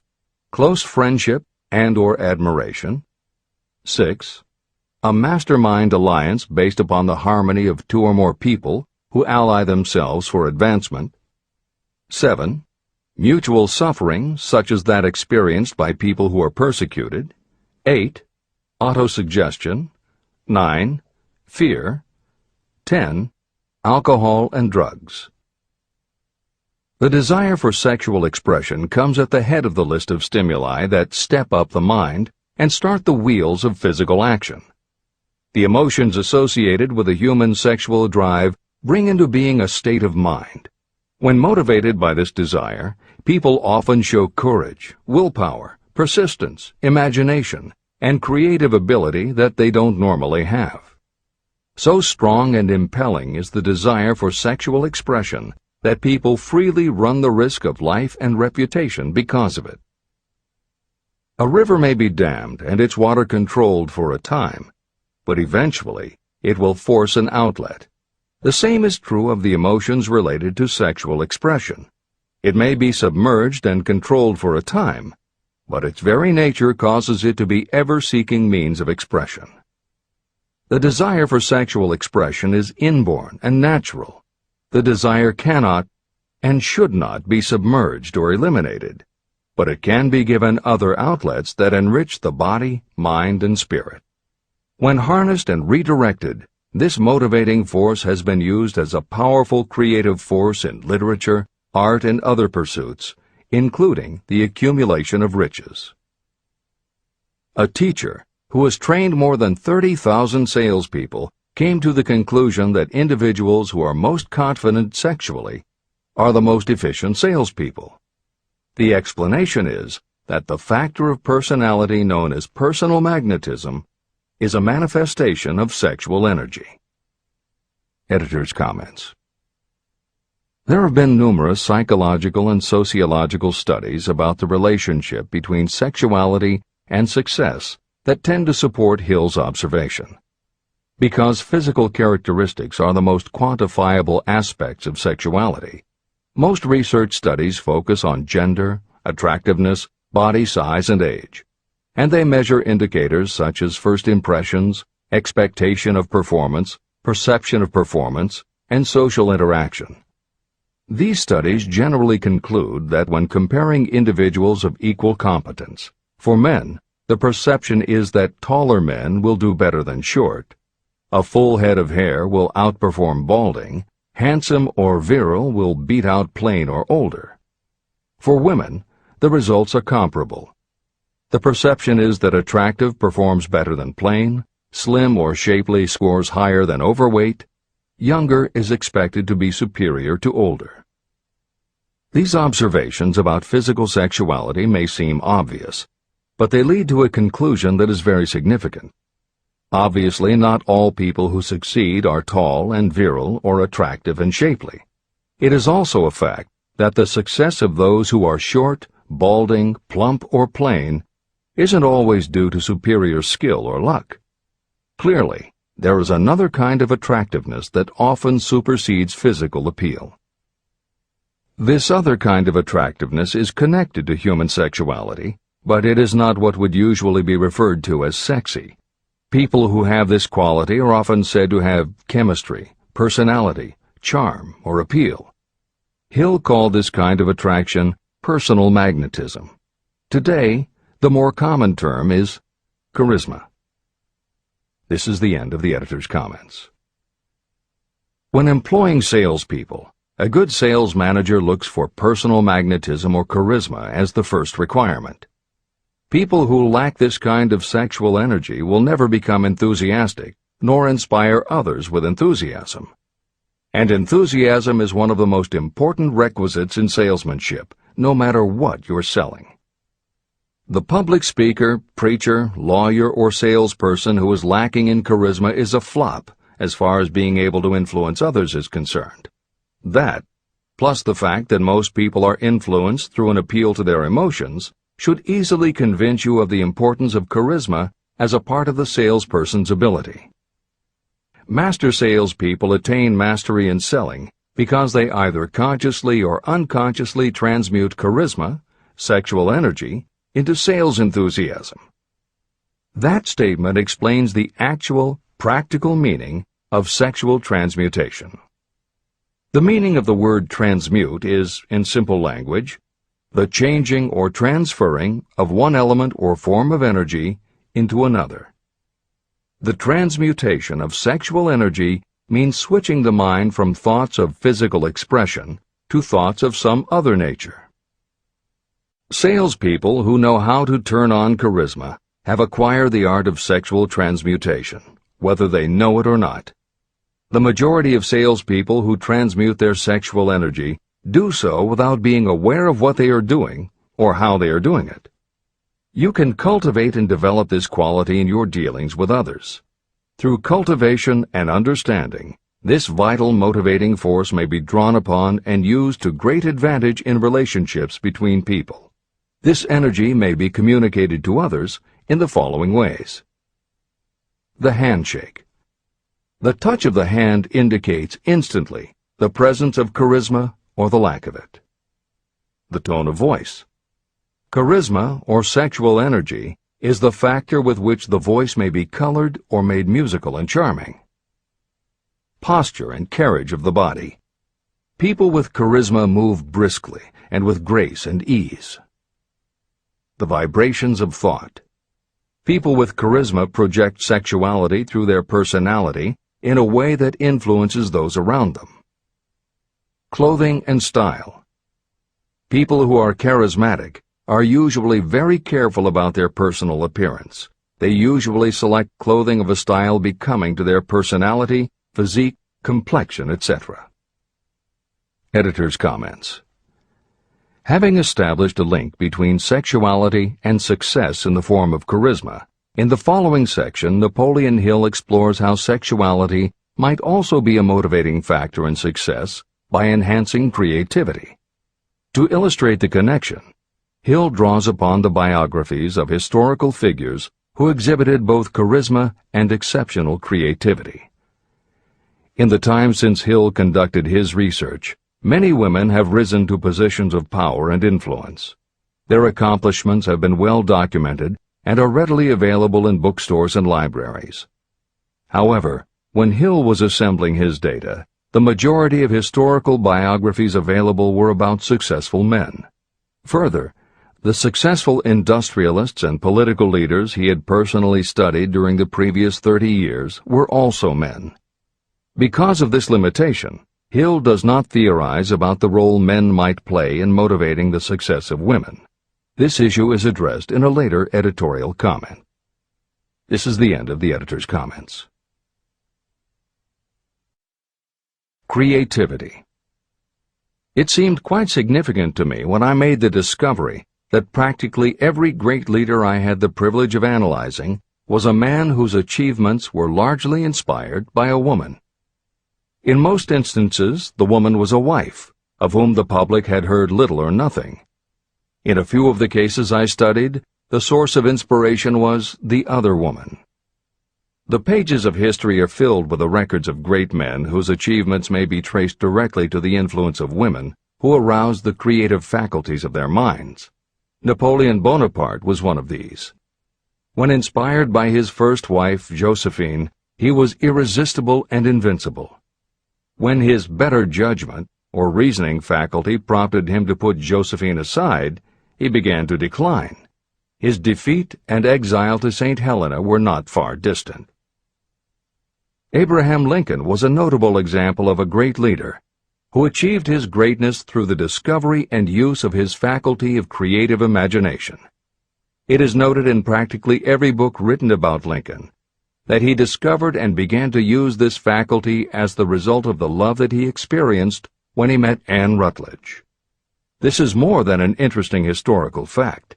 It is of significance in connection with the role sexuality plays in the study of the source of genius.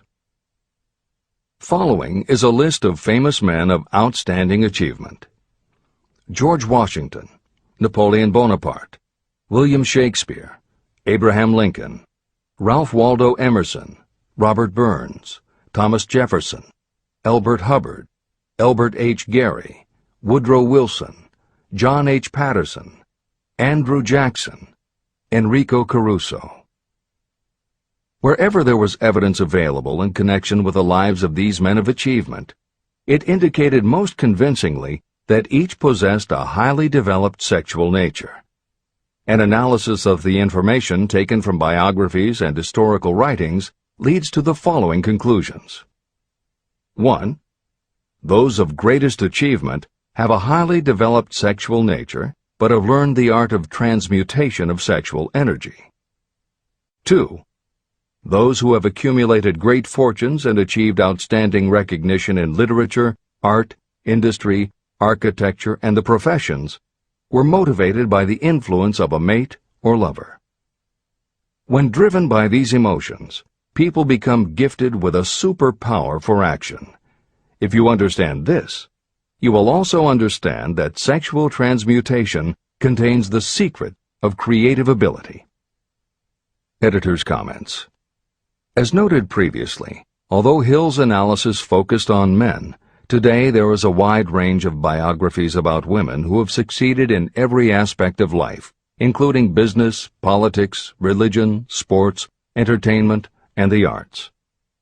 Bearing in mind that biographical information is always subjective, the reader can now find ample material from which to draw a conclusion as to whether Hill's theory about sexuality as a motivating force is equally evident in women. Napoleon Hill had to do an in-depth analysis of biographies in searching for indications that the subject's sexuality had a correlation to their success. Today, we just turn on the television, and we're inundated with intimate details about both men and women suggesting that the best and the brightest are apparently also the sexiest. Although scandals aren't usually cited as scientific proof, the exposés of some of the biggest entertainment and sports stars, high-profile CEOs of major companies, numerous politicians, and even a few presidents, all make at least a common-sense case for Hill's theory about the correlation between sexuality and success. This is the end of the editor's comments.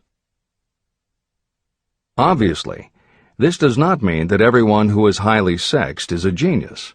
People attain the status of a genius only when and if they stimulate their minds so that they can draw upon the forces available through the creative faculty of the imagination.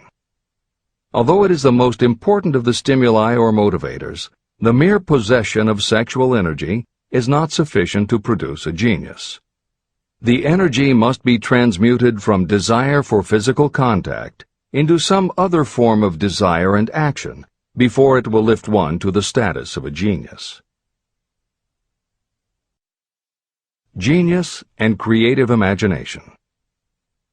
A definition of genius might be someone who has discovered how to increase the intensity of thought to the point where that person can freely communicate with sources of knowledge not available through the ordinary rate of thought. This definition should prompt some questions in the mind of anyone reading this book. The first question should be, how may one communicate with sources of knowledge that are not available through ordinary thought? The next question should be, are there known sources of knowledge that are available only to geniuses, and if so, what are these sources and exactly how may they be reached? In the following, I will offer methods so that you can experiment and prove to yourself that this is true. By doing so, you will have the answer to both questions. Editor's comment. Humans perceive things through the five senses of sight, smell, taste, hearing, and touch. Another kind of perception, as when you have a feeling about something, was discussed in the chapters on desire, faith, and autosuggestion. This kind of perception is often referred to as the sixth sense, and in the following Hill explores the relationship between sexuality, motivation, creative imagination, and the sixth sense. This is the end of the editor's comment. The reality of a sixth sense has been fairly well established. This sixth sense is creative imagination. The faculty of creative imagination is something the majority of people never use during an entire lifetime, and if they do use it, it usually happens by mere accident. Only a small number of people deliberately use their creative imagination for a specific purpose. Those who do use this faculty voluntarily and with understanding of its functions are geniuses. Creative imagination is the direct link between your finite mind and what I have termed infinite intelligence. All revelations and all discoveries of basic or new principles in the field of invention take place through the faculty of creative imagination. When ideas, concepts, or hunches flash into your mind, they can only have come from one or more of the following sources. 1. From the mind of some other person who has just released the thought, idea, or concept through conscious thought. 2. Your subconscious mind, which stores every thought and impression that ever reached your brain through any of the five senses. 3.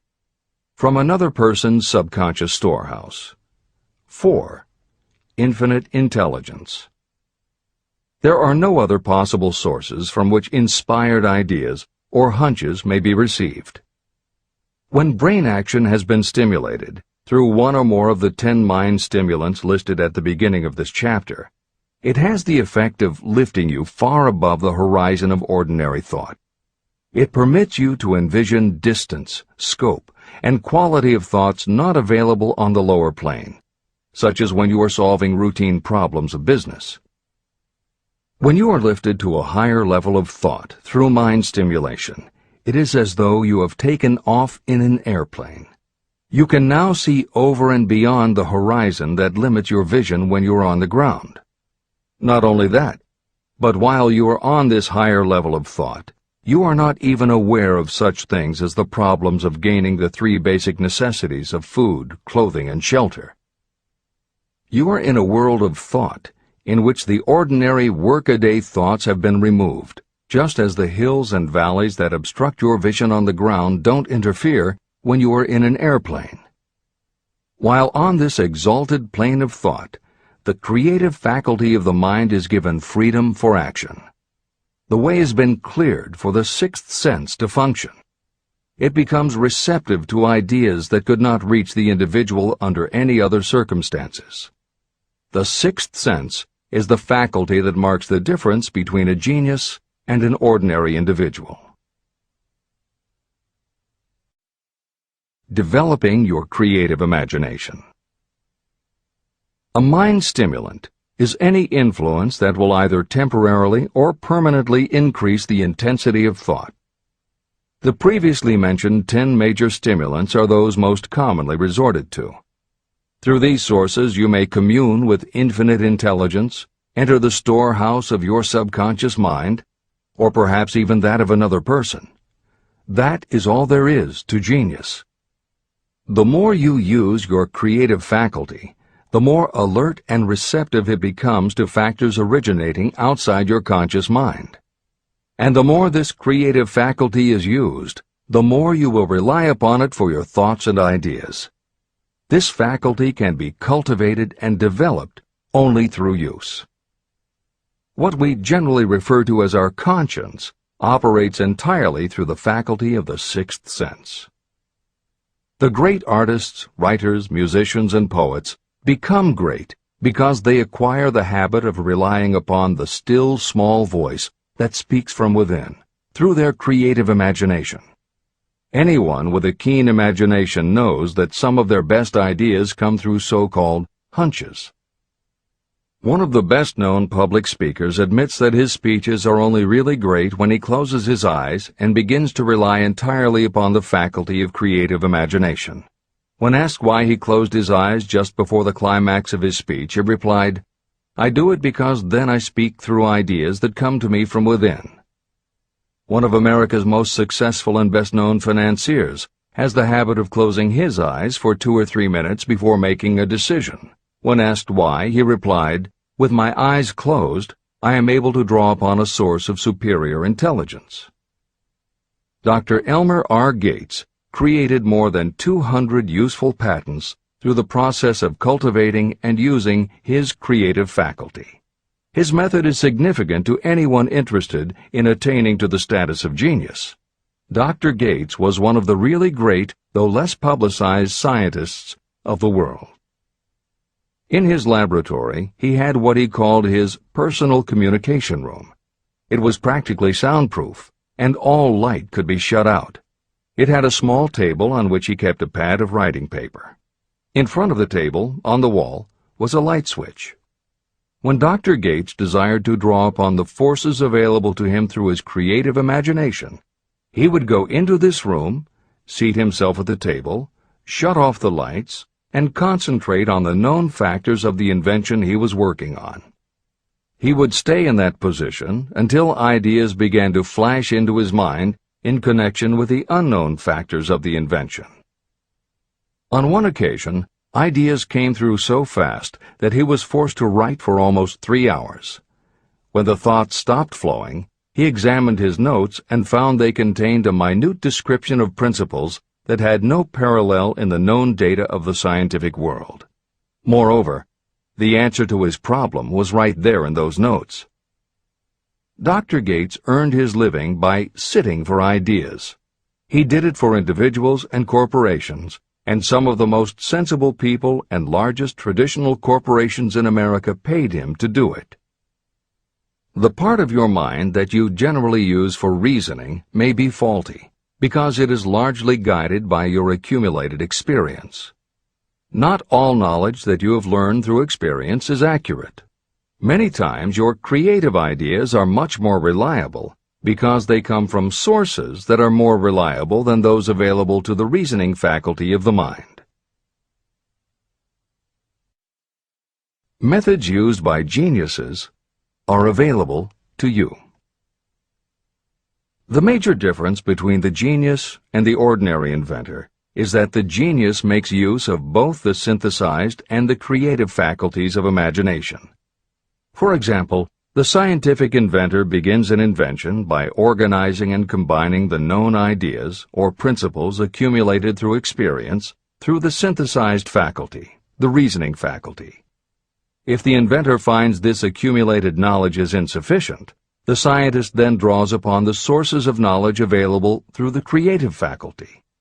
The method by which the inventor does this varies with the individual, but this is the essence of the procedure. 1.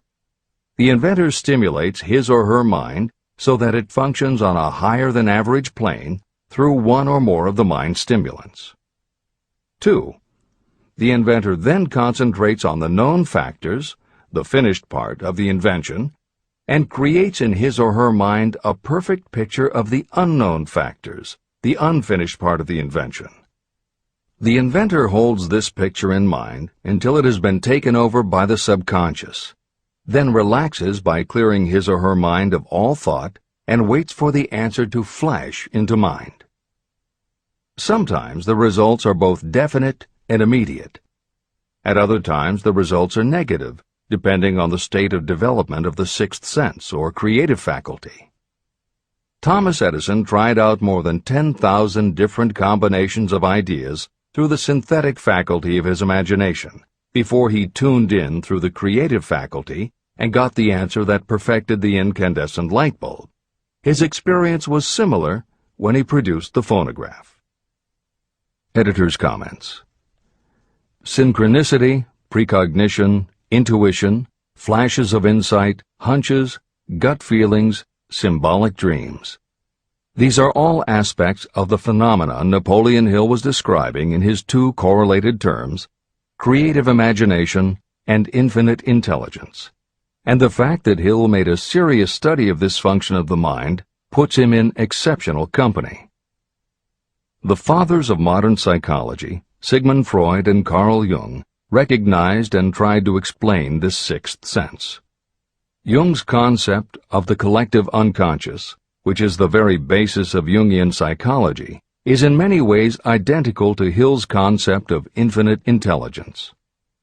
Scientists from Archimedes to Newton to Einstein to the team of Watson and Crick, who determined the structure of DNA, all conceded that intuition was instrumental in their discoveries. Duke University created a department for the sole purpose of studying these phenomena under scientific conditions. Many scientists admit to using personalized techniques similar to Hill's method for accessing intuition and creativity. These include Friedrich Kekule, who discovered the molecular structure of benzene through a dream symbol; physiologist Otto Loewi, who had a hunch followed by a dream that won him the Nobel Prize in Medicine; and as mentioned above, James Watson's breakthrough in the structure of DNA.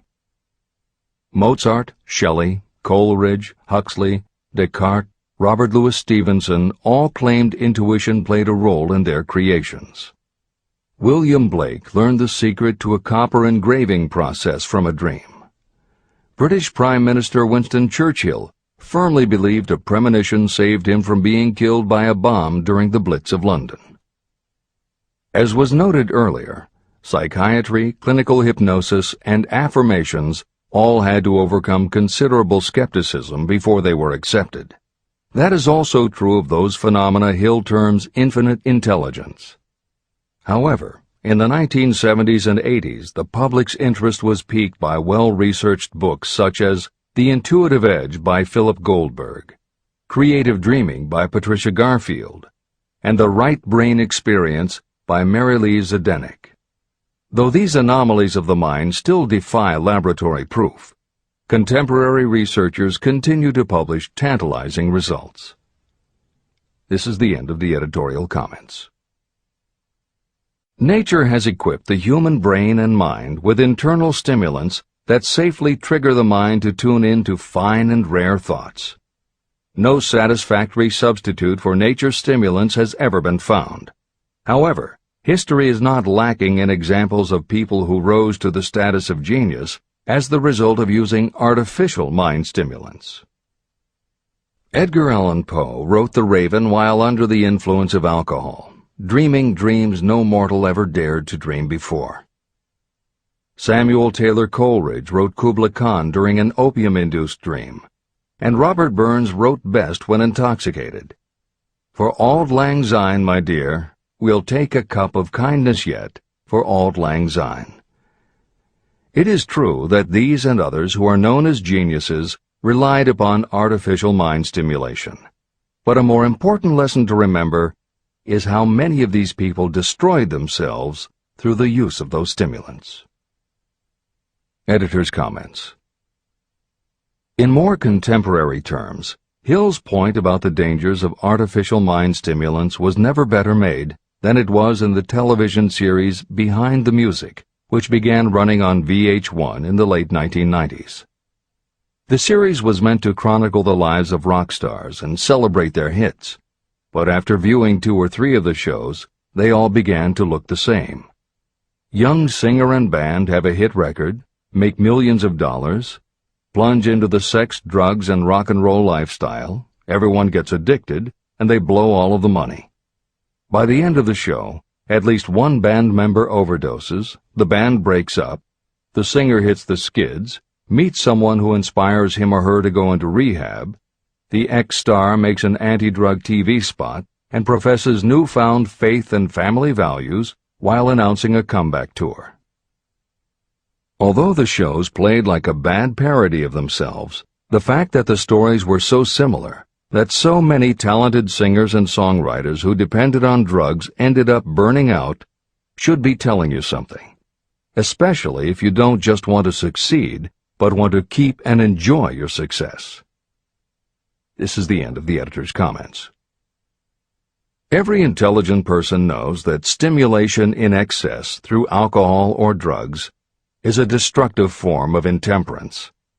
For some, overindulgence in sexual expression may become just as destructive. A sexually obsessed person is not essentially different from a person addicted to drugs or alcohol. Both have lost control over their faculties of reason and willpower. Human sexuality is a mighty urge to action, but its forces are like a cyclone, almost impossible to completely control. When an individual is driven solely by emotions related to sexuality, that person may be capable of great achievement, but their actions are often disorganized and destructive. It is true that a person may pursue financial or business success by harnessing the driving force of sexual energy without self-control. But history is filled with evidence that such people likely have certain traits of character that rob them of the ability to either hold or enjoy their fortunes. Ignorance of this potential pitfall has cost thousands of people their happiness, even though they possessed riches. From my analysis of over 25,000 people, I found that those who succeed in an outstanding way often do not hit their stride until they are beyond the age of 40 or 50. This fact was so astounding that it prompted me to go into the study of its cause most carefully. My investigation disclosed that the major reason why many people do not succeed early in life is their tendency to dissipate their energies through overindulgence. The majority of people never learn that sexual energy has possibilities other than physical expression. And many of those who make this discovery only do so after having wasted many years during the time when their sexual energy was at its height. Most people come to the realization by accident, and many don't even know they have tapped into this power. They may recognize that their power of achievement has increased, but they have no idea what caused the change. They are just vaguely aware that nature begins to harmonize the emotions of love and sex, so that they may draw upon these great forces and apply them as stimuli to action. The importance of love.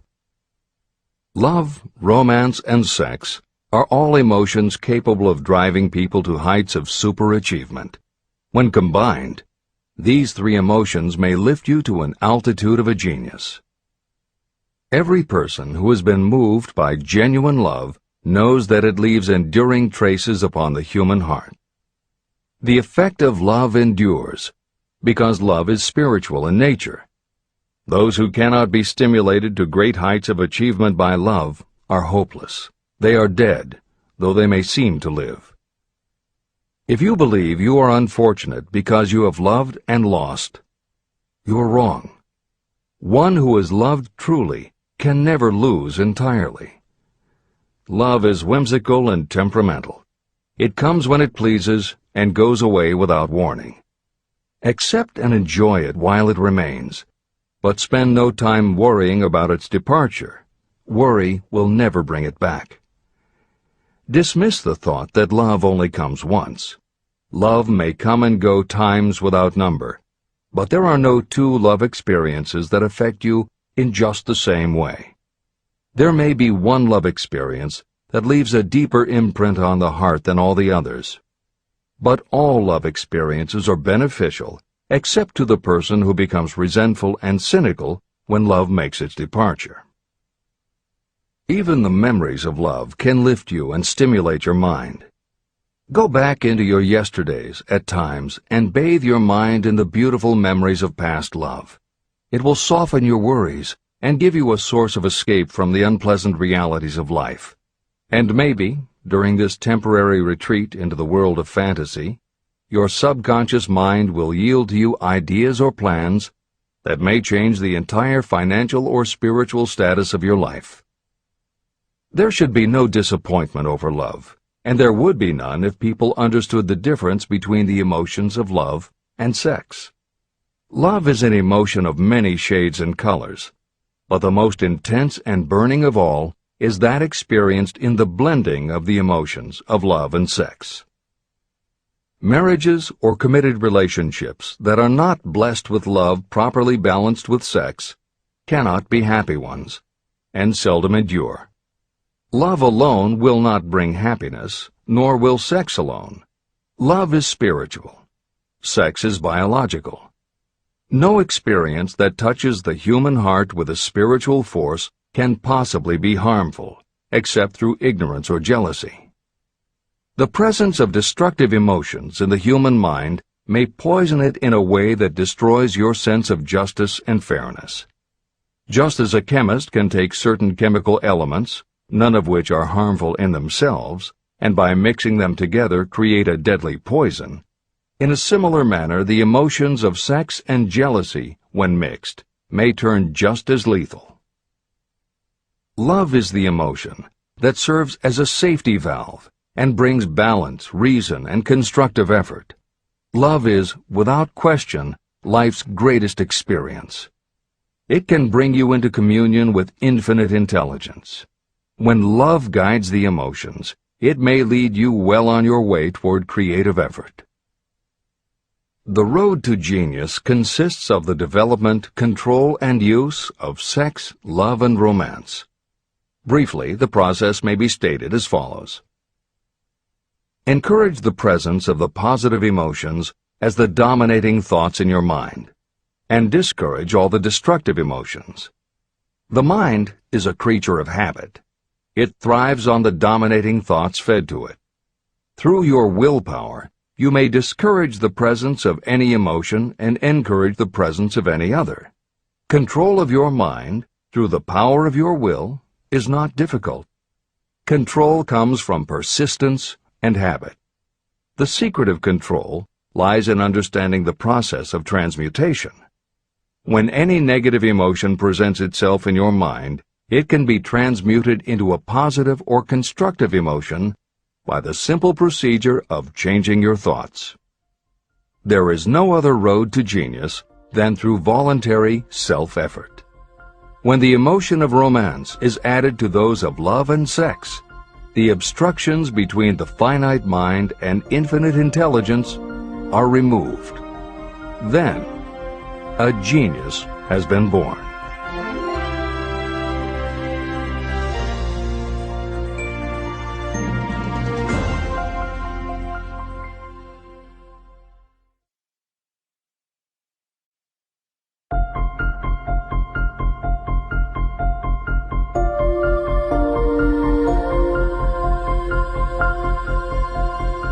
Success requires no explanations. Failure permits no alibis. Chapter 13. The Subconscious Mind. The Connecting Link. The 11th step toward riches. The subconscious mind consists of a field of consciousness, in which every impulsive thought that reaches the conscious mind, through any of the 5 senses, is classified and recorded. The subconscious receives and files sense impressions or thoughts regardless of their nature. You can plant in your subconscious mind any plan, thought, or purpose that you desire to translate into its physical or monetary equivalent. Those desires that have been mixed with emotional feeling and faith in your ability are the ones that are strongest. Therefore, they are the first to which the subconscious responds. The subconscious mind works day and night, and in some way which is not fully understood, the subconscious seems able to draw upon the forces of infinite intelligence for the power to transmute your desires into their physical equivalent. And it does it in the most straightforward and practical way. You cannot entirely control your subconscious mind, but you can hand over to it any plan, desire, or purpose that you wish transformed into concrete form. Refer again to the instructions for using the subconscious mind in Chapter 5, Autosuggestion. Editor's comments. In the chapter on autosuggestion, the 4 primary methods for planting and reinforcing suggestions in your subconscious are: 1. The formulation and writing out of your desire. 2. The repetition of positive affirmations. 3. The creative visualization of your goal. And 4. By acting as though the goal is already yours. This is the end of the editor's comment. From my research, I have concluded that the subconscious mind is the connecting link between the finite mind of man and infinite intelligence. It is the intermediary through which you may draw upon the forces of infinite intelligence. From my research, I have concluded that the subconscious mind is the connecting link between the finite mind of man and infinite intelligence. It is the intermediary through which you may draw upon the forces of infinite intelligence. Only the subconscious mind contains the process by which mental impulses, thoughts, are modified and changed into their spiritual, energy, equivalent. It alone is the medium through which prayer, desire, may be transmitted to the source capable of answering prayer, infinite intelligence. How to energize your subconscious mind for creative effort. The possibilities of what you can do when you connect creative effort with the subconscious mind are stupendous. They inspire me with awe. I never approached the discussion of the subconscious mind without a feeling of littleness and inferiority, due to the fact that man's entire stock of knowledge on this subject is so pitifully limited. First, you must accept as a reality the existence of the subconscious mind and what it can do for you. This will enable you to understand its possibilities as a medium for transmuting your desires into their physical or monetary equivalent, and then you will comprehend the full significance of the instructions given in Chapter 3, Desire. You will also understand the importance of making your desires clear and putting them in writing. You will understand as well the necessity of persistence in carrying out instructions. The 13 principles that are the basis of this book are the stimuli with which you acquire the ability to reach and to influence your subconscious mind. Do not become discouraged if you cannot do this on your first attempt. Remember that the subconscious mind can be directed only through habit. You have not yet had time to master faith. Be patient. Be persistent. Editor's comments. There are two aspects to Hill's theory of the subconscious mind. There are two aspects to Hill's theory of the subconscious mind. One is the concept of the subconscious as the storehouse of all information and thoughts that you have ever experienced. The second is the concept of the subconscious as the gateway to infinite intelligence. In this chapter, Hill focuses primarily on the subconscious as a storehouse. Expanding on the editorial comment about the subconscious mind that appears in the chapter on autosuggestion, proof that the subconscious is a storehouse of information is confirmed in the use of hypnotherapy by psychiatrists. Through hypnosis, psychiatrists are able to help patients open the door to their subconscious so that they can retrieve information about traumatic situations that have been filtered out or repressed by the conscious mind. Further proof is in the use of hypnosis by law enforcement officials to recapture information such as license plate numbers and other details that the conscious mind of a witness has filtered out. Although results vary from person to person, there is no doubt that the subconscious has access to information that the conscious mind does not. This storehouse aspect of the subconscious is what accounts for some ideas that come to us through creative imagination. In some instances, bits of information and ideas that our conscious mind has forgotten will connect with each other on a subconscious level to create a new idea, and that idea will be received by our creative intelligence, which presents it to us as a flash of inspiration. You can't completely control this process, but you can condition yourself to come up with more and better ideas. It is a fact that a traumatic experience, the result of which creates a strongly planted idea, can influence the way a person thinks and acts. If that is true, then by intentionally using all of your efforts to powerfully plant an idea in your subconscious, you should be able to create what would amount to a good traumatic experience that will influence the way you think and act in a positive way. This is exactly how you develop what Hill calls a money consciousness. If you do everything within your power to strongly, firmly, and with complete faith and conviction plant the idea that you will be successful and achieve your desire, your subconscious will accept and store that idea. If you have planted the idea so strongly that it is the dominant idea in your subconscious, it will influence all of the other ideas and information stored there. When you have given your subconscious this specific direction that it did not have before, it will begin to put together pieces of information, and through your creative intelligence, you will find that you are coming up with more and better plans and ideas to accomplish your goal. But as Hill says, you can do this only through faith and habit. You must write out the affirmation of your goal, and you must repeat it aloud every day with absolute faith and conviction that you can achieve it. You must vividly and creatively visualize yourself achieving your goal, and you must do it every day. You must conduct yourself with the attitude that says you can accomplish your goal, and that you deserve the help of those who can help you to accomplish your goal. And you must conduct yourself in that way every day. If you seriously commit yourself to doing these things, it will change the way you think and act. Your subconscious will do everything it can to transmute your desire into reality, and other people will want to do what they can to help you succeed. This is the end of the editor's comments. Many statements in the chapters on faith and on autosuggestion are repeated here for the benefit of your subconscious mind. Remember, your subconscious mind functions whether you make any effort to influence it or not.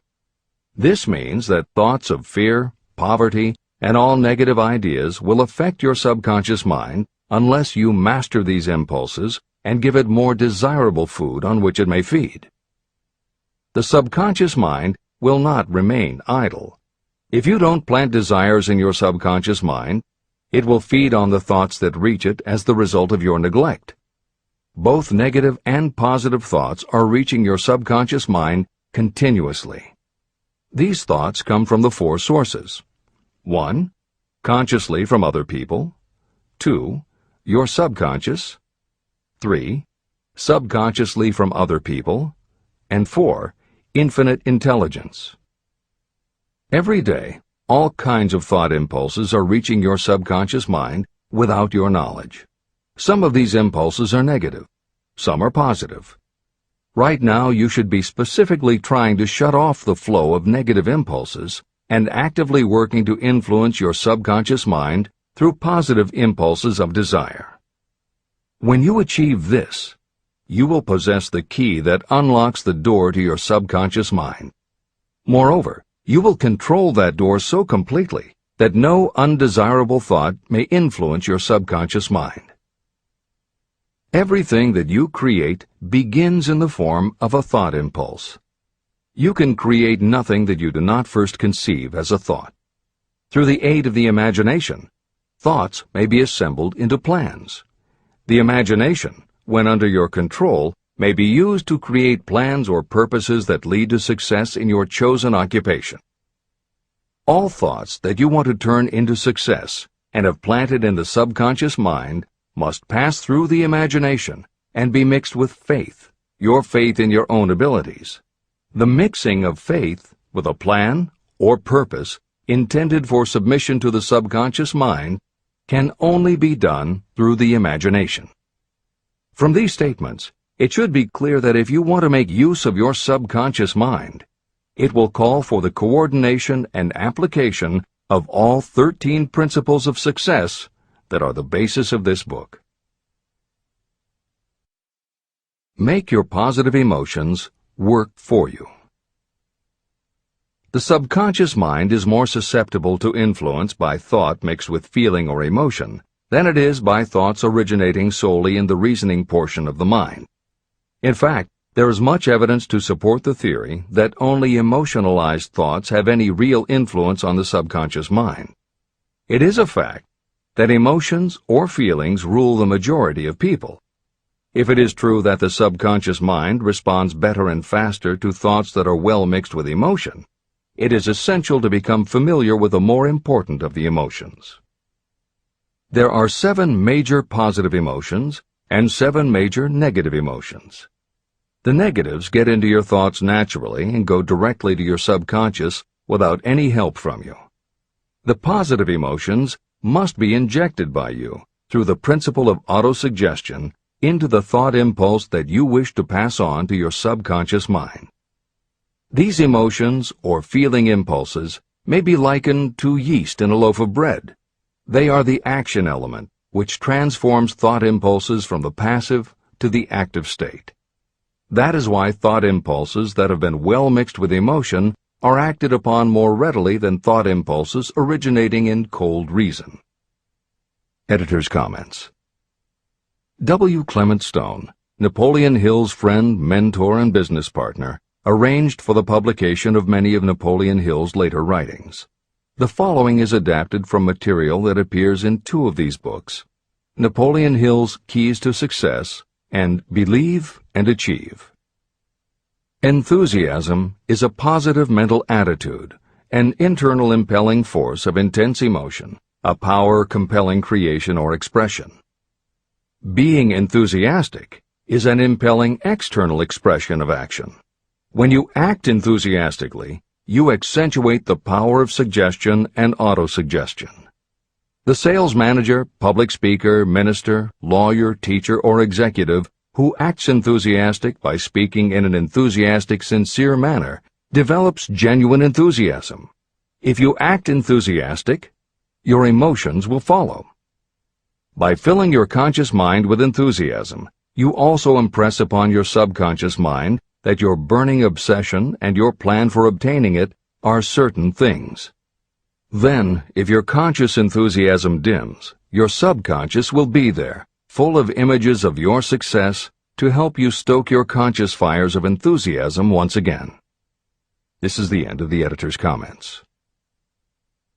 You are preparing yourself to influence and control the inner audience of your subconscious mind in order to hand over to it the desire for money, which you wish transmuted into its physical, monetary equivalent.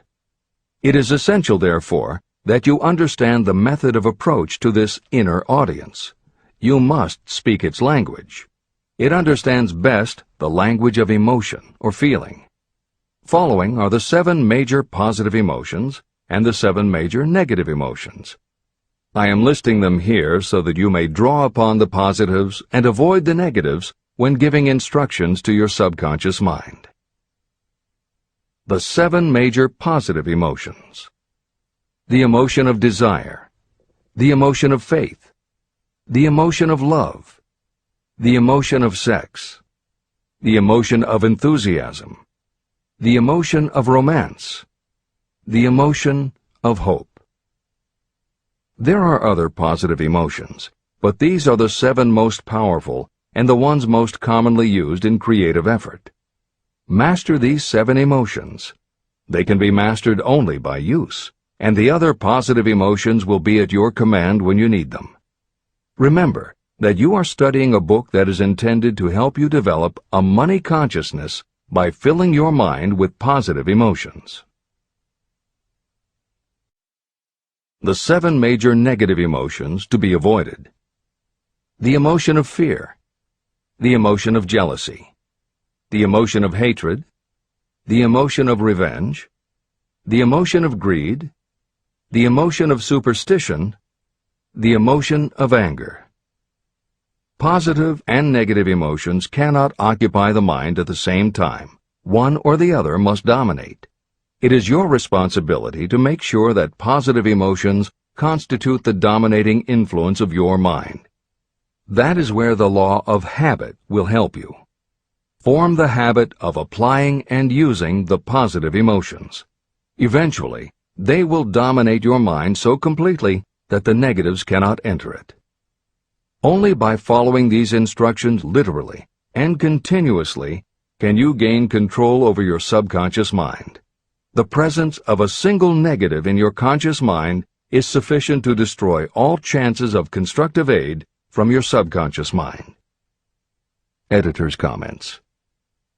Napoleon Hill's concern about the susceptibility of the subconscious mind to negative thoughts, emotions, and comments is well known to professionals who work with these techniques. In clinical hypnotherapy, there is an axiom referred to as the law of reversed effect, which states that whenever there is a conflict between imagination and willpower, the imagination wins. When you attempt to plant an idea, if the subconscious already harbors a negative, trying to force the new idea has the reverse effect, because the subconscious becomes obsessed with defending its established negative idea. And the harder you try to do something, the more the subconscious resists, and the more difficult it becomes. Even the use of the word try is warned against, because it gives the suggestion to the subconscious of a preconceived failure. The concept of trying implies an ongoing effort. You don't want to try. You want to succeed. If you ask your subconscious to help you try, it may do just that. It may help you try, but it will prevent you from succeeding. Because if you did succeed, then it could no longer help you try, which is what you asked it to do. The cautionary note about using the word try is just one example of the care that should be taken when formulating affirmations and using autosuggestion. The following are some other rules of thumb that most modern experts agree on. 1. Affirmations should always be stated as a positive. Affirm what you do want, not what you don't want. 2. Affirmations work best when they are short and very clear about a single desired goal. Take the time to write, rewrite, and polish your affirmation until you can express your desire in a short statement of precise and well-chosen words. 3. Affirmations should be specific about the desired goal, but not about how to accomplish it. Your subconscious knows better than you what it can do and how it can do it. 4. Do not make unreasonable time demands. Your subconscious can't make anything happen suddenly or now. 5. Just saying the words will have little effect. When you affirm your desire, you must do it with such faith and conviction that your subconscious becomes convinced of how important it is to you. As you affirm your desire to yourself, visualize it in your mind's eye as big as a billboard. Make it big, powerful, and memorable. 6. Repetition of your emotionalized affirmation is crucial. At this time, it is your habit to think one way. By repeating your affirmation often every day, your new way of thinking will begin to be your automatic response. Keep reinforcing it until it becomes second nature to you, and your habit will have become to think the new way, the way you want to think. This is the end of the editor's comments. We form habits based on the degree of reinforcement we receive. Habits make no moral judgments. They can be either good or bad. Both are formed through repetition. If we try something and like the results, we repeat the action. You can replace negative thoughts with positive ones. You can replace inaction with action, and you can form any habit you choose. Your thoughts are the only thing that you can completely control if you choose to do so. You can control your thoughts to control your habits. The secret of effective prayer. Most people resort to prayer only after everything else has failed, or else they pray by a ritual of meaningless words. And because most people who pray do so only after everything else has failed, they go to prayer with their minds filled with fear and doubt. Because fear and doubt are the emotions that are mixed with their prayer, these are the emotions the subconscious mind passes on, and these are the emotions that infinite intelligence receives and acts upon. If you pray for a thing, but as you pray you have fear that you may not receive it, or that your prayer will not be acted upon by infinite intelligence, your prayer will have been in vain. Prayer does sometimes result in the realization of that for which one prays. If you have ever had the experience of receiving something for which you prayed, go back in your memory and recall your actual state of mind while you were praying, and you will know for sure that the theory here described is more than a theory. The method by which you may communicate with infinite intelligence is very similar to the way the vibration of sound is transmitted by radio waves. Sound cannot be transmitted through the atmosphere until it has been changed into a very high rate of vibration.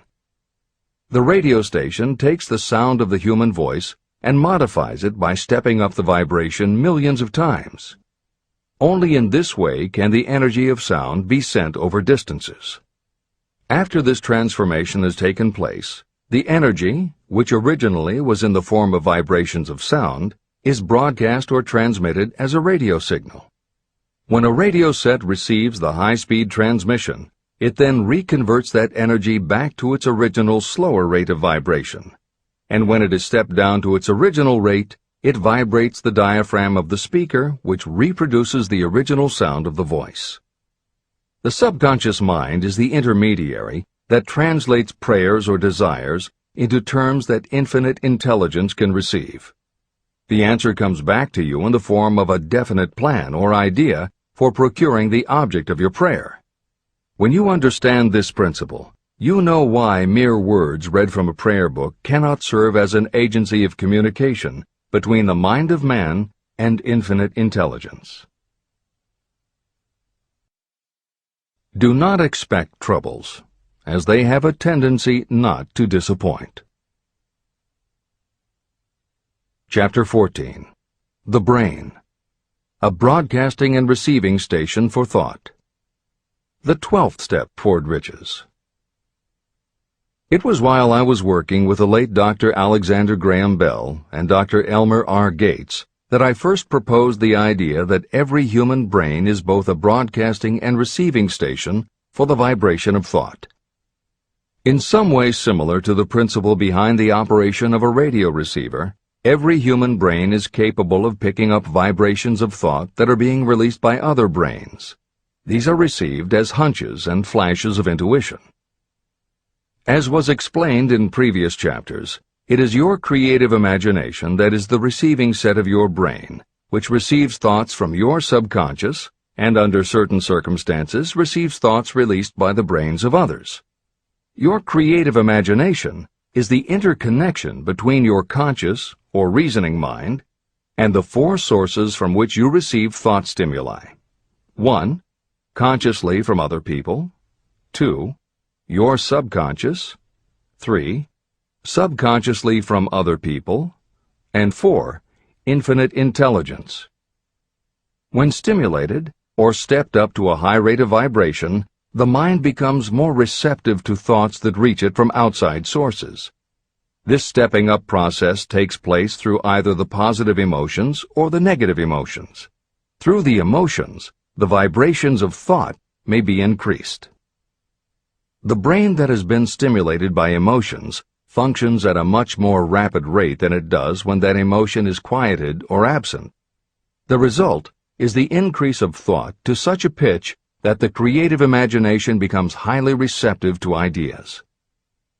On the other hand, when the brain is functioning at a rapid rate, it also gives to your own thoughts the emotional feeling that is essential before those thoughts will be picked up and acted upon by your subconscious mind.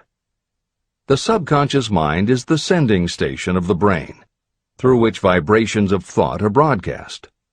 Autosuggestion is the medium by which you may put into operation your sending station. The creative imagination is the receiving set through which the energies of thought are picked up. Editor's comments. The following combines the above concept with the related materials from previous chapters to provide a step-by-step recap of Napoleon Hill's view of the process. 1. The brain is simultaneously both a broadcaster and a receiver. 2. Emotion affects both your ability to send and your ability to receive. When under the effect of strong emotion, the more powerfully you can send thoughts. When under the effect of strong emotion, the more receptive you are to receiving thoughts. 3. When you send thoughts, to where do you send them? You send them to your subconscious by using autosuggestion. 4. When you receive thoughts, where do they come from? They come from your subconscious and you receive them through your creative imagination. 5. Your subconscious mind has two aspects. Your subconscious is a storehouse of information, as explained in the previous chapter. Your subconscious is your connection to infinite intelligence. 6. Infinite intelligence is the medium through which you receive thoughts from other brains. Infinite intelligence is Hill's term for describing the following basic law of physics. Because everything in the universe is made of time, space, energy, or matter, and because matter is just energy in a different form, then everything is actually different parts of the same thing. This means that your subconscious mind, energy, has a common base with every other subconscious mind, energy. 7. Thoughts from other brains come to you as follows. When you are under the effect of a strong emotion and your receiver is especially receptive, sometimes its pull is so strong that it attracts a thought from the subconscious mind of another brain. It is able to do this because infinite intelligence interconnects your subconscious with the subconscious of the other brain. 8. These thoughts from other brains are what we refer to as intuition, hunches, déjà vu, and foreknowledge. Although Hill's explanation depends on the action of an intangible force that cannot be isolated and dissected in a laboratory, neither medical science nor psychology can offer a better explanation for those thoughts that depend on knowledge or information that we do not have. This is the end of the editor's comments. The greatest forces are intangible. In the past, we've depended too much on our physical senses and have limited our knowledge to physical things that we could see, touch, weigh, and measure. I believe we have entered the most marvelous of all ages, an age that will teach us more about the intangible forces of the world about us. Perhaps we shall learn that there is an other self that is more powerful than the physical self we see when we look in a mirror. Many people do not take seriously such intangibles, the things that they cannot perceive through any of their five senses. However, to belittle the idea of forces that are intangible or cannot be explained is to ignore the fact that all of us, every day, are controlled by forces that are unseen and intangible. The whole of mankind has not the power to cope with, nor to control the intangible force wrapped up in the rolling waves of the oceans. We still do not fully understand the intangible force of gravity, which keeps this little Earth suspended in space and keeps us from falling from it, much less have the power to control that force. We are entirely subservient to the intangible force that comes with a thunderstorm, and we are just as helpless in the presence of the intangible force of electricity. We do not understand the intangible force and intelligence wrapped up in the soil of the earth, the force that provides us with every morsel of food we eat, every article of clothing we wear, and every dollar we carry in our pockets. Last but not least, with all of our culture and education, we still understand little or nothing of the greatest of all the intangibles, thought. However, we have begun to learn a good deal about the intricate workings of the physical brain, and the results are stunning. We know that the central switchboard of the human brain, the number of lines that connect the brain cells to each other, is written as the figure 1, followed by 15 million zeros. Dr. C. Judson Herrick of the University of Chicago says, "The figure is so stupendous that astronomical figures, dealing with hundreds of millions of light years, become insignificant by comparison. It has been determined that there are from 10 billion to 14 billion nerve cells in the human cerebral cortex, and we know that these are arranged in definite patterns. These arrangements are not haphazard. They are orderly. It is inconceivable to me that such a network of intricate machinery should be in existence for the sole purpose of carrying on the physical functions connected with the growth and maintenance of the physical body. Is it not likely that the same system, which gives billions of brain cells the media for communication, one with another, also provides the means of communication with other intangible forces?" Editor's comments. In the time since Hill wrote the above comments, we have learned a great deal more about the physical brain and how it operates. We understand much about the chemistry of the brain. We can measure the energies it releases. We know which areas control the various functions of the body and which areas affect memory, emotions, reasoning, and many other subtleties related to the thinking process. Through surgery, medication, and other techniques, we know how to prevent the brain from having certain kinds of thoughts. And we know how to encourage the brain to produce certain other kinds of thoughts when we want it to. For instance, a specific area can be stimulated, and you will have pleasurable thoughts. But we cannot yet control what those pleasurable thoughts will be, and we have no idea what the bits and pieces of information are that go into your pleasurable thoughts. With all of our advanced knowledge about the physical brain, we still don't know how to make it have a specific thought or idea, especially not an original thought or a creative idea. And medical science offers no better theory than Hill's as to how we could have an intuition or hunch made up from information that we don't have and were never exposed to. In short, the physical properties of the brain confirm that it is where the thinking process takes place. But it does not offer the answer to the question of how it happens, or how thoughts from one brain might travel to another. In previous commentaries, we pointed to the laws of physics as they relate to Hill's theory about the interconnectedness of all things. And although this is not meant to be a science lesson, it may reassure you to know that the work of renowned scientists lends support to the idea. Quantum theory deals with subatomic particles so minuscule that they are almost at the level of the basic stuff from which everything is made.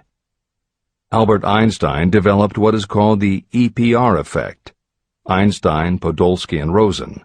And Irish physicist John Stuart Bell proposed Bell's theorem, both of which pertain to the concept that when two linked subatomic particles are separated from each other, when a change is made to particle A, the same change will instantly happen in particle B, even though the two are distant from each other.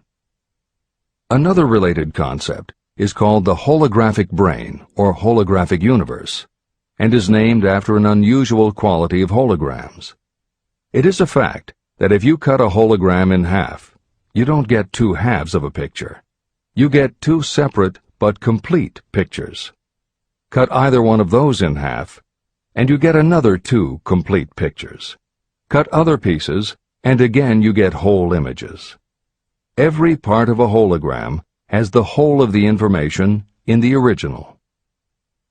In the 1970s, Carl Pribram, a neurophysiologist at Stanford University, announced the results of his studies which suggest that memory is not in a specific part of the brain, but is spread throughout the brain like the image on a holographic plate. At almost the same time, renowned physicist David Bohm proposed that the workings of the universe were like a holographic image, that among all things there is total interconnectivity, and that all things influence all other things. In effect, every part of the universe contains the whole of the universe. That is probably more than enough science for most readers.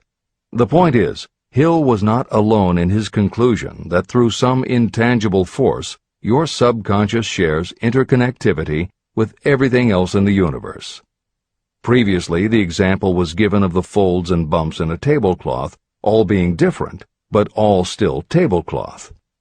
Here is another way to envision the intangible interconnection of all things. Suppose you were to drill 5 holes in a wall, and have someone outside the room put their fingers and thumb through the holes and wiggle them.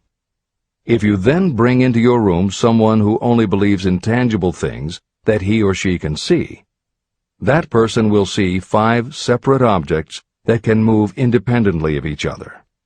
You may tell the person that behind the wall the objects are connected and all part of the same hand, but because they cannot see the connection and disbelieve anything they don't understand, the person will not be convinced. Neither modern medicine, nor psychiatry, nor technology can yet conclusively show us behind the wall. But the fact remains, we have all had a hunch about somebody, and it turns out to be right. A premonition that something will happen, and it does. Or a feeling that something isn't right with someone who is not there with you, and it turns out to be true. How does this information come to us? As mentioned previously, psychologist Carl Jung called the intangible connection the collective unconscious, also called universal subconscious.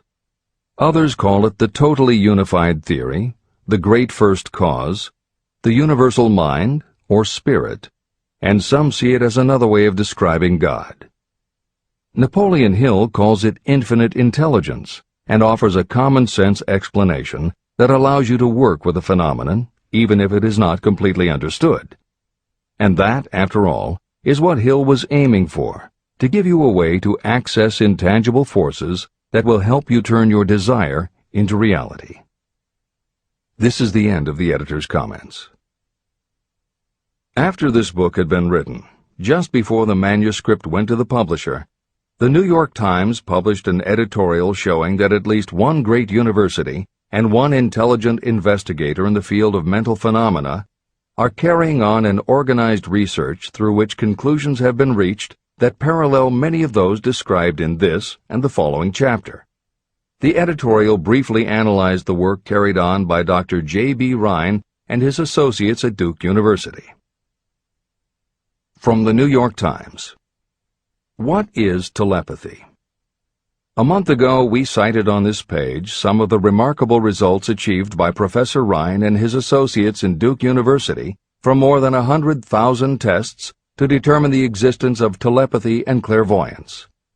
These results were summarized in the first 2 articles in Harper's Magazine. In the second, which has now appeared, the author, E.H. Wright, attempts to summarize what has been learned, or what it seems reasonable to infer, regarding the exact nature of these extrasensory modes of perception. The actual existence of telepathy and clairvoyance now seems to some scientists enormously probable as the result of Rhine's experiments. Various percipients were asked to name as many cards in a special pack as they could without looking at them and without other sensory access to them. About a score of men and women were discovered who could regularly name so many of the cards correctly that there was not one chance in many a million of their having done their feats by luck or accident. But how did they do them? These powers, assuming that they exist, do not seem to be sensory. There is no known organ for them. The experiments work just as well at distances of several hundred miles as they did in the same room. These facts also dispose, in Mr. Wright's opinion, of the attempt to explain telepathy or clairvoyance through any physical theory of radiation. All known forms of radiant energy decline inversely as the square of the distance traversed. Telepathy and clairvoyance do not. But they do vary through physical cause, as our other mental powers do. Contrary to widespread opinion, they do not improve when the percipient is asleep or half asleep, but on the contrary, when he is most wide awake and alert. Rhine discovered that a narcotic will invariably lower a percipient score, while a stimulant will always send it higher. The most reliable performer apparently cannot make a good score unless he tries to do his best. One conclusion that Wright draws with some confidence is that telepathy and clairvoyance are really one and the same gift. That is, the faculty that sees a card face down on a table seems to be exactly the same one that reads a thought residing only in another mind. There are several grounds for believing this. So far, the two gifts have been found in every person who has either of them. If you have the abilities, both seem to be of equal strength. Screens, walls, distances have no effect at all on either.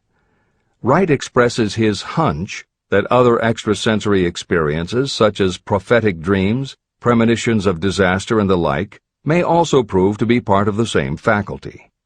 The reader is not asked to accept any of these conclusions, but the evidence that Rhine has piled up must remain impressive. In 1927, Dr. J.B. Rhine and his wife, Dr. Louisa E. Rhine, joined Professor William McDougall, chairman of the psychology department at Duke University, to create a lab that would apply strict scientific procedures to the study of psychic phenomena. They developed scientific methodologies and procedures to study, identify, and test individuals who demonstrated unusual abilities. It was Dr. Rhine who coined the term extrasensory perception, ESP, and he adopted the word parapsychology to describe their studies. It is fair to say that the research done at the Rhine lab is some of the most advanced work on the entire subject. In 1962, they created the Foundation for Research into the Nature of Man in order to continue their studies independent of the university and to publish related works.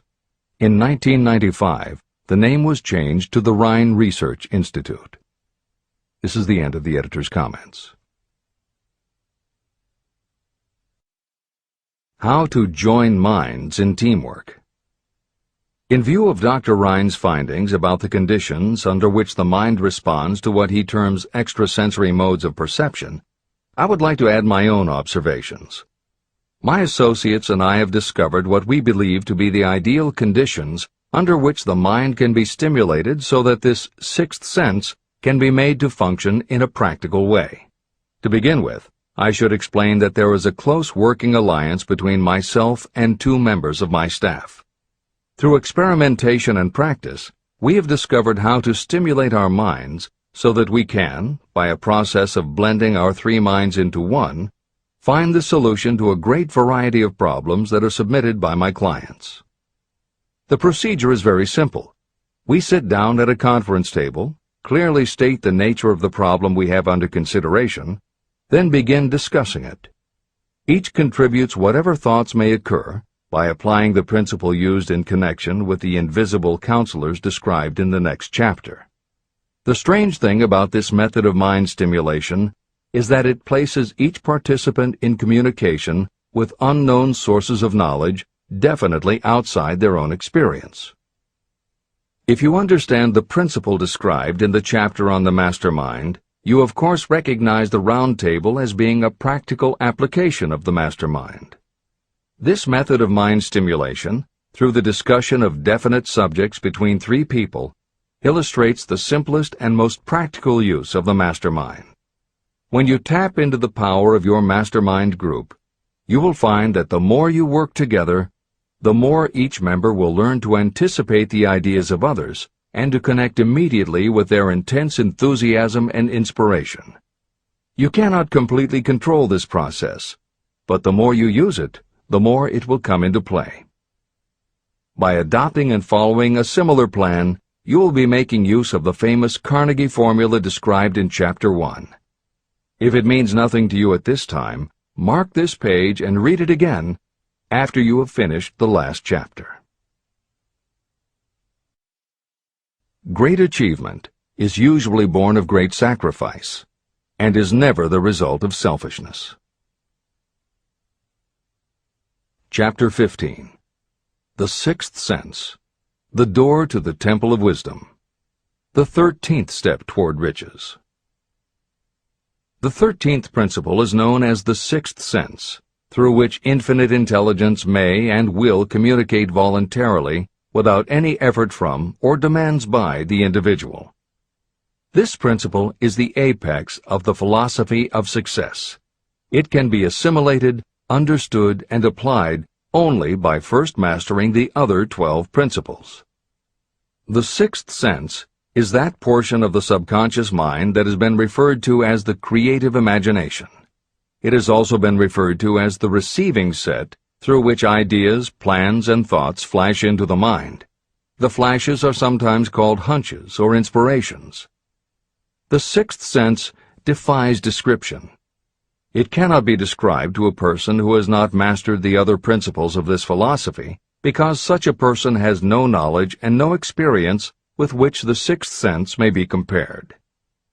After you have mastered the principles in this book, you will be prepared to accept as truth a statement that may otherwise be incredible to you. Through the Sixth Sense, you will be warned of impending dangers in time to avoid them and notified of opportunities in time to embrace them. As you develop your Sixth Sense, it is almost as though a guardian angel comes to you to be of help and assistance, a guardian angel who will open to you at all times the door to the Temple of Wisdom. Miracles of the Sixth Sense. I am not a believer in, nor an advocate of, miracles, for the simple reason that I have enough knowledge of nature to understand that nature never deviates from her established laws. However, I believe that some of nature's laws are so incomprehensible that they produce what appear to be miracles. The Sixth Sense comes as near to being a miracle as anything I have ever experienced. This much I do know, that there is a power, or a first cause, or an intelligence which permeates every atom of matter and embraces every unit of energy perceptible to man. I know that this infinite intelligence is the thing that converts acorns into oak trees, causes water to flow downhill in response to the law of gravity, follows night with day and winter with summer, each maintaining its proper place and relationship to the other. Through the philosophy explained in this book, this intelligence can help turn your desires into concrete or material form. I know this because I have experimented with it, and I have experienced it. Step by step through the preceding chapters, you have been led to this, the last principle. If you have mastered each of the preceding principles, you are now prepared to accept, without being skeptical, the extraordinary claims made here. If you have not mastered the other principles, you must do so before you may determine definitely whether or not the claims made in this chapter are fact or fiction. Let great people shape your life. I have never completely divested myself of the habit of hero worship. While I was passing through the stage of hero worship, I found myself trying to imitate those whom I most admired. My experience has taught me that the next best thing to being truly great is to emulate the great, to try to act like them, be like them, and feel like them as much as I could. I discovered that the faith with which I tried to imitate my idols gave me great capacity to do so quite successfully. Long before I had ever written a line for publication or delivered a speech in public, I followed the habit of reshaping my own character by trying to imitate the 9 men whose lives and life works had been most impressive to me. These 9 men were Emerson, Paine, Edison, Darwin, Lincoln, Burbank, Napoleon, Ford, and Carnegie. Every night, over a long period of years, I held an imaginary council meeting with this group, whom I called my invisible counselors. This is how I did it. Just before going to sleep at night, I would shut my eyes and see, in my imagination, this group of men seated with me around my council table. Here I had not only an opportunity to sit among those whom I considered to be great, but I actually dominated the group by serving as the chairman. I had a very definite purpose in using my imagination in this way. My purpose was to rebuild my own character, so it would become a composite of the characters of my imaginary counselors. Realizing that I had to overcome the handicap of being born and raised in an environment of ignorance and superstition, I deliberately assigned myself the task of voluntary rebirth through the method I have described above. Building character through autosuggestion. I knew, of course, that we all become what we are because of our dominating thoughts and desires. I knew that every deeply seated desire causes a person to find a way to turn that desire into reality. I knew that self-suggestion is a powerful factor in building character. In fact, it is the sole principle through which character is built. With this knowledge of how the mind works, I was fairly well armed with the equipment needed to rebuild my character. In these imaginary council meetings, I called on my cabinet members for the knowledge I wished each to contribute. I would even speak out loud to each of them as follows. Mr. Emerson, I desire to acquire from you the marvelous understanding of nature which distinguished your life. I ask that you impress upon my subconscious mind those qualities you possessed that enabled you to understand and adapt yourself to the laws of nature. Mr. Burbank, I request that you pass on to me the knowledge that enabled you to so harmonize the laws of nature that you caused the cactus to shed its thorns and become an edible food. Give me access to the knowledge that enabled you to make 2 blades of grass grow where but 1 grew before. Napoleon, I desire to acquire from you the marvelous ability you possess to inspire men and will rouse them to greater and more determined spirit of action. I desire also to acquire the spirit of enduring faith, which enabled you to turn defeat into victory and to surmount staggering obstacles. Mr. Paine, I desire to acquire from you the freedom of thought and the courage and clarity with which to express convictions which so distinguished you.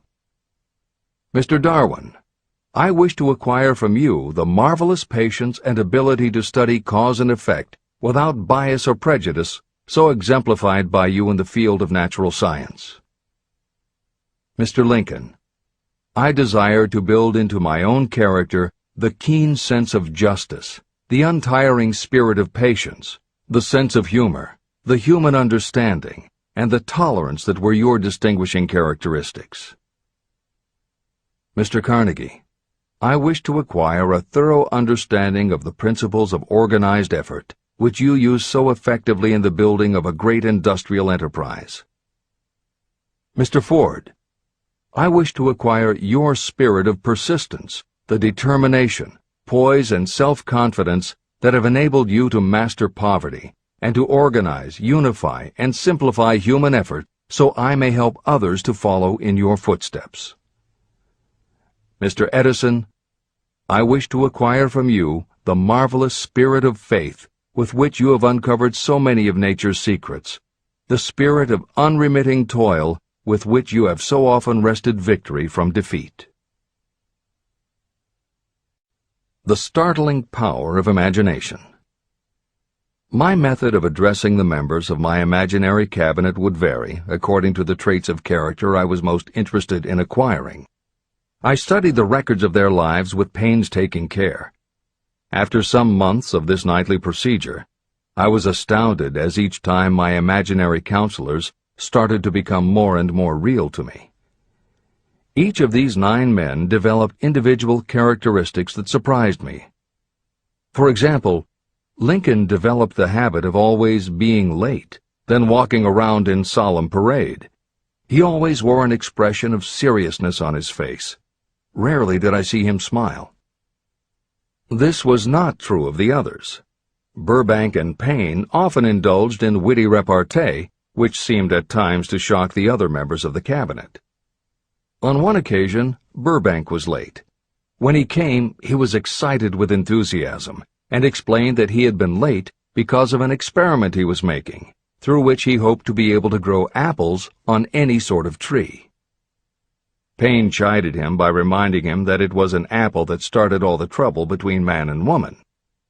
Darwin chuckled as he suggested that Payne should watch out for little serpents when he went into the forest to gather apples, as they had the habit of growing into big snakes. Emerson observed, "No serpents, no apples," and Napoleon remarked, "No apples, no state."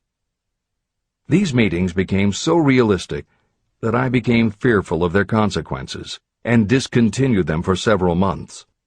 The experiences were so uncanny, I was afraid that if I continued them, I would lose sight of the fact that the meetings were purely experiences of my imagination.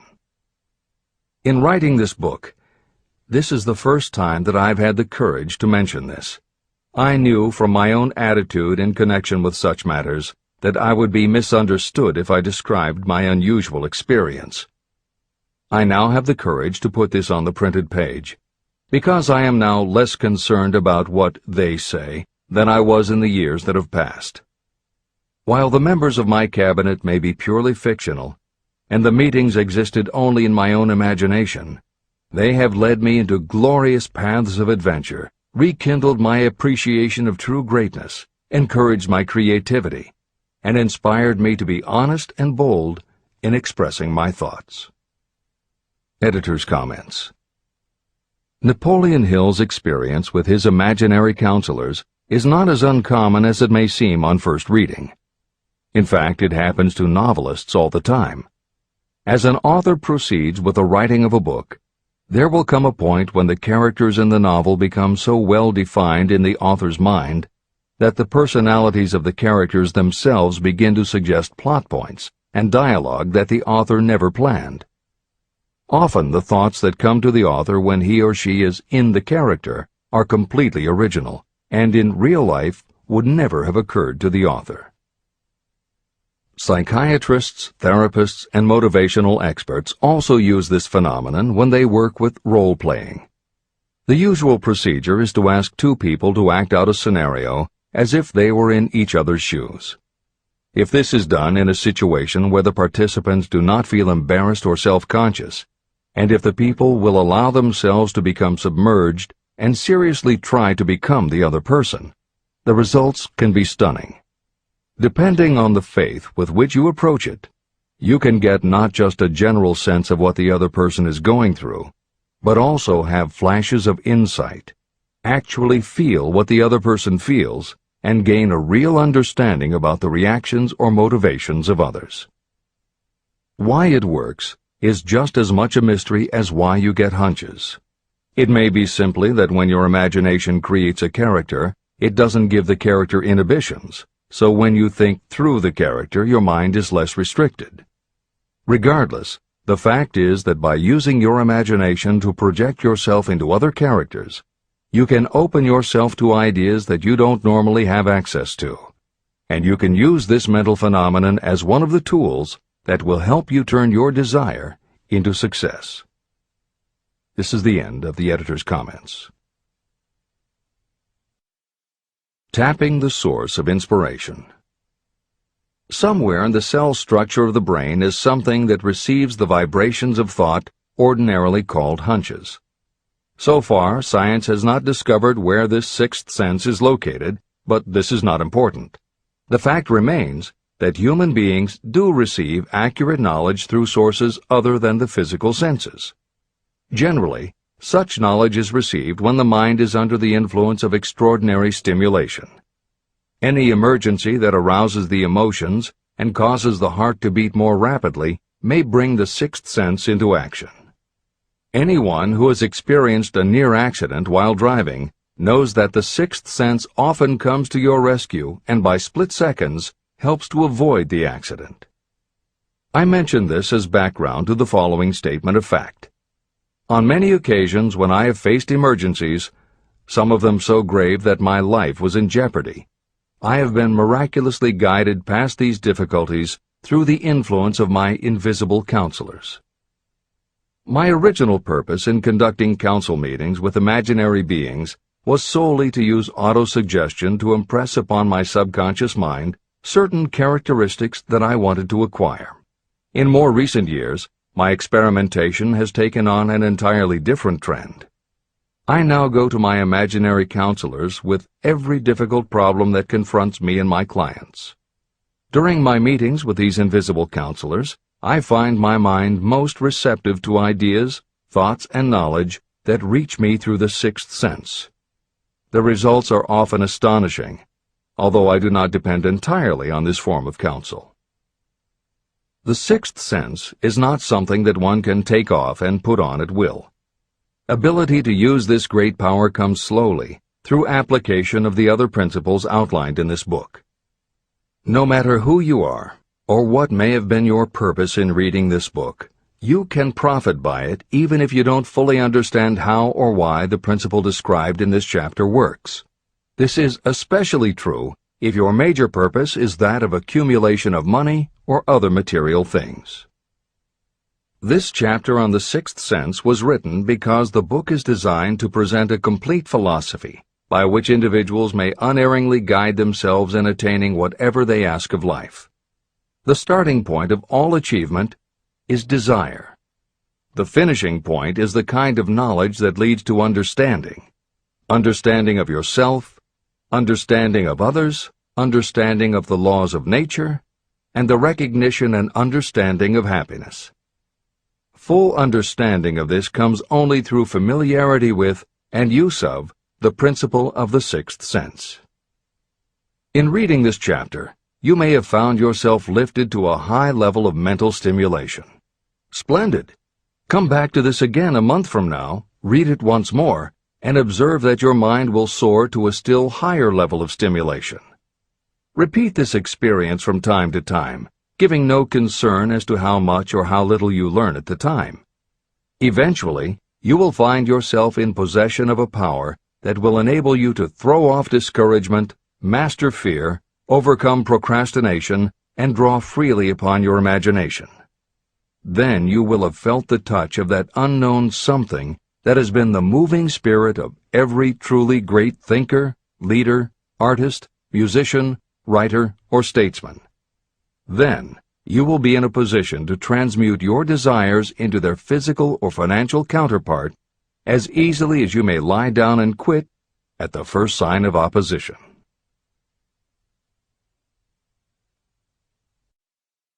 The man who actually knows just what he wants in life has already gone a long way toward attaining it.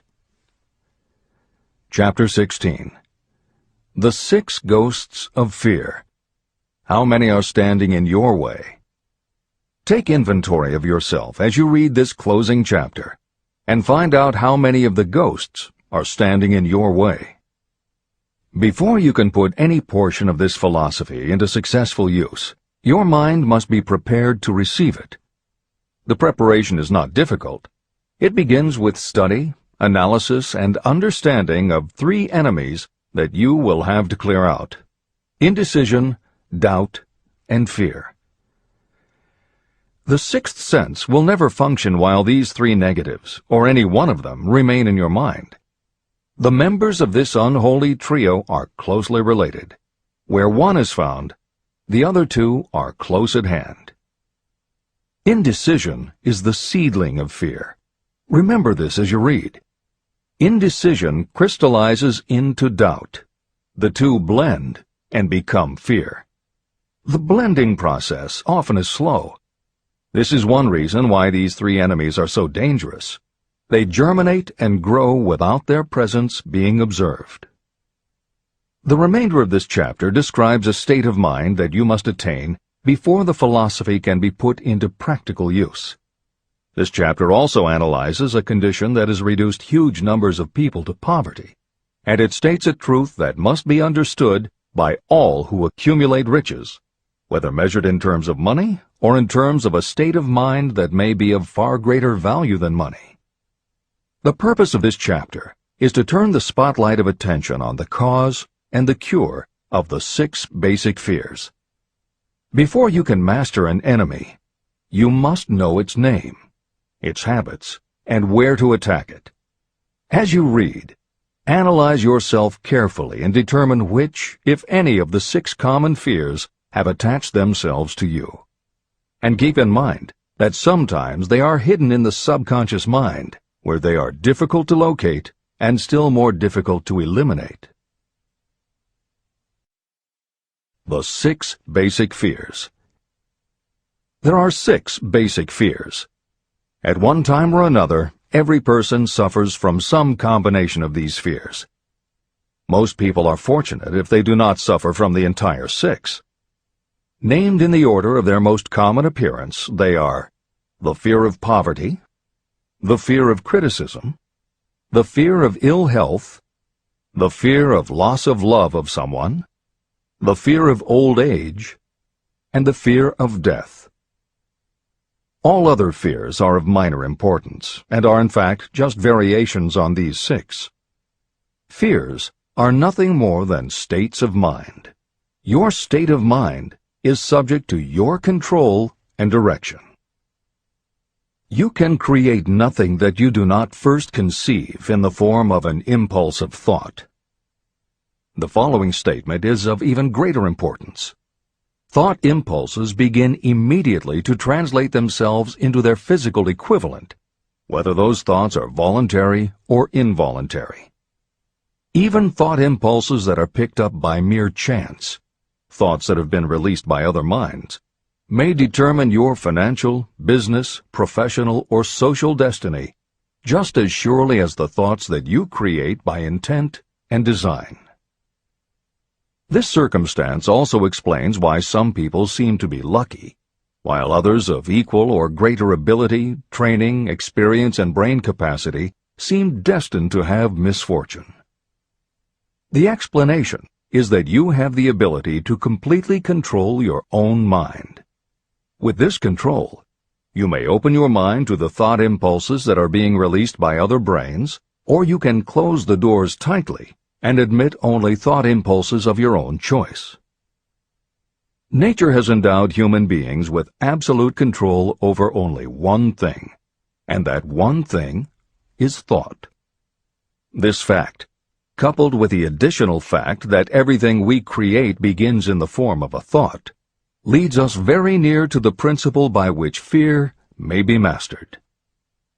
If it is true that all thought has a tendency to clothe itself in its physical equivalent, and this is true beyond any reasonable room for doubt, it is equally true that thought impulses of fear and poverty cannot be translated into terms of courage and financial gain. The first basic fear. The fear of poverty. There can be no compromise between poverty and riches. The two roads that lead to poverty and riches travel in opposite directions. If you want riches, you must refuse to accept any circumstance that leads toward poverty. The word riches is used in its broadest sense, meaning financial, spiritual, mental, and material wealth. The starting point of the path that leads to riches is desire. In Chapter 3, you received full instructions for the proper use of desire. In this chapter on fear, you have complete instructions for preparing your mind to make practical use of desire. Here is the place to give yourself a challenge, which will definitely determine how much of this philosophy you have absorbed. Here is the point at which you can tell what the future holds in store for you. If, after reading this chapter, you are willing to accept poverty, you may as well make up your mind to receive poverty. This is one decision you cannot avoid.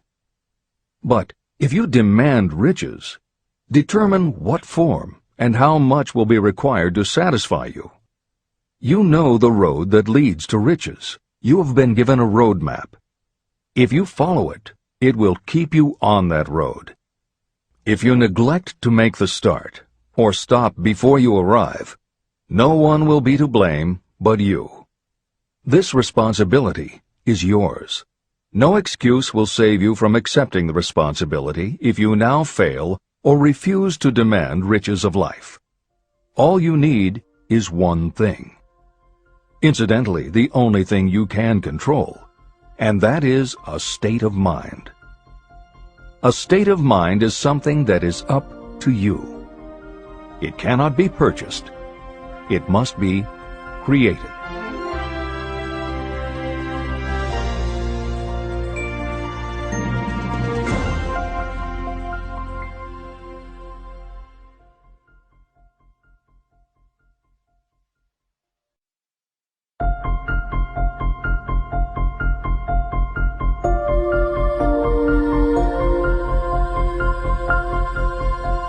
The most destructive fear.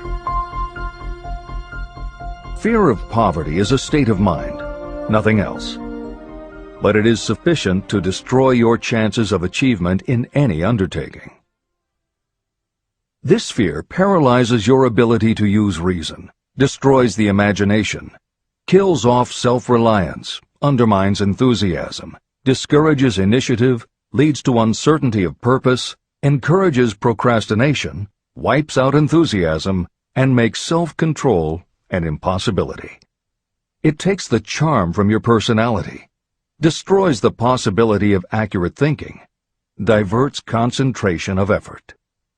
It defeats persistence, turns willpower into nothingness, destroys ambition, clouds the memory, and invites failure in every conceivable form. It kills love and assassinates the finer emotions of the heart, discourages friendship and invites disaster in 100 forms, leads to sleeplessness, misery, and unhappiness. And all this despite the obvious truth that you live in a world of overabundance of everything your heart could desire, with nothing standing between you and your desires except lack of a definite purpose. The fear of poverty is, without doubt, the most destructive of the 6 basic fears. It has been placed at the head of the list because it is the most difficult to master. The fear of poverty grew out of our inherited tendency to prey upon our fellow human beings economically. Nearly all animals lower than us are motivated by instinct, but their capacity to think is limited, and therefore they prey upon one another physically. We, with our superior sense of intuition, with the capacity to think and to reason, do not eat others bodily. Human beings get more satisfaction out of eating others financially. Humans are so avaricious that every conceivable law has been passed to safeguard us from one another. Nothing brings so much suffering and humility as poverty. Only those who have experienced poverty understand the full meaning of this. It is no wonder that we fear poverty. Through a long line of inherited experiences, we have learned for sure that some people cannot be trusted where matters of money and earthly possessions are concerned. So eager are we to possess wealth that we will acquire it in whatever manner we can, through legal methods if possible, through other methods if necessary or expedient. Self-analysis may disclose weaknesses that you do not like to acknowledge, but this form of examination is essential if you are going to demand of life more than mediocrity and poverty. Remember, as you check yourself point by point, that you are both the court and the jury, the prosecuting attorney and the attorney for the defense, and that you are both the plaintiff and the defendant. You are on trial. Face the facts squarely. Ask yourself definite questions and demand direct replies. When the examination is over, you will know more about yourself. If you do not feel that you can be an impartial judge, call upon someone who knows you well to serve as judge while you cross-examine yourself. You are after the truth. Get it, no matter at what the cost, even though it may temporarily embarrass you. The majority of people, if asked what they fear most, would reply, "I fear nothing." The reply would be inaccurate, because few people realize that they are bound, handicapped, whipped spiritually and physically through some form of fear. So subtle and deeply seated is the emotion of fear that you may go through life and never recognize its presence. Only a courageous analysis will disclose the presence of this universal enemy. When you begin such an analysis, search deeply into your character. The following is a list of the symptoms to look for. Symptoms of the fear of poverty. 1. Indifference. Commonly expressed through lack of ambition, willingness to tolerate poverty, and the acceptance of whatever compensation life may offer without protest.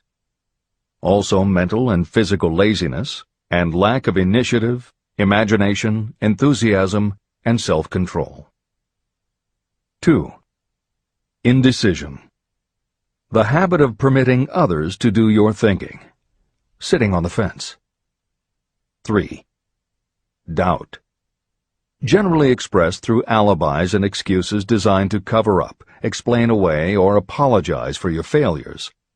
Sometimes expressed in the form of envy of those who are successful, or by criticizing them. 4. Worry.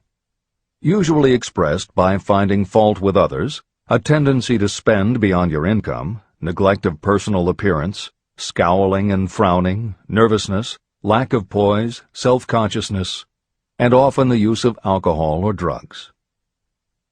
5. Overcaution. The habit of looking for the negative side of every circumstance, thinking and talking about possible failure instead of concentrating on succeeding, knowing all the roads to disaster, but never searching for the plans to avoid failure, waiting for the right time to begin until the waiting becomes a permanent habit, remembering those who have failed and forgetting those who have succeeded, seeing the hole in the donut, but overlooking the donut around the hole. 6. Procrastination. The habit of putting off until tomorrow that which should have been done last year, spending more time in creating excuses than it would take to do the job. This symptom is closely related to overcaution, doubt, and worry. Refusal to accept responsibility. Willingness to compromise rather than put up a fight. Compromising with difficulties instead of harnessing and using them as stepping stones to advancement. Bargaining with life for a penny instead of demanding prosperity, opulence, riches, contentment, and happiness. Planning what to do if you fail instead of burning all bridges and making retreat impossible. Weakness of, and often total lack of, self-confidence, definiteness of purpose, self-control, initiative, enthusiasm, ambition, thrift, and sound reasoning ability.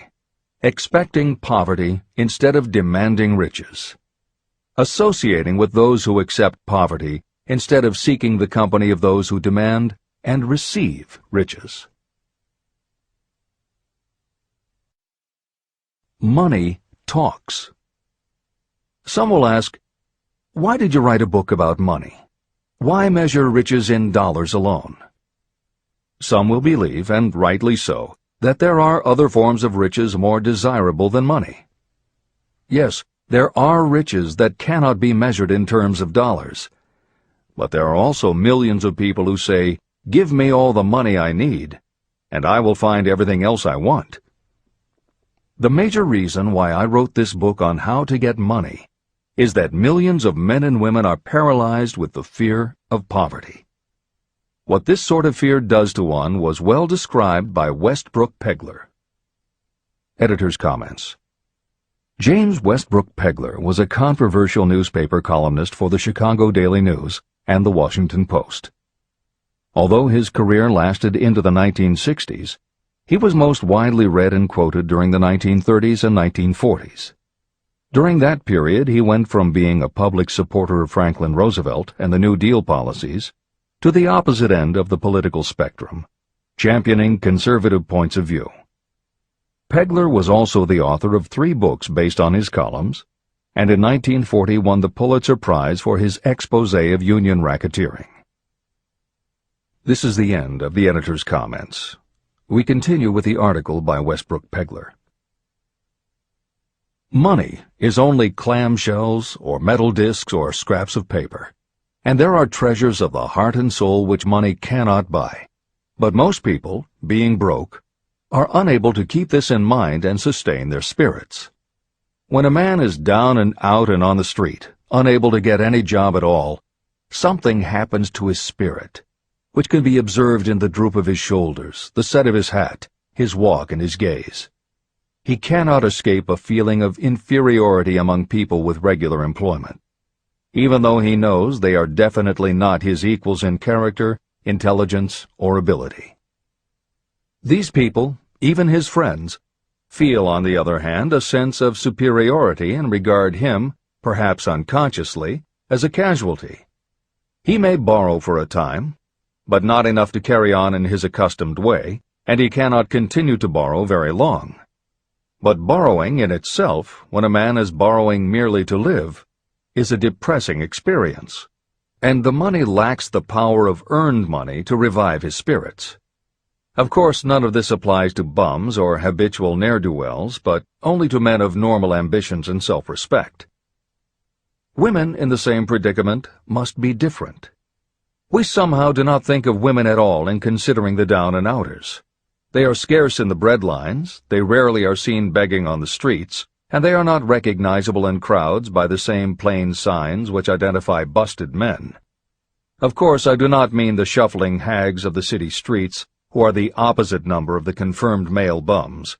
I mean reasonably young, decent, and intelligent women. There must be many of them, but their despair is not apparent. When a man is down and out, he has time on his hands for brooding. He may travel miles to see a man about a job and discover that the job is filled, or that it is one of those jobs with no base pay, but only a commission on the sale of some useless knick-knack which nobody would buy except out of pity. Turning that down, he finds himself back on the street with nowhere to go, but just anywhere. So he walks and walks. He gazes into store windows at luxuries which are not for him, and feels inferior and gives way to people who stop to look with an active interest. He wanders into the railroad station, or puts himself down in the library to ease his legs and soak up a little heat. But that isn't looking for a job, so he gets going again. He may not know it, but his aimlessness would give him away even if the very lines of his figure did not.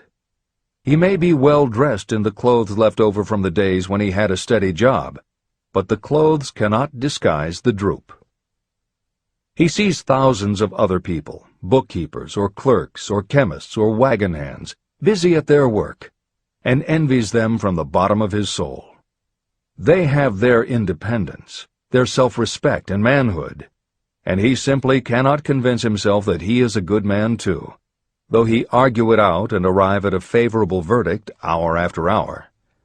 It is just money which makes this difference in him. With a little money, he would be himself again. This is the end of the article by Westbrook Pegler. The second basic fear, the fear of criticism. Just how we originally came by this fear, no one can say definitely, but one thing is certain: we have it in a highly developed form. I am inclined to attribute the basic fear of criticism to that part of our inherited nature that prompts us not only to take away other people's goods and wares, but also to justify our actions by criticism of the character of others. It is well known that a thief will criticize the man from whom he steals, that politicians seek office not by displaying their own virtues and qualifications, but by running negative campaigns against their opponents. Designers and clothing manufacturers have not been slow to take advantage of this basic fear of criticism. Every season, styles change. Who establishes the styles? Certainly not the purchaser. It is the designers and manufacturers. Why do they change the styles so often? The answer is obvious. They change the styles so they can sell more clothes. The fear of criticism robs people of their initiative, destroys their power of imagination, limits their individuality, takes away their self-reliance, and does them damage in 100 other ways. Parents often do their children irreparable injury by criticizing them. The mother of one of my friends used to punish him with a switch almost daily, always completing the job with the statement, "You'll land in the penitentiary before you are 20. He was sent to a reformatory at the age of 17. Editor's comments. Modern psychotherapy is well aware of the circumstance that Hill describes in the preceding paragraph. In the chapters on autosuggestion and hypnosis, reference was made to childhood traumas that result in phobias, compulsive behaviors, fixations, or complexes. However, there are instances in which the implanting of a suggestion is much more subtle. Hypnotherapists have found that common phrases such as, "Don't you ever say no to me again," "I'm afraid she'll never get over it," or "You're just like your father," can hamper a person's abilities later in life if such phrases were said often enough, or at a time when a child was particularly vulnerable. This is the end of the editor's comments. Criticism is the one form of service of which everyone has too much. Everyone has a stock of it, which is handed out gratis whether called for or not. Your nearest relatives are often the worst offenders. It should be recognized as a crime. In reality, it is a crime of the worst nature for any parent to build inferiority complexes in the mind of a child through unnecessary criticism. Employers who understand human nature get the best there is in people not by criticism, but by constructive suggestion. Parents may accomplish the same results with their children. Criticism will plant fear in the human heart, or resentment, but it will not build love or affection. Symptoms of the fear of criticism. This fear is almost as universal as the fear of poverty, and its effects are just as fatal to personal achievement, mainly because this fear destroys initiative and discourages the use of imagination. The major symptoms of the fear are 1. Self-consciousness, generally expressed through nervousness, timidity in conversation and in meeting strangers, awkward movements, and shifting of the eyes. 2. Lack of poise, expressed through lack of voice control, nervousness in the presence of others, poor posture, poor memory. 3. Personality weaknesses, lacking in firmness of decision, personal charm, and ability to express opinions definitely, the habit of sidestepping issues instead of meeting them squarely, agreeing with others without careful examination of their opinions.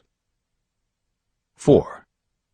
Inferiority complex, the habit of expressing your own self-approval as a means of covering up your feeling of inferiority, using big words to impress others, often without knowing the real meaning of the words, imitating others in dress, speech, and manners, boasting of imaginary achievements, and acting superior to cover up the fact that you feel inferior. 5. Extravagance, the habit of trying to keep up with the Joneses and spending beyond your income. 6. Lack of initiative, failure to embrace opportunities for self-advancement, fear to express opinions, lack of confidence in your own ideas, giving evasive answers to questions asked by superiors, hesitancy of manner and speech, deceit in both words and deeds. 7. lack of ambition. Mental and physical laziness, lack of self-assertion, slowness in reaching decisions, being too easily influenced, the habit of accepting defeat without protest, or quitting an undertaking when opposed by others. Also the habit of criticizing others behind their backs and flattering them to their faces, suspicion of other people without cause, lack of tactfulness of manner and speech, and unwillingness to accept the blame for mistakes. The third basic fear, the fear of ill health. This fear may be traced to both physical and social heredity. It is closely associated with the causes of fear of old age and the fear of death. We fear ill health because of the terrible pictures that have been planted in our minds of what may happen if death should overtake us. We also fear it because of the economic toll that it may claim. One reputable physician estimated that 75% of all people who visit doctors are suffering with hypochondria, imaginary illness. It has been shown that the fear of disease, even when there is not the slightest cause for fear, often produces the physical symptoms of the disease feared. Powerful and mighty is the human mind. It builds or it destroys. Through a series of experiments, my staff proved how susceptible people are to the power of suggestion. We asked 3 acquaintances to visit separately with the victim. They were instructed to pose the question, "What ails you? You look terribly ill." The first questioner provoked a grin from him and a nonchalant, "Oh, nothing, I'm all right." The second questioner was answered with a statement, "I don't know exactly, but I do feel badly." The third questioner was met with the admission that the victim was actually feeling ill. Editor's comment. Hill's experiment is one that you do not want to carry too far. It is not that different from the principle behind certain religious sects whose members take vengeance on their enemies by hexing or placing a spell on a victim. The spell only works because the victim believes that spells can be cast and that it is possible he or she could be hexed. When the hex victim is informed that someone has cast a spell on them, they accept that it is possible, and their mind does the rest. The same theory operated when Hill's associate was told 3 times that he looked ill. He believed it was possible. Being told 3 times was convincing, and his mind went to work and made it so. This is the end of the editor's comment. There is overwhelming evidence that disease sometimes begins in the form of negative thought impulse.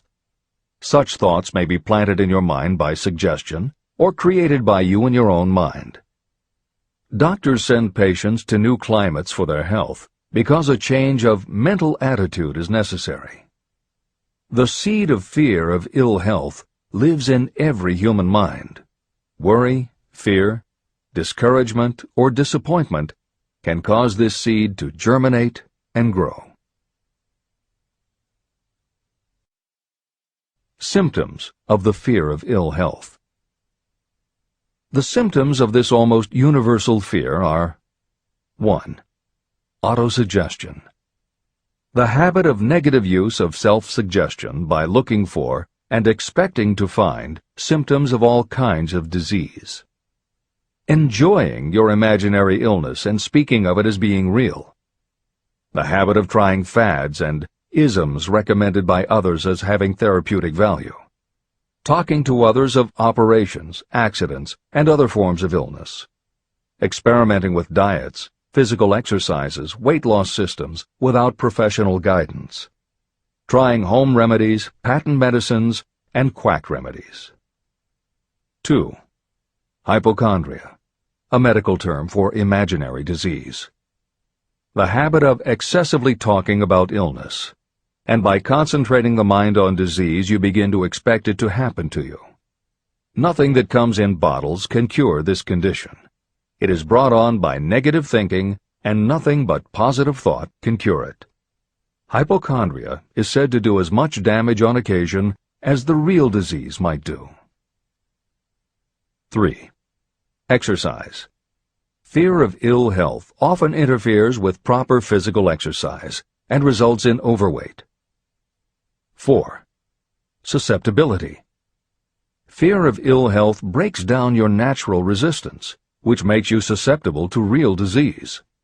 The fear of ill health is often related to the fear of poverty, especially in the case of the hypochondriac, who constantly worries about the possibility of having to pay doctor's bills, hospital bills, etc.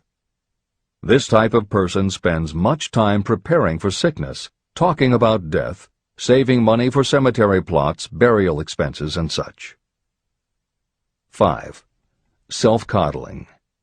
The habit of seeking sympathy. The habit of feigning illness to cover your laziness or to serve as an alibi for lack of ambition.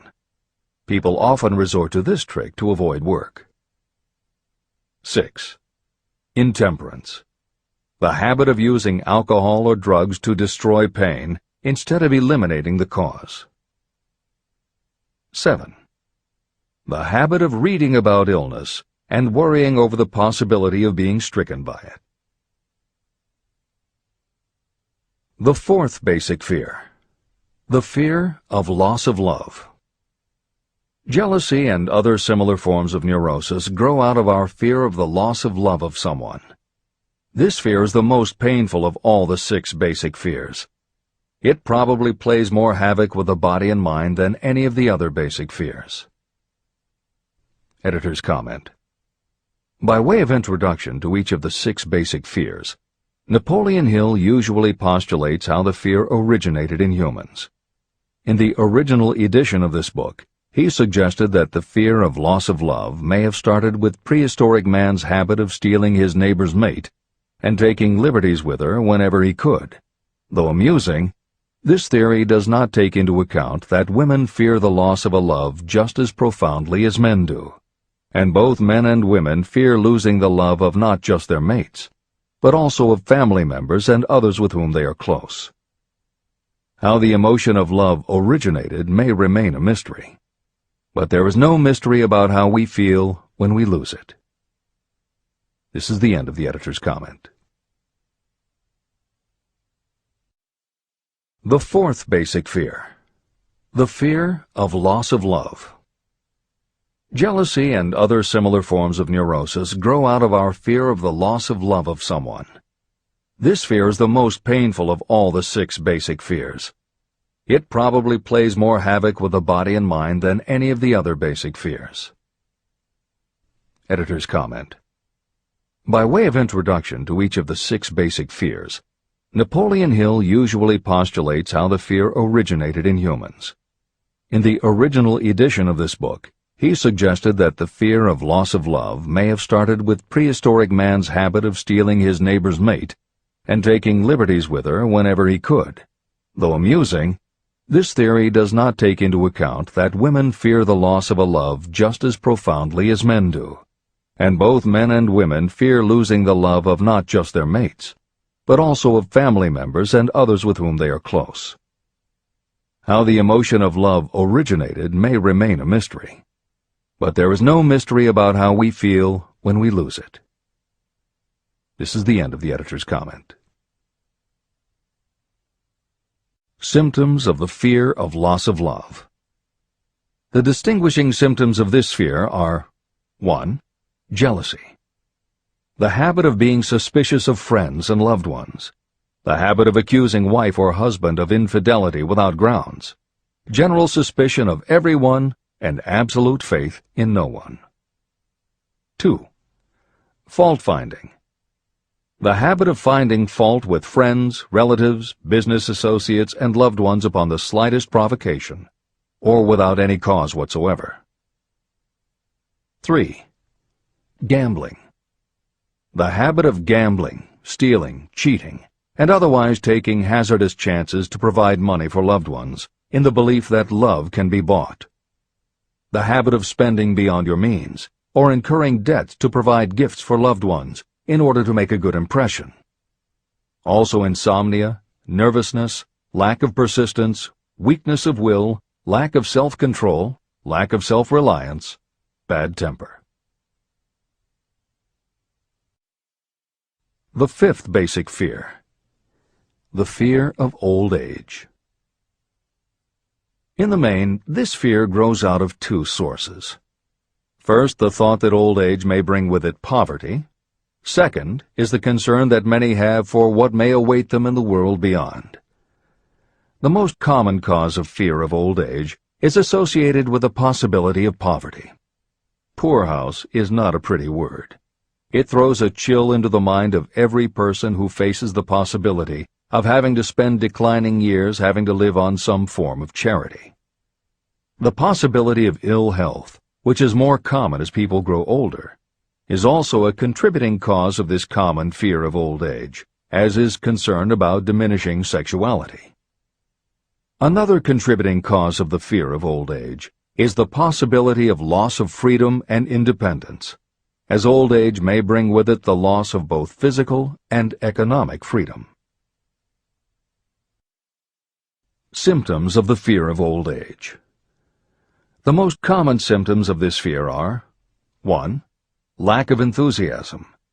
The tendency to slow down and develop an inferiority complex, falsely believing you are slipping because of age. The habit of killing off initiative, imagination, and self-reliance by falsely believing you are too old to exercise these qualities. 2. Self-consciousness of speech. The habit of speaking apologetically of yourself as being old merely because you have reached the age of 40 or 50, instead of reversing the rule and expressing gratitude for having reached the age of wisdom and understanding. 3. Inappropriate dress and action. Trying to appear much younger than your age by going overboard in your attempt to keep up with the style and mannerisms of youth. The sixth basic fear. The fear of death. To some, this is the cruelest of all the basic fears. The reason is obvious. The terrible pangs of fear associated with the thought of death, in the majority of cases, may be charged to religious fanaticism. So-called heathens are less afraid of death than the more civilized. For hundreds of millions of years we have been asking the still unanswered questions, where did I come from, and where am I going? During the darker ages of the past, the more cunning and crafty were not slow to offer the answer to these questions for a price. Come into my tent, embrace my faith, accept my dogmas, and I will give you a ticket that will admit you straight into heaven when you die, says the religious leader. Remain out of my tent, says the same leader, and the devil will take you and burn you throughout eternity. The thought of eternal punishment destroys interest in life and makes happiness impossible. While the religious leader may not actually be able to provide safe conduct into heaven or send you to hell, the possibility of the latter seems terrible. The very thought of it takes hold of the imagination in such a realistic way that it paralyzes reason and sets up the fear of death. The fear of death is not as common now as it was during the age when there were no great colleges and universities. People of science have turned the spotlight of truth upon the world, and this truth is rapidly freeing men and women from this terrible fear of death. The young men and women who attend the colleges and universities are not easily impressed by fire and brimstone. Through knowledge, the fears of the dark ages that grip the mind have been dispelled. The entire world is made up of only four things: time, space, energy, and matter. In elementary physics, we learn that neither matter nor energy can be created or destroyed. Both matter and energy can be transformed, but neither can be destroyed. Life is energy, if it is anything.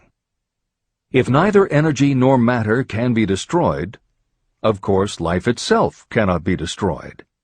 Life, like other forms of energy, may be passed through various processes of transition or change, but it cannot be destroyed. Death is mere transition. And if death is not mere change or transition, then nothing comes after death except a long, eternal, peaceful sleep. And sleep is nothing to be feared. If you can accept the logic of this, you may forever wipe out your fear of death. Symptoms of the fear of death. The general symptoms of this fear are: 1. The habit of thinking about dying instead of making the most of life. This is generally due to lack of purpose or lack of a suitable occupation. This fear is more prevalent among the aged, but sometimes the more youthful are victims of it. The greatest of all remedies for the fear of death is a burning desire for achievement, backed by useful service to others. A busy person seldom has time to think about dying. A busy person finds life too thrilling to worry about death. 2. Sometimes the fear of death is closely associated with the fear of poverty, where death would leave loved ones poverty-stricken. 3. In other cases, the fear of death is caused by illness and the breakdown of physical body resistance. 4. The most common causes of the fear of death are ill health, poverty, lack of appropriate occupation, disappointment over love, insanity, and religious fanaticism. The disaster of worry and destructive thinking. Worry is a state of mind based upon fear. It works slowly but persistently. It is insidious and subtle. Step by step, it digs itself in until it paralyzes the reasoning faculty and destroys self-confidence and initiative. Worry is a form of sustained fear caused by indecision. Therefore, it is a state of mind that can be controlled. An unsettled mind is helpless. Indecision makes an unsettled mind. Most individuals lack the willpower to reach decisions promptly and to stand by them after they have been made.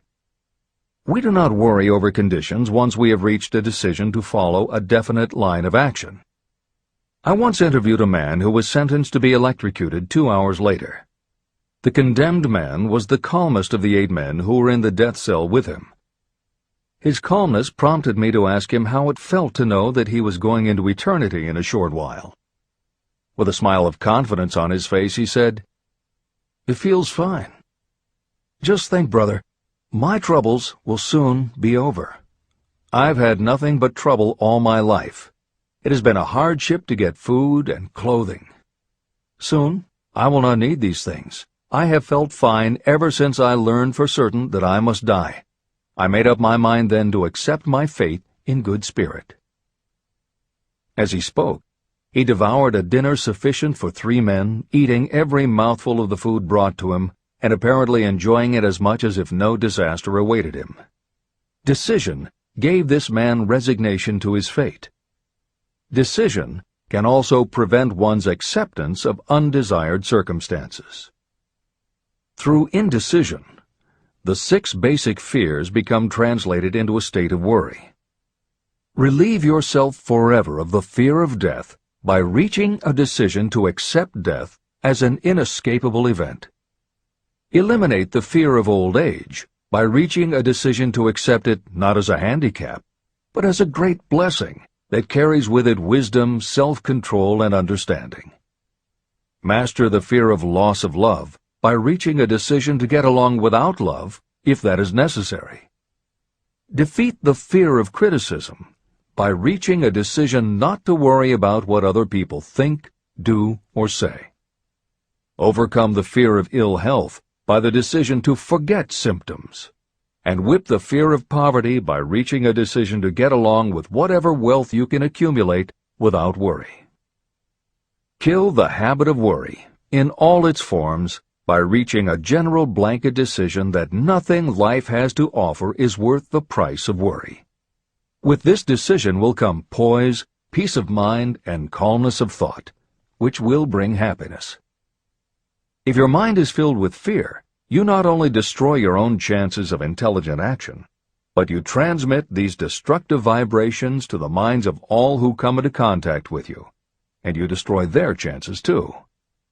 Even a dog or a horse knows when its master lacks courage. It will pick up the vibrations of fear given off by its master and behave accordingly. The vibrations of fear pass from one mind to another just as quickly and as surely as the sound of the human voice passes from the broadcasting station to a radio receiver. The person who constantly speaks of negative or destructive thoughts is practically certain to experience the results of those words in the form of destructive feedback. But even negative thoughts without words will come back to you. The release of destructive thought impulses alone also produces feedback in more ways than one. First, and perhaps most important to be remembered, the person who releases thoughts of a destructive nature must suffer damage through the breaking down of creative imagination. Secondly, the presence in the mind of any destructive emotion develops a negative personality, which repels people and often converts them into antagonists. The third source of damage is that negative thoughts not only affect others, but they also embed themselves in the subconscious mind of the person releasing them and there become a part of that person's character. Your business in life is to achieve success. To be successful, you must find peace of mind, acquire the material needs of life, and above all, attain happiness. All of these indications of success begin in the form of thought impulses. You control your own mind. You have the power to feed it whatever thought impulses you choose. With this goes the responsibility of using your mind constructively. You are the master of your own earthly destiny, just as surely as you have the power to control your own thoughts. You may influence, direct, and eventually control your own environment, making your life what you want it to be. Or you may neglect to make your life what you want, and you will be adrift on the seas of circumstance, where you will be tossed like a wood chip on the waves of the ocean. The Devil's Workshop. In addition to the 6 basic fears, there is another evil by which people suffer. It constitutes a rich soil in which the seeds of failure grow abundantly. It is so subtle that its presence often is not detected. It is more deeply rooted and more often fatal than all of the 6 fears. For want of a better name, let us call this evil susceptibility to negative influences. Those who accumulate great riches always protect themselves against negative influences. The poverty-stricken never do. Those who succeed in any calling must prepare their minds to resist such influences. If you are reading this book to learn how to grow rich, you should examine yourself very carefully to determine whether you are susceptible to negative influences. If you neglect this self-analysis, you will give up your right to attain the object of your desires. Make your analysis searching. As you read the following questions, be tough on yourself. Go at the task as carefully as you would if you were searching for any other enemy you knew was waiting to ambush you. You must deal with your own faults as you would with a real and serious enemy. You can easily protect yourself against real enemies because there are laws, police, and courts to deal with them. But this 7th basic evil is more difficult to master because it strikes when you are not aware of its presence, when you are asleep and while you are awake. Moreover, its weapon is intangible because it consists of merely a state of mind. Negative influences are also dangerous because they come in so many different forms. Sometimes they enter the mind through the well-meant words of your friends and relatives. At other times they come from within, through your own mental attitude. Always it is as deadly as poison, even though it may not kill as quickly. How to protect yourself against negative influences. To protect yourself against negative influences, whether of your own making or the result of negative people around you, recognize that your willpower is your defense. You must put it into constant use until it builds a wall of immunity against negative influences in your own mind. Recognize that you and every other human being are, by nature, lazy, indifferent, and susceptible to all suggestions that reinforce your weaknesses. Recognize that you are, by nature, susceptible to all of the 6 basic fears. and you must set up habits to counteract all these fears. Recognize that negative influences often work on you through your subconscious mind and are therefore difficult to detect. Keep your mind closed against all people who depress or discourage you in any way. Clean out your medicine chest and stop pandering to colds, aches, pains, and imaginary illness. Deliberately seek the company of people who influence you to think and act for yourself. Do not expect troubles, as they have a tendency not to disappoint. Without doubt, the most common weakness of all human beings is the habit of leaving their minds open to the negative influences of other people. This weakness is all the more damaging because most people do not even know they do it. The following list of questions is designed to help you see yourself as you really are. You should read through the list now. Then set aside a day when you can give adequate time to go through the list again and thoroughly answer each question. When you do this, I advise that you read the questions and state your answers aloud so you can hear your own voice. This will make it easier for you to be truthful with yourself. Self-analysis questions. Do you complain often of feeling bad, and if so, what is the cause? Do you find fault with other people at the slightest provocation? Do you frequently make mistakes in your work, and if so, why? Are you sarcastic and offensive in your conversation? Do you deliberately avoid the association of anyone, and if so, why? Do you suffer frequently with indigestion? If so, what is the cause? Does life seem futile and the future hopeless to you? Do you like your occupation? If not, why? Do you often feel self-pity? And if so, why? Are you envious of those who excel you? To which do you devote most time? Thinking of success or of failure? Are you gaining or losing self-confidence as you grow older? Do you learn something of value from all mistakes? Are you permitting some relative or acquaintance to worry you? If so, why? Are you sometimes excited about life and at other times in the depths of despondency?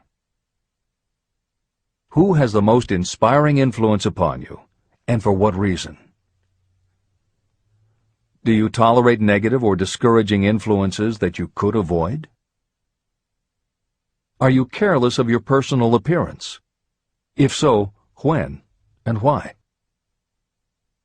Have you learned how to ignore your troubles by being too busy to be annoyed by them? Would you call yourself a spineless weakling if you permitted others to do your thinking for you? How many preventable disturbances annoy you, and why do you tolerate them? Do you resort to alcohol, drugs, cigarettes, or other compulsions to quiet your nerves? If so, why do you not try willpower instead? Does anyone nag you, and if so, for what reason?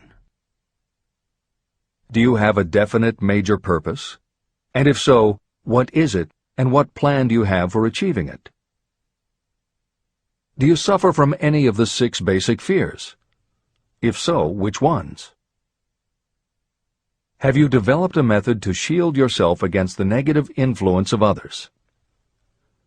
Do you use autosuggestion to make your mind positive?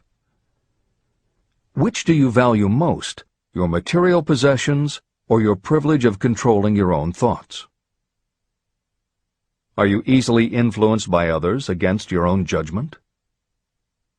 Has today added anything of value to your stock of knowledge or state of mind? Do you face squarely the circumstances that make you unhappy, or do you sidestep the responsibility? Do you analyze all mistakes and failures and try to profit by them, or do you take the attitude that this is not your duty? Can you name 3 of your most damaging weaknesses? What are you doing to correct them? Do you encourage other people to bring their worries to you for sympathy? Do you choose from your daily experiences lessons or influences that aid in your personal advancement? Does your presence have a negative influence on other people as a rule? What habits of other people annoy you most? Do you form your own opinions, or do you permit yourself to be influenced by other people? Have you learned how to create a mental state of mind with which you can shield yourself against all discouraging influences? Does your occupation inspire you with faith and hope? Are you conscious of possessing spiritual forces of sufficient power to enable you to keep your mind free from all forms of fear? Does your religion help to keep your mind positive? Do you feel it your duty to share other people's worries? If so, why? If you believe that birds of a feather flock together, what have you learned about yourself by studying the friends whom you attract? What connection, if any, do you see between the people with whom you associate most closely and any unhappiness you may experience? Could it be possible that some person whom you consider to be a friend is, in reality, your worst enemy because of his or her negative influence on your mind? By what rules do you judge who is helpful and who is damaging to you? Are your intimate associates mentally superior or inferior to you? How much time out of every 24 hours do you devote to your occupation, sleep, play and relaxation, acquiring useful knowledge, plain wasted time? Who among your acquaintances encourages you most, cautions you most, discourages you most? What is your greatest worry? Why do you tolerate it? When others offer you free, unsolicited advice, do you accept it without question, or do you analyze their motive? What, above all else, do you most desire? Do you intend to acquire it? Are you willing to subordinate all other desires for this one? How much time daily do you devote to acquiring it? Do you change your mind often? If so, why? Do you usually finish everything you begin? Are you easily impressed by other people's business or professional titles, college degrees, or wealth? Are you easily influenced by what other people think or say about you?